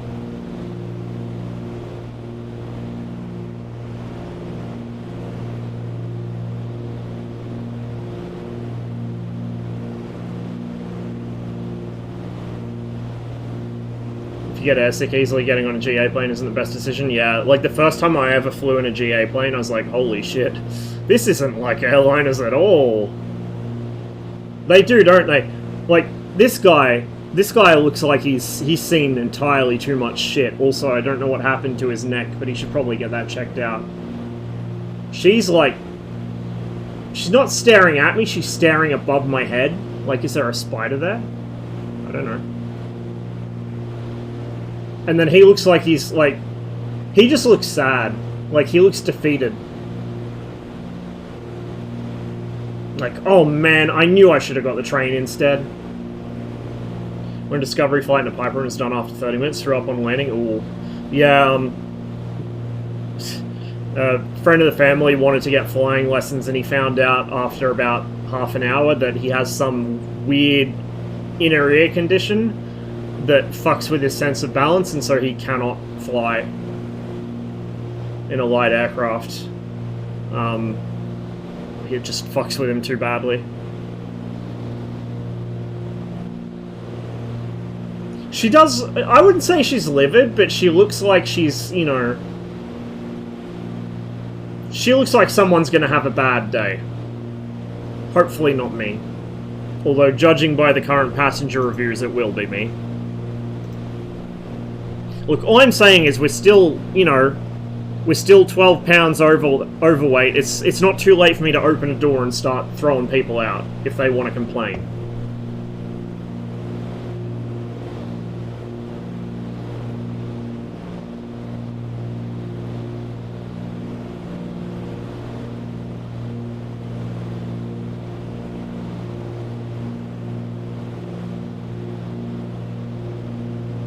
This is starting to look familiar. I think we're in the right general neighborhood.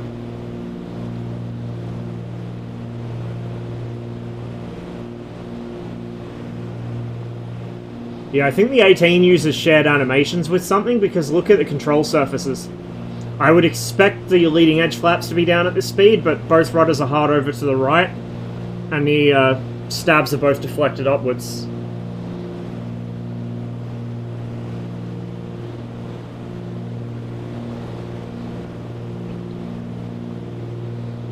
I kind of feel like with how good this Sims multiplayer is, and how often people are going to want to fly together, that really shared animations being a thing on control surfaces should not be a thing. Like, they should actually, you know, work properly over network.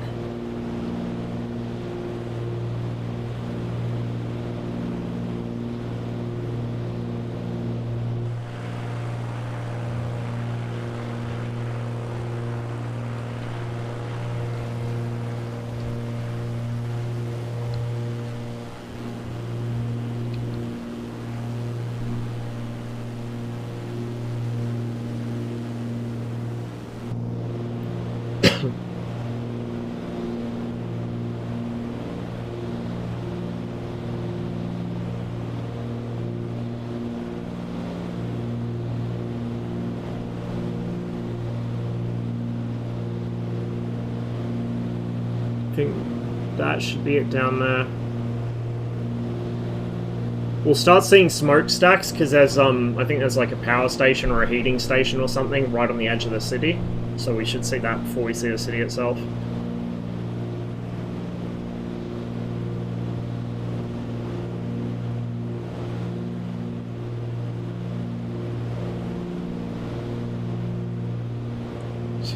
These little villages spread along the roads like that. Reminds me of home.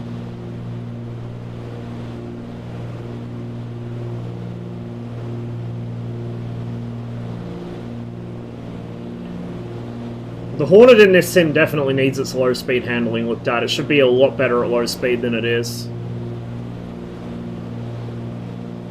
It's kind of the whole point of the Hornet, so...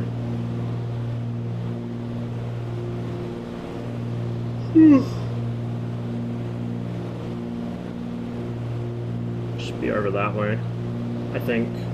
I'm pretty sure we're not too far north. This should be the correct valley we're in.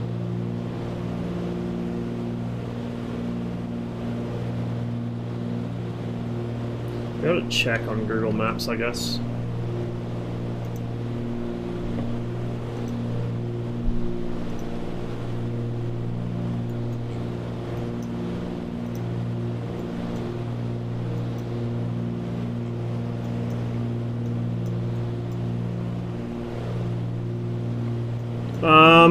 I'm not sure actually. It probably depends on where you go. There are certain cities that are very touristy, and there are others that get no attention at all. So Dubrovnik is full of Australian tourists at pretty much all times of the year. I'm not sure about Split. I'm not sure about anywhere inland, but I know all the Aussie tourists go to Dubrovnik. It's pretty much a meme at this point.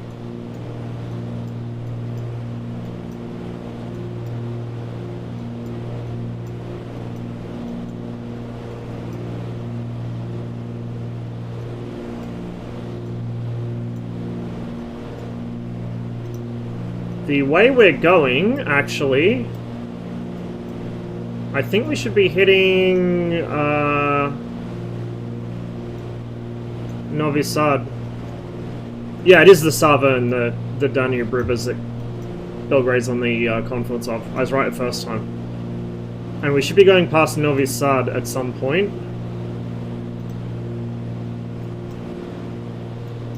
Just trying to figure out where exactly we are at the moment.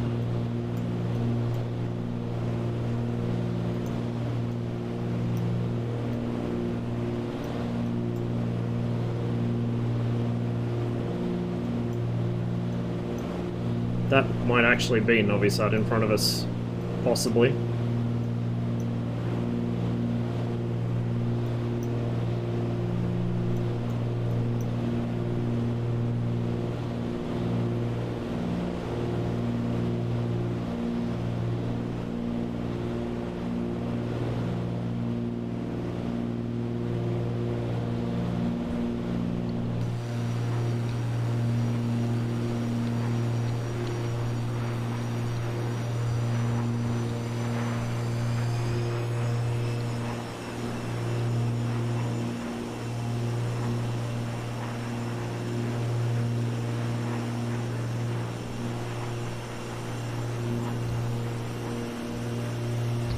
So we got this, which doesn't show up in Google Maps very helpfully.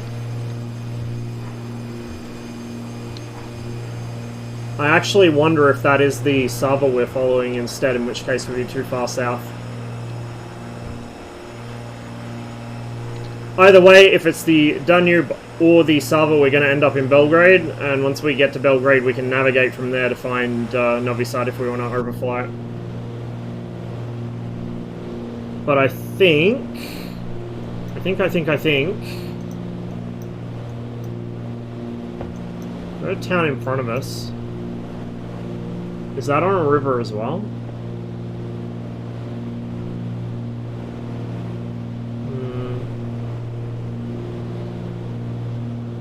Yeah, we got a decent sized town there.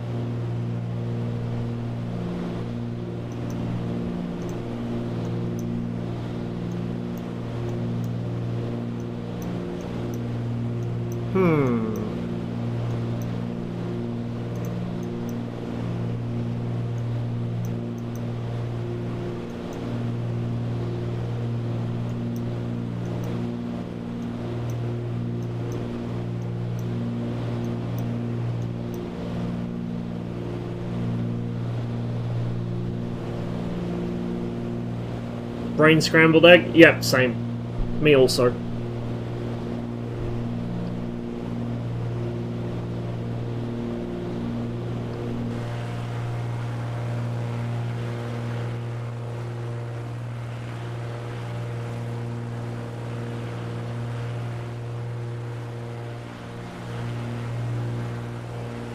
So we got a couple reasonably sized cities around here.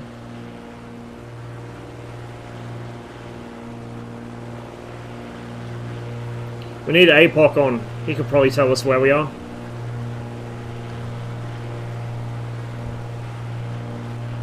I see something that looks like a tower over there. Maybe.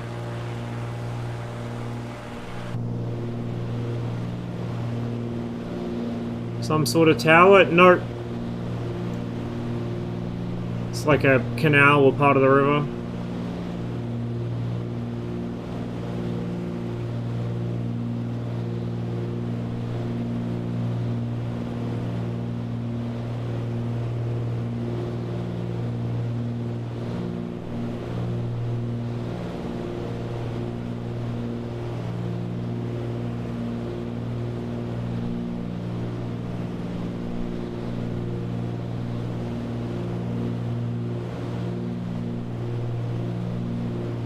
Might bring us left a bit.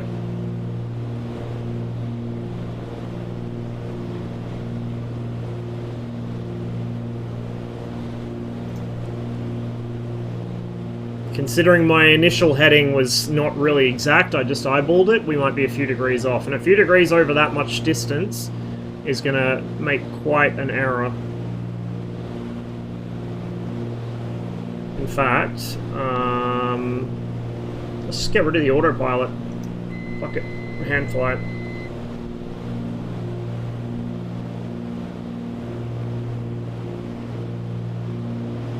We'll head over and check this city out, and then follow the river. Since no matter which river we follow at this point, it will get us where we want to go.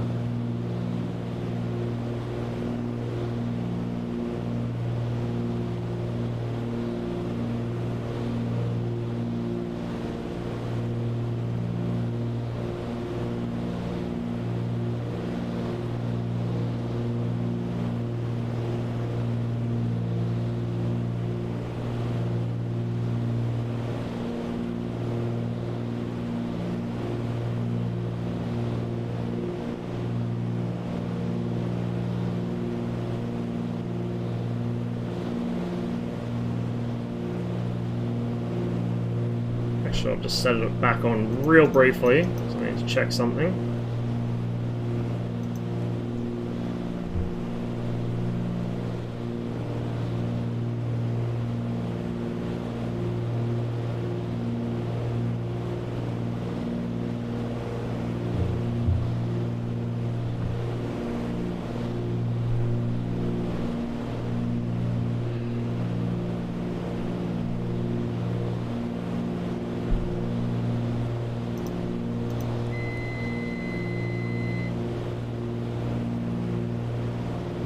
I think this might be Novi Sad. Maybe.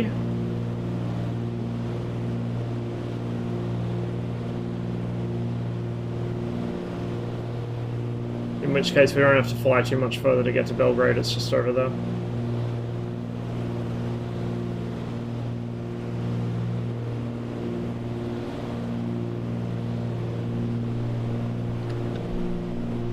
It's in more or less the right place, the river's doing more or less the right thing, so I'd say this is it. And then, yeah, Belgrade will be over that way, a bit further downstream.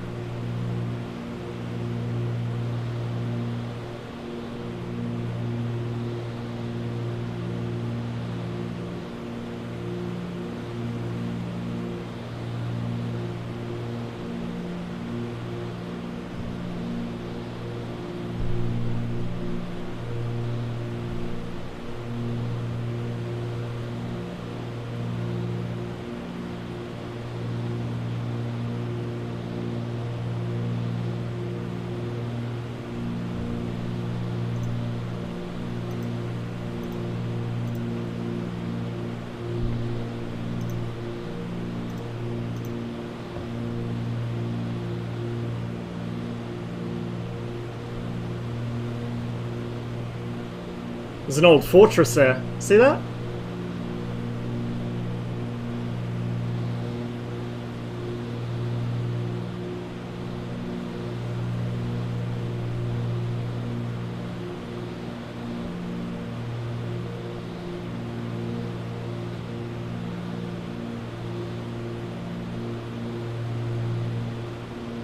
Yeah, this is Novi Sad.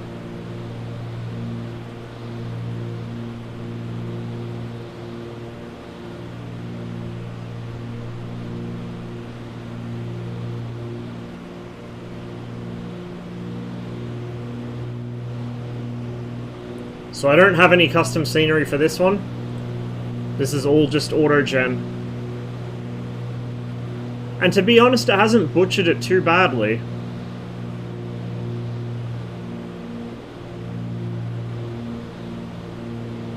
I've certainly seen it do worse, put it that way.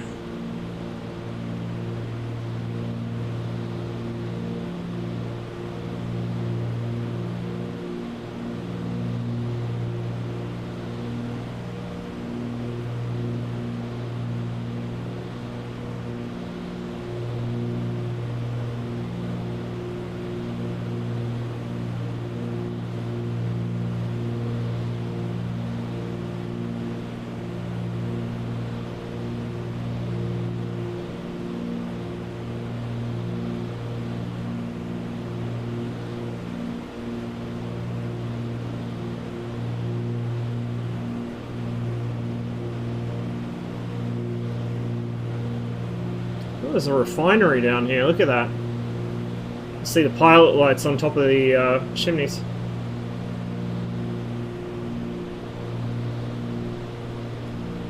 That would be part of the We Love VFR add-on. Which is definitely a must-have if you guys don't have it already.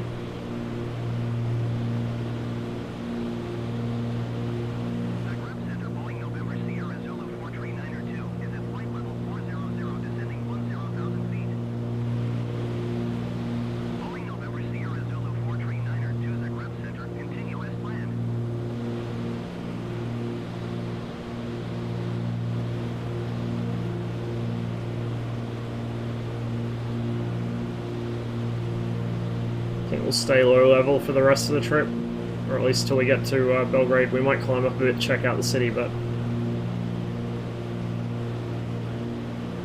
one negative I'll say about that add-on is it makes US highways too bright and well lit. I thought that was the default sim that did it, not the VFR add-on, but yeah, it could be. I did think that some of the roads out in the middle of fucking nowhere were a bit brightly lit.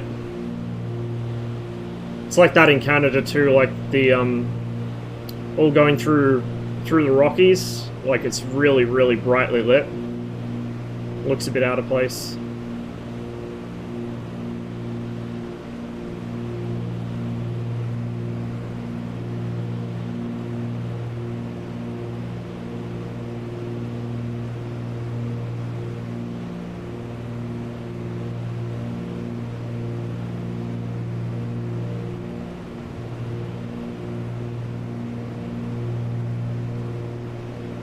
Watch out for a power line here.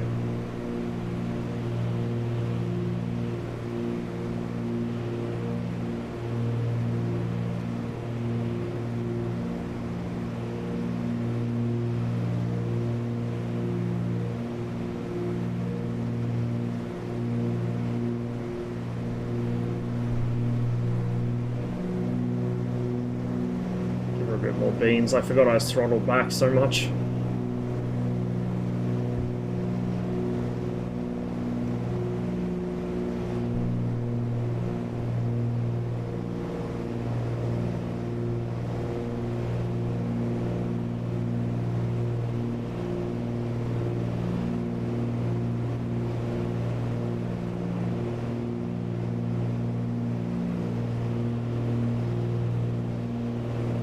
Bet those cowards in the back don't appreciate my low-level river flying.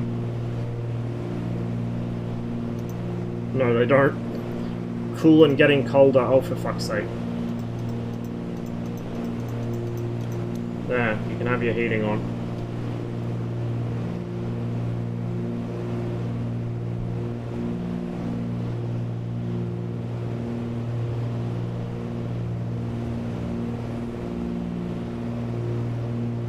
That's really gonna piss them off. They're gonna be really upset with me now. Too bad.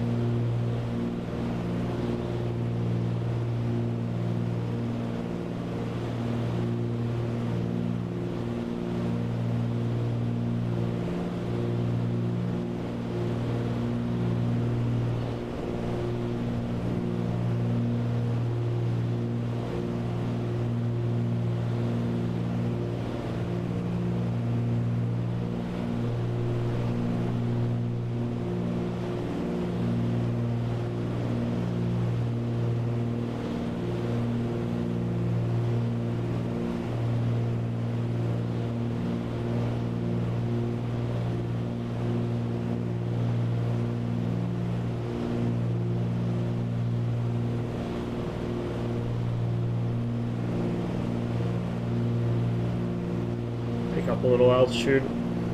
Not too much, just a little. We should be getting pretty close now.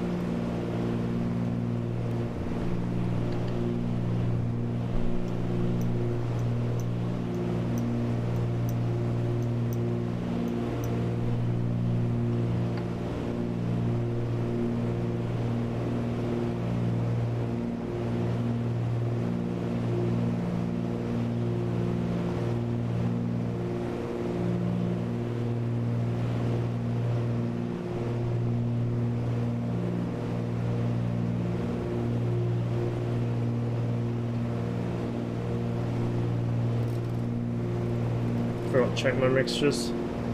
Throwing the engines a little warm, they're not gonna like that.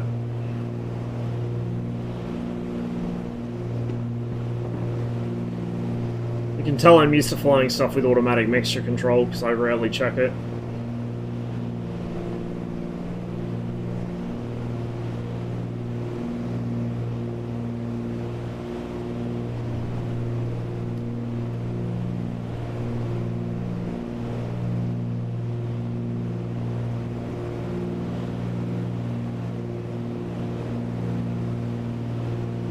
A bit bumpy around here.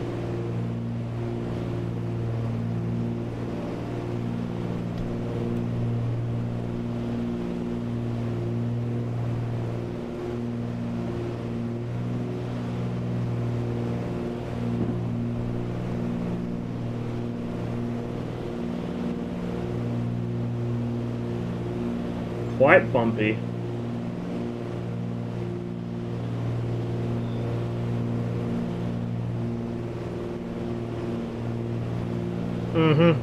I see it. I see it.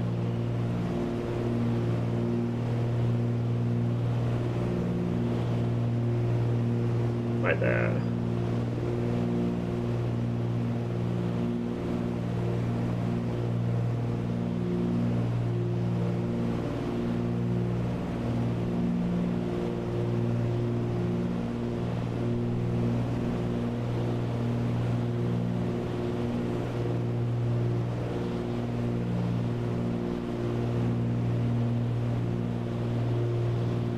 Although, I get my bearings.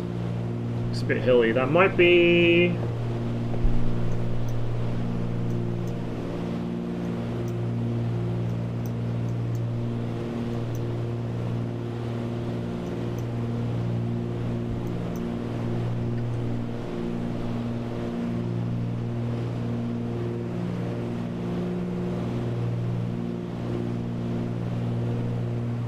I might just be having a moment here, but it looks a lot less flat than I remember it being.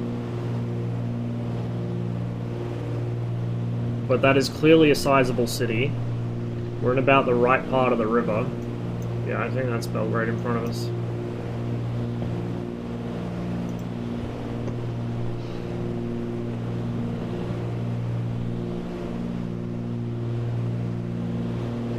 And if it's not, then it's certainly close to it.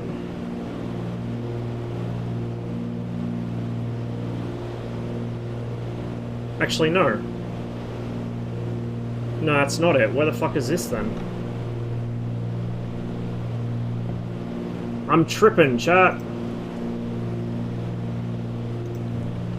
Let me consult the Oracle, otherwise known as Google Maps.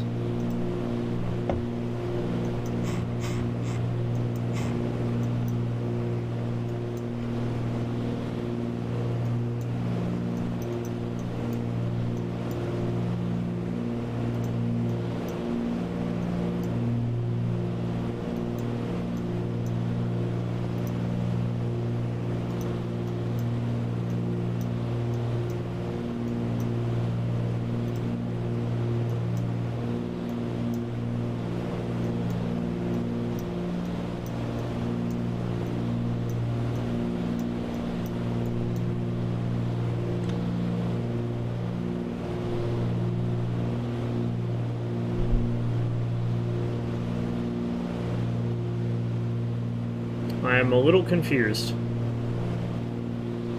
So,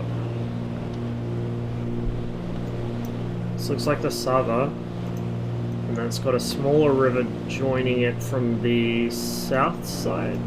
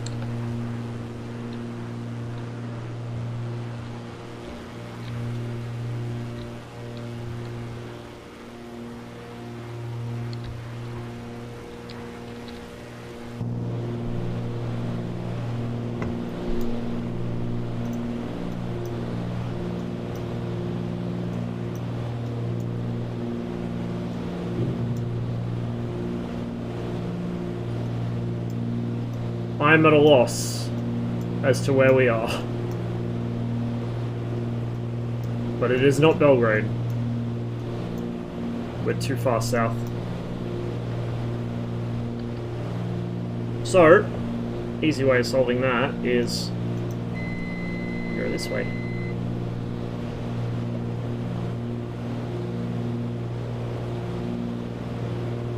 I find I underestimate distances pretty badly in GA stuff because I'm so used to ripping around at nearly Mach 1 in the MiG-21 that when you present me with something that only does about 150, 180 knots, I really underestimate the distance, or overestimate the distance I've covered, underestimate how far I've got to go.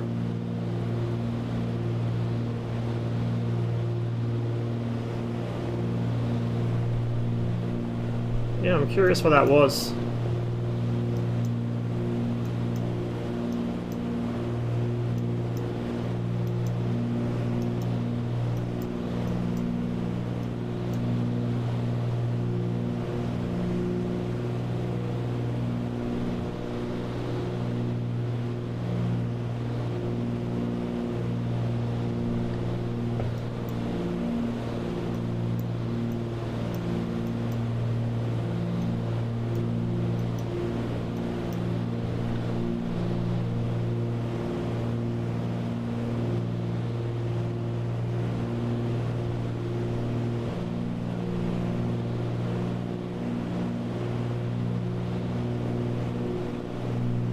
Panel radio panel like the one on the plane made by Logitech. Nice.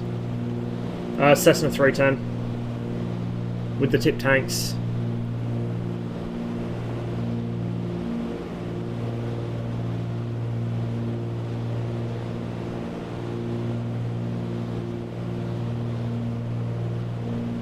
I do. And then nuts harass me into getting one.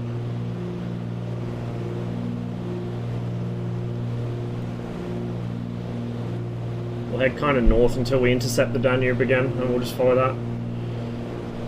Well, I attempt to figure out where that was. Yeah, I know.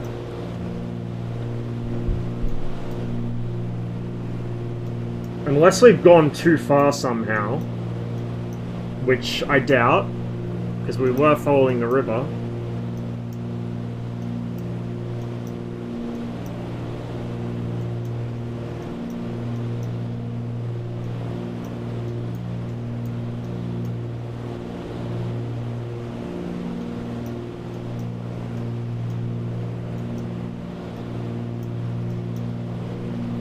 You know what would be really fucking funny? If we did go past it because we were flying so low we didn't see it. That would be fucking hilarious. And I'm beginning to suspect that's what I've actually done.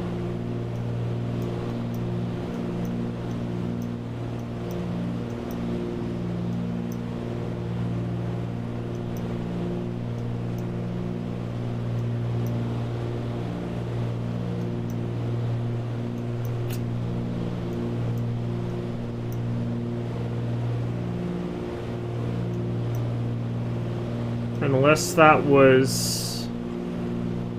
Shabbats.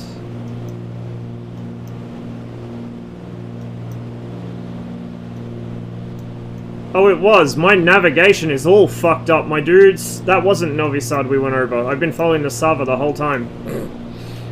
Whoopsie daisies. Okay. Well, that complicates things slightly.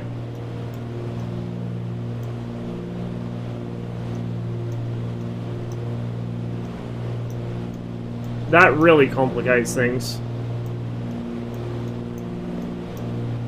We'll just follow the Sava then. Maybe. Or we'll keep going this way till we hit the Danube. And then we'll follow that. And then once we hit Belgrade we can turn around to go to Novi Sad. I thought that looked a bit small to be Novi Sad, because that's a pretty decent sized city.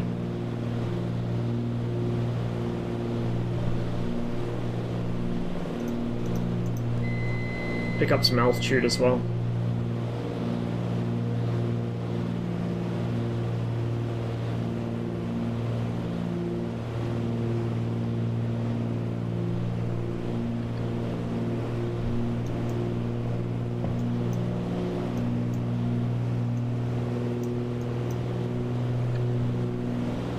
I said pick up some altitude, not dive.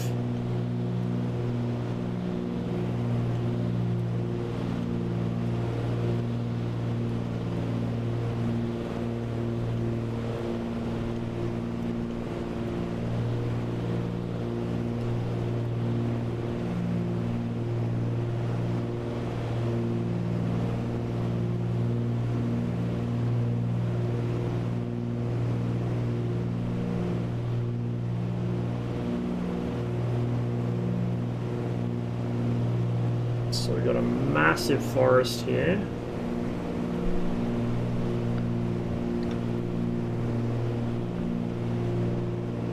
To the right of me.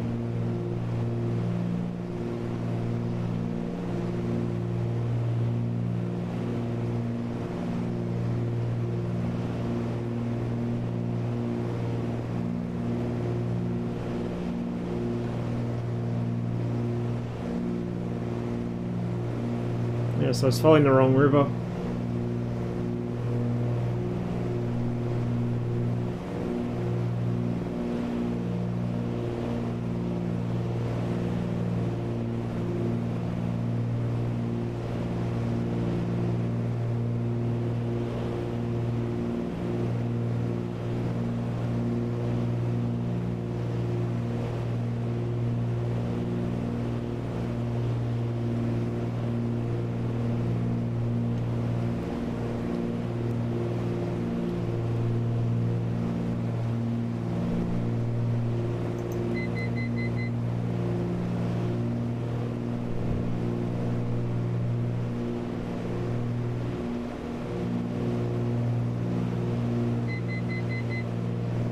Yes, I know.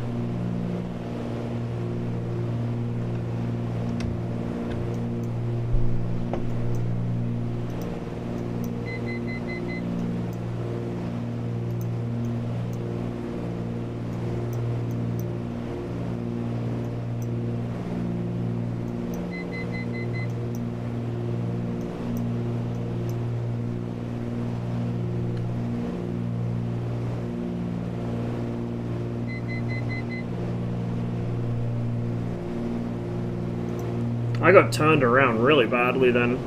It was way west of where I thought I was. Way south and west. So I think, looking at this, this should be the border. Maybe. We're a reasonably decent sized forest. We know that that was the Sava we're on. Oh, yep, good memes. We were still in Croatia. I'm pretty sure.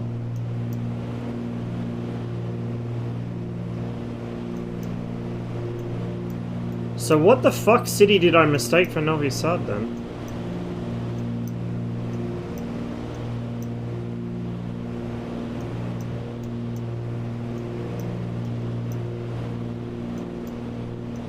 I'm at a loss. Had a big factory in it.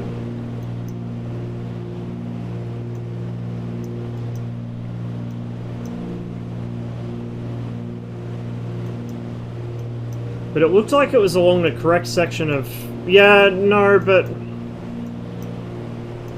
It looked very similar, just smaller, so it might have been. But then if that was what I thought was Novi Sad, then how am I somehow even further west?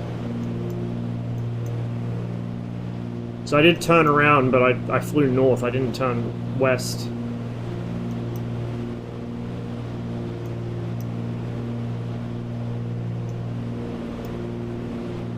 No, what I think I mistook for Novi Sad was Sremska Mitrovica.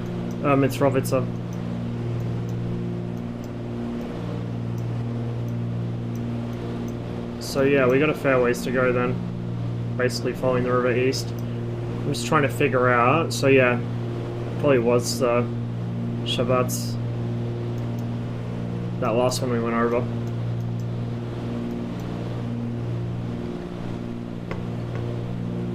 Where's this forest then? Oh yeah, I see it. I see where we are.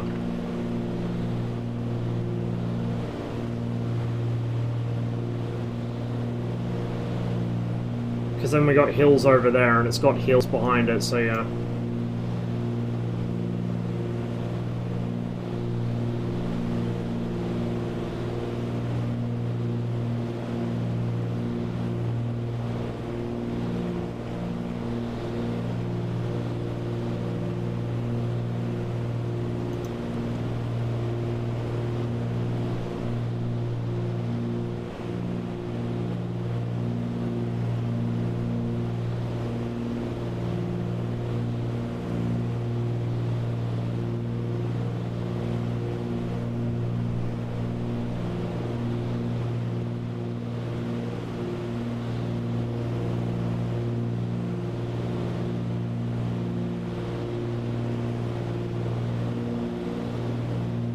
Engines look pretty happy.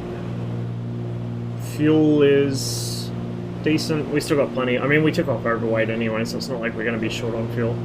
Even if I get us lost.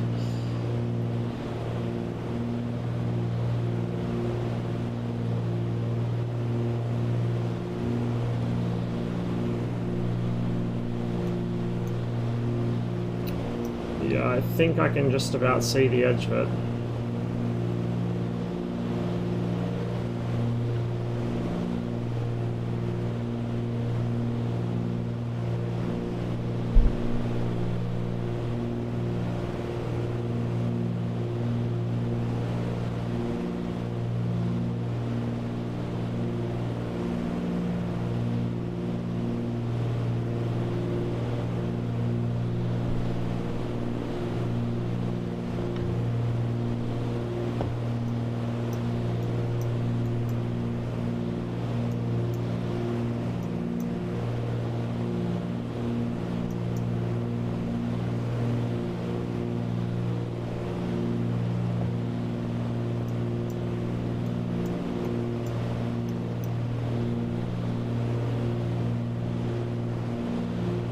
I think that's Obrenovac there. So then Belgrade should be the next major city down the river.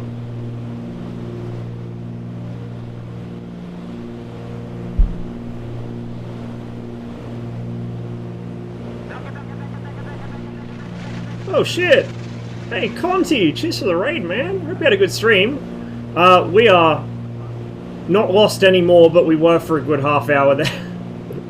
Doing a little 310 flying around the former Yugoslavia. Hope you all are having a great day. We got an 18 flying along with us somewhere. We did have a beach 18 flying along as well, but then MSFS happened. So there's been some attrition along the journey.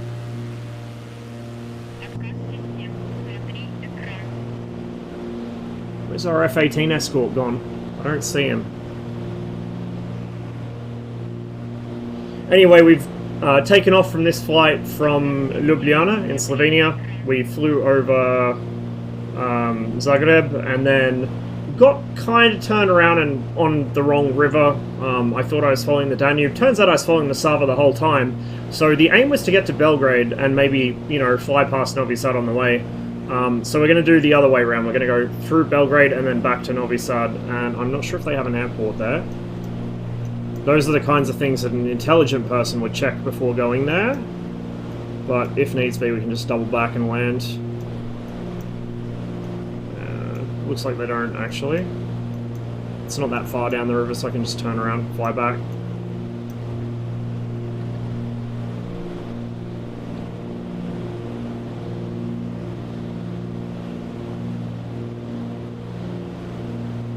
Yeah, so Belgrade's over in that general area because it kind of butts up against those hills. So we're nearly there.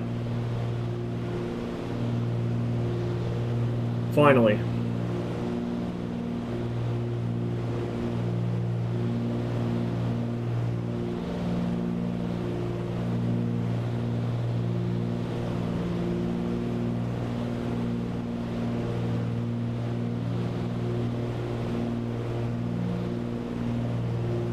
Earlier we had a bit of a flying boat kind of day.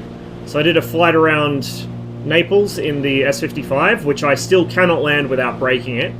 That's something I'm going to have to practice, I think. Pretty sure I'm coming in too fast and too shallow, but we'll figure it out. And then a bit of flying in the DOJ, which I actually really like.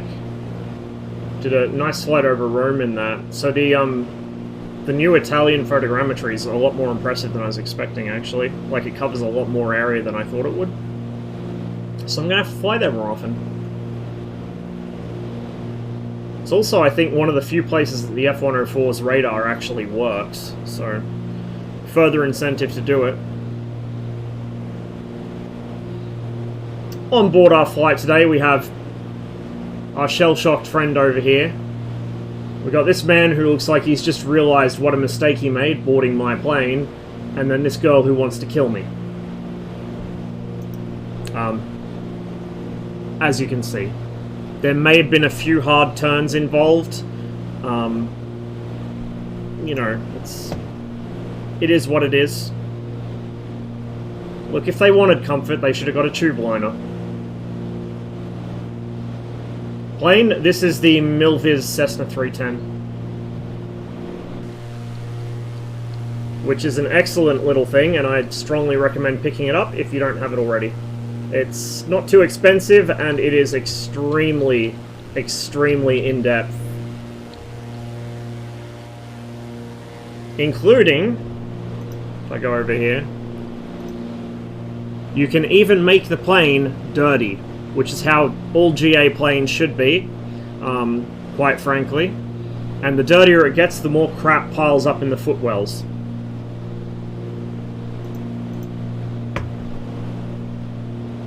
Also, I'll show you the best part.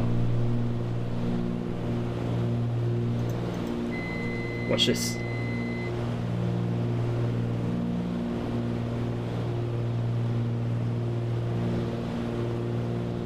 It is fun to fly, and the flight model is pretty good. Maybe some of the single-engine behavior could be a little better, but it stalls pretty much how you'd expect it to stall. It spins if you fuck up badly enough. It feels about right. Having not actually flown a GA twin in real life, but it feels about what I'd expect a plane of this size and weight to feel.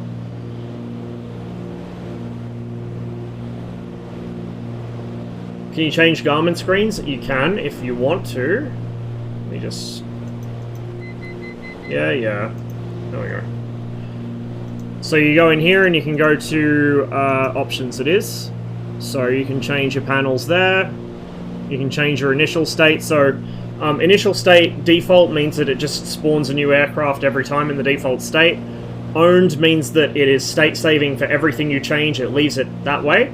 Rental means it actually state saves, but it randomizes slightly. So somebody might have thrown a switch that you wouldn't think to check normally, which is quite a neat feature. I just leave it on owned. And then you've got all your little realism options down there, and you've got failures you can set as well. So it's pretty in-depth. Status we can't see in flight, but once I'm on the ground you'll be able to see the status of the aircraft, including how badly I've thrashed the engines this flight. Thanks for the follows, by the way, guys. Appreciate it.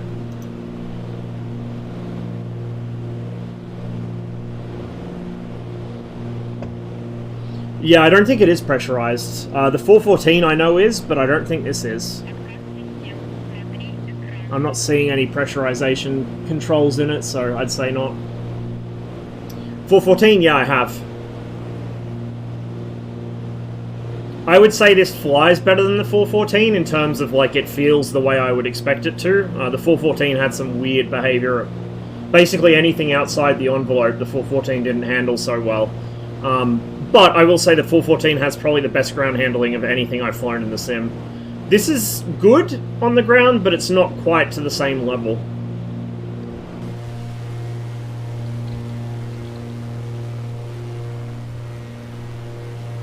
Is this we're flying over? Oh! I did not mean to do that. What on earth? Hang on.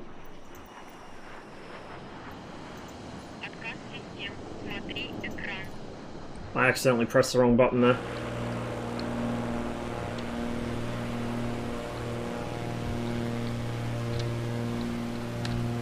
Not sure where this is we're flying over.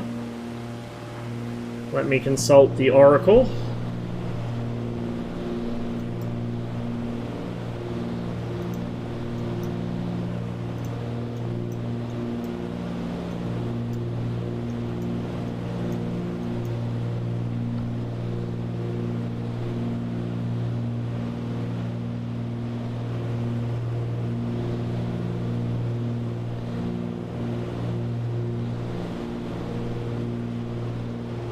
We want to go that way. Tip tanks okay? Yeah. That's your actual main fuel tanks, so they're permanently attached to the aircraft. Those are your main tanks. The auxiliary tanks are in the wing, like the wet wing sections of aux tanks.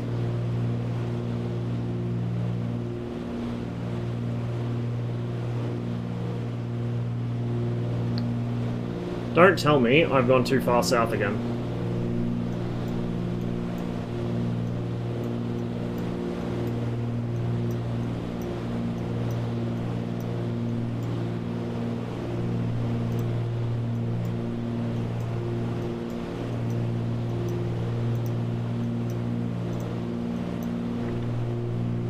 I think I have gone too far south again.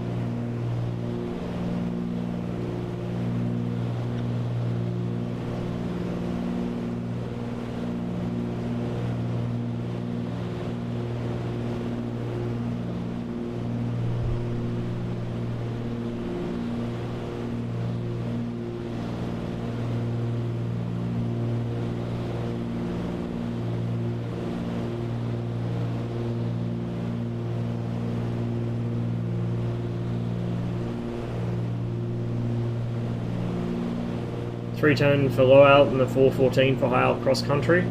It's not a bad shout. Like I said, the 414's flight before. I mean, if you're flying by the books and you don't do anything silly, yeah, the 414 probably feels fine. If you want to simulate any kind of failures or any emergency procedures, or you just like stalling things because, you know, some of us are weird like that, the 414 is noticeably deficient in those areas. It needs some tweaking. But in all other respects, the 414's nice. It looks good, it sounds good. Within the envelope, it flies pretty well. Ground handling's excellent. And it is pressurized, yeah. So this is unpressurized, the 414 is pressurized.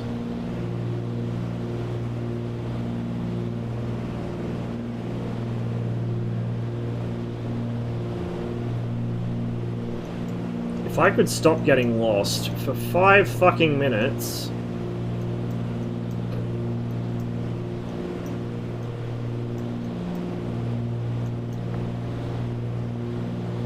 I don't know. I don't really use GPS stuff. Hence, I got these all turned on.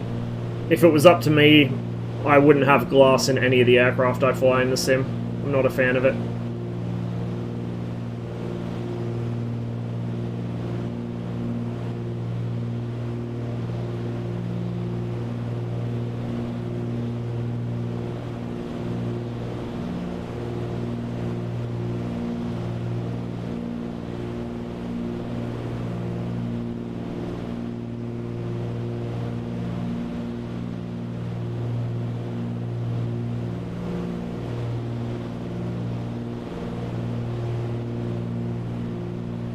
My showing with navigation today is suggesting I probably should use the fucking GPS though. Jesus Christ. In my defense, the two rivers I was flying along do look kind of similar, except one's like 3 times the size of the other, so, you know.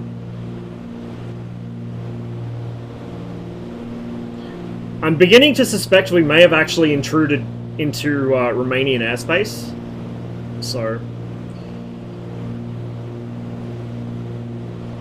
On the other hand...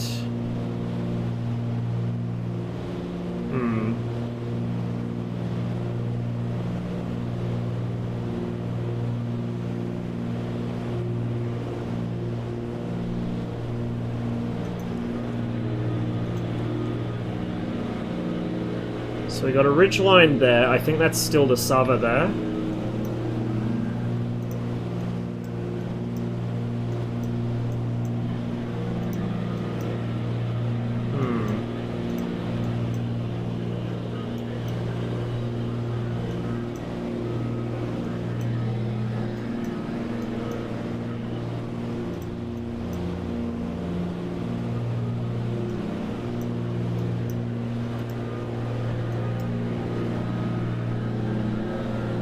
It's still flat enough around here that we might still be in the correct general area, maybe.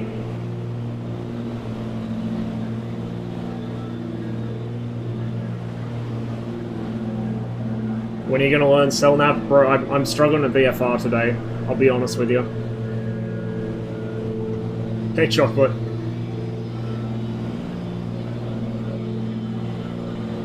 Slightly. I know I'm looking for like a... It's got a mountain ridge behind it.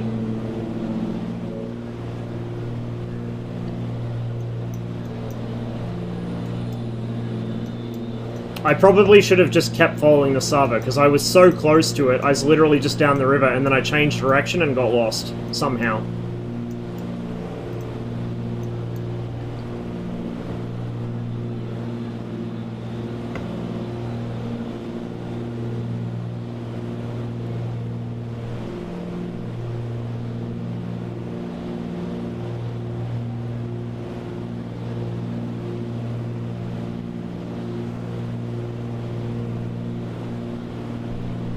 Oh, I know what we can do here.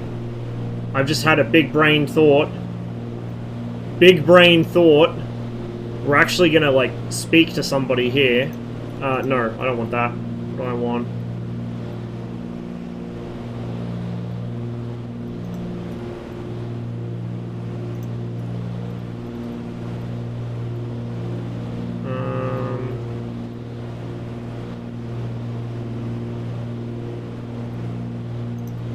We'll use this to figure out where it is, maybe? 26 miles west.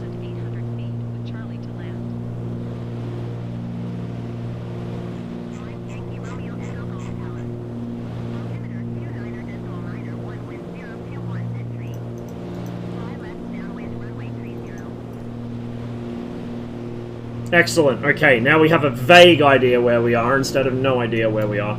How in the fuck am I 26 miles west?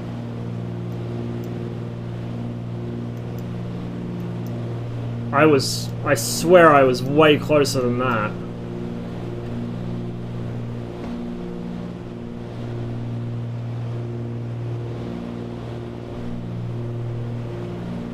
So, I'd say that's it there.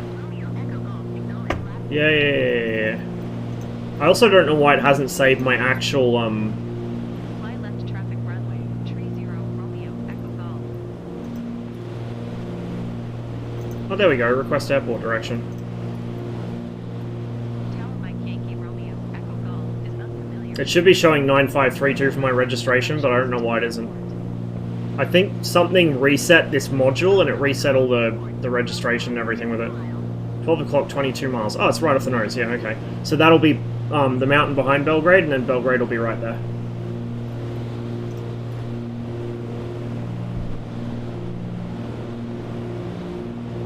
Look, at least in DCS, I have an excuse, which is VFR and DCS is extremely difficult, especially over the mountains in autumn. under combat stress. Here, I don't really have an excuse. I just fucked up really badly. really, really badly. So I am... Oh, what the fuck? I am pretty much directly west of it. By a fair distance, too.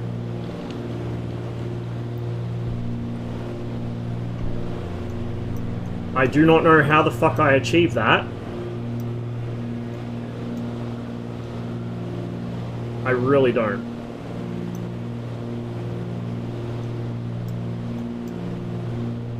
I was over the mountains in that mission. I was in the, well, the foothills of them. My target was in the foothills of the mountains in that mission.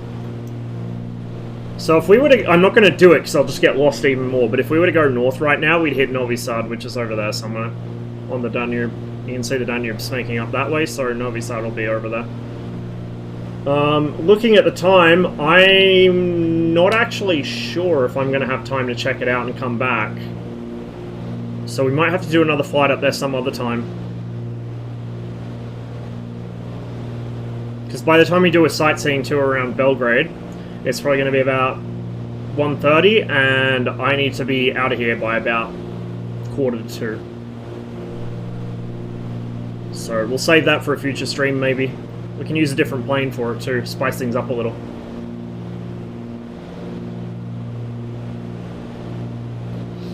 What do you mean, chocolate? What do you mean, not again? Don't you like them, chocolate? Do they make you feel uncomfortable?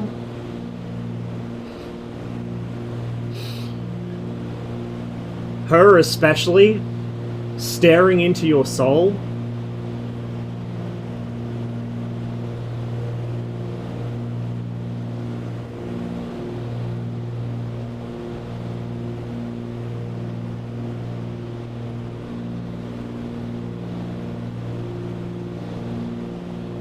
It's really weird. Like, if I'm following a kind of track where there should be no chance of me getting lost, I'll get lost. Like here, all I had to do is follow the damn river. I got lost. If I follow a completely haphazard route on the fly that makes no sense, I will end up exactly where I intend to go. Like, I did it off stream a couple weeks ago. I was flying the GB from, where is it? Medicine Hat, I think I took off from. And I flew it up the Trans-Canada Highway and then hit one of the little bush strips I've got, about probably halfway to Calgary, then turned for Drumheller, actually found Drumheller without any kind of assistance from any kind of mapping, figured out where it was, then followed the river and ended up going past Calgary, and then it took me a little while to figure out where Red Deer was because it was covered in fog, but I did find it in the end. But here, all I have to do is follow the river and I still got lost.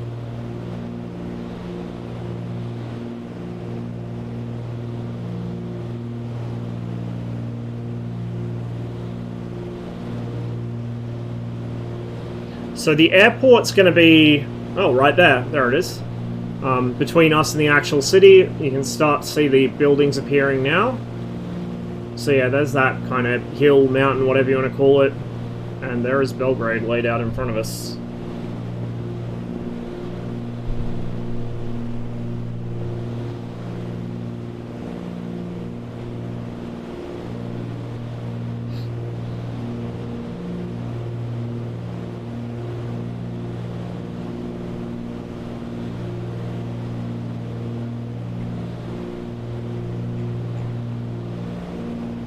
Kind of hook around to the right. Once we get over it, we'll knock the autopilot in the head and just hand fly it down in a bit of a descent and do some sightseeing.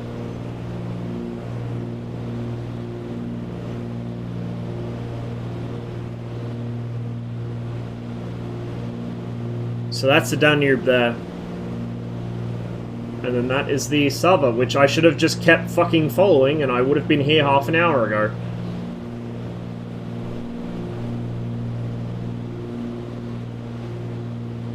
Novi Sad will be up that way somewhere, so the Danube kind of weaves around a bit, then hooks a corner and goes around behind that ridgeline, and Novi Sad is up that way.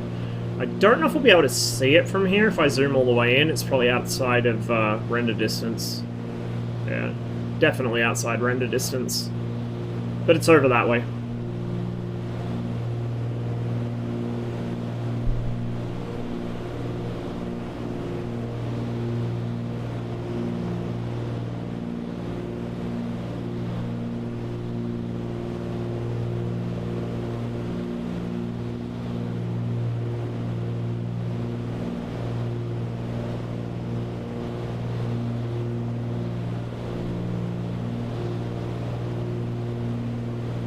I do have photogrammetry for this city, so we'll have some nice buildings to check out. If you're into the same kind of architecture as me, you're going to love this. If you're not, then too bad. You're shit out of luck. Although there are some nice older style European buildings down there as well, so there's plenty to see for everyone.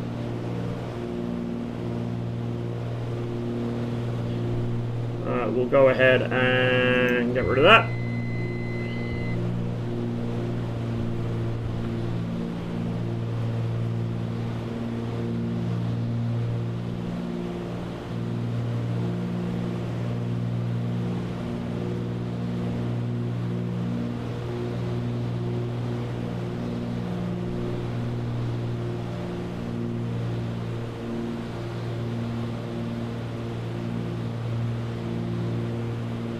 Freeware Hungary scenery came out a few weeks ago. I don't think I saw it. I'll have to grab that.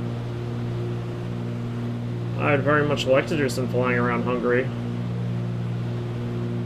We could, if it's actually represented in the sim, we could go check out the power station where they filmed, you know, like the shipbreaking yard, junkyard, whatever you want to call it, scenes from the new Blade Runner.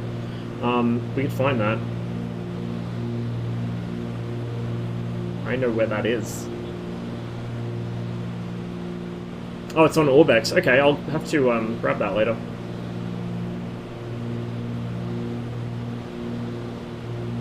It's a bit flat. Look, some people are into that.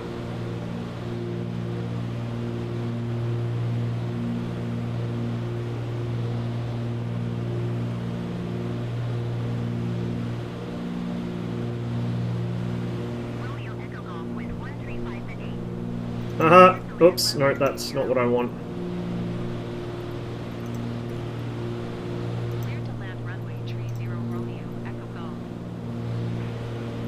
Joke's on you, I have no intention of landing. And when I do actually land, I'm not going to bother asking for clearance.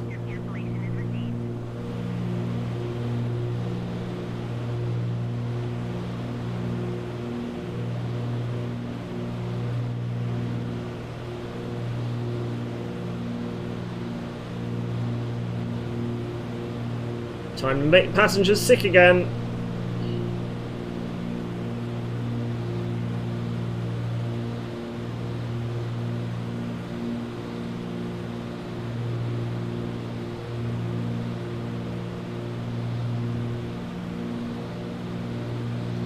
Let's do a bit of a S-turn here to get rid of some speed.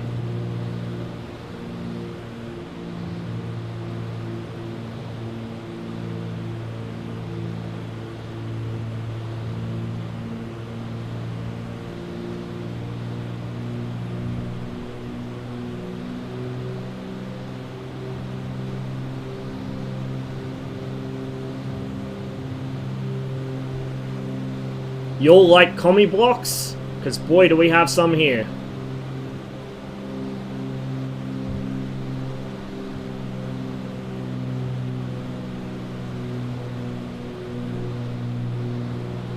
So I don't have full photogrammetry for the city. I have, basically it's photogrammetry for the really noticeable landmarks, and the rest is still auto-gen, but it mixes in quite well, to be honest.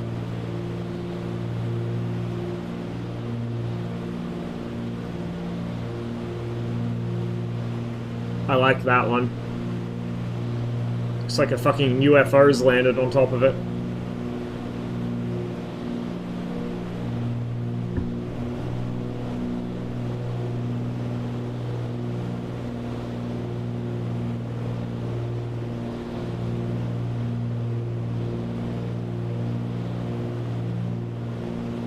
Fly through the building with knife edge. I don't know if the collision geometry's got an actual hole in it. I've come unstuck doing that before, so I don't want to really risk it.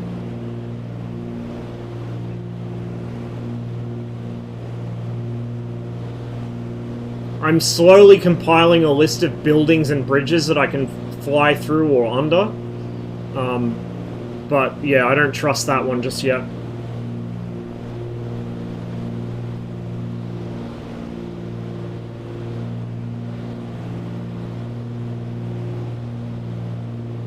How are the passengers finding this lovely flight today?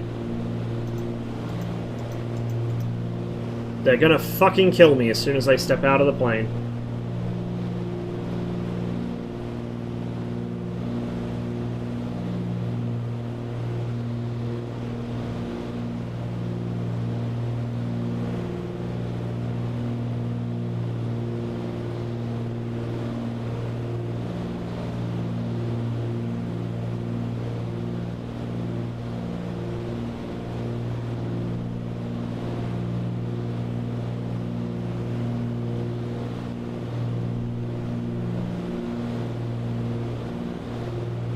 I do wish more people that make photogrammetry scenery would remember to make it zero out anything else in the same area.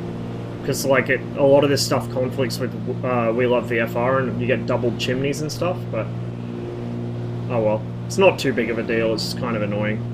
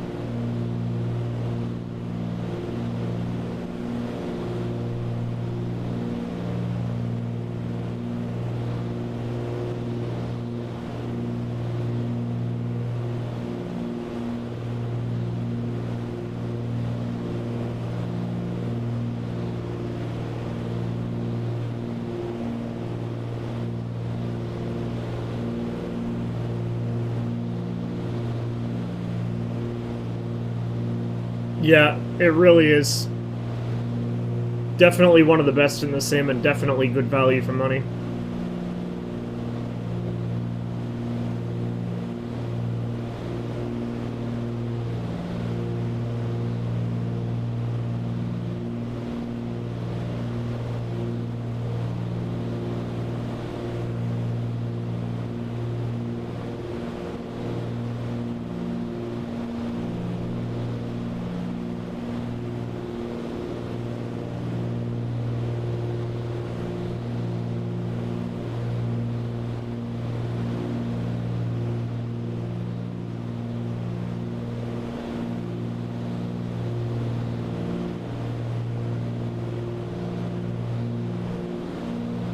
We got any Half-Life players here?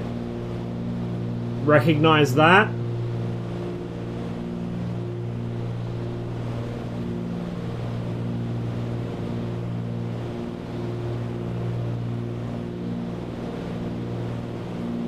We'll come around and give it another pass.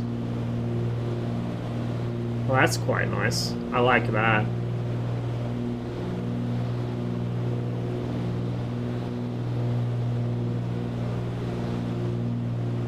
Too bad APOC isn't here, he could tell us what all these buildings are.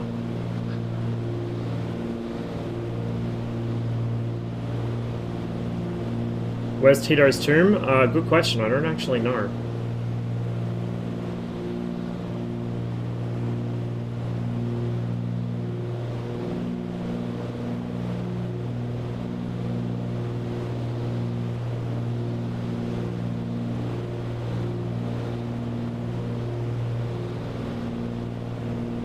Actually, was it that building or was it the other one? I think it was this one.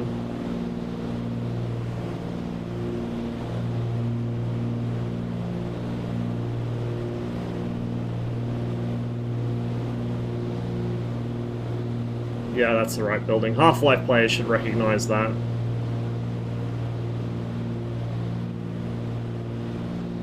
From Half-Life 2 specifically.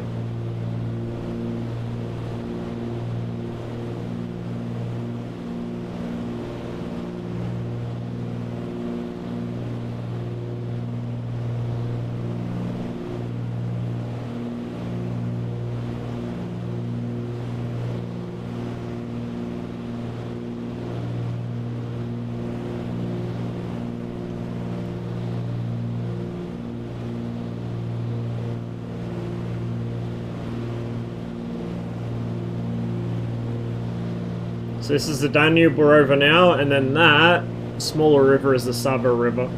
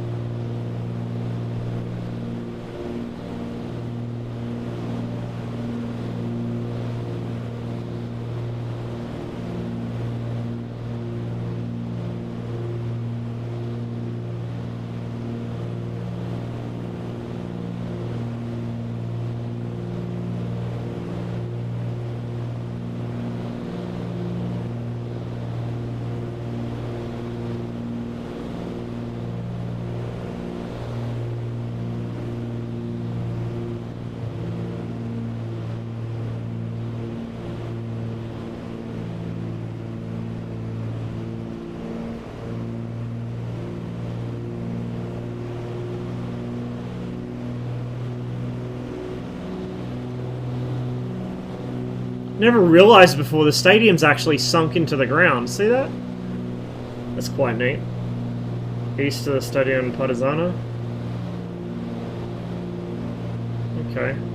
We'll loop back around and come east.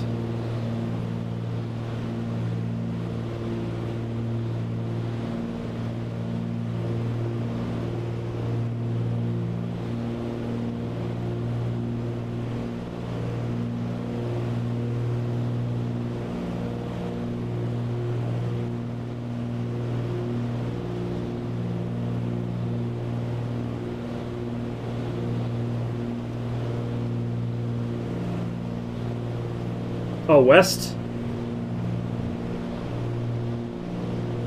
You're over there somewhere, probably. Well, we'll catch it on the way back through, unless we just went over it.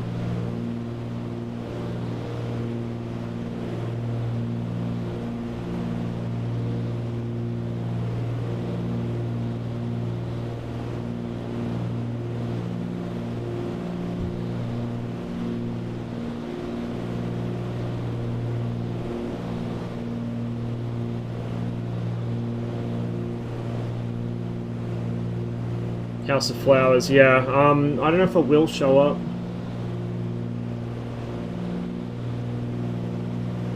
I guess we'll find out. Even if it's not in the sim by default, then this photogrammetry might have it. You would fucking hope so. It's pretty significant.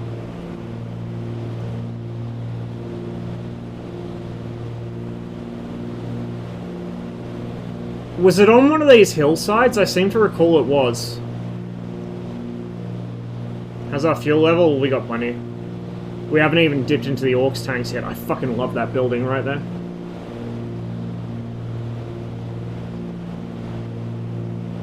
Look at that. Beautiful.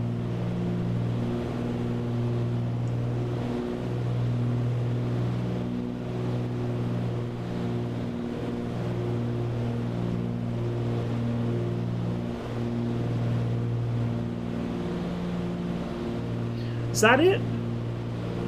I want to say that might be it. I think it looks about the right shape.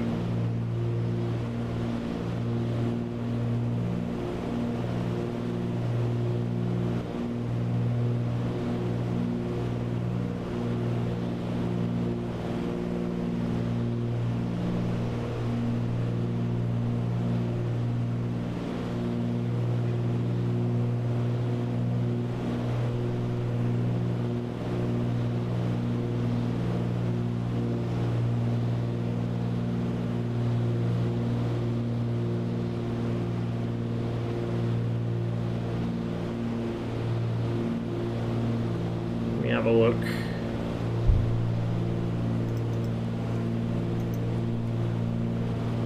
So I've still got Google Maps open as well.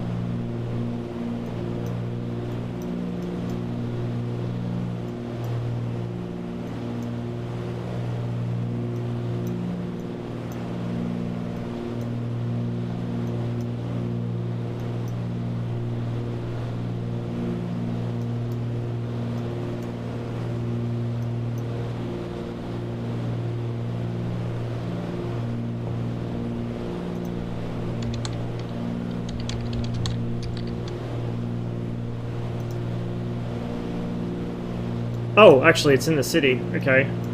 Yeah, it's immediately west of the fucking stadium.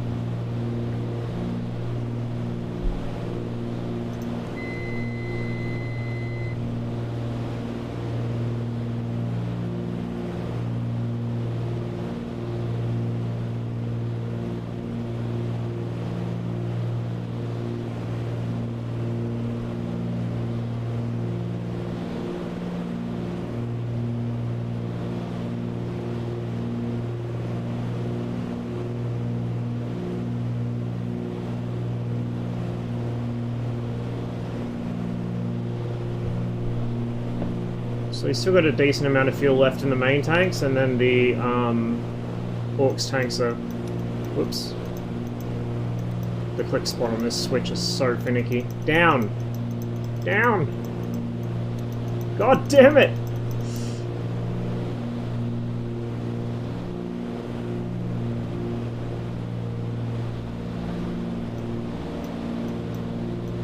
I give up. Fuck it. I know we've still got plenty in the AUX tanks, but Switch doesn't play nice with me.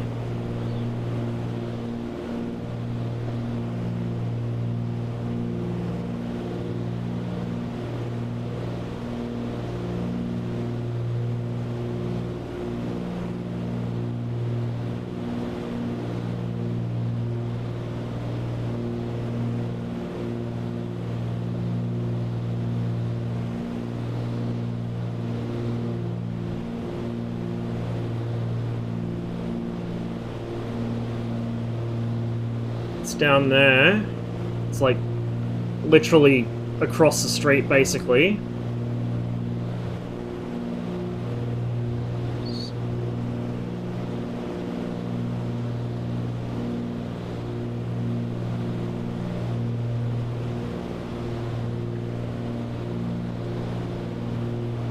It's a Museum of Yugoslavia there at the end of the park. House of Flowers should be one of these. So yeah, it's not actually there. Like, it's not modelled, I mean, but it's right where the wingtip is in there. I think that might be it next to the museum. And then the Presidential Palace is Just around here.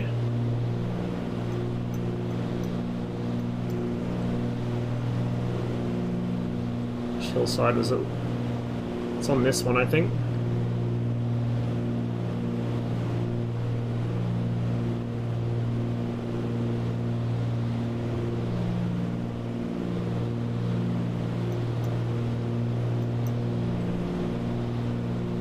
Right there. That's the White Palace there.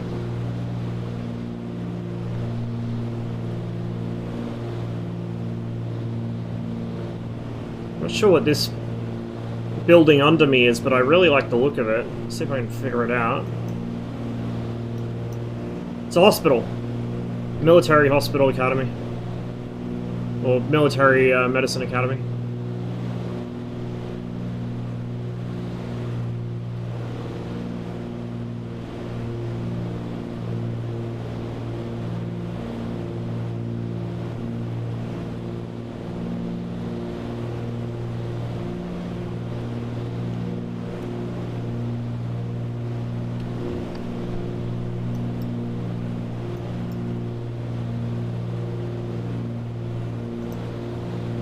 We'll do a quick poke a little across the river and then we'll go land because I need to get going pretty soon.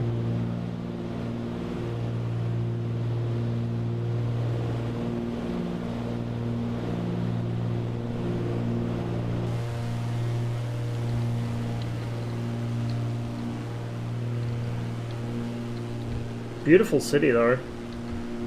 I mean, obviously it's mostly auto-gen, but even so.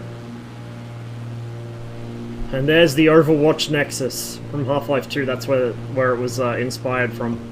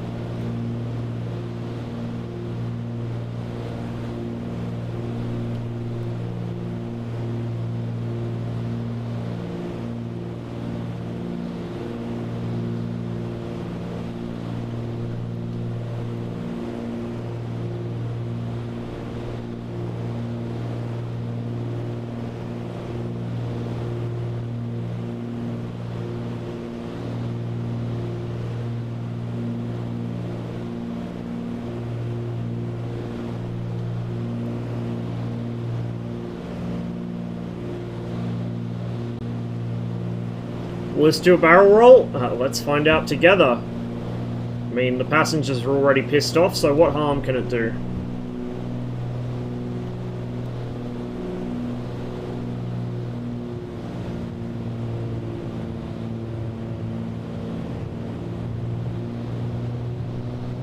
Yep. Loses a bit of altitude doing it, but it will do it.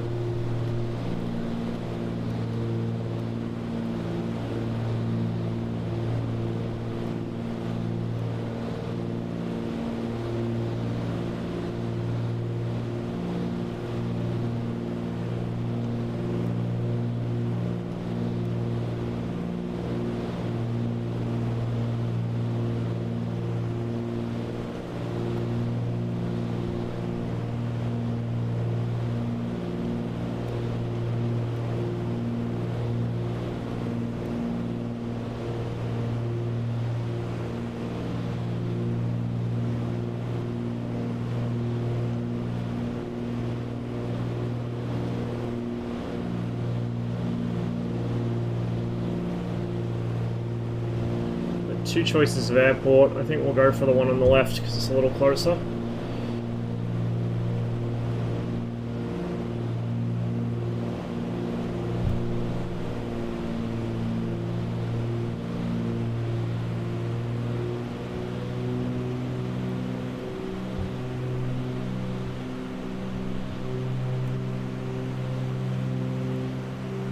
Yeah, pretty easy.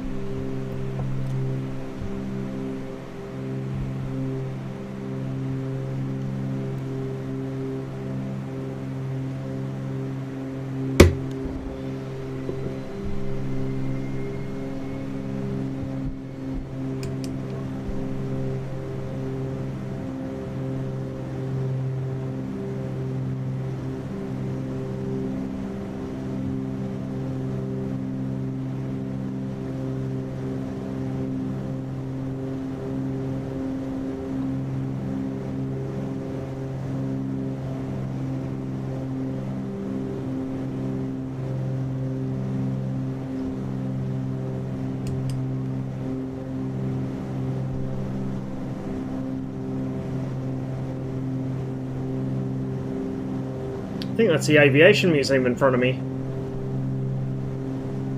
Pretty sure it is, actually. We might see some interesting stuff over there if there's photogrammetry of it.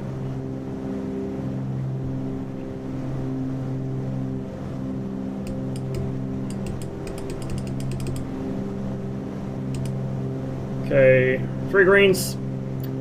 Flaps coming down. Well, they are down by now.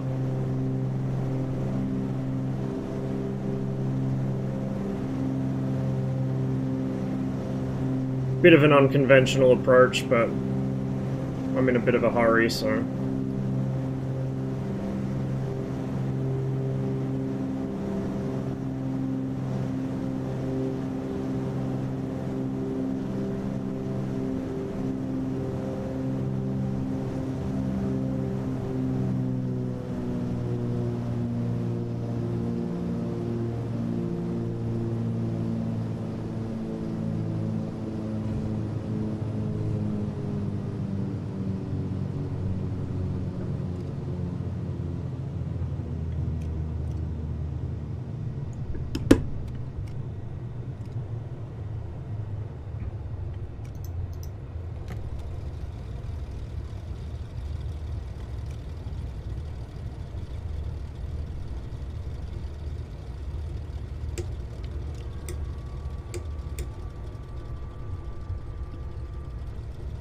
Get ourselves off the runway for whoever that is coming into land.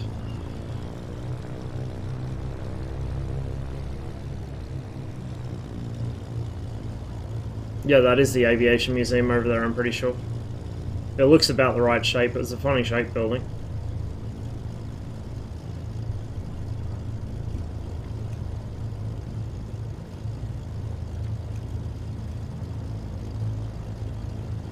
At higher speeds on the ground, you do need to use the toe brakes to turn at all. The nose wheel steering only works when you're below a certain speed, which is probably more realistic than some of the other planes where you can use it at whatever speed you like. But again, I think the ground handling on the 414 is better, but this handles better in the air.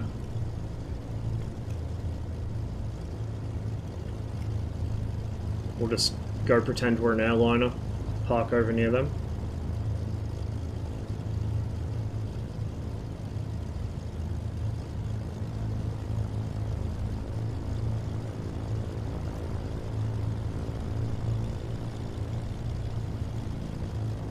Make sure we get the trim reset. This is a state-saving plane, so we want to make sure we don't leave anything really badly out of parameters.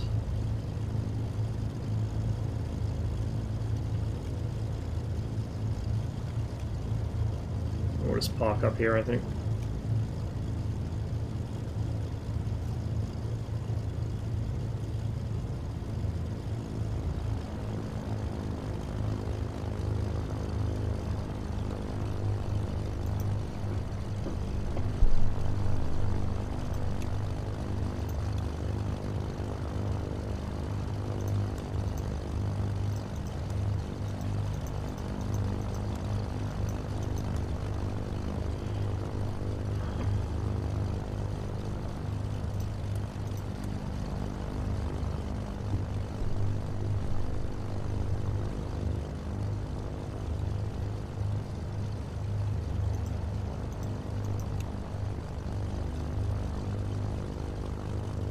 Just make sure everything's off that needs to be.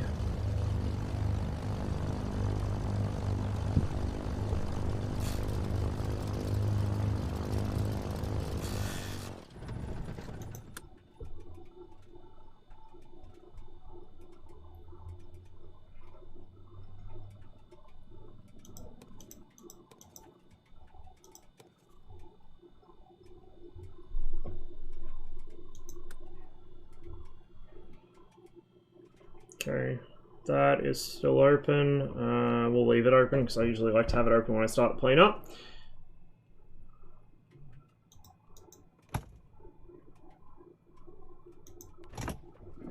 May as well get the doors open. Trusty water bottle down there.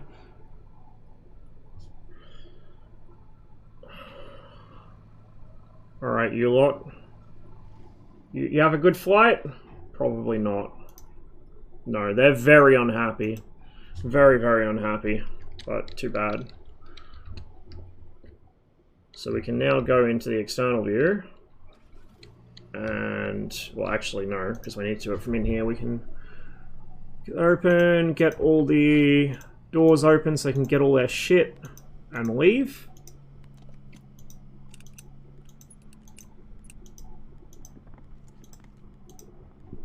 There we go. Services, we're gonna refill the aircraft.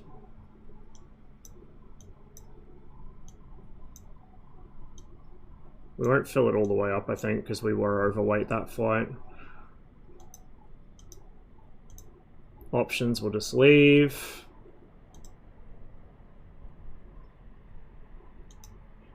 We'll see what condition the plane's in after that. Hey, I didn't break anything. I didn't break anything. We don't need to overhaul shit. That makes me very happy, even if I did get lost. So we can get rid of that.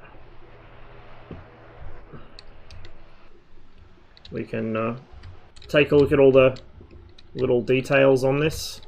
Baggage compartment doors and hatches and all sorts. It's a really, really nice module. I do strongly recommend this.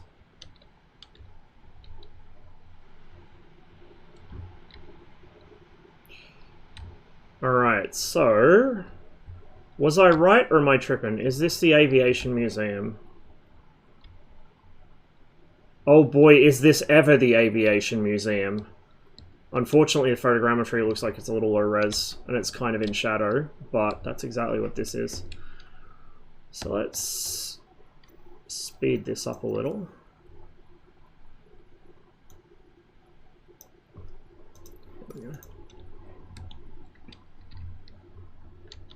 Not quite high enough res to tell things apart, figure out what's what.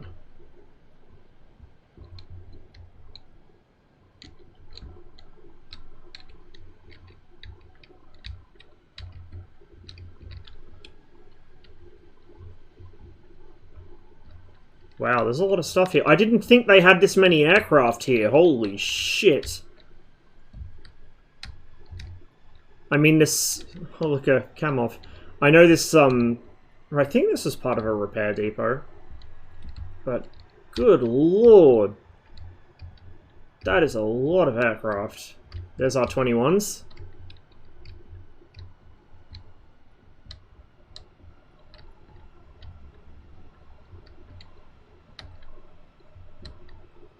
Bit of both, I think.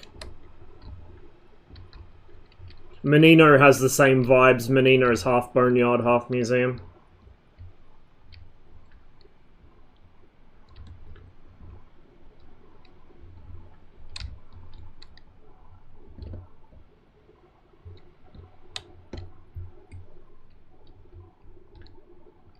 By the way, I'm not sure how many of you guys have gone and checked it out, but the boneyard at Davis Monthan Air Base is actually in 3D in the sim. It's photogrammetry, so it's definitely worth checking out. That's really cool. Really, really cool. So Yugoslavia was kind of a special snowflake because they were technically non-aligned and they had good diplomatic relations with everybody. they would play the West and the East off against each other. So at any given time, about half of Yugoslavia's equipment was Western and the other half was Soviet. They were operating Sabres and World War II RAF types, as well as Soviet fighters in squadron service at the exact same time. They had things like M18 Hellcats in reserve, while their main tank was derived from the T-72. They had a really interesting mix of equipment, because Yugoslavia decided they were going to go their own way.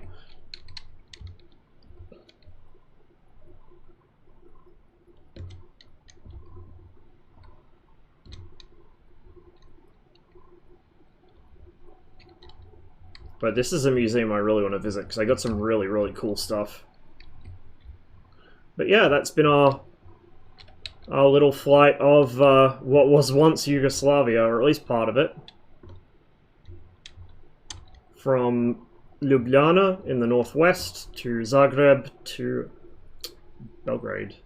And at some point in the future we'll hit up Novi Sad, and we might do a flight around the southeast as well. Like I said earlier, I did do an off-stream flight from Sarajevo up here to Belgrade. I've got some screenshots of that. I think I put them in my Discord a month or two ago, but I haven't streamed it yet. Thank you. I'm glad you enjoyed it. But I need to get myself moving, so I'm going to see who's live, and we'll spread the love a bit. Johnny, cheers for the follow, and cheers for everyone else who followed as well that came along with Conti's raid. I really appreciate it, guys. I have a little trouble keeping up with my notifications at times because I'm using my phone for them, because they don't pop up on my screen, and my phone is kind of squished in between all my HOTAS gear at the moment.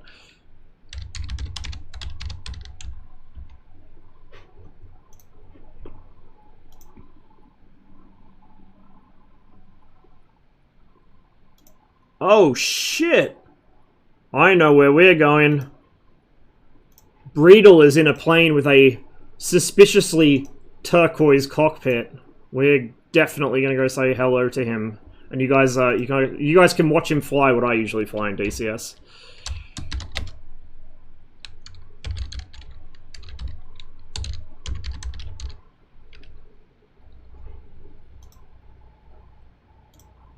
There we go, all set up.